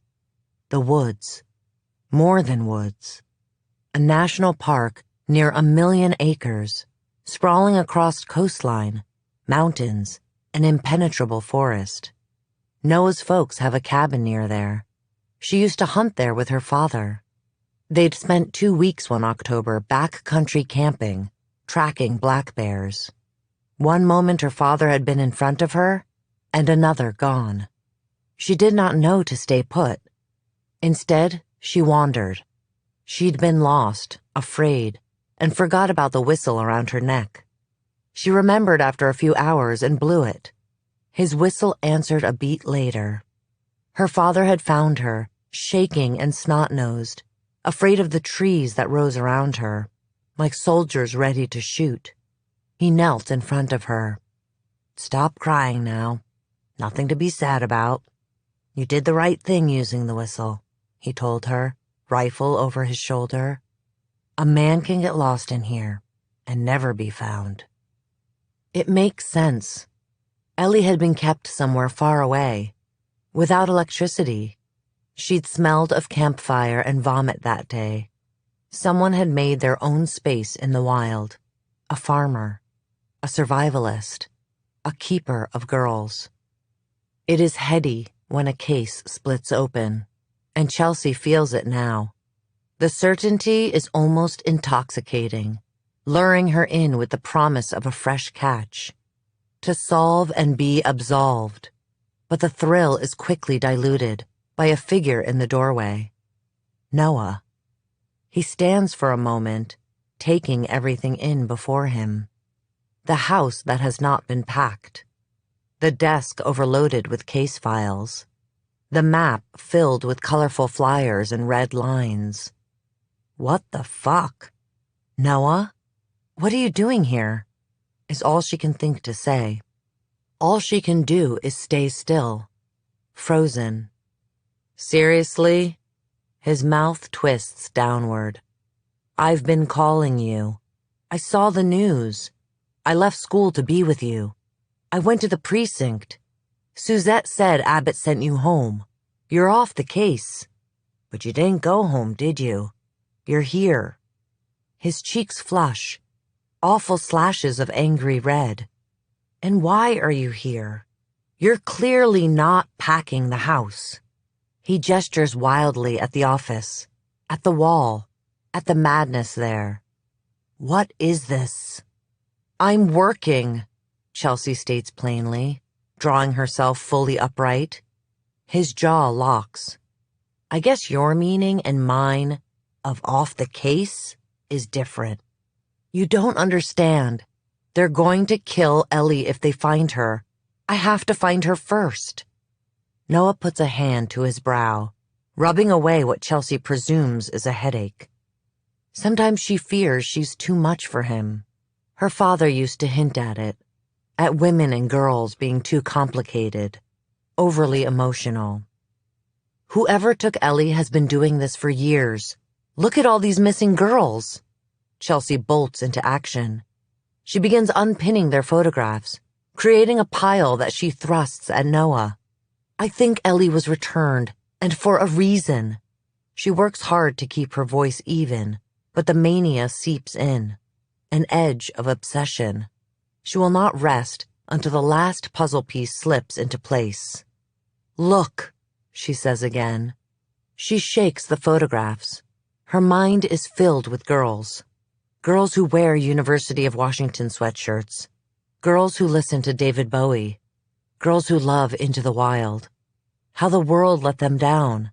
How the world did not love them in the way it should have. Look at them. They all fit a certain profile. Except for Willa Adams. But I don't know what I think. Why he took her. But I believe Ellie was forced to bomb the governor's mansion. That she may be going back for Willa. Chelsea. The pity in Noah's eyes makes her flinch. I could do that with any missing kid. Anybody murdered. Put enough of them together, and you'll find commonalities. That's how statistics work. I sympathize with Ellie Black, with what she's been through. But this idea you've got that she was somehow turned, it's... You going to call me crazy now? Chelsea narrows her eyes at him. He closes his mouth. She feels herself folding up on the inside, away from Noah. She levels him with a fierce gaze. You don't believe me. He sighs, sitting with her words. It's not a matter of believing you. Disagree, Chelsea thinks. Belief is all that matters. Noah places his hands on his hips and hangs his head. Let's just go home, Chelsea. He draws his keys out, ready to walk, expecting Chelsea to follow. No, she says softly, firmly. No? He turns back to her and arches a brow. You're going to stay here? I'm not going to stay here. She keeps her gaze steady on Noah. I'm going after Ellie Black. No, you're not. He grits his teeth. There is a weird light in his eyes that Chelsea doesn't like, a fury she has not seen before. I am. She crosses her arms. Chelsea, stop this. Come home. He swings out a hand to grab her, and Chelsea jerks away. His face rearranges into a softer mask. This case is over. You need to let it go. Let all of it go. He speaks quietly. You have something going on beyond work. Something inside of you, Chelsea, he says. Things with your dad. This has nothing to do with my father. This has everything to do with your dad, he half laughs. You really can't see it, can you? He steps forward and addresses Chelsea directly, and it makes her want to recoil. The naked disappointment. Your dad was a self-aggrandizing asshole who took you hunting instead of letting you grieve. Chelsea's stomach lurches. Unforgivable tears rise in her eyes. She gazes at the plaid wallpaper, then shifts down to an outlet, a bare patch above it. Lydia had stuck a Lisa Frank sticker there, a neon tiger, when she was 5. Their father had been so angry. She whips the memory away. That's not true. It is. You're too scared to feel anything. You're too terrified to move on. You need to choose. Ellie Black, this case, this house, or me. Tell me now, Chelsea. She hangs her head. Her whole body burns with conviction. I have to see this through. Fine. Maybe you should stay here for a while. I'm not sure I can be married to someone who is not as committed as I am. She falters as she absorbs his statement. She shouldn't be surprised. Noah wants to be a priority in her life, a singularity. But Chelsea cannot revolve around him. It's like living on another planet, she remembers her mother saying after Lydia died. It's true. Okay. Okay. He blinks, stunned, lashes fluttering, and Chelsea fights a grimace, the urge to recant. But it is too late. She is far from Noah now, has been far from him for a very long time, drifting in open space. That's it. Give me a call if you change your mind. But I'm not going to stand around and watch you self-destruct any longer. He leaves, but she does not watch him go. She does not think about her marriage ending, how close she came to having it all. Chelsea's chin trembles, but she refuses to cry. She hears a car door slam outside, an engine starting, Noah driving away. She walks back and forth in the office, pacing instead of going after him. When her mother left, her father had holed up in his office. Let her go, he told Chelsea, and Chelsea had sat on his couch, both of them tense and silent as her mother packed her bags. When she was gone, her father had placed both hands on his desk and stood. Dinner time. We'll go out. Her phone rings. The sound is like a lifeline, something she can grab onto. She wipes her nose and breathes deep, stale air filling her lungs. She doesn't recognize the number, but it says Coldwell. Detective Calhoun, she croaks. Ellie didn't do this. Danny's voice explodes over the line. Chelsea stares at the wall, at the photographs. I agree, she says. She moves to the map, letting the green expanse of the Olympic National Forest blur her vision. I believe Ellie was being watched, controlled. She traces the red lines she made. I'm going to find her before Homeland Security does. It's a long shot.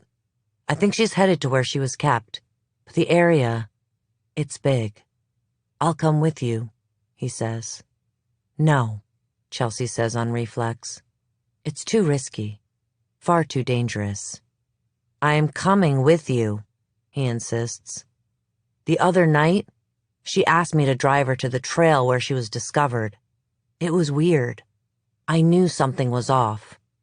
I turned on the Find My Friends app on her phone when I checked if she had service.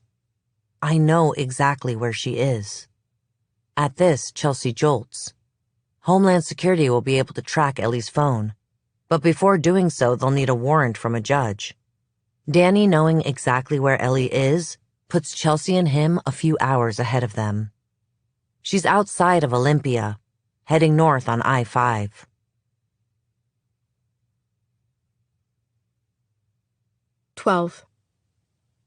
We spoke once about regrets. Remember? How you implored me, Detective Calhoun? Don't have regrets like me, Ellie. I wish I could say I don't have any. But I do. So many. Little snags in the tapestry of my existence. So, regrets. Yes, I have them. I'd like to go back and restitch so many things. I guess it was nice of David to let me come home a few days early to say goodbye. He let me have that do-over. Aren't goodbyes strange? Isn't it funny how you spend your entire life practicing saying it? But when it comes down to the real thing, it's near impossible. My hand clenched around the bright red backpack hanging at my side. Inside it, I could hear the timer seconds ticking down. David and I had been walking for a while. By my estimation, we'd only a few minutes left. I glanced over my shoulder at him. He stood on the other side of the meadow, eyes on me. I looked up at the birch trees stretching into the sky and picked at the peeling bark of the closest tree. I loved birch trees. Their white trunks with long, wistful branches tapered into serrated leaves. This one was old. Even though the trunk was thin, it was tall, a sure sign of a long life. It was almost full, its leaves returning with the spring. It was surrounded by equally tall trees. I laid the backpack at the base of the tree. I paced back, keeping it in my sight. When I was several feet away, I turned and broke into a run. Keeping my head down, I blindly headed in David's direction. David hooked an arm around my waist as I approached, stopping me. Easy, he said into my ear. We're at a safe distance. My body went limp. He let me go, and I stood straight and stared across the grove. The red backpack, an angry scar slashing through the green landscape. We didn't say anything else. It came without warning. A sharp, quick bang. I could almost see the air ruffle with the sound. And then I felt it. Pressure in my ears, like the inside of a boiling tea kettle. I covered them, but it didn't help. They felt as if they were bleeding, as if I had ruptured my eardrums. Orange flames and thick, black smoke burned my eyes. I collapsed in a heap. In a matter of seconds, it was over. The grove was eerily silent. Something pelted my back. Rain? I peeked from the cocoon of my arms. Wood and leaves and dirt fell around me. Across the grove, my birch tree had collapsed in on itself, cut off at the knees. The other birch trees were mangled and black as well. The scorched earth around the blast zone smoldered. Beside me, David was speaking, but I couldn't make out his words. The silence was lovely. I turned from him and got to my feet. We watched the forest until the fire went out, until the sky cleared, until I melted away to impermanence. "You did well," David said. We were in his room. He flicked on the generator, heat flooding the room, and I flexed my fingers. "Sit, sit," David motioned to the edge of his bed. My ears were still ringing. My steps were slow. The trees were dead. Gabby was dead. Hannah was dead. I could see my path carved clear and deep, a trench in the blackest of soils. I would become like Serendipity, one of David's henchmen, unable to live without him. I looked at my hands that were responsible for so much destruction. When you take a life, you lose a little of yours too. I never thought it was possible to be alive and dead at the same time. I sat tight on the edge of the bed. It hurt to speak. I'd inhaled some smoke, and the inside of my throat felt like acid. I started to peel off my sweatshirt, the action involuntary and rote. David had never brought me to his room, but I knew what he wanted. "We're not here for that." He pulled my sweatshirt back in place. Through the window, I caught Serendipity hanging laundry on a line, surreptitiously glancing over her shoulder every now and again. "I see so much potential in you." David moved about the room, slipping a newspaper from a stack. "You are a survivor. A fighter, like me. You care deeply for people, and it makes you strong. Capable." "I'm not," I said. "You are," he insisted. "You will be," he insisted harder. He laid the paper across my lap. It was an edition of a local print. The words came together slowly. I hadn't read anything in years. Governor Pike's plans for the future of Washington. "It is my greatest desire that she no longer walk this earth." His voice tightened. "You want to do this for me, don't you? You will sacrifice yourself." I squeezed my eyes shut. Tears leaked out. "I don't think I can. I was not like him. I did not want to be like him. A faceless husk that wished to rend the world in two." His fingers bit into my flesh. He shook me, and my teeth clacked together. "You will do this." Dread clawed at my insides. "I can't. I'd rather die on the compound. Let the dogs pick at my bones. It's impossible." "Nothing is impossible for the man who wills it." "You can." He stopped shaking me and rubbed my arms up and down, up and down. "The weather is getting so nice. Little Grace loves to play in the water. I worry about her in the creek like that. She's so small. I probably only need one hand to hold her down. But then again, I'd hate to lose her. Only a few more years until she's 14. She'd be ripe then." Fear spiraled around me. "No," I said. "Don't hurt her, please." "Do you love Grace?" He tilted his head. "I do," I confessed, my stomach full of concrete. When I looked at him, his eyes almost seemed a different shade, a darker blue, wet with triumph. "Tell me, what would you do for someone you love?" "Anything," I said. "I would do anything." Then he bent forward and whispered a sweet promise. "I'll let Grace go. Your life for hers." My only value was in relation to David, what I could do for him. I flinched, and then considered it. I was so tired of the pain in my chest, the numbness, the constant hurt. I had given Grace my shirts, my sleeping bag, portions of my food. The only thing I had not done was bleed for her. Grace still had dreams, and for her the world was still wide and open. And my life? It was a mistake. A thread to be pulled. be plucked, discarded, and worthless. I might not matter, but Grace did. Okay, I said, and it was a simple choice. I'll do it.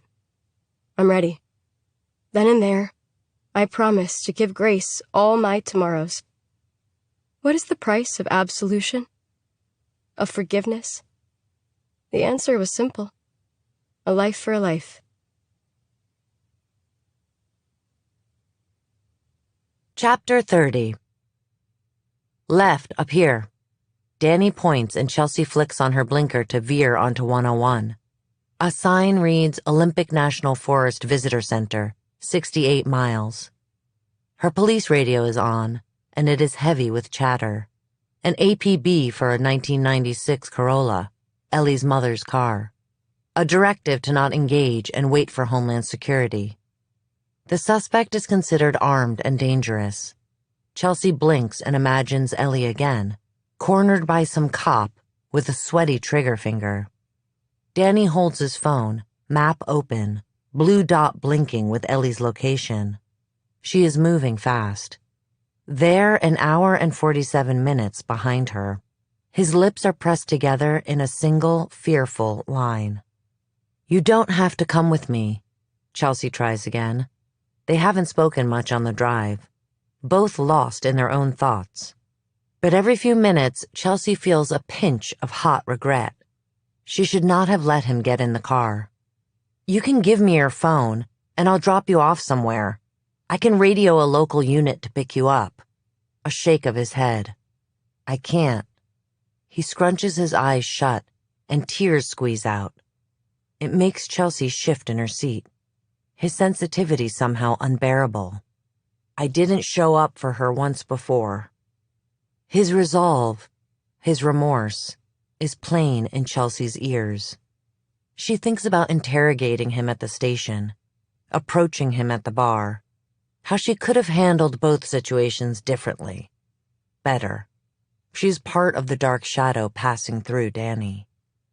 Listen, I'm sorry about the bar. I shouldn't have asked you to spy on Ellie. It's not how I usually operate. Yeah, well, turns out you were right to want to keep tabs on her. This is some fucked up shit. Danny stares out the window. It's pretty rural now. Houses set on acres of land, with horses and cows and even some llamas. The occasional gas station. No hotels. Look, I shouldn't have said what I said about your sister. It's not how I was raised. Throwing someone's personal tragedy in their face. His words hover in the car, combining with the musty air, and Chelsea swallows against a scalding in her throat. A red light on her dash blinks on. Shit, we need gas, she says. A mile down the road, she spies a gas station and turns in. Danny stays in the car. At the pump, she scrolls through her phone, checking various news websites. They're still using the footage from earlier this morning. Screenshots of the governor's mansion, a SWAT team lining up behind shields, dogs straining on leashes. Chelsea can't hear, but she is sure the anchors are speculating on Ellie's motives, so she may be tried in the court of public opinion. Chelsea's phone lights up with a text. From Noah. I'm worried about you. She deletes it. The passenger door slams, and Danny stands beside it. We've got a problem. Danny addresses her above the car. Chelsea nods at him. What? She removes the nozzle from the tank.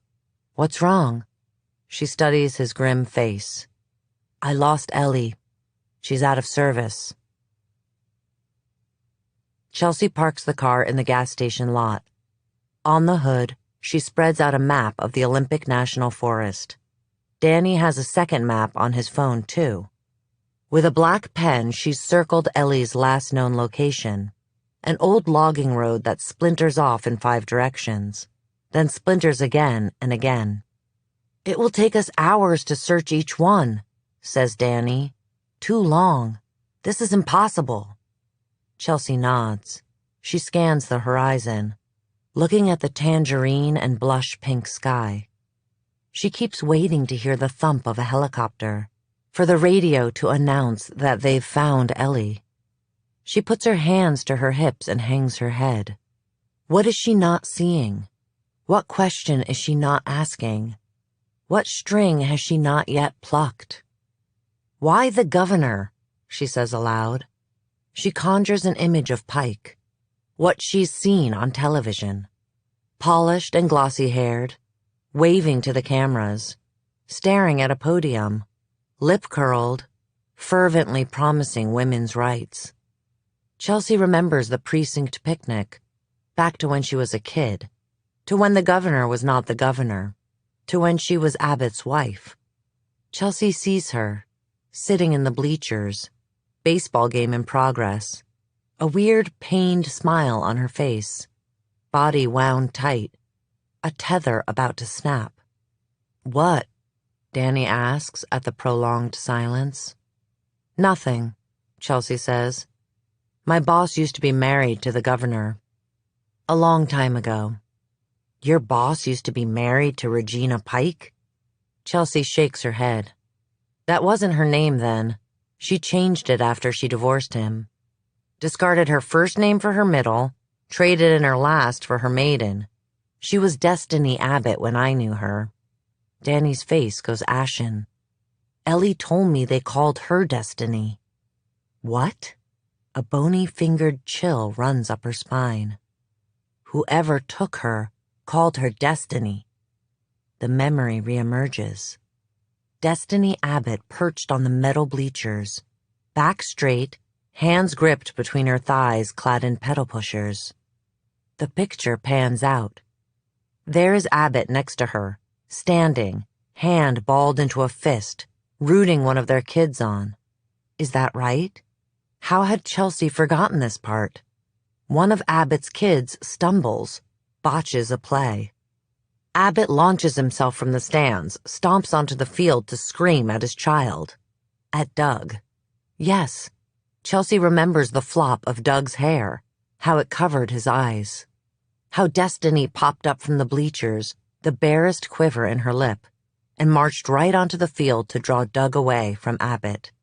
A few terse words passed between Destiny and Abbott. Abbott stomped off.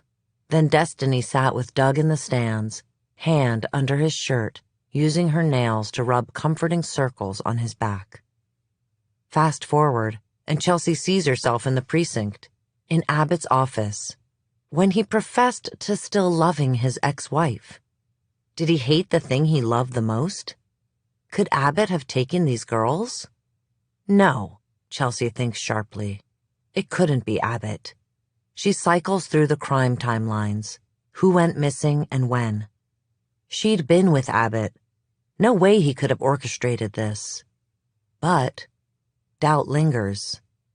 See what you can pull up about Patrick Abbott. He's my sergeant, the governor's ex-husband. You think he had something to do with this? I don't know. Chelsea's mind is spinning. But whoever did this, it's personal for them. Very personal. Abbott and the governor's marriage didn't end well. Danny's thumbs move over his phone. There's a bunch about Abbott, mostly career-related stuff. He has 3 kids, 2 sons and a daughter. West, Douglas, and Annie, Chelsea fills in. Look up the kids. Start with West Abbott, she tells Danny, feeling a rush, the sensation of water breaking over rocks. Maybe mommy issues, Noah said. And Chelsea had laughed it off. But now she thinks of her own mother, how angry she'd been when she left, how she'd wanted to punish her. She flicks the thought away. Instead, she joins Danny in researching Abbott's kids. Information is sparse, not much online. Chelsea switches and logs into DMV records using her police credentials. West Abbott's last known address is an apartment building in Seattle, long ago demolished, an upscale grocery store in its place. Annie lives in Coldwell, same as Doug. His vehicles are listed. Vehicles? A Prius she has seen him drive to work. And another car. A 1995 blue Ford station wagon. Chelsea tightens with alertness. Doug owns a car like the one seen at Ellie's and another girl's abduction site. She thinks of Doug, seeing him sporadically at the station. He could have done this, but not alone. West Abbott. We need to find West Abbott. Chelsea hurries out. She is letting the wave carry her, certain she will end in the right place, certain she'll wash up near Ellie, at Doug's and West's feet. A Sunshine LLC is registered under his name. Danny casts Chelsea a bright-eyed, feverish look. Ellie, we listened to music one night. I put on the song You Are My Sunshine, and she nearly broke the record in half. He squints at Chelsea, keen assessment in his eyes. Chelsea inhales. She digs into Sunshine LLC. 2 businesses are listed, a farm co-op and a kennel. Chelsea stops. The dog hairs found on Ellie, the bite marks imprinted on Gabby's bones. Sunshine LLC operates a kennel. Here. It's a property in the Olympic National Forest. An old World War II bunker the government auctioned off. She punches in the address, 43 miles away. We found them, Danny says. Chelsea can only nod. The whoosh of the discovery wins her. West and Doug Abbott, 2 men she knows. How deeply it cuts. How good it feels, this brutal certainty. Finally. This could be really dangerous, she says once they're in the car, her hand on the wheel. We don't know what these 2 guys have, what kind of arsenal. She pauses. We might not come back. I'm coming, Danny says. There's a stark fear on his face, but something else blazes in the depths of his eyes. All the love he carries for Ellie. He is desperate to sacrifice himself. Chelsea backs the car out of the parking lot and takes a right, heading toward Doug and West Abbott. Toward Ellie, toward whatever they might find. Why is she going back there? Danny finally says once they're down the road. He's tapping his thumbs against his jeans. Afraid, but undaunted. Chelsea nods, acknowledging his question, and remembering Danny doesn't know everything about Willa, the other girls. She thinks about herself, about Danny, what they are risking, why they are risking it. Her thoughts flip to Ellie, the way she touched Willa's photograph, a tenderness to it, a mother cradling her baby's cheek. Love can push you to make the ultimate sacrifice. I think she's going back for someone she cares about. They travel on, and Chelsea thinks about her sergeant and his sons. How they'd been right under her nose. How smart they must have felt, like they'd won, playing hide and seek. But Chelsea wasn't really in the game before. Now, she is. Now, the tables are turning. Come out, wherever you are.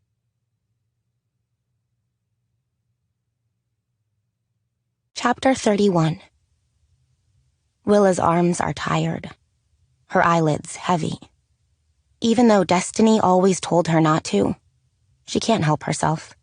She sucks her thumb and rubs the sleeping bag between her fingers.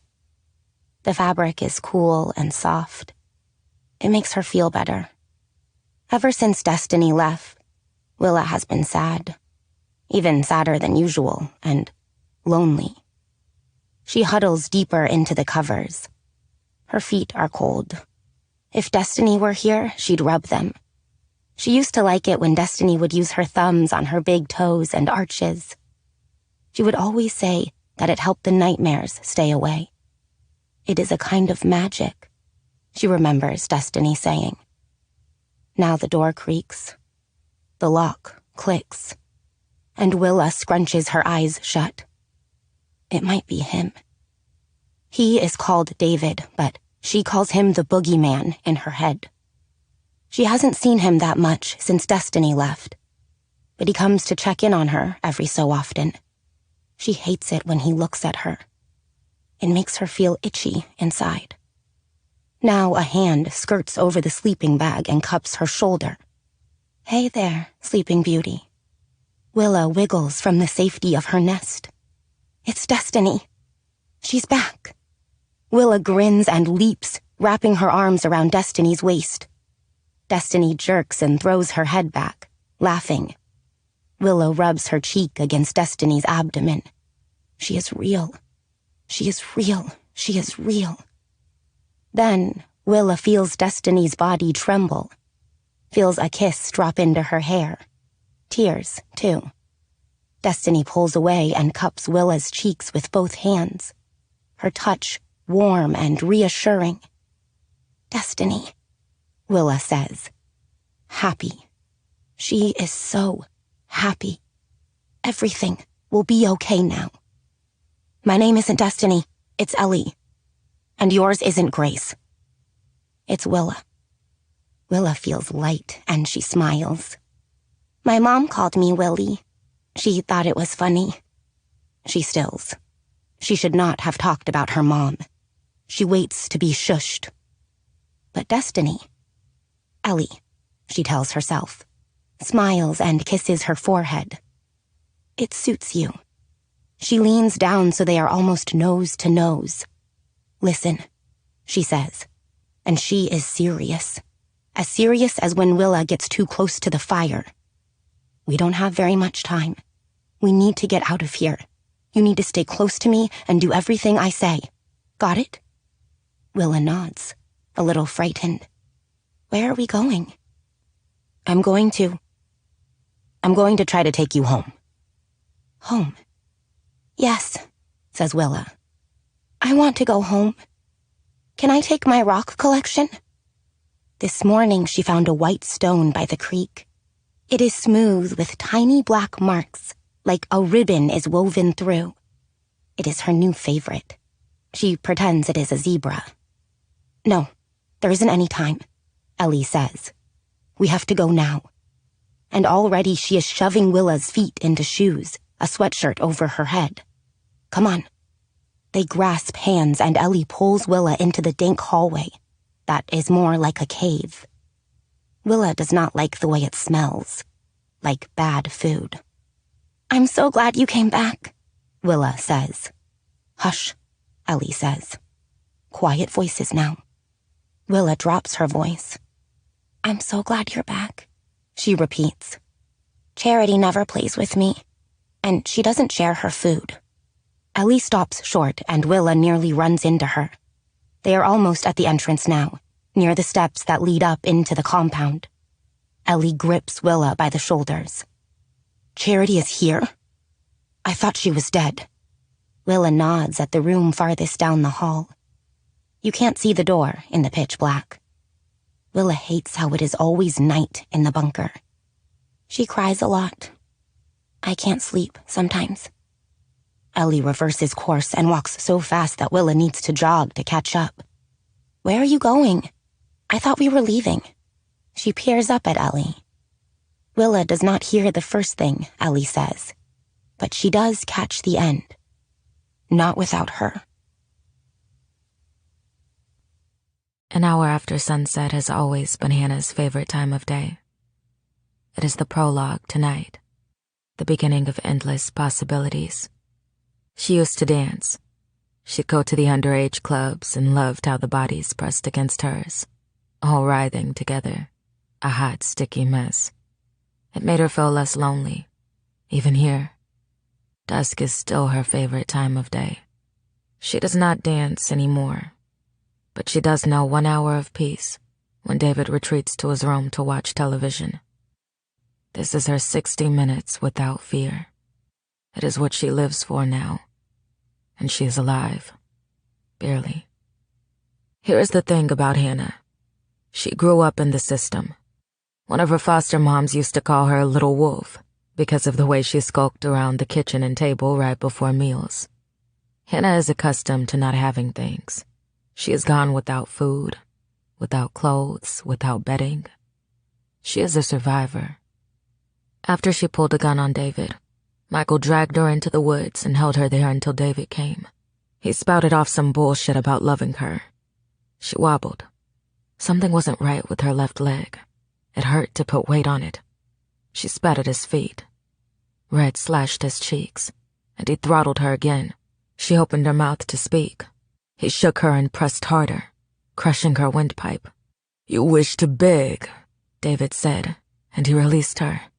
She fell down, gasping. "Beg me," he had said, inordinately pleased. David's favorite thing was women at his feet. She started, unsure what to say, how to save her life. Then 2 words came, squeezing through the folds of her subconscious. "I'm pregnant." It is what David wants more than anything. A child. He'd thrown her back in the bus, but fed her, then brought her back, and Ellie was gone. Hannah assumes Ellie is dead. Soon, Hannah will be dead too, because she is not really pregnant. She has played a trick on the devil, and he will collect twofold when he learns of it. David will not abide being made a fool. Now, there is movement outside of her room, and Hannah throws herself back against the stone wall. Coldness bleeds into her clothing as the metal door opens, and because she was just thinking of it, she imagines David has learned the truth, that instead of strangling her, he has something far more insidious planned. Fear makes her vision hazy, and she is unsure what she sees. 2 figures before her, small and hunched. Grace? Destiny? Hannah. Hearing Destiny speak jolts Hannah from her trance. Hannah crawls to the edge of the bed. Destiny? Is it really you? How? Ellie. My name is Ellie. Destiny. No, Ellie swipes under her nose. I could ask you the same thing. She shakes her head. But there's no time. Can you walk? She eyes Hannah, her stiff movements, the way she drags her left leg behind her. Hannah nods eagerly. I will. David, I don't know where he is. Ellie moves forward and loops Hannah's arm over her shoulders. They glance at each other, and Ellie's eyes are wide and white, like a frightened horse. What is lurking out there? Michael, David, serendipity. The woods seem just as hostile. Cold sweat breaks out along Hannah's hairline as they shuffle into the hall. Hannah leans against Ellie, and Grace comes around to grip Hannah's hand. My name isn't Grace. It's Willa, she states. That's good, kid. Hannah grinds out. They're in the hall now. Water trickles down the walls. A mile or 2 from here. I have a car parked, Ellie whispers, the effort of supporting Hannah clear in her voice. If we could separate it. Follow the creek north. You remember how to find north? Polaris. The North Star, Hannah says, sagging against Ellie. When she'd first arrived at the compound, Ellie had taught her. As they continue on, a sharp pain shoots through Hannah's leg, and bile rises in her throat. She might be sick. God, the pain. She tries not to think about the odds against them, what they'll have to accomplish, how a mile might as well be 20. She won't focus on that. One foot in front of the other, she decides. That's what she'll concentrate on. Keep moving until you cannot anymore. Because she is a survivor, this will not beat her. That's right, Ellie says. Follow Polaris and stay along the creek. I left the keys on the tire. You know how to drive? Hannah nods. She does not have a license. David snatched her before she could get one. But she'll figure it out.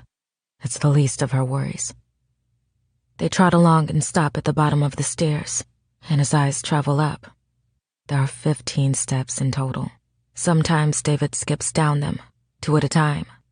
Hannah shakes, and Ellie grips her tighter. Does she remember it too? Gazing at the stars with hope. Mending woolen socks. Rabbit meat. Hauling cinder blocks. Fists. Blood. Betrayals. What about the dogs?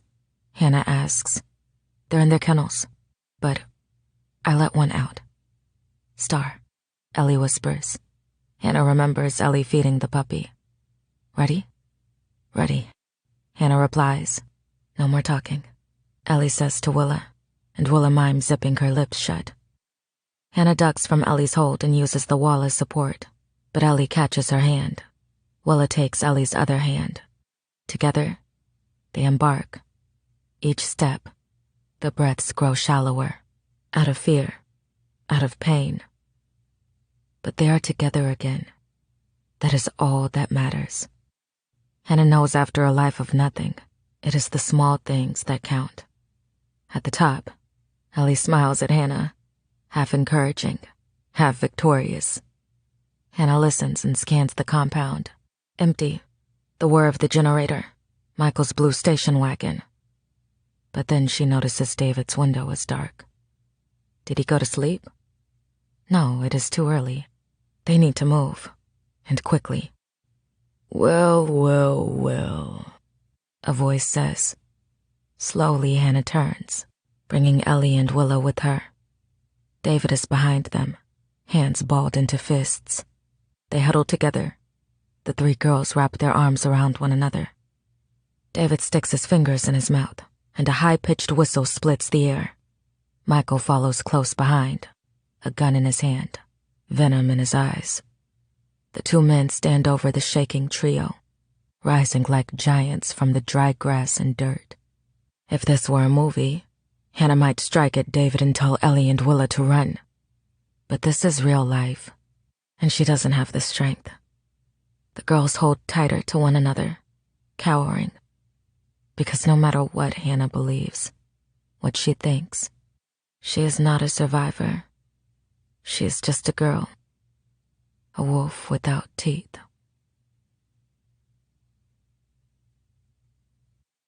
Chapter 32. It is pitch black, and the logging roads are dark and bumpy. Inside, the car is silent. Chelsea white-knuckles the steering wheel, hyper-aware of the trees rising around them, of how small they are in comparison. Finally, her headlights catch on a familiar vehicle. Kat's car. Chelsea dips her chin to the side of the road, where the Corolla has been haphazardly abandoned. Yep, Danny says, tight-lipped. The tense air in the car ratchets up a notch. Ellie is out here, somewhere in these woods. I am coming, Ellie, Chelsea keeps thinking over and over again. Hold tight. Hold on. Her chest fills with longing. I'm gonna turn my lights off. Danny shifts uneasily. Okay. Chelsea clicks off the headlights. The cab darkens, their cheeks instantly awash in the ink of night. Slower, they move on.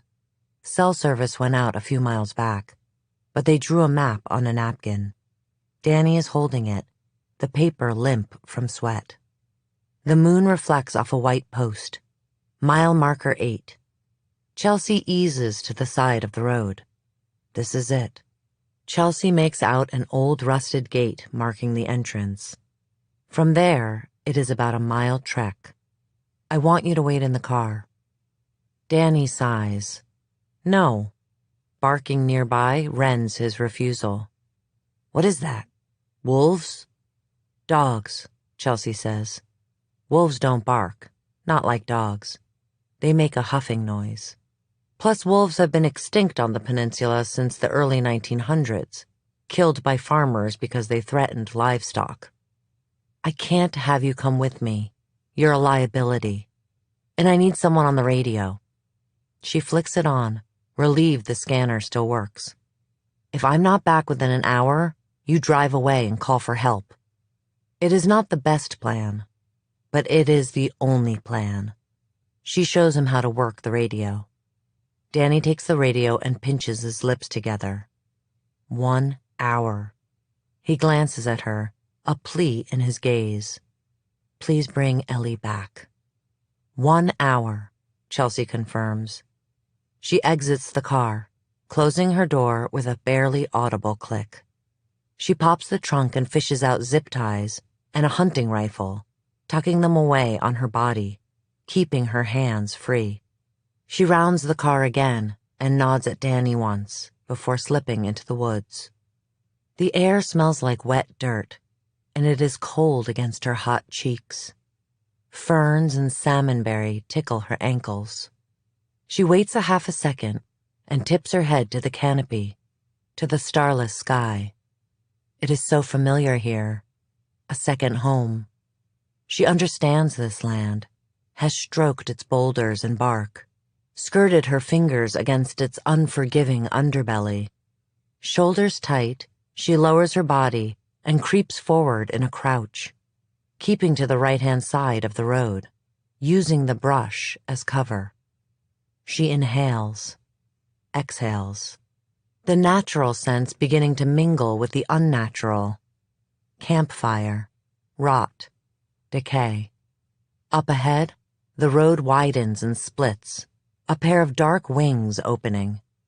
Concrete buildings, suffocating in ivy, rise from the dirt-packed earth. Each structure radiates a hostile energy, meant for fear, for destruction, to kill. Garbage piles dot the landscape, stink oozing from them. There's a crumbling wall made of concrete blocks. Her stomach squeezes, and adrenaline somersaults through her veins. She assumes at least Doug and West are on the compound. But there could be more. Chelsea could be walking into an ambush. Ellie might already be dead. She shakes off the panic, the chill creeping up her spine. How to proceed? Chelsea calculates the best route. Wind rustles the trees, and surfing on it, a moan. A female whimper. Chelsea's muscles tighten, ready to run. But no. She cautions herself. Hears her father as they army crawl through the brush toward a doe and her fawn. Don't give up the advantage of surprise. Wait for it. Listen. Another cry. From the east, Chelsea surmises. She circles a building sunken halfway into the ground, chasing the thread of that whimper. The windows are barred, and a horrific stench rises from them. Beyond that is a row of kennels, the shape of dogs crouching, baring their teeth, gnawing at the metal bars of their cages. One of the kennel doors is open. The paw prints outside the kennel are fresh. She lopes past the dogs to a blank patch of concrete wall and peers around the corner. 3 girls huddle together, a sad, quivering lump in the dirt, illuminated by moonlight, but also a beacon to Chelsea. She recognizes Ellie. Her ratty hair, that oversized jacket. Above them, 2 men rising like giants. One holds a gun, a red bandana covering his face. She recognizes the firearm, police issued, Doug Abbott then. The other is West. The years show on his body, fleshier, saggier. She cocks her rifle and steps into the clearing, keeping Doug and West in her lens. Coldwell PD, on the ground, she yells over the barking. The dogs are wild now, slamming their bodies against the kennels. West raises his arms. Doug, too, gun still in hand. Chelsea Calhoun, Doug says. His eyes are wide, spooked. How'd you find us? She edges forward. I'd love to tell you, Doug. Why don't you put the gun down, and we'll talk about it. You told me no one would ever find out. Doug addresses his brother, a tremor in his voice. Oh my God, oh my God, oh my God. You promised. He yanks the bandana down, visibly heaving, then puts his hands to his knees, gun jangling in his palm. West snorts. Get a grip, Dougie. His hands are still up, but loose, unconcerned. Look around. There's no one with her. She's alone. Kill her. Doug straightens, body inflating with hope. That true? You here without backup? The girls huddle closer together, bodies and eyes squeezed tight. Chelsea's hands are shaking terribly, but she keeps her voice even. A drop of sweat falls into her eyelashes, and she blinks it away. You going to do your brother's dirty work, Doug? Is that what you've been doing this whole time? Catching girls for him? Disposing of the bodies? I bet you're like one of the dogs in the cages, aren't you? Can't think for yourself? I'm not like him, Doug explodes. Tell her. He speaks to the girls. I fed you on the bus. I never touched you. The girls stay put, lost in a haze of terror. I believe you. Chelsea creeps forward a little more. Give me the gun, and we'll talk about it, she croons. Would you like to see your dad? I can make sure you do. Kill her, West commands. She's lying. All women lie. She's just like Mom, promising you one thing, then doing another. It happens so fast. A blur of motion. West drops his arms, pushing Doug forward, and at the same time, Doug raises his, gun in hand. Boom. Birds startle from the trees. The girls scream. The dogs howl. Chelsea's ears ring. And when she comes to, Doug is face down on the ground, blood pooling around him. Dark red, thick, steam rising. West's lip lifts in a sneer. You're gonna pay for that, you bitch! He charges Chelsea, and she fires off a shot. Her heart drops as she misses. It clips West's arm and lodges in a concrete tower. She aims again, but too late. West plows into Chelsea, pinning her beneath him. Her rifle clatters to the ground out of reach. His hands are around her throat, squeezing. Chelsea grips his wrists, but he is too strong. Distantly, in some muted past, she hears her father's voice. Other cops throughout the years. How will you defend yourself against someone bigger, someone stronger, in hand-to-hand combat? Black edges her vision. Now is the time. She only has seconds, she understands, before passing out. She releases his wrists and gouges his eyes with her thumbs. For one pulse, West loosens his hold, and Chelsea brings her knee up into his groin. He doubles over, and Chelsea claws her way from underneath him. Oxygen coming as if through a pinhole. She emits a strange whistling sound as she rises to all fours. Saliva gathers and drops from her mouth. Chelsea peers at Ellie, eyes and throat burning. Run, she grunts out. You fucking cunt! West is on the ground, on an elbow. Click. He has Doug's gun aimed at Chelsea. Go! Chelsea chokes out to Ellie, pain searing her throat. Go! Ellie just shakes her head. All three girls are still paralyzed. A low growl coasts across the compound, and a dog appears at the tree line, hackles raised, teeth bared. West laughs full-bellied. This is perfect. I'm gonna let it eat you. Chelsea clocks the distance to her rifle. 10 feet. She scrambles for it just as West sticks 2 fingers in his mouth and blows. The whistle is high-pitched, a savage call to arms. The dogs in the kennel bay, then whine, rabid to do their master's command. But the free dog stays. Chelsea grips the rifle. West raises his gun again. Ellie shudders, hugs Willa a little tighter. She props her chin on Willa's shoulder and stares at the free dog. Star, she whispers, then whistles low, the sound soft, like the final words of a lullaby. Like a crack of lightning, the dog jumps and tears at West's arm holding the gun, shredding flesh from the bone. West shouts, a combination of pain and outrage. He thrashes, gun sliding out of reach while he tries to dislodge the canine. Shaking wildly, Chelsea rises to her feet and staggers to West. The dog is still in a frenzy, gnawing at West, who is curled in a ball. Chelsea raises the butt of her rifle, hitting West square in his temple. He goes limp.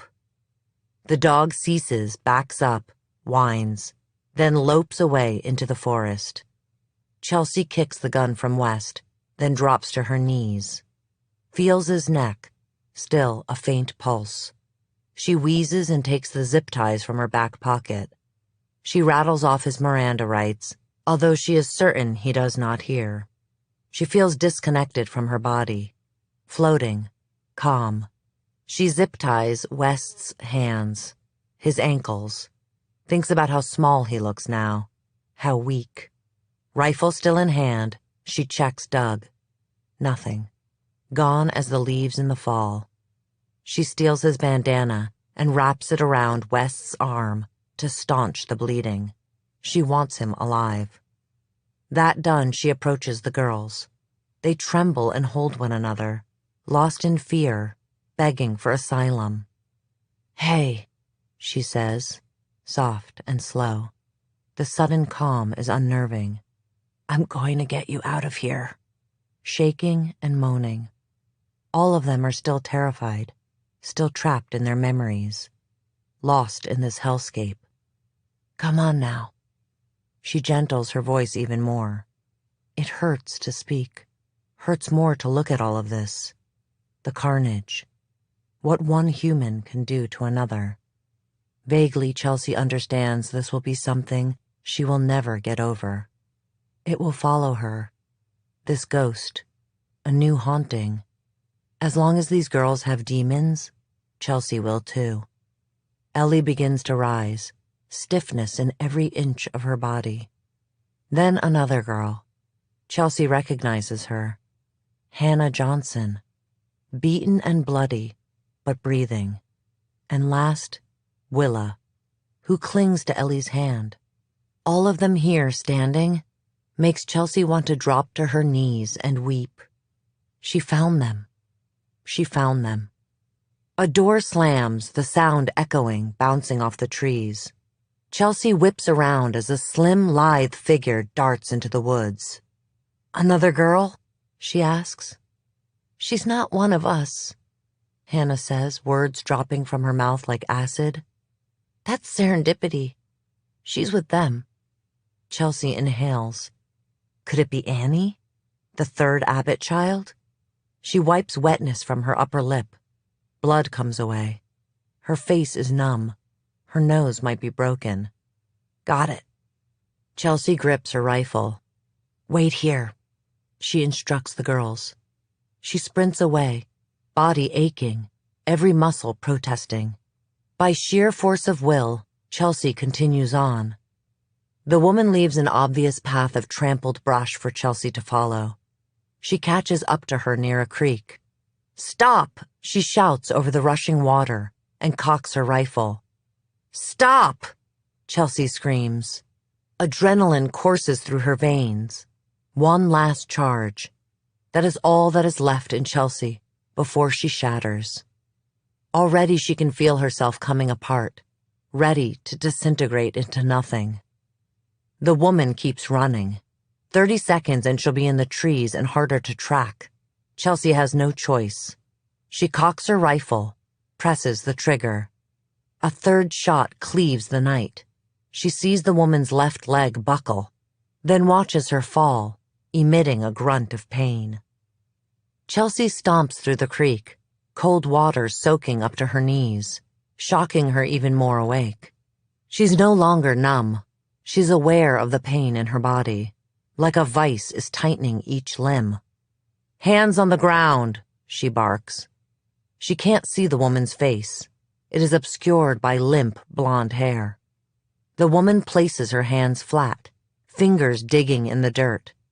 Chelsea starts to read the woman her Miranda rights. "You have the right to remain silent." The woman begins to tremble. Chelsea whips zip ties from her back pocket. "Anything you say can and will be used against you in a court of law.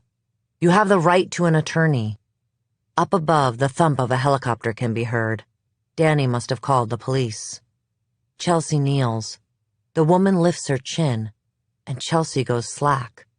Dark brown eyes, straight eyebrows, a sculpted nose, fair hair, milk skin. Surprise dusts the woman's features. "Fox face," she says to Chelsea, and the truth registers, locks into place as sure and swift as a deadbolt. Not Annie, but Lydia, aged 15 years, resurrected, her long-lost sister, not a victim, but a captor. Alive.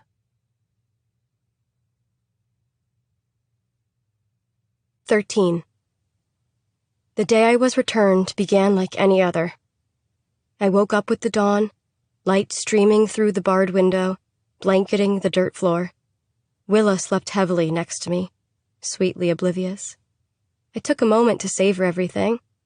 Her sticky breaths against my neck, her tangle of hair between my fingers, the threadbare kitten shirt she still insisted on wearing. David opened my cell door and motioned for me to follow. I stroked her forehead and pulled the moldy sleeping bag over her shoulders. Then I hesitated. How could I leave her? Willa cracked open a sleepy eye. She sat up, hands rubbing her face. What's going on? I slipped off the bed and pulled on Hope's sweatshirt. Willa's blood still stained the front. I'm going somewhere, I said. Can I come? Sometimes I still hear her little voice in my sleep. The slight lisp, the way she depressed her R's. No. I moved to the door. Oh, when will you be back? She asked. I couldn't face Willa. My lips parted. I didn't have the words. I won't be back. She scrambled from the bed and latched onto me. Come back soon. Promise? She peered up at me, her chin resting on my chest. I nodded solemnly. Then I fetched a windbreaker from the corner and wrapped her up in it. It's going to be cold tonight. There's a surprise in the pocket. A brown agate I'd found by the creek. Remember, you promised, she said as I stepped over the threshold. I didn't say anything back. David led me through the narrow hallway, passing Hope's door, then Charity's, both rooms empty, both girls gone. We hit daylight, and I squinted even though it wasn't particularly bright. I searched for the position of the sun. The wagon was parked near the break in the trees. Star whined in her kennel, wanting to follow me. David opened the back door and gripped me by the shoulders. He stared into my eyes. Have I ever told you my story about the boat? I shook my head. My parents divorced when I was young. My mother never had a maternal instinct. Not like you. He half smiled. I was angry after. How could she leave us? After all we'd given her. My father was drinking more and more by then.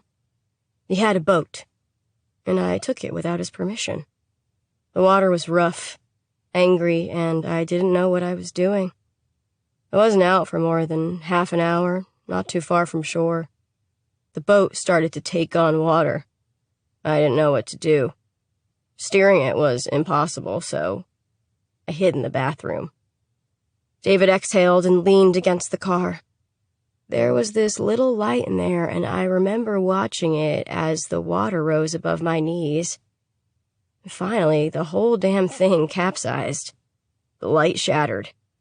It was dark, but I managed to right myself.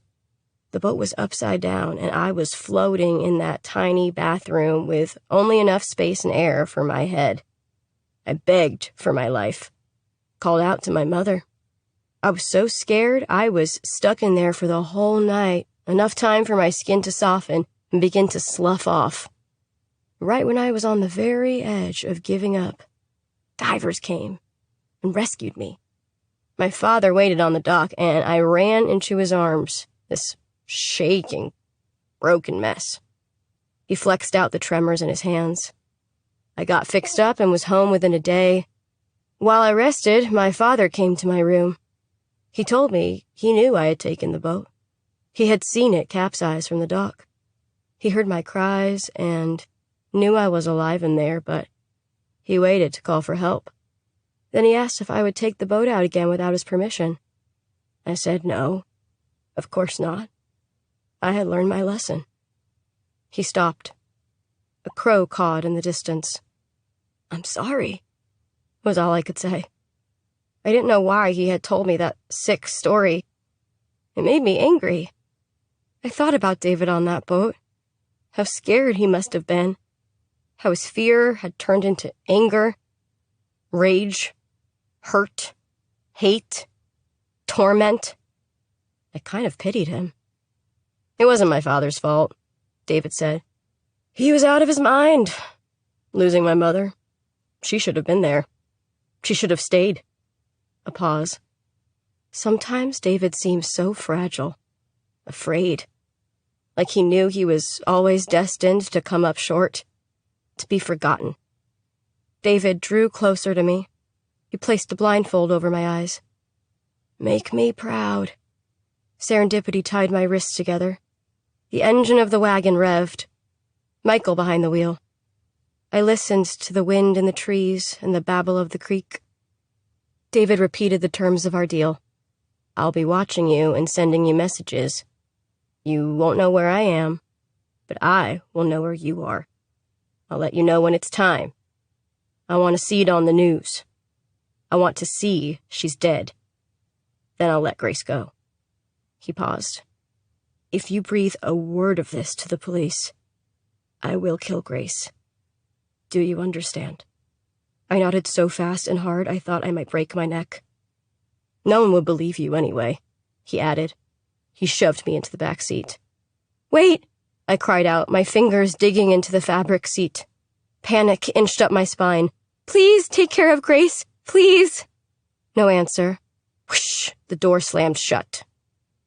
The wagon started and lurched forward. Pressing myself into a corner, I counted to 5, 10, 20, inhaled, exhaled. I slipped my arms under my feet so that my tied hands were in front of me.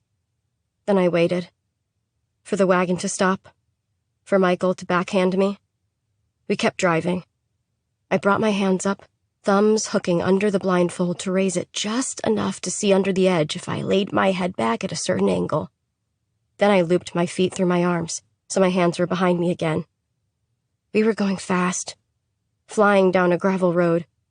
I'd lost some time, a few minutes. The clock read 10:21 a.m. I noted the speed on the speedometer, needle hovering over 40 miles an hour. Michael sat at the wheel, bandana in place. He reached up and pushed the rear-view mirror down so he could gaze into the back of the wagon. I hunched over, but counted the right and left turns, glancing up occasionally to catch the time. David may have wanted to stay hidden, but I wanted to know where I'd been kept. By 1 o'clock, we were on a main road. Cars whizzed by. I thought about opening the back door and letting my body roll into traffic, but I dug my fingers into my back instead. After 2 hours, we entered another park. Michael barked for me to lie down, but before I did, I spied a family gathered around a camping van. 46 minutes later, Michael swerved into an abandoned dirt lot. Bear Canyon Trail, number 888, closed for maintenance. The wagon stopped, and I was thrown back again. "End of the line for you," Michael said, opening the door. He yanked the blindfold from my eyes. With a calloused hand, he untied my wrists.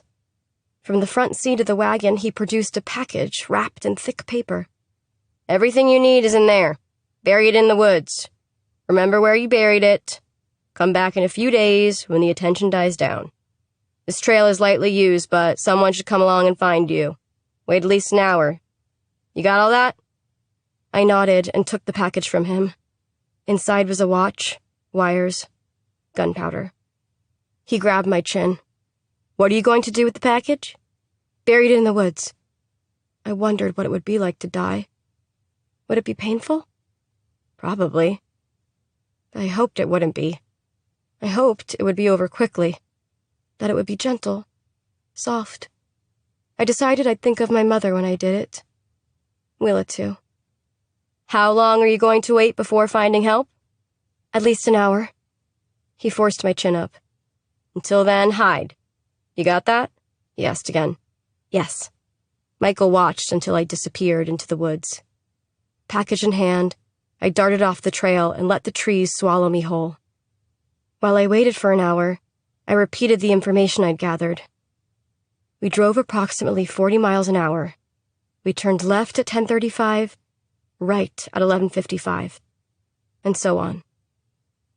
I squeezed my eyes shut, and I imagined Willa, that the love I had for her would transcend the confines of my body, That one day, she would run wild across a meadow toward a bright future, and I'd be a distant memory.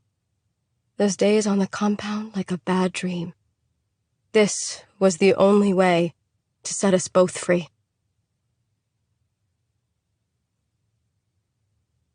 Chapter 33. East of Coldwell is burning. Fire season has come to the Pacific Northwest. An immolation of red and orange. Smoke hangs in the air above the Washington Correction Center for Women. Chelsea sits in her car in the parking lot, a sob racking her body, her hands tightening around the steering wheel. Over the last 72 hours, the entire tapestry of her life has unraveled.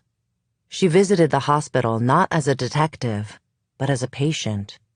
Doctors wanted to keep her overnight, but she'd insisted she was fine and caught a cab back to her father's house. Then she'd slept.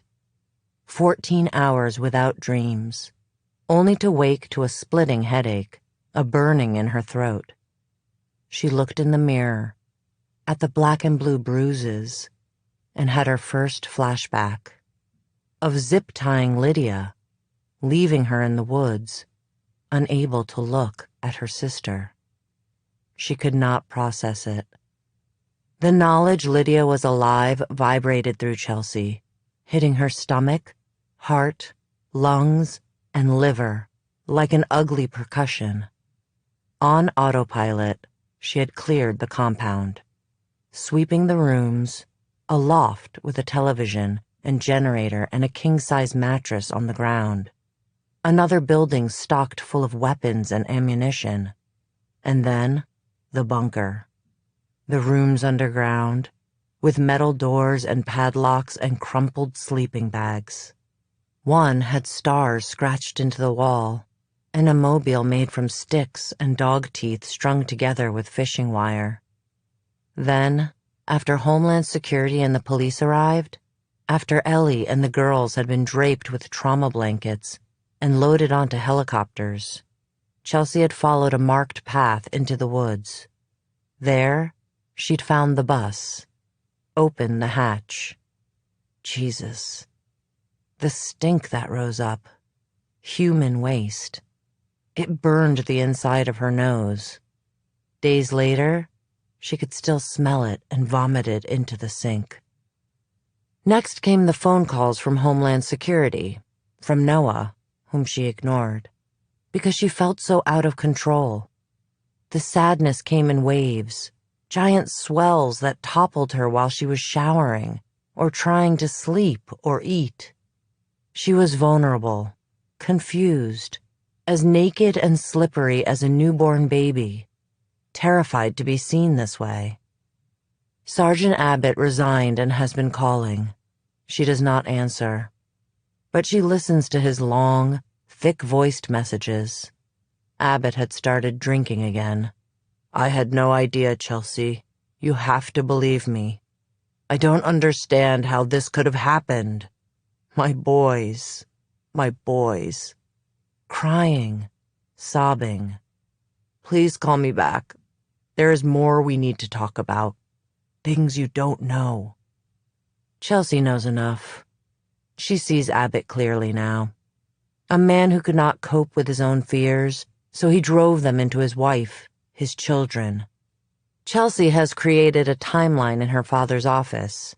You cannot even see the plaid wallpaper anymore, the patch with the Lisa Frank sticker. She worked backward, aligning dates. Regina Pike wins the popular vote and becomes the gubernatorial-elect. Willa Adams is abducted while bike riding. Regina Pike becomes the frontrunner for governor. Ellie Black is stolen from a gravel parking lot. On it goes. Each time Regina succeeded, West took another girl. Most striking is Douglas Abbott joining the force when his mother remarried. Chelsea has put together that Douglas helped kidnap the girls, then tracked their missing cases on behalf of his older brother. It shows a careful calculation on West's part, a Machiavellian effort. But Chelsea still has many unanswered questions. That is why she is here. Today.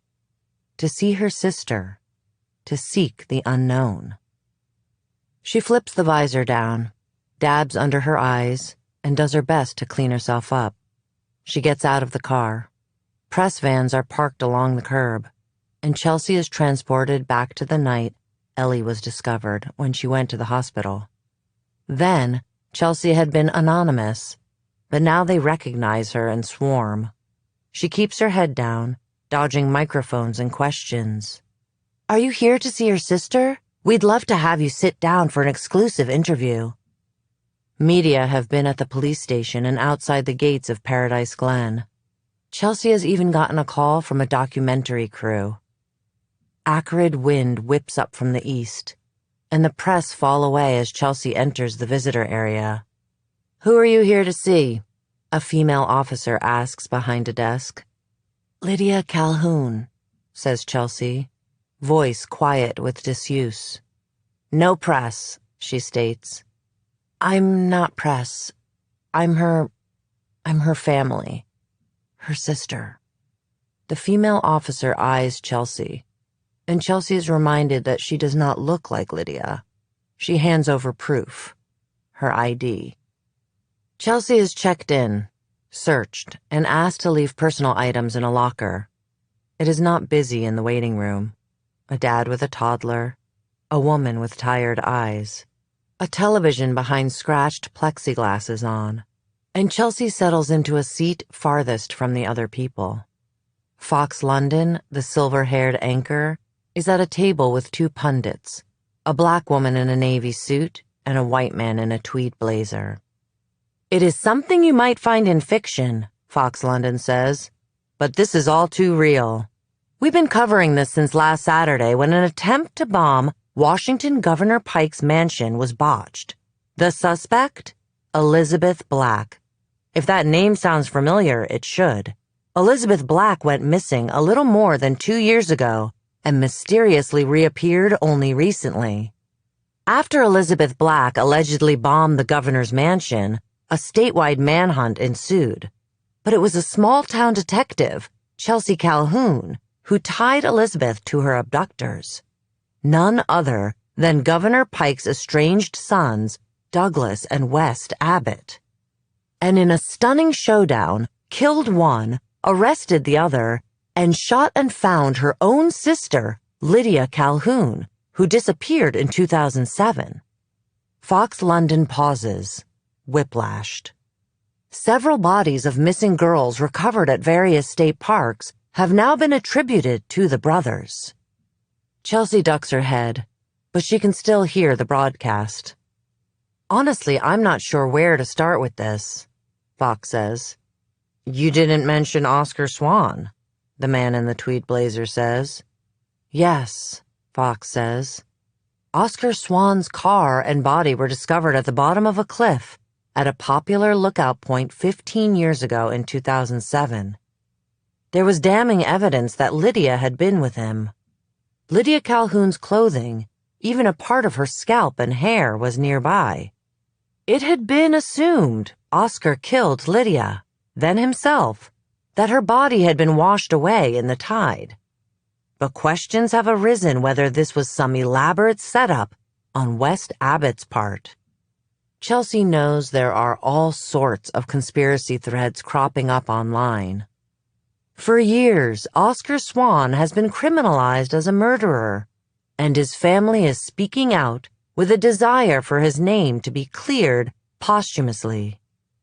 "You know what I want to talk about?" the woman in the navy suit interjects. "I'd like to discuss what we think Governor Pike will be doing regarding Elizabeth Black. Rumors are swirling that the governor is urging charges to be dropped against Elizabeth Black, which would make sense given the circumstances," Tweed Blazer says. "I believe that's the best course of action. It's interesting, too, that Governor Pike is refusing to resign, given this scandal. Unlike her ex-husband, Patrick Abbott, the boy's father, who resigned his position almost immediately as sergeant of Coldwell Police Department," Fox mentions. "Why is there an expectation she should resign? The woman in the navy suit slashes in. She's a victim here, too. Lydia Calhoun, an officer announces, swinging open a metal door. Chelsea jumps up. As she slips through the door, Fox London's voice reaches her ears. Tonight, join me for a special about the Abbott brothers. Raised in a small town, both had good grades and a solid family life. How did two men with such promising futures go wrong? Of course, Chelsea thinks. There is the obligatory effort to excuse Douglas and West. Their alcoholic father will be blamed. Their absent mother. But Chelsea saw West on that compound. He was in control the whole time. We'll also be discussing Lydia Calhoun, who lived with the brothers for near 2 decades. Was she complicit? Sources say the DA is considering charges. Chelsea is led to a larger room resembling a cafeteria. Tables and chairs are scattered about. It's completely empty except for Lydia in the corner. Chelsea gives her sister a nod and walks over. The officer stations himself against a wall underneath a mural of an ocean. How are you? Chelsea asks as she pulls out a plastic chair. It's a stupid greeting, and it sounds strange. As if Chelsea hadn't shot Lydia, pinned her to the ground, arrested her. The food in here isn't very good. Lydia perches on the edge of her seat, her hands gripping either side. But it's usually warm, and I can see a nice patch of forest from my window. At last, Chelsea studies Lydia in the light. The years have been mean to her sister. Lydia's face is hard, all the softness of youth gone. Her knuckles are bony, skin scaly, badly chapped. At Chelsea's examination, Lydia curls her hands in. What about your leg? Chelsea glances at Lydia's thigh. Her gunshot had been a flesh wound. 1 night in the hospital, 8 stitches, and then Lydia was transferred here.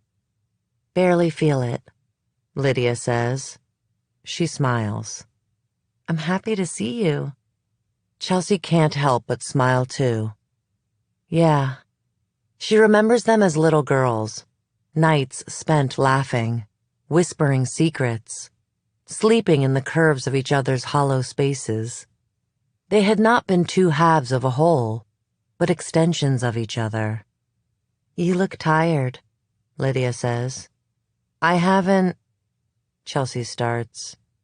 I don't sleep very well. Me either, Lydia leads in. I've missed you, she whispers with honest ferocity. Chelsea's hands shake. Her eyes water. All these years, she'd been so lonely without Lydia. Nothing seemed right. I've missed you too. The corners of Lydia's mouth turn up with pride. My sister, the cop. Just like Dad. He must be proud. There's a slight edge to Lydia's words. At the mention of their father, Chelsea dims. You should know that, Dad, he passed away about 1.5 years ago. Throat cancer. Is it terrible that Chelsea is glad their father is dead? That he does not have to see this is what has become of his children? Oh. A shadow crosses Lydia's face and she turns a cheek. Her head bobs. That makes sense. He used to smoke so many cigars. Was there a funeral? It was really nice. A lot of his old coworkers came. He's buried on a hill. Next to you, Chelsea almost says. A memory emerges from the cramped corners of her mind. Chelsea is watching Lydia's casket as it is lowered into the ground. Her empty casket. They decided to have a funeral even though there was nothing to bury. Lydia's body was never recovered. It is the real reason Chelsea hates the beach. Why she won't walk it. Too afraid she'll find the remains, brought in by the tide. Another memory crops up. Her father by the gravesite muttering, such a waste.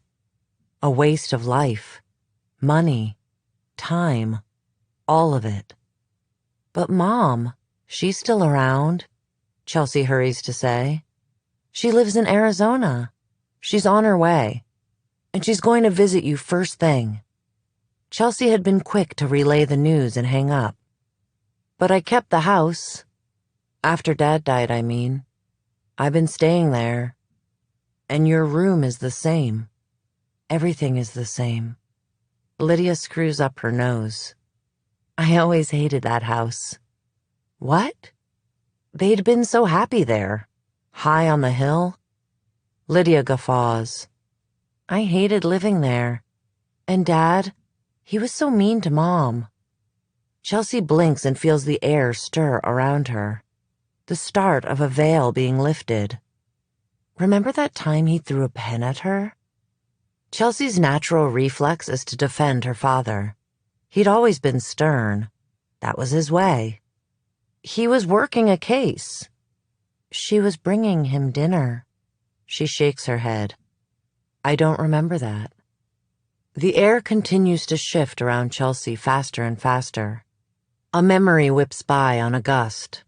When Lydia had put the Lisa Frank sticker in his office. Their father had yelled, and Lydia had balled up in the hallway, rocking back and forth.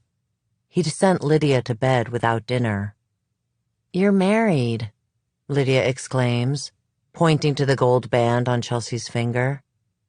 Chelsea is grateful to pull back from the memory, unsure what to do with it, where to place it on the wall of her father's accomplishments.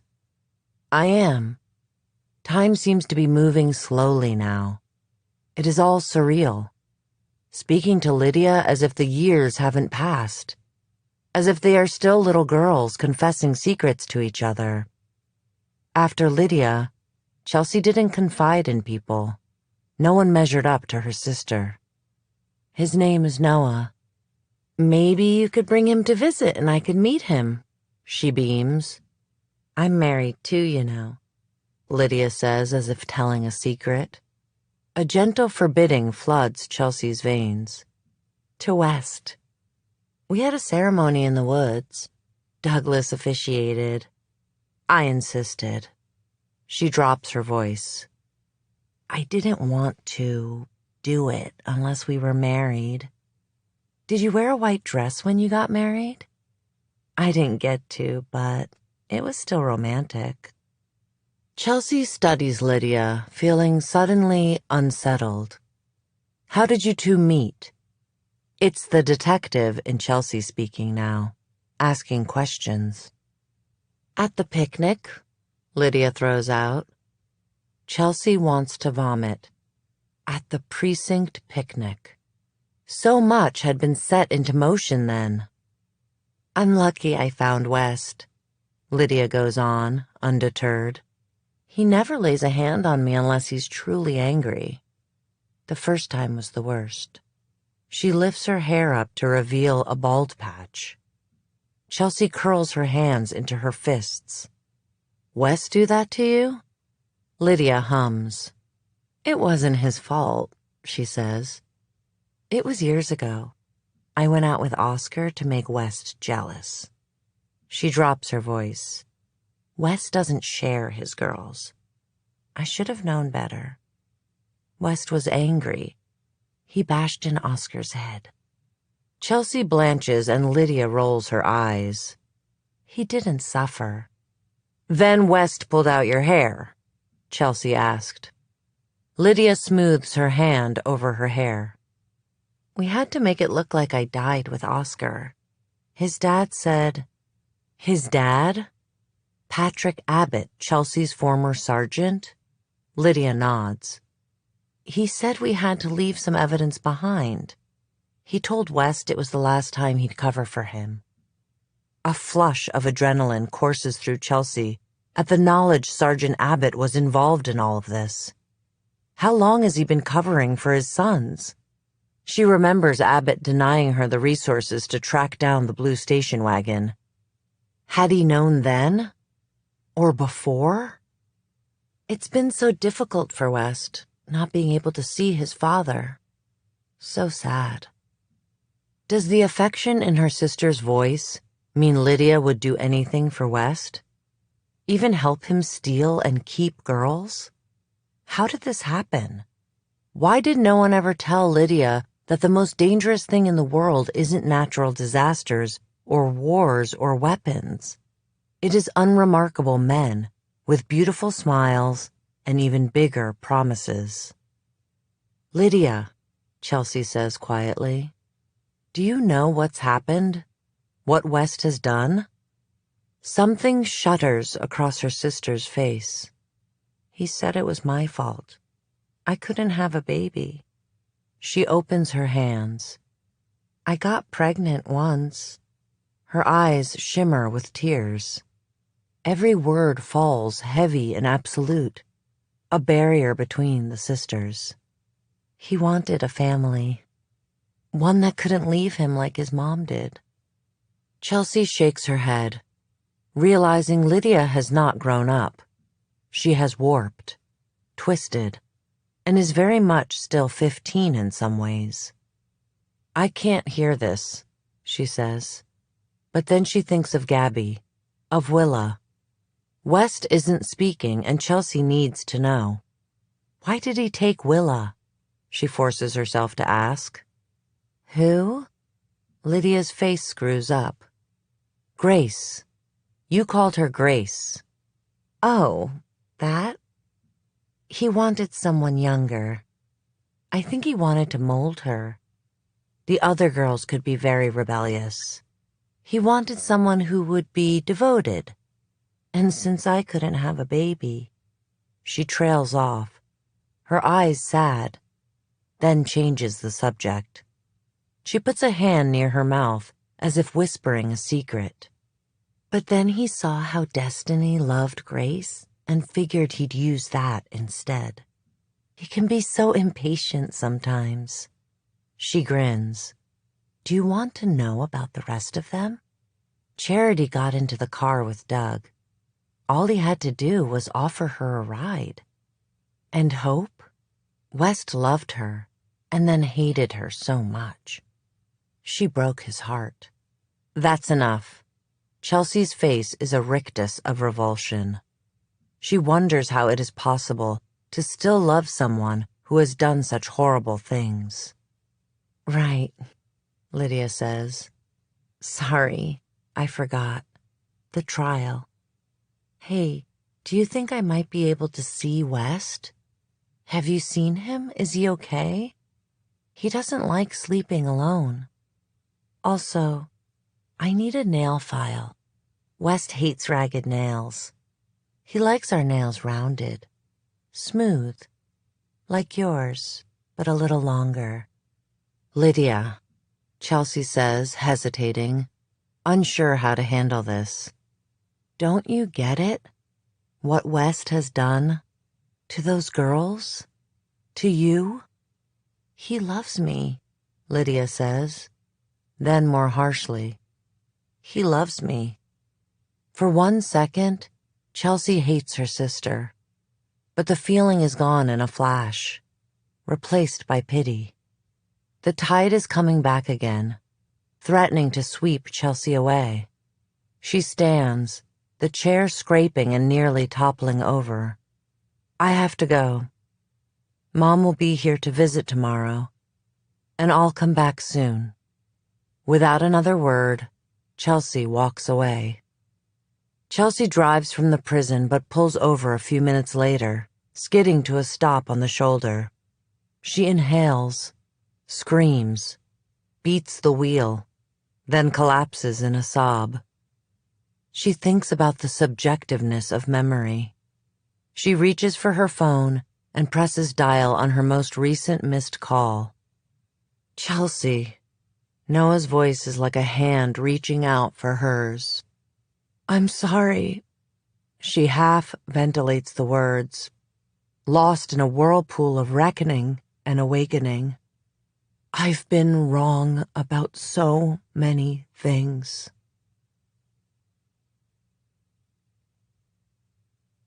Chapter 34. Ellie drums her thumbs against the leather-bound notebook in her lap. You finished it? Dr. Fisher nods to the journal. Yes, she says, gazing out the window. The view at the psychiatric hospital is not nearly as nice as the view from Dr. Fisher's office. A parking lot with some maples evenly planted along the sidewalks, tall lampposts, a fence with barbed wire. Ellie has been caged again, this time in an inpatient program for 3 weeks. She'll be out soon. A matter of hours. Doctors say her medications are working now. The prosecution declined to press charges, and Ellie has written her full confession to be delivered to Detective Calhoun. She scribbled the last line mere hours ago. I squeezed my eyes shut and imagined Willa, that the love I had for her would transcend the confines of my body, that one day she would run wild across a meadow toward a bright future, and I'd be a distant memory. Those days on the compound like a bad dream. This was the only way to set us both free. Dr. Fisher has come nearly every day, sometimes for a session, other times just to visit. Today, she is here for a proper session. Ellie can tell, because her yellow notepad is out. The first few days, Ellie just sat across from Dr. Fisher, mute. Dr. Fisher says it's okay. Walking through the door is enough. Everything is her choice now. To speak, to stay silent, to scream. Sometimes she hates Dr. Fisher's positive affirmations. Dr. Fisher says that's okay too. But finally, Ellie began to tell her story, writing it down and speaking it aloud to Dr. Fisher, how she disappeared, the friends she had, the friends she lost, the deal she made to save Willa. She'd been so terrified when she was returned. It had been like walking on shards of glass. Michael left the postcards at David's behest. She was never far from his reach. Willa even closer. But when it came down to it, Ellie couldn't kill anyone. She botched the bombing and fled. Because she knew David would be watching, she'd felt her only choice was to go back to the compound and try to rescue Willa herself. Now, Ellie is inordinately tired and a little pissed off. She crosses her arms. It's been weeks. I've done everything they've asked me to. When do I get to see Willa? I don't know, Dr. Fisher answers evenly. She has her own work to do, just as you have yours. Ellie's jaw locks. Yes, but I need to see her. You've received updates, Dr. Fisher says. Letters arrived from Willa's mother, along with pictures. It's not the same, Ellie gripes. It is not the same as touching her, feeling her, making sure she is breathing. Did you remember to tell her mom that she's been learning to tie her shoes? That I taught her that song about bunny ears? Oh, one of her teeth got infected once, and I had to pull it out. She probably needs to see a dentist. Sometimes she has bad dreams, and she likes to be sung back to sleep. Ellie, Dr. Fisher says calmly. We've spoken about this. You don't have to protect her anymore. She is safe, and it is time for you to think about your own future. A shake of her head. Ellie throws up her hands. I can't. I'm not sure how to live with this. Missing this. She feels like an ellipsis, trailing off into nothing. It is a difficult thing to find hope again. Hope. At the word, Ellie crumples. Things she doesn't like to think about jump the barricades of her mind. Eating bitter seeds, screams in the night, muffled cries. You're thinking of her? It's all I think about. Gabby, Willa, Hannah. I couldn't save them. You were willing to sacrifice yourself for them. You went back to the compound, drew the police there. Now Douglas Abbott is dead, while West Abbott is awaiting trial.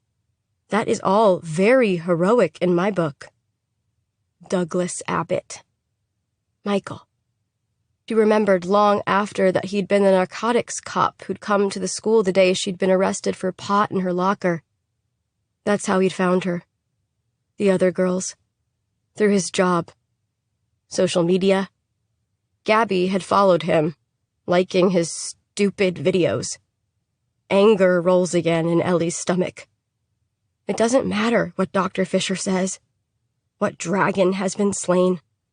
The pain remains. Dr. Fisher leans forward. I was thinking, she glances down at her pad, that maybe we could do an exercise. What kind? I'd like for us to go back together in your mind and free Gabby and Hannah and Willa. Humor me? Ellie laughs, even though she has learned to trust Dr. Fisher. She'll follow Dr. Fisher wherever she leads. Here in this white room, they pass through the borders of Ellie's pain. Yeah, okay. Sure. All right then, Dr. Fisher says, then drops her voice an octave. Go ahead and close your eyes for me. Ellie does, feeling a bit silly. Good, she croons. Now, let's go back to the compound. Let's rescue Gabby. It is not that hard for Ellie to sink into the memory, to feel as if she is there again, among the concrete structures. She inhales, and there it is, the campfire and dogs, and the forest after the rain. Are you there? Dr. Fisher asks, and Ellie nods. Okay. Now, go to a day when you were all together. You, Hannah, and Gabby. Do you see them? It is fall, near winter, the day when the girls whispered their real names to one another. Their cheeks were warm from the fire, their hands itchy from harvesting the seeds. I'm there with them. Do you see yourself too? A knot forms in Ellie's throat, and she swallows against it. Yes, she is there, sitting on a log next to Gabby, knees touching. So warm, so alive. Okay, now include Willa. Can you do that? Willa came after Gabby, but it is easy to put her near the fire too, because it is what Ellie wants. For them to be together, to be safe, to have each other. Take each one of them by the hand. Tell them that they don't have to stay there anymore. Ellie's eyes water. In her mind, she reaches out and lifts them one by one. Hannah, Gabby, and Willa, from the logs. Come with me. Are they with you? Yes. What about David? Is he there? No, says Ellie. He's in his room. He can't hear us. Do you want to do anything to him? What do you mean? Kick him, hurt him, send him into space? Whatever you want. Ellie laughs. No, we just want to go.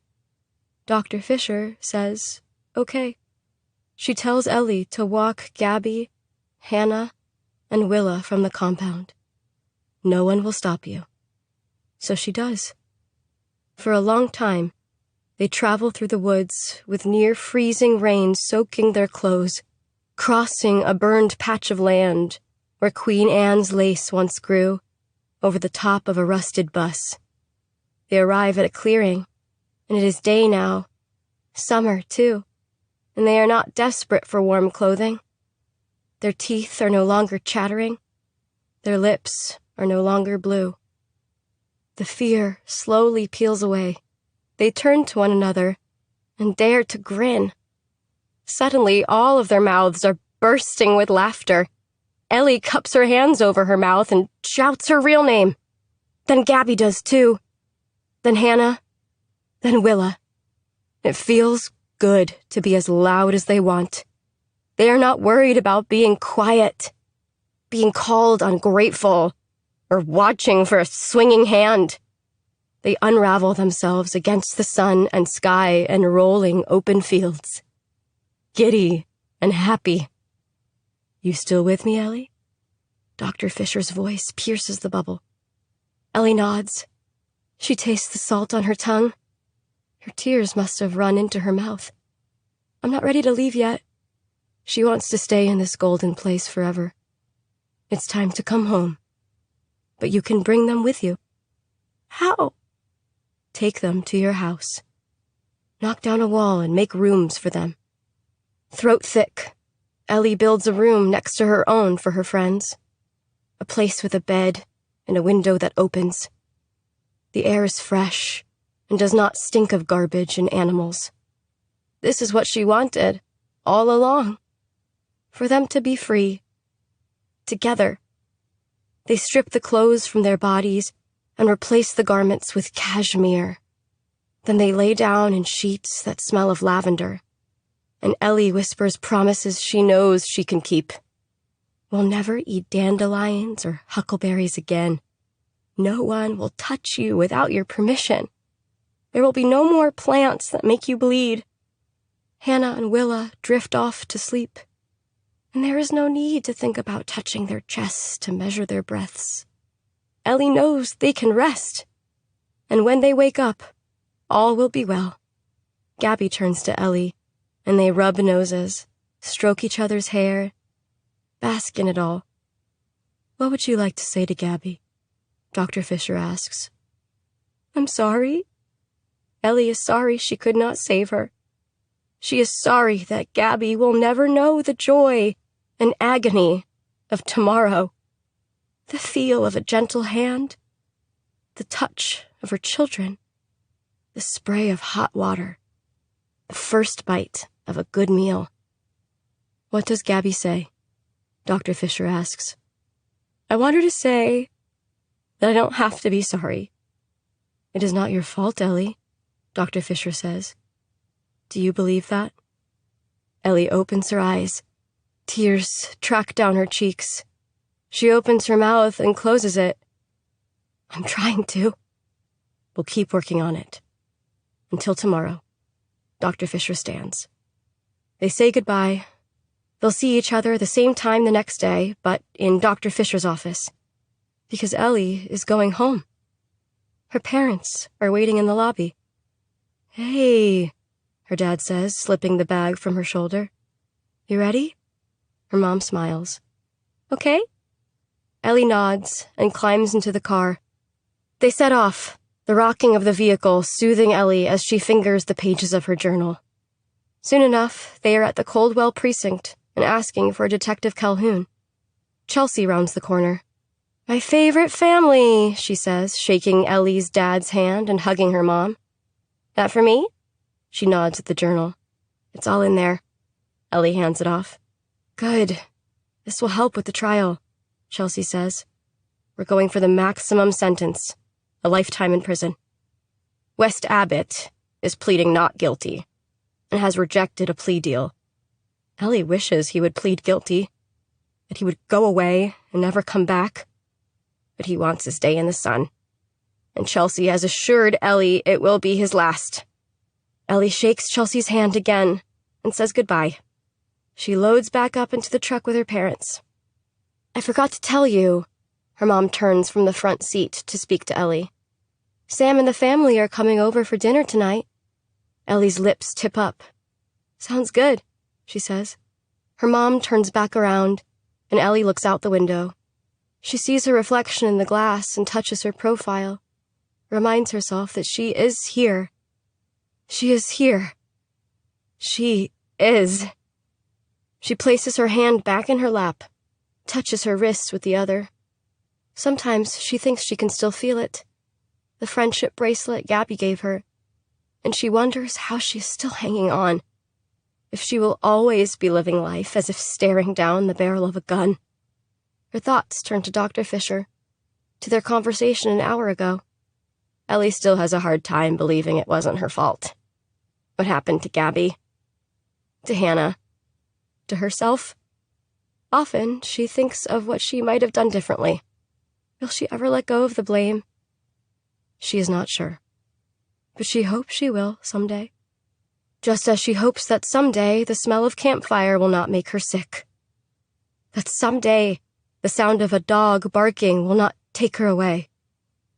That someday she will not be afraid. That someday she will unlock the doors, leave the crawl space, sleep in a bed, cut her hair, call an old friend, kiss an old love, hold her niece, laugh with her sister, hug her mother and father, run headlong into her future, carrying the loss in one hand and hope in the other. Yes, Ellie thinks, I will live again. I will be a bird, and I will sing.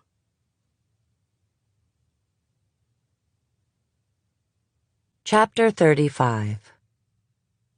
Lydia's wooden hairbrush, her paisley robe, her ragged Beatrix Potter bunnies, her white iPod, her Into the Wild poster, her dried roses tied with twine, her toy VW bug car. Chelsea places all of it carefully in a box and closes it. Last, Chelsea stands on a chair and unpins the freedom sign from above Lydia's door. Noah appears in the doorway, hefting a box. Almost done? It's almost 5. We have to get going if we want to drop off the keys to the realtor before they close. Chelsea nods, swallows. Just finished. I'll meet you outside. He carries on down the hall. I saw another reporter hanging around the gates earlier. You'd think they'd have given up by now, he throws over his shoulder. Chelsea does not answer. It has been 3 months since she found Ellie in the woods, since she killed Douglas Abbott, arrested West and Lydia. Trials will start within the year, but the media interest has lingered. Chelsea still will not comment, even though she knows exactly what she would say. She would not speak of West, Doug, or even Lydia. Nothing about her sister's guilt or innocence. The truth lies somewhere in the middle. She would say nothing about the governor or Chelsea's former sergeant, who has also been arrested and will be standing trial too. Abbott confessed to tampering with a crime scene, framing Oscar for Lydia's murder. But he swears that he did not know what his sons were doing in the woods. A jury will decide if he's telling the truth. Chelsea would speak of none of that. Instead, Chelsea would talk about the girls. All of them. She would say their names. Brittany, Teresa, Gabby. The ones who did not make it out of the woods. Willa, Hannah, Elizabeth. The ones who did. Even though they lived, even though Ellie didn't face charges, something has irrevocably been lost. She would ask the media, the world, when will it be enough? How society accepts women dying at the hands of men. Chelsea mourns girlhood. She drifts through the house, clicking off lights as she goes, taking her time. This is Chelsea's final goodbye, a wound closing. Sometimes these things heal naturally. Sometimes they must be cauterized. At last. At last. Through her parents' bedroom she goes. Nothing is left here. Just a bed frame, the mattress leaning against the wall. In the bathroom, she sits on the edge of a pink jetted tub. For a moment, she is 5 again. Lydia is 6.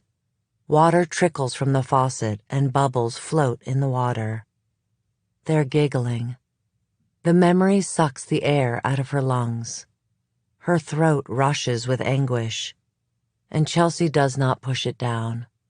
She allows it to come. She lets the grief roll through her and crest. A foamy burst. Because what is grief but the other side of love? She wanders from the bathroom to her father's office at the very end of the hall. The room is empty now. Once she took comfort in this space. And now she's not sure. Sometimes she is angry at her father. Lately, memories have morphed. Good into bad. Bad into good. She sees him clearly now. Chief Calhoun, a man who destroyed his own marriage because he could not recognize his own faults. She shuts the door to her father's office. It does not escape Chelsea's notice. The similarities between Sergeant Abbott and her father. Both of them cannibals, devouring their wives, children, themselves. Or how similar her story is to West and Doug's, lionizing their fathers, vilifying their mothers. But West and Doug became adults worse than their father. And Chelsea? Better, she hopes. She thinks about the choices people make, the paths we carve of our own free will, the one she is about to forge. A new home in a new city. She stayed with Coldwell PD long enough to close the Ellie Black case. Then she'd quit. Chelsea and Noah are moving to Olympia. She doesn't have a job yet, but has applied to a few police departments. She will see.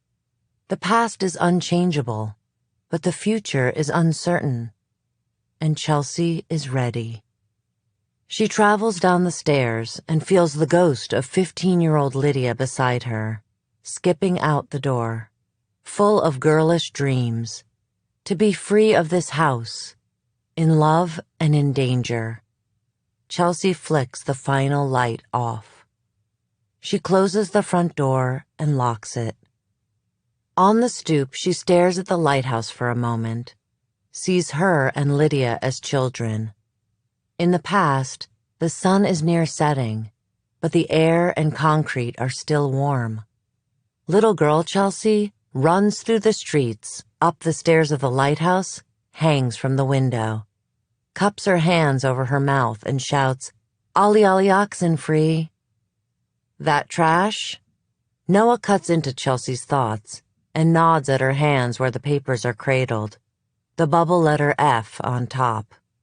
Chelsea shakes her head. She thinks about putting one life down in order to embrace another.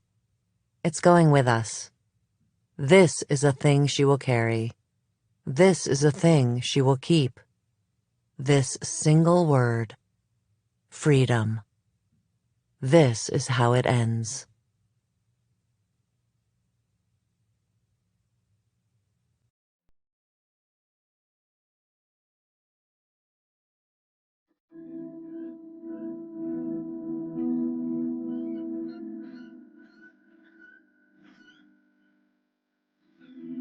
The Return of Ellie Black, a novel, was written by Emiko Jean and read by Mizuho Peck and Tessa Albertson, with Nicole Lewis, Rebecca Lohman, Joy Osmansky, Angel Peen, Sean Taylor Corbett, Erin Ruth Walker, and C.J. Wilson. It was recorded by Michael Bognar and Kathleen Conti at CDM Studios and Sidney Fuqua at Simon & Schuster Studios in New York City. Editing, mix, and post-production by Like 2,000 Pounds. The casting producer was Taryn Acco Beato. The associate producer was Elisa Morales. The Return of Ellie Black, a novel, was produced and directed by Travis Tunn. This has been a presentation of Simon & Schuster Audio.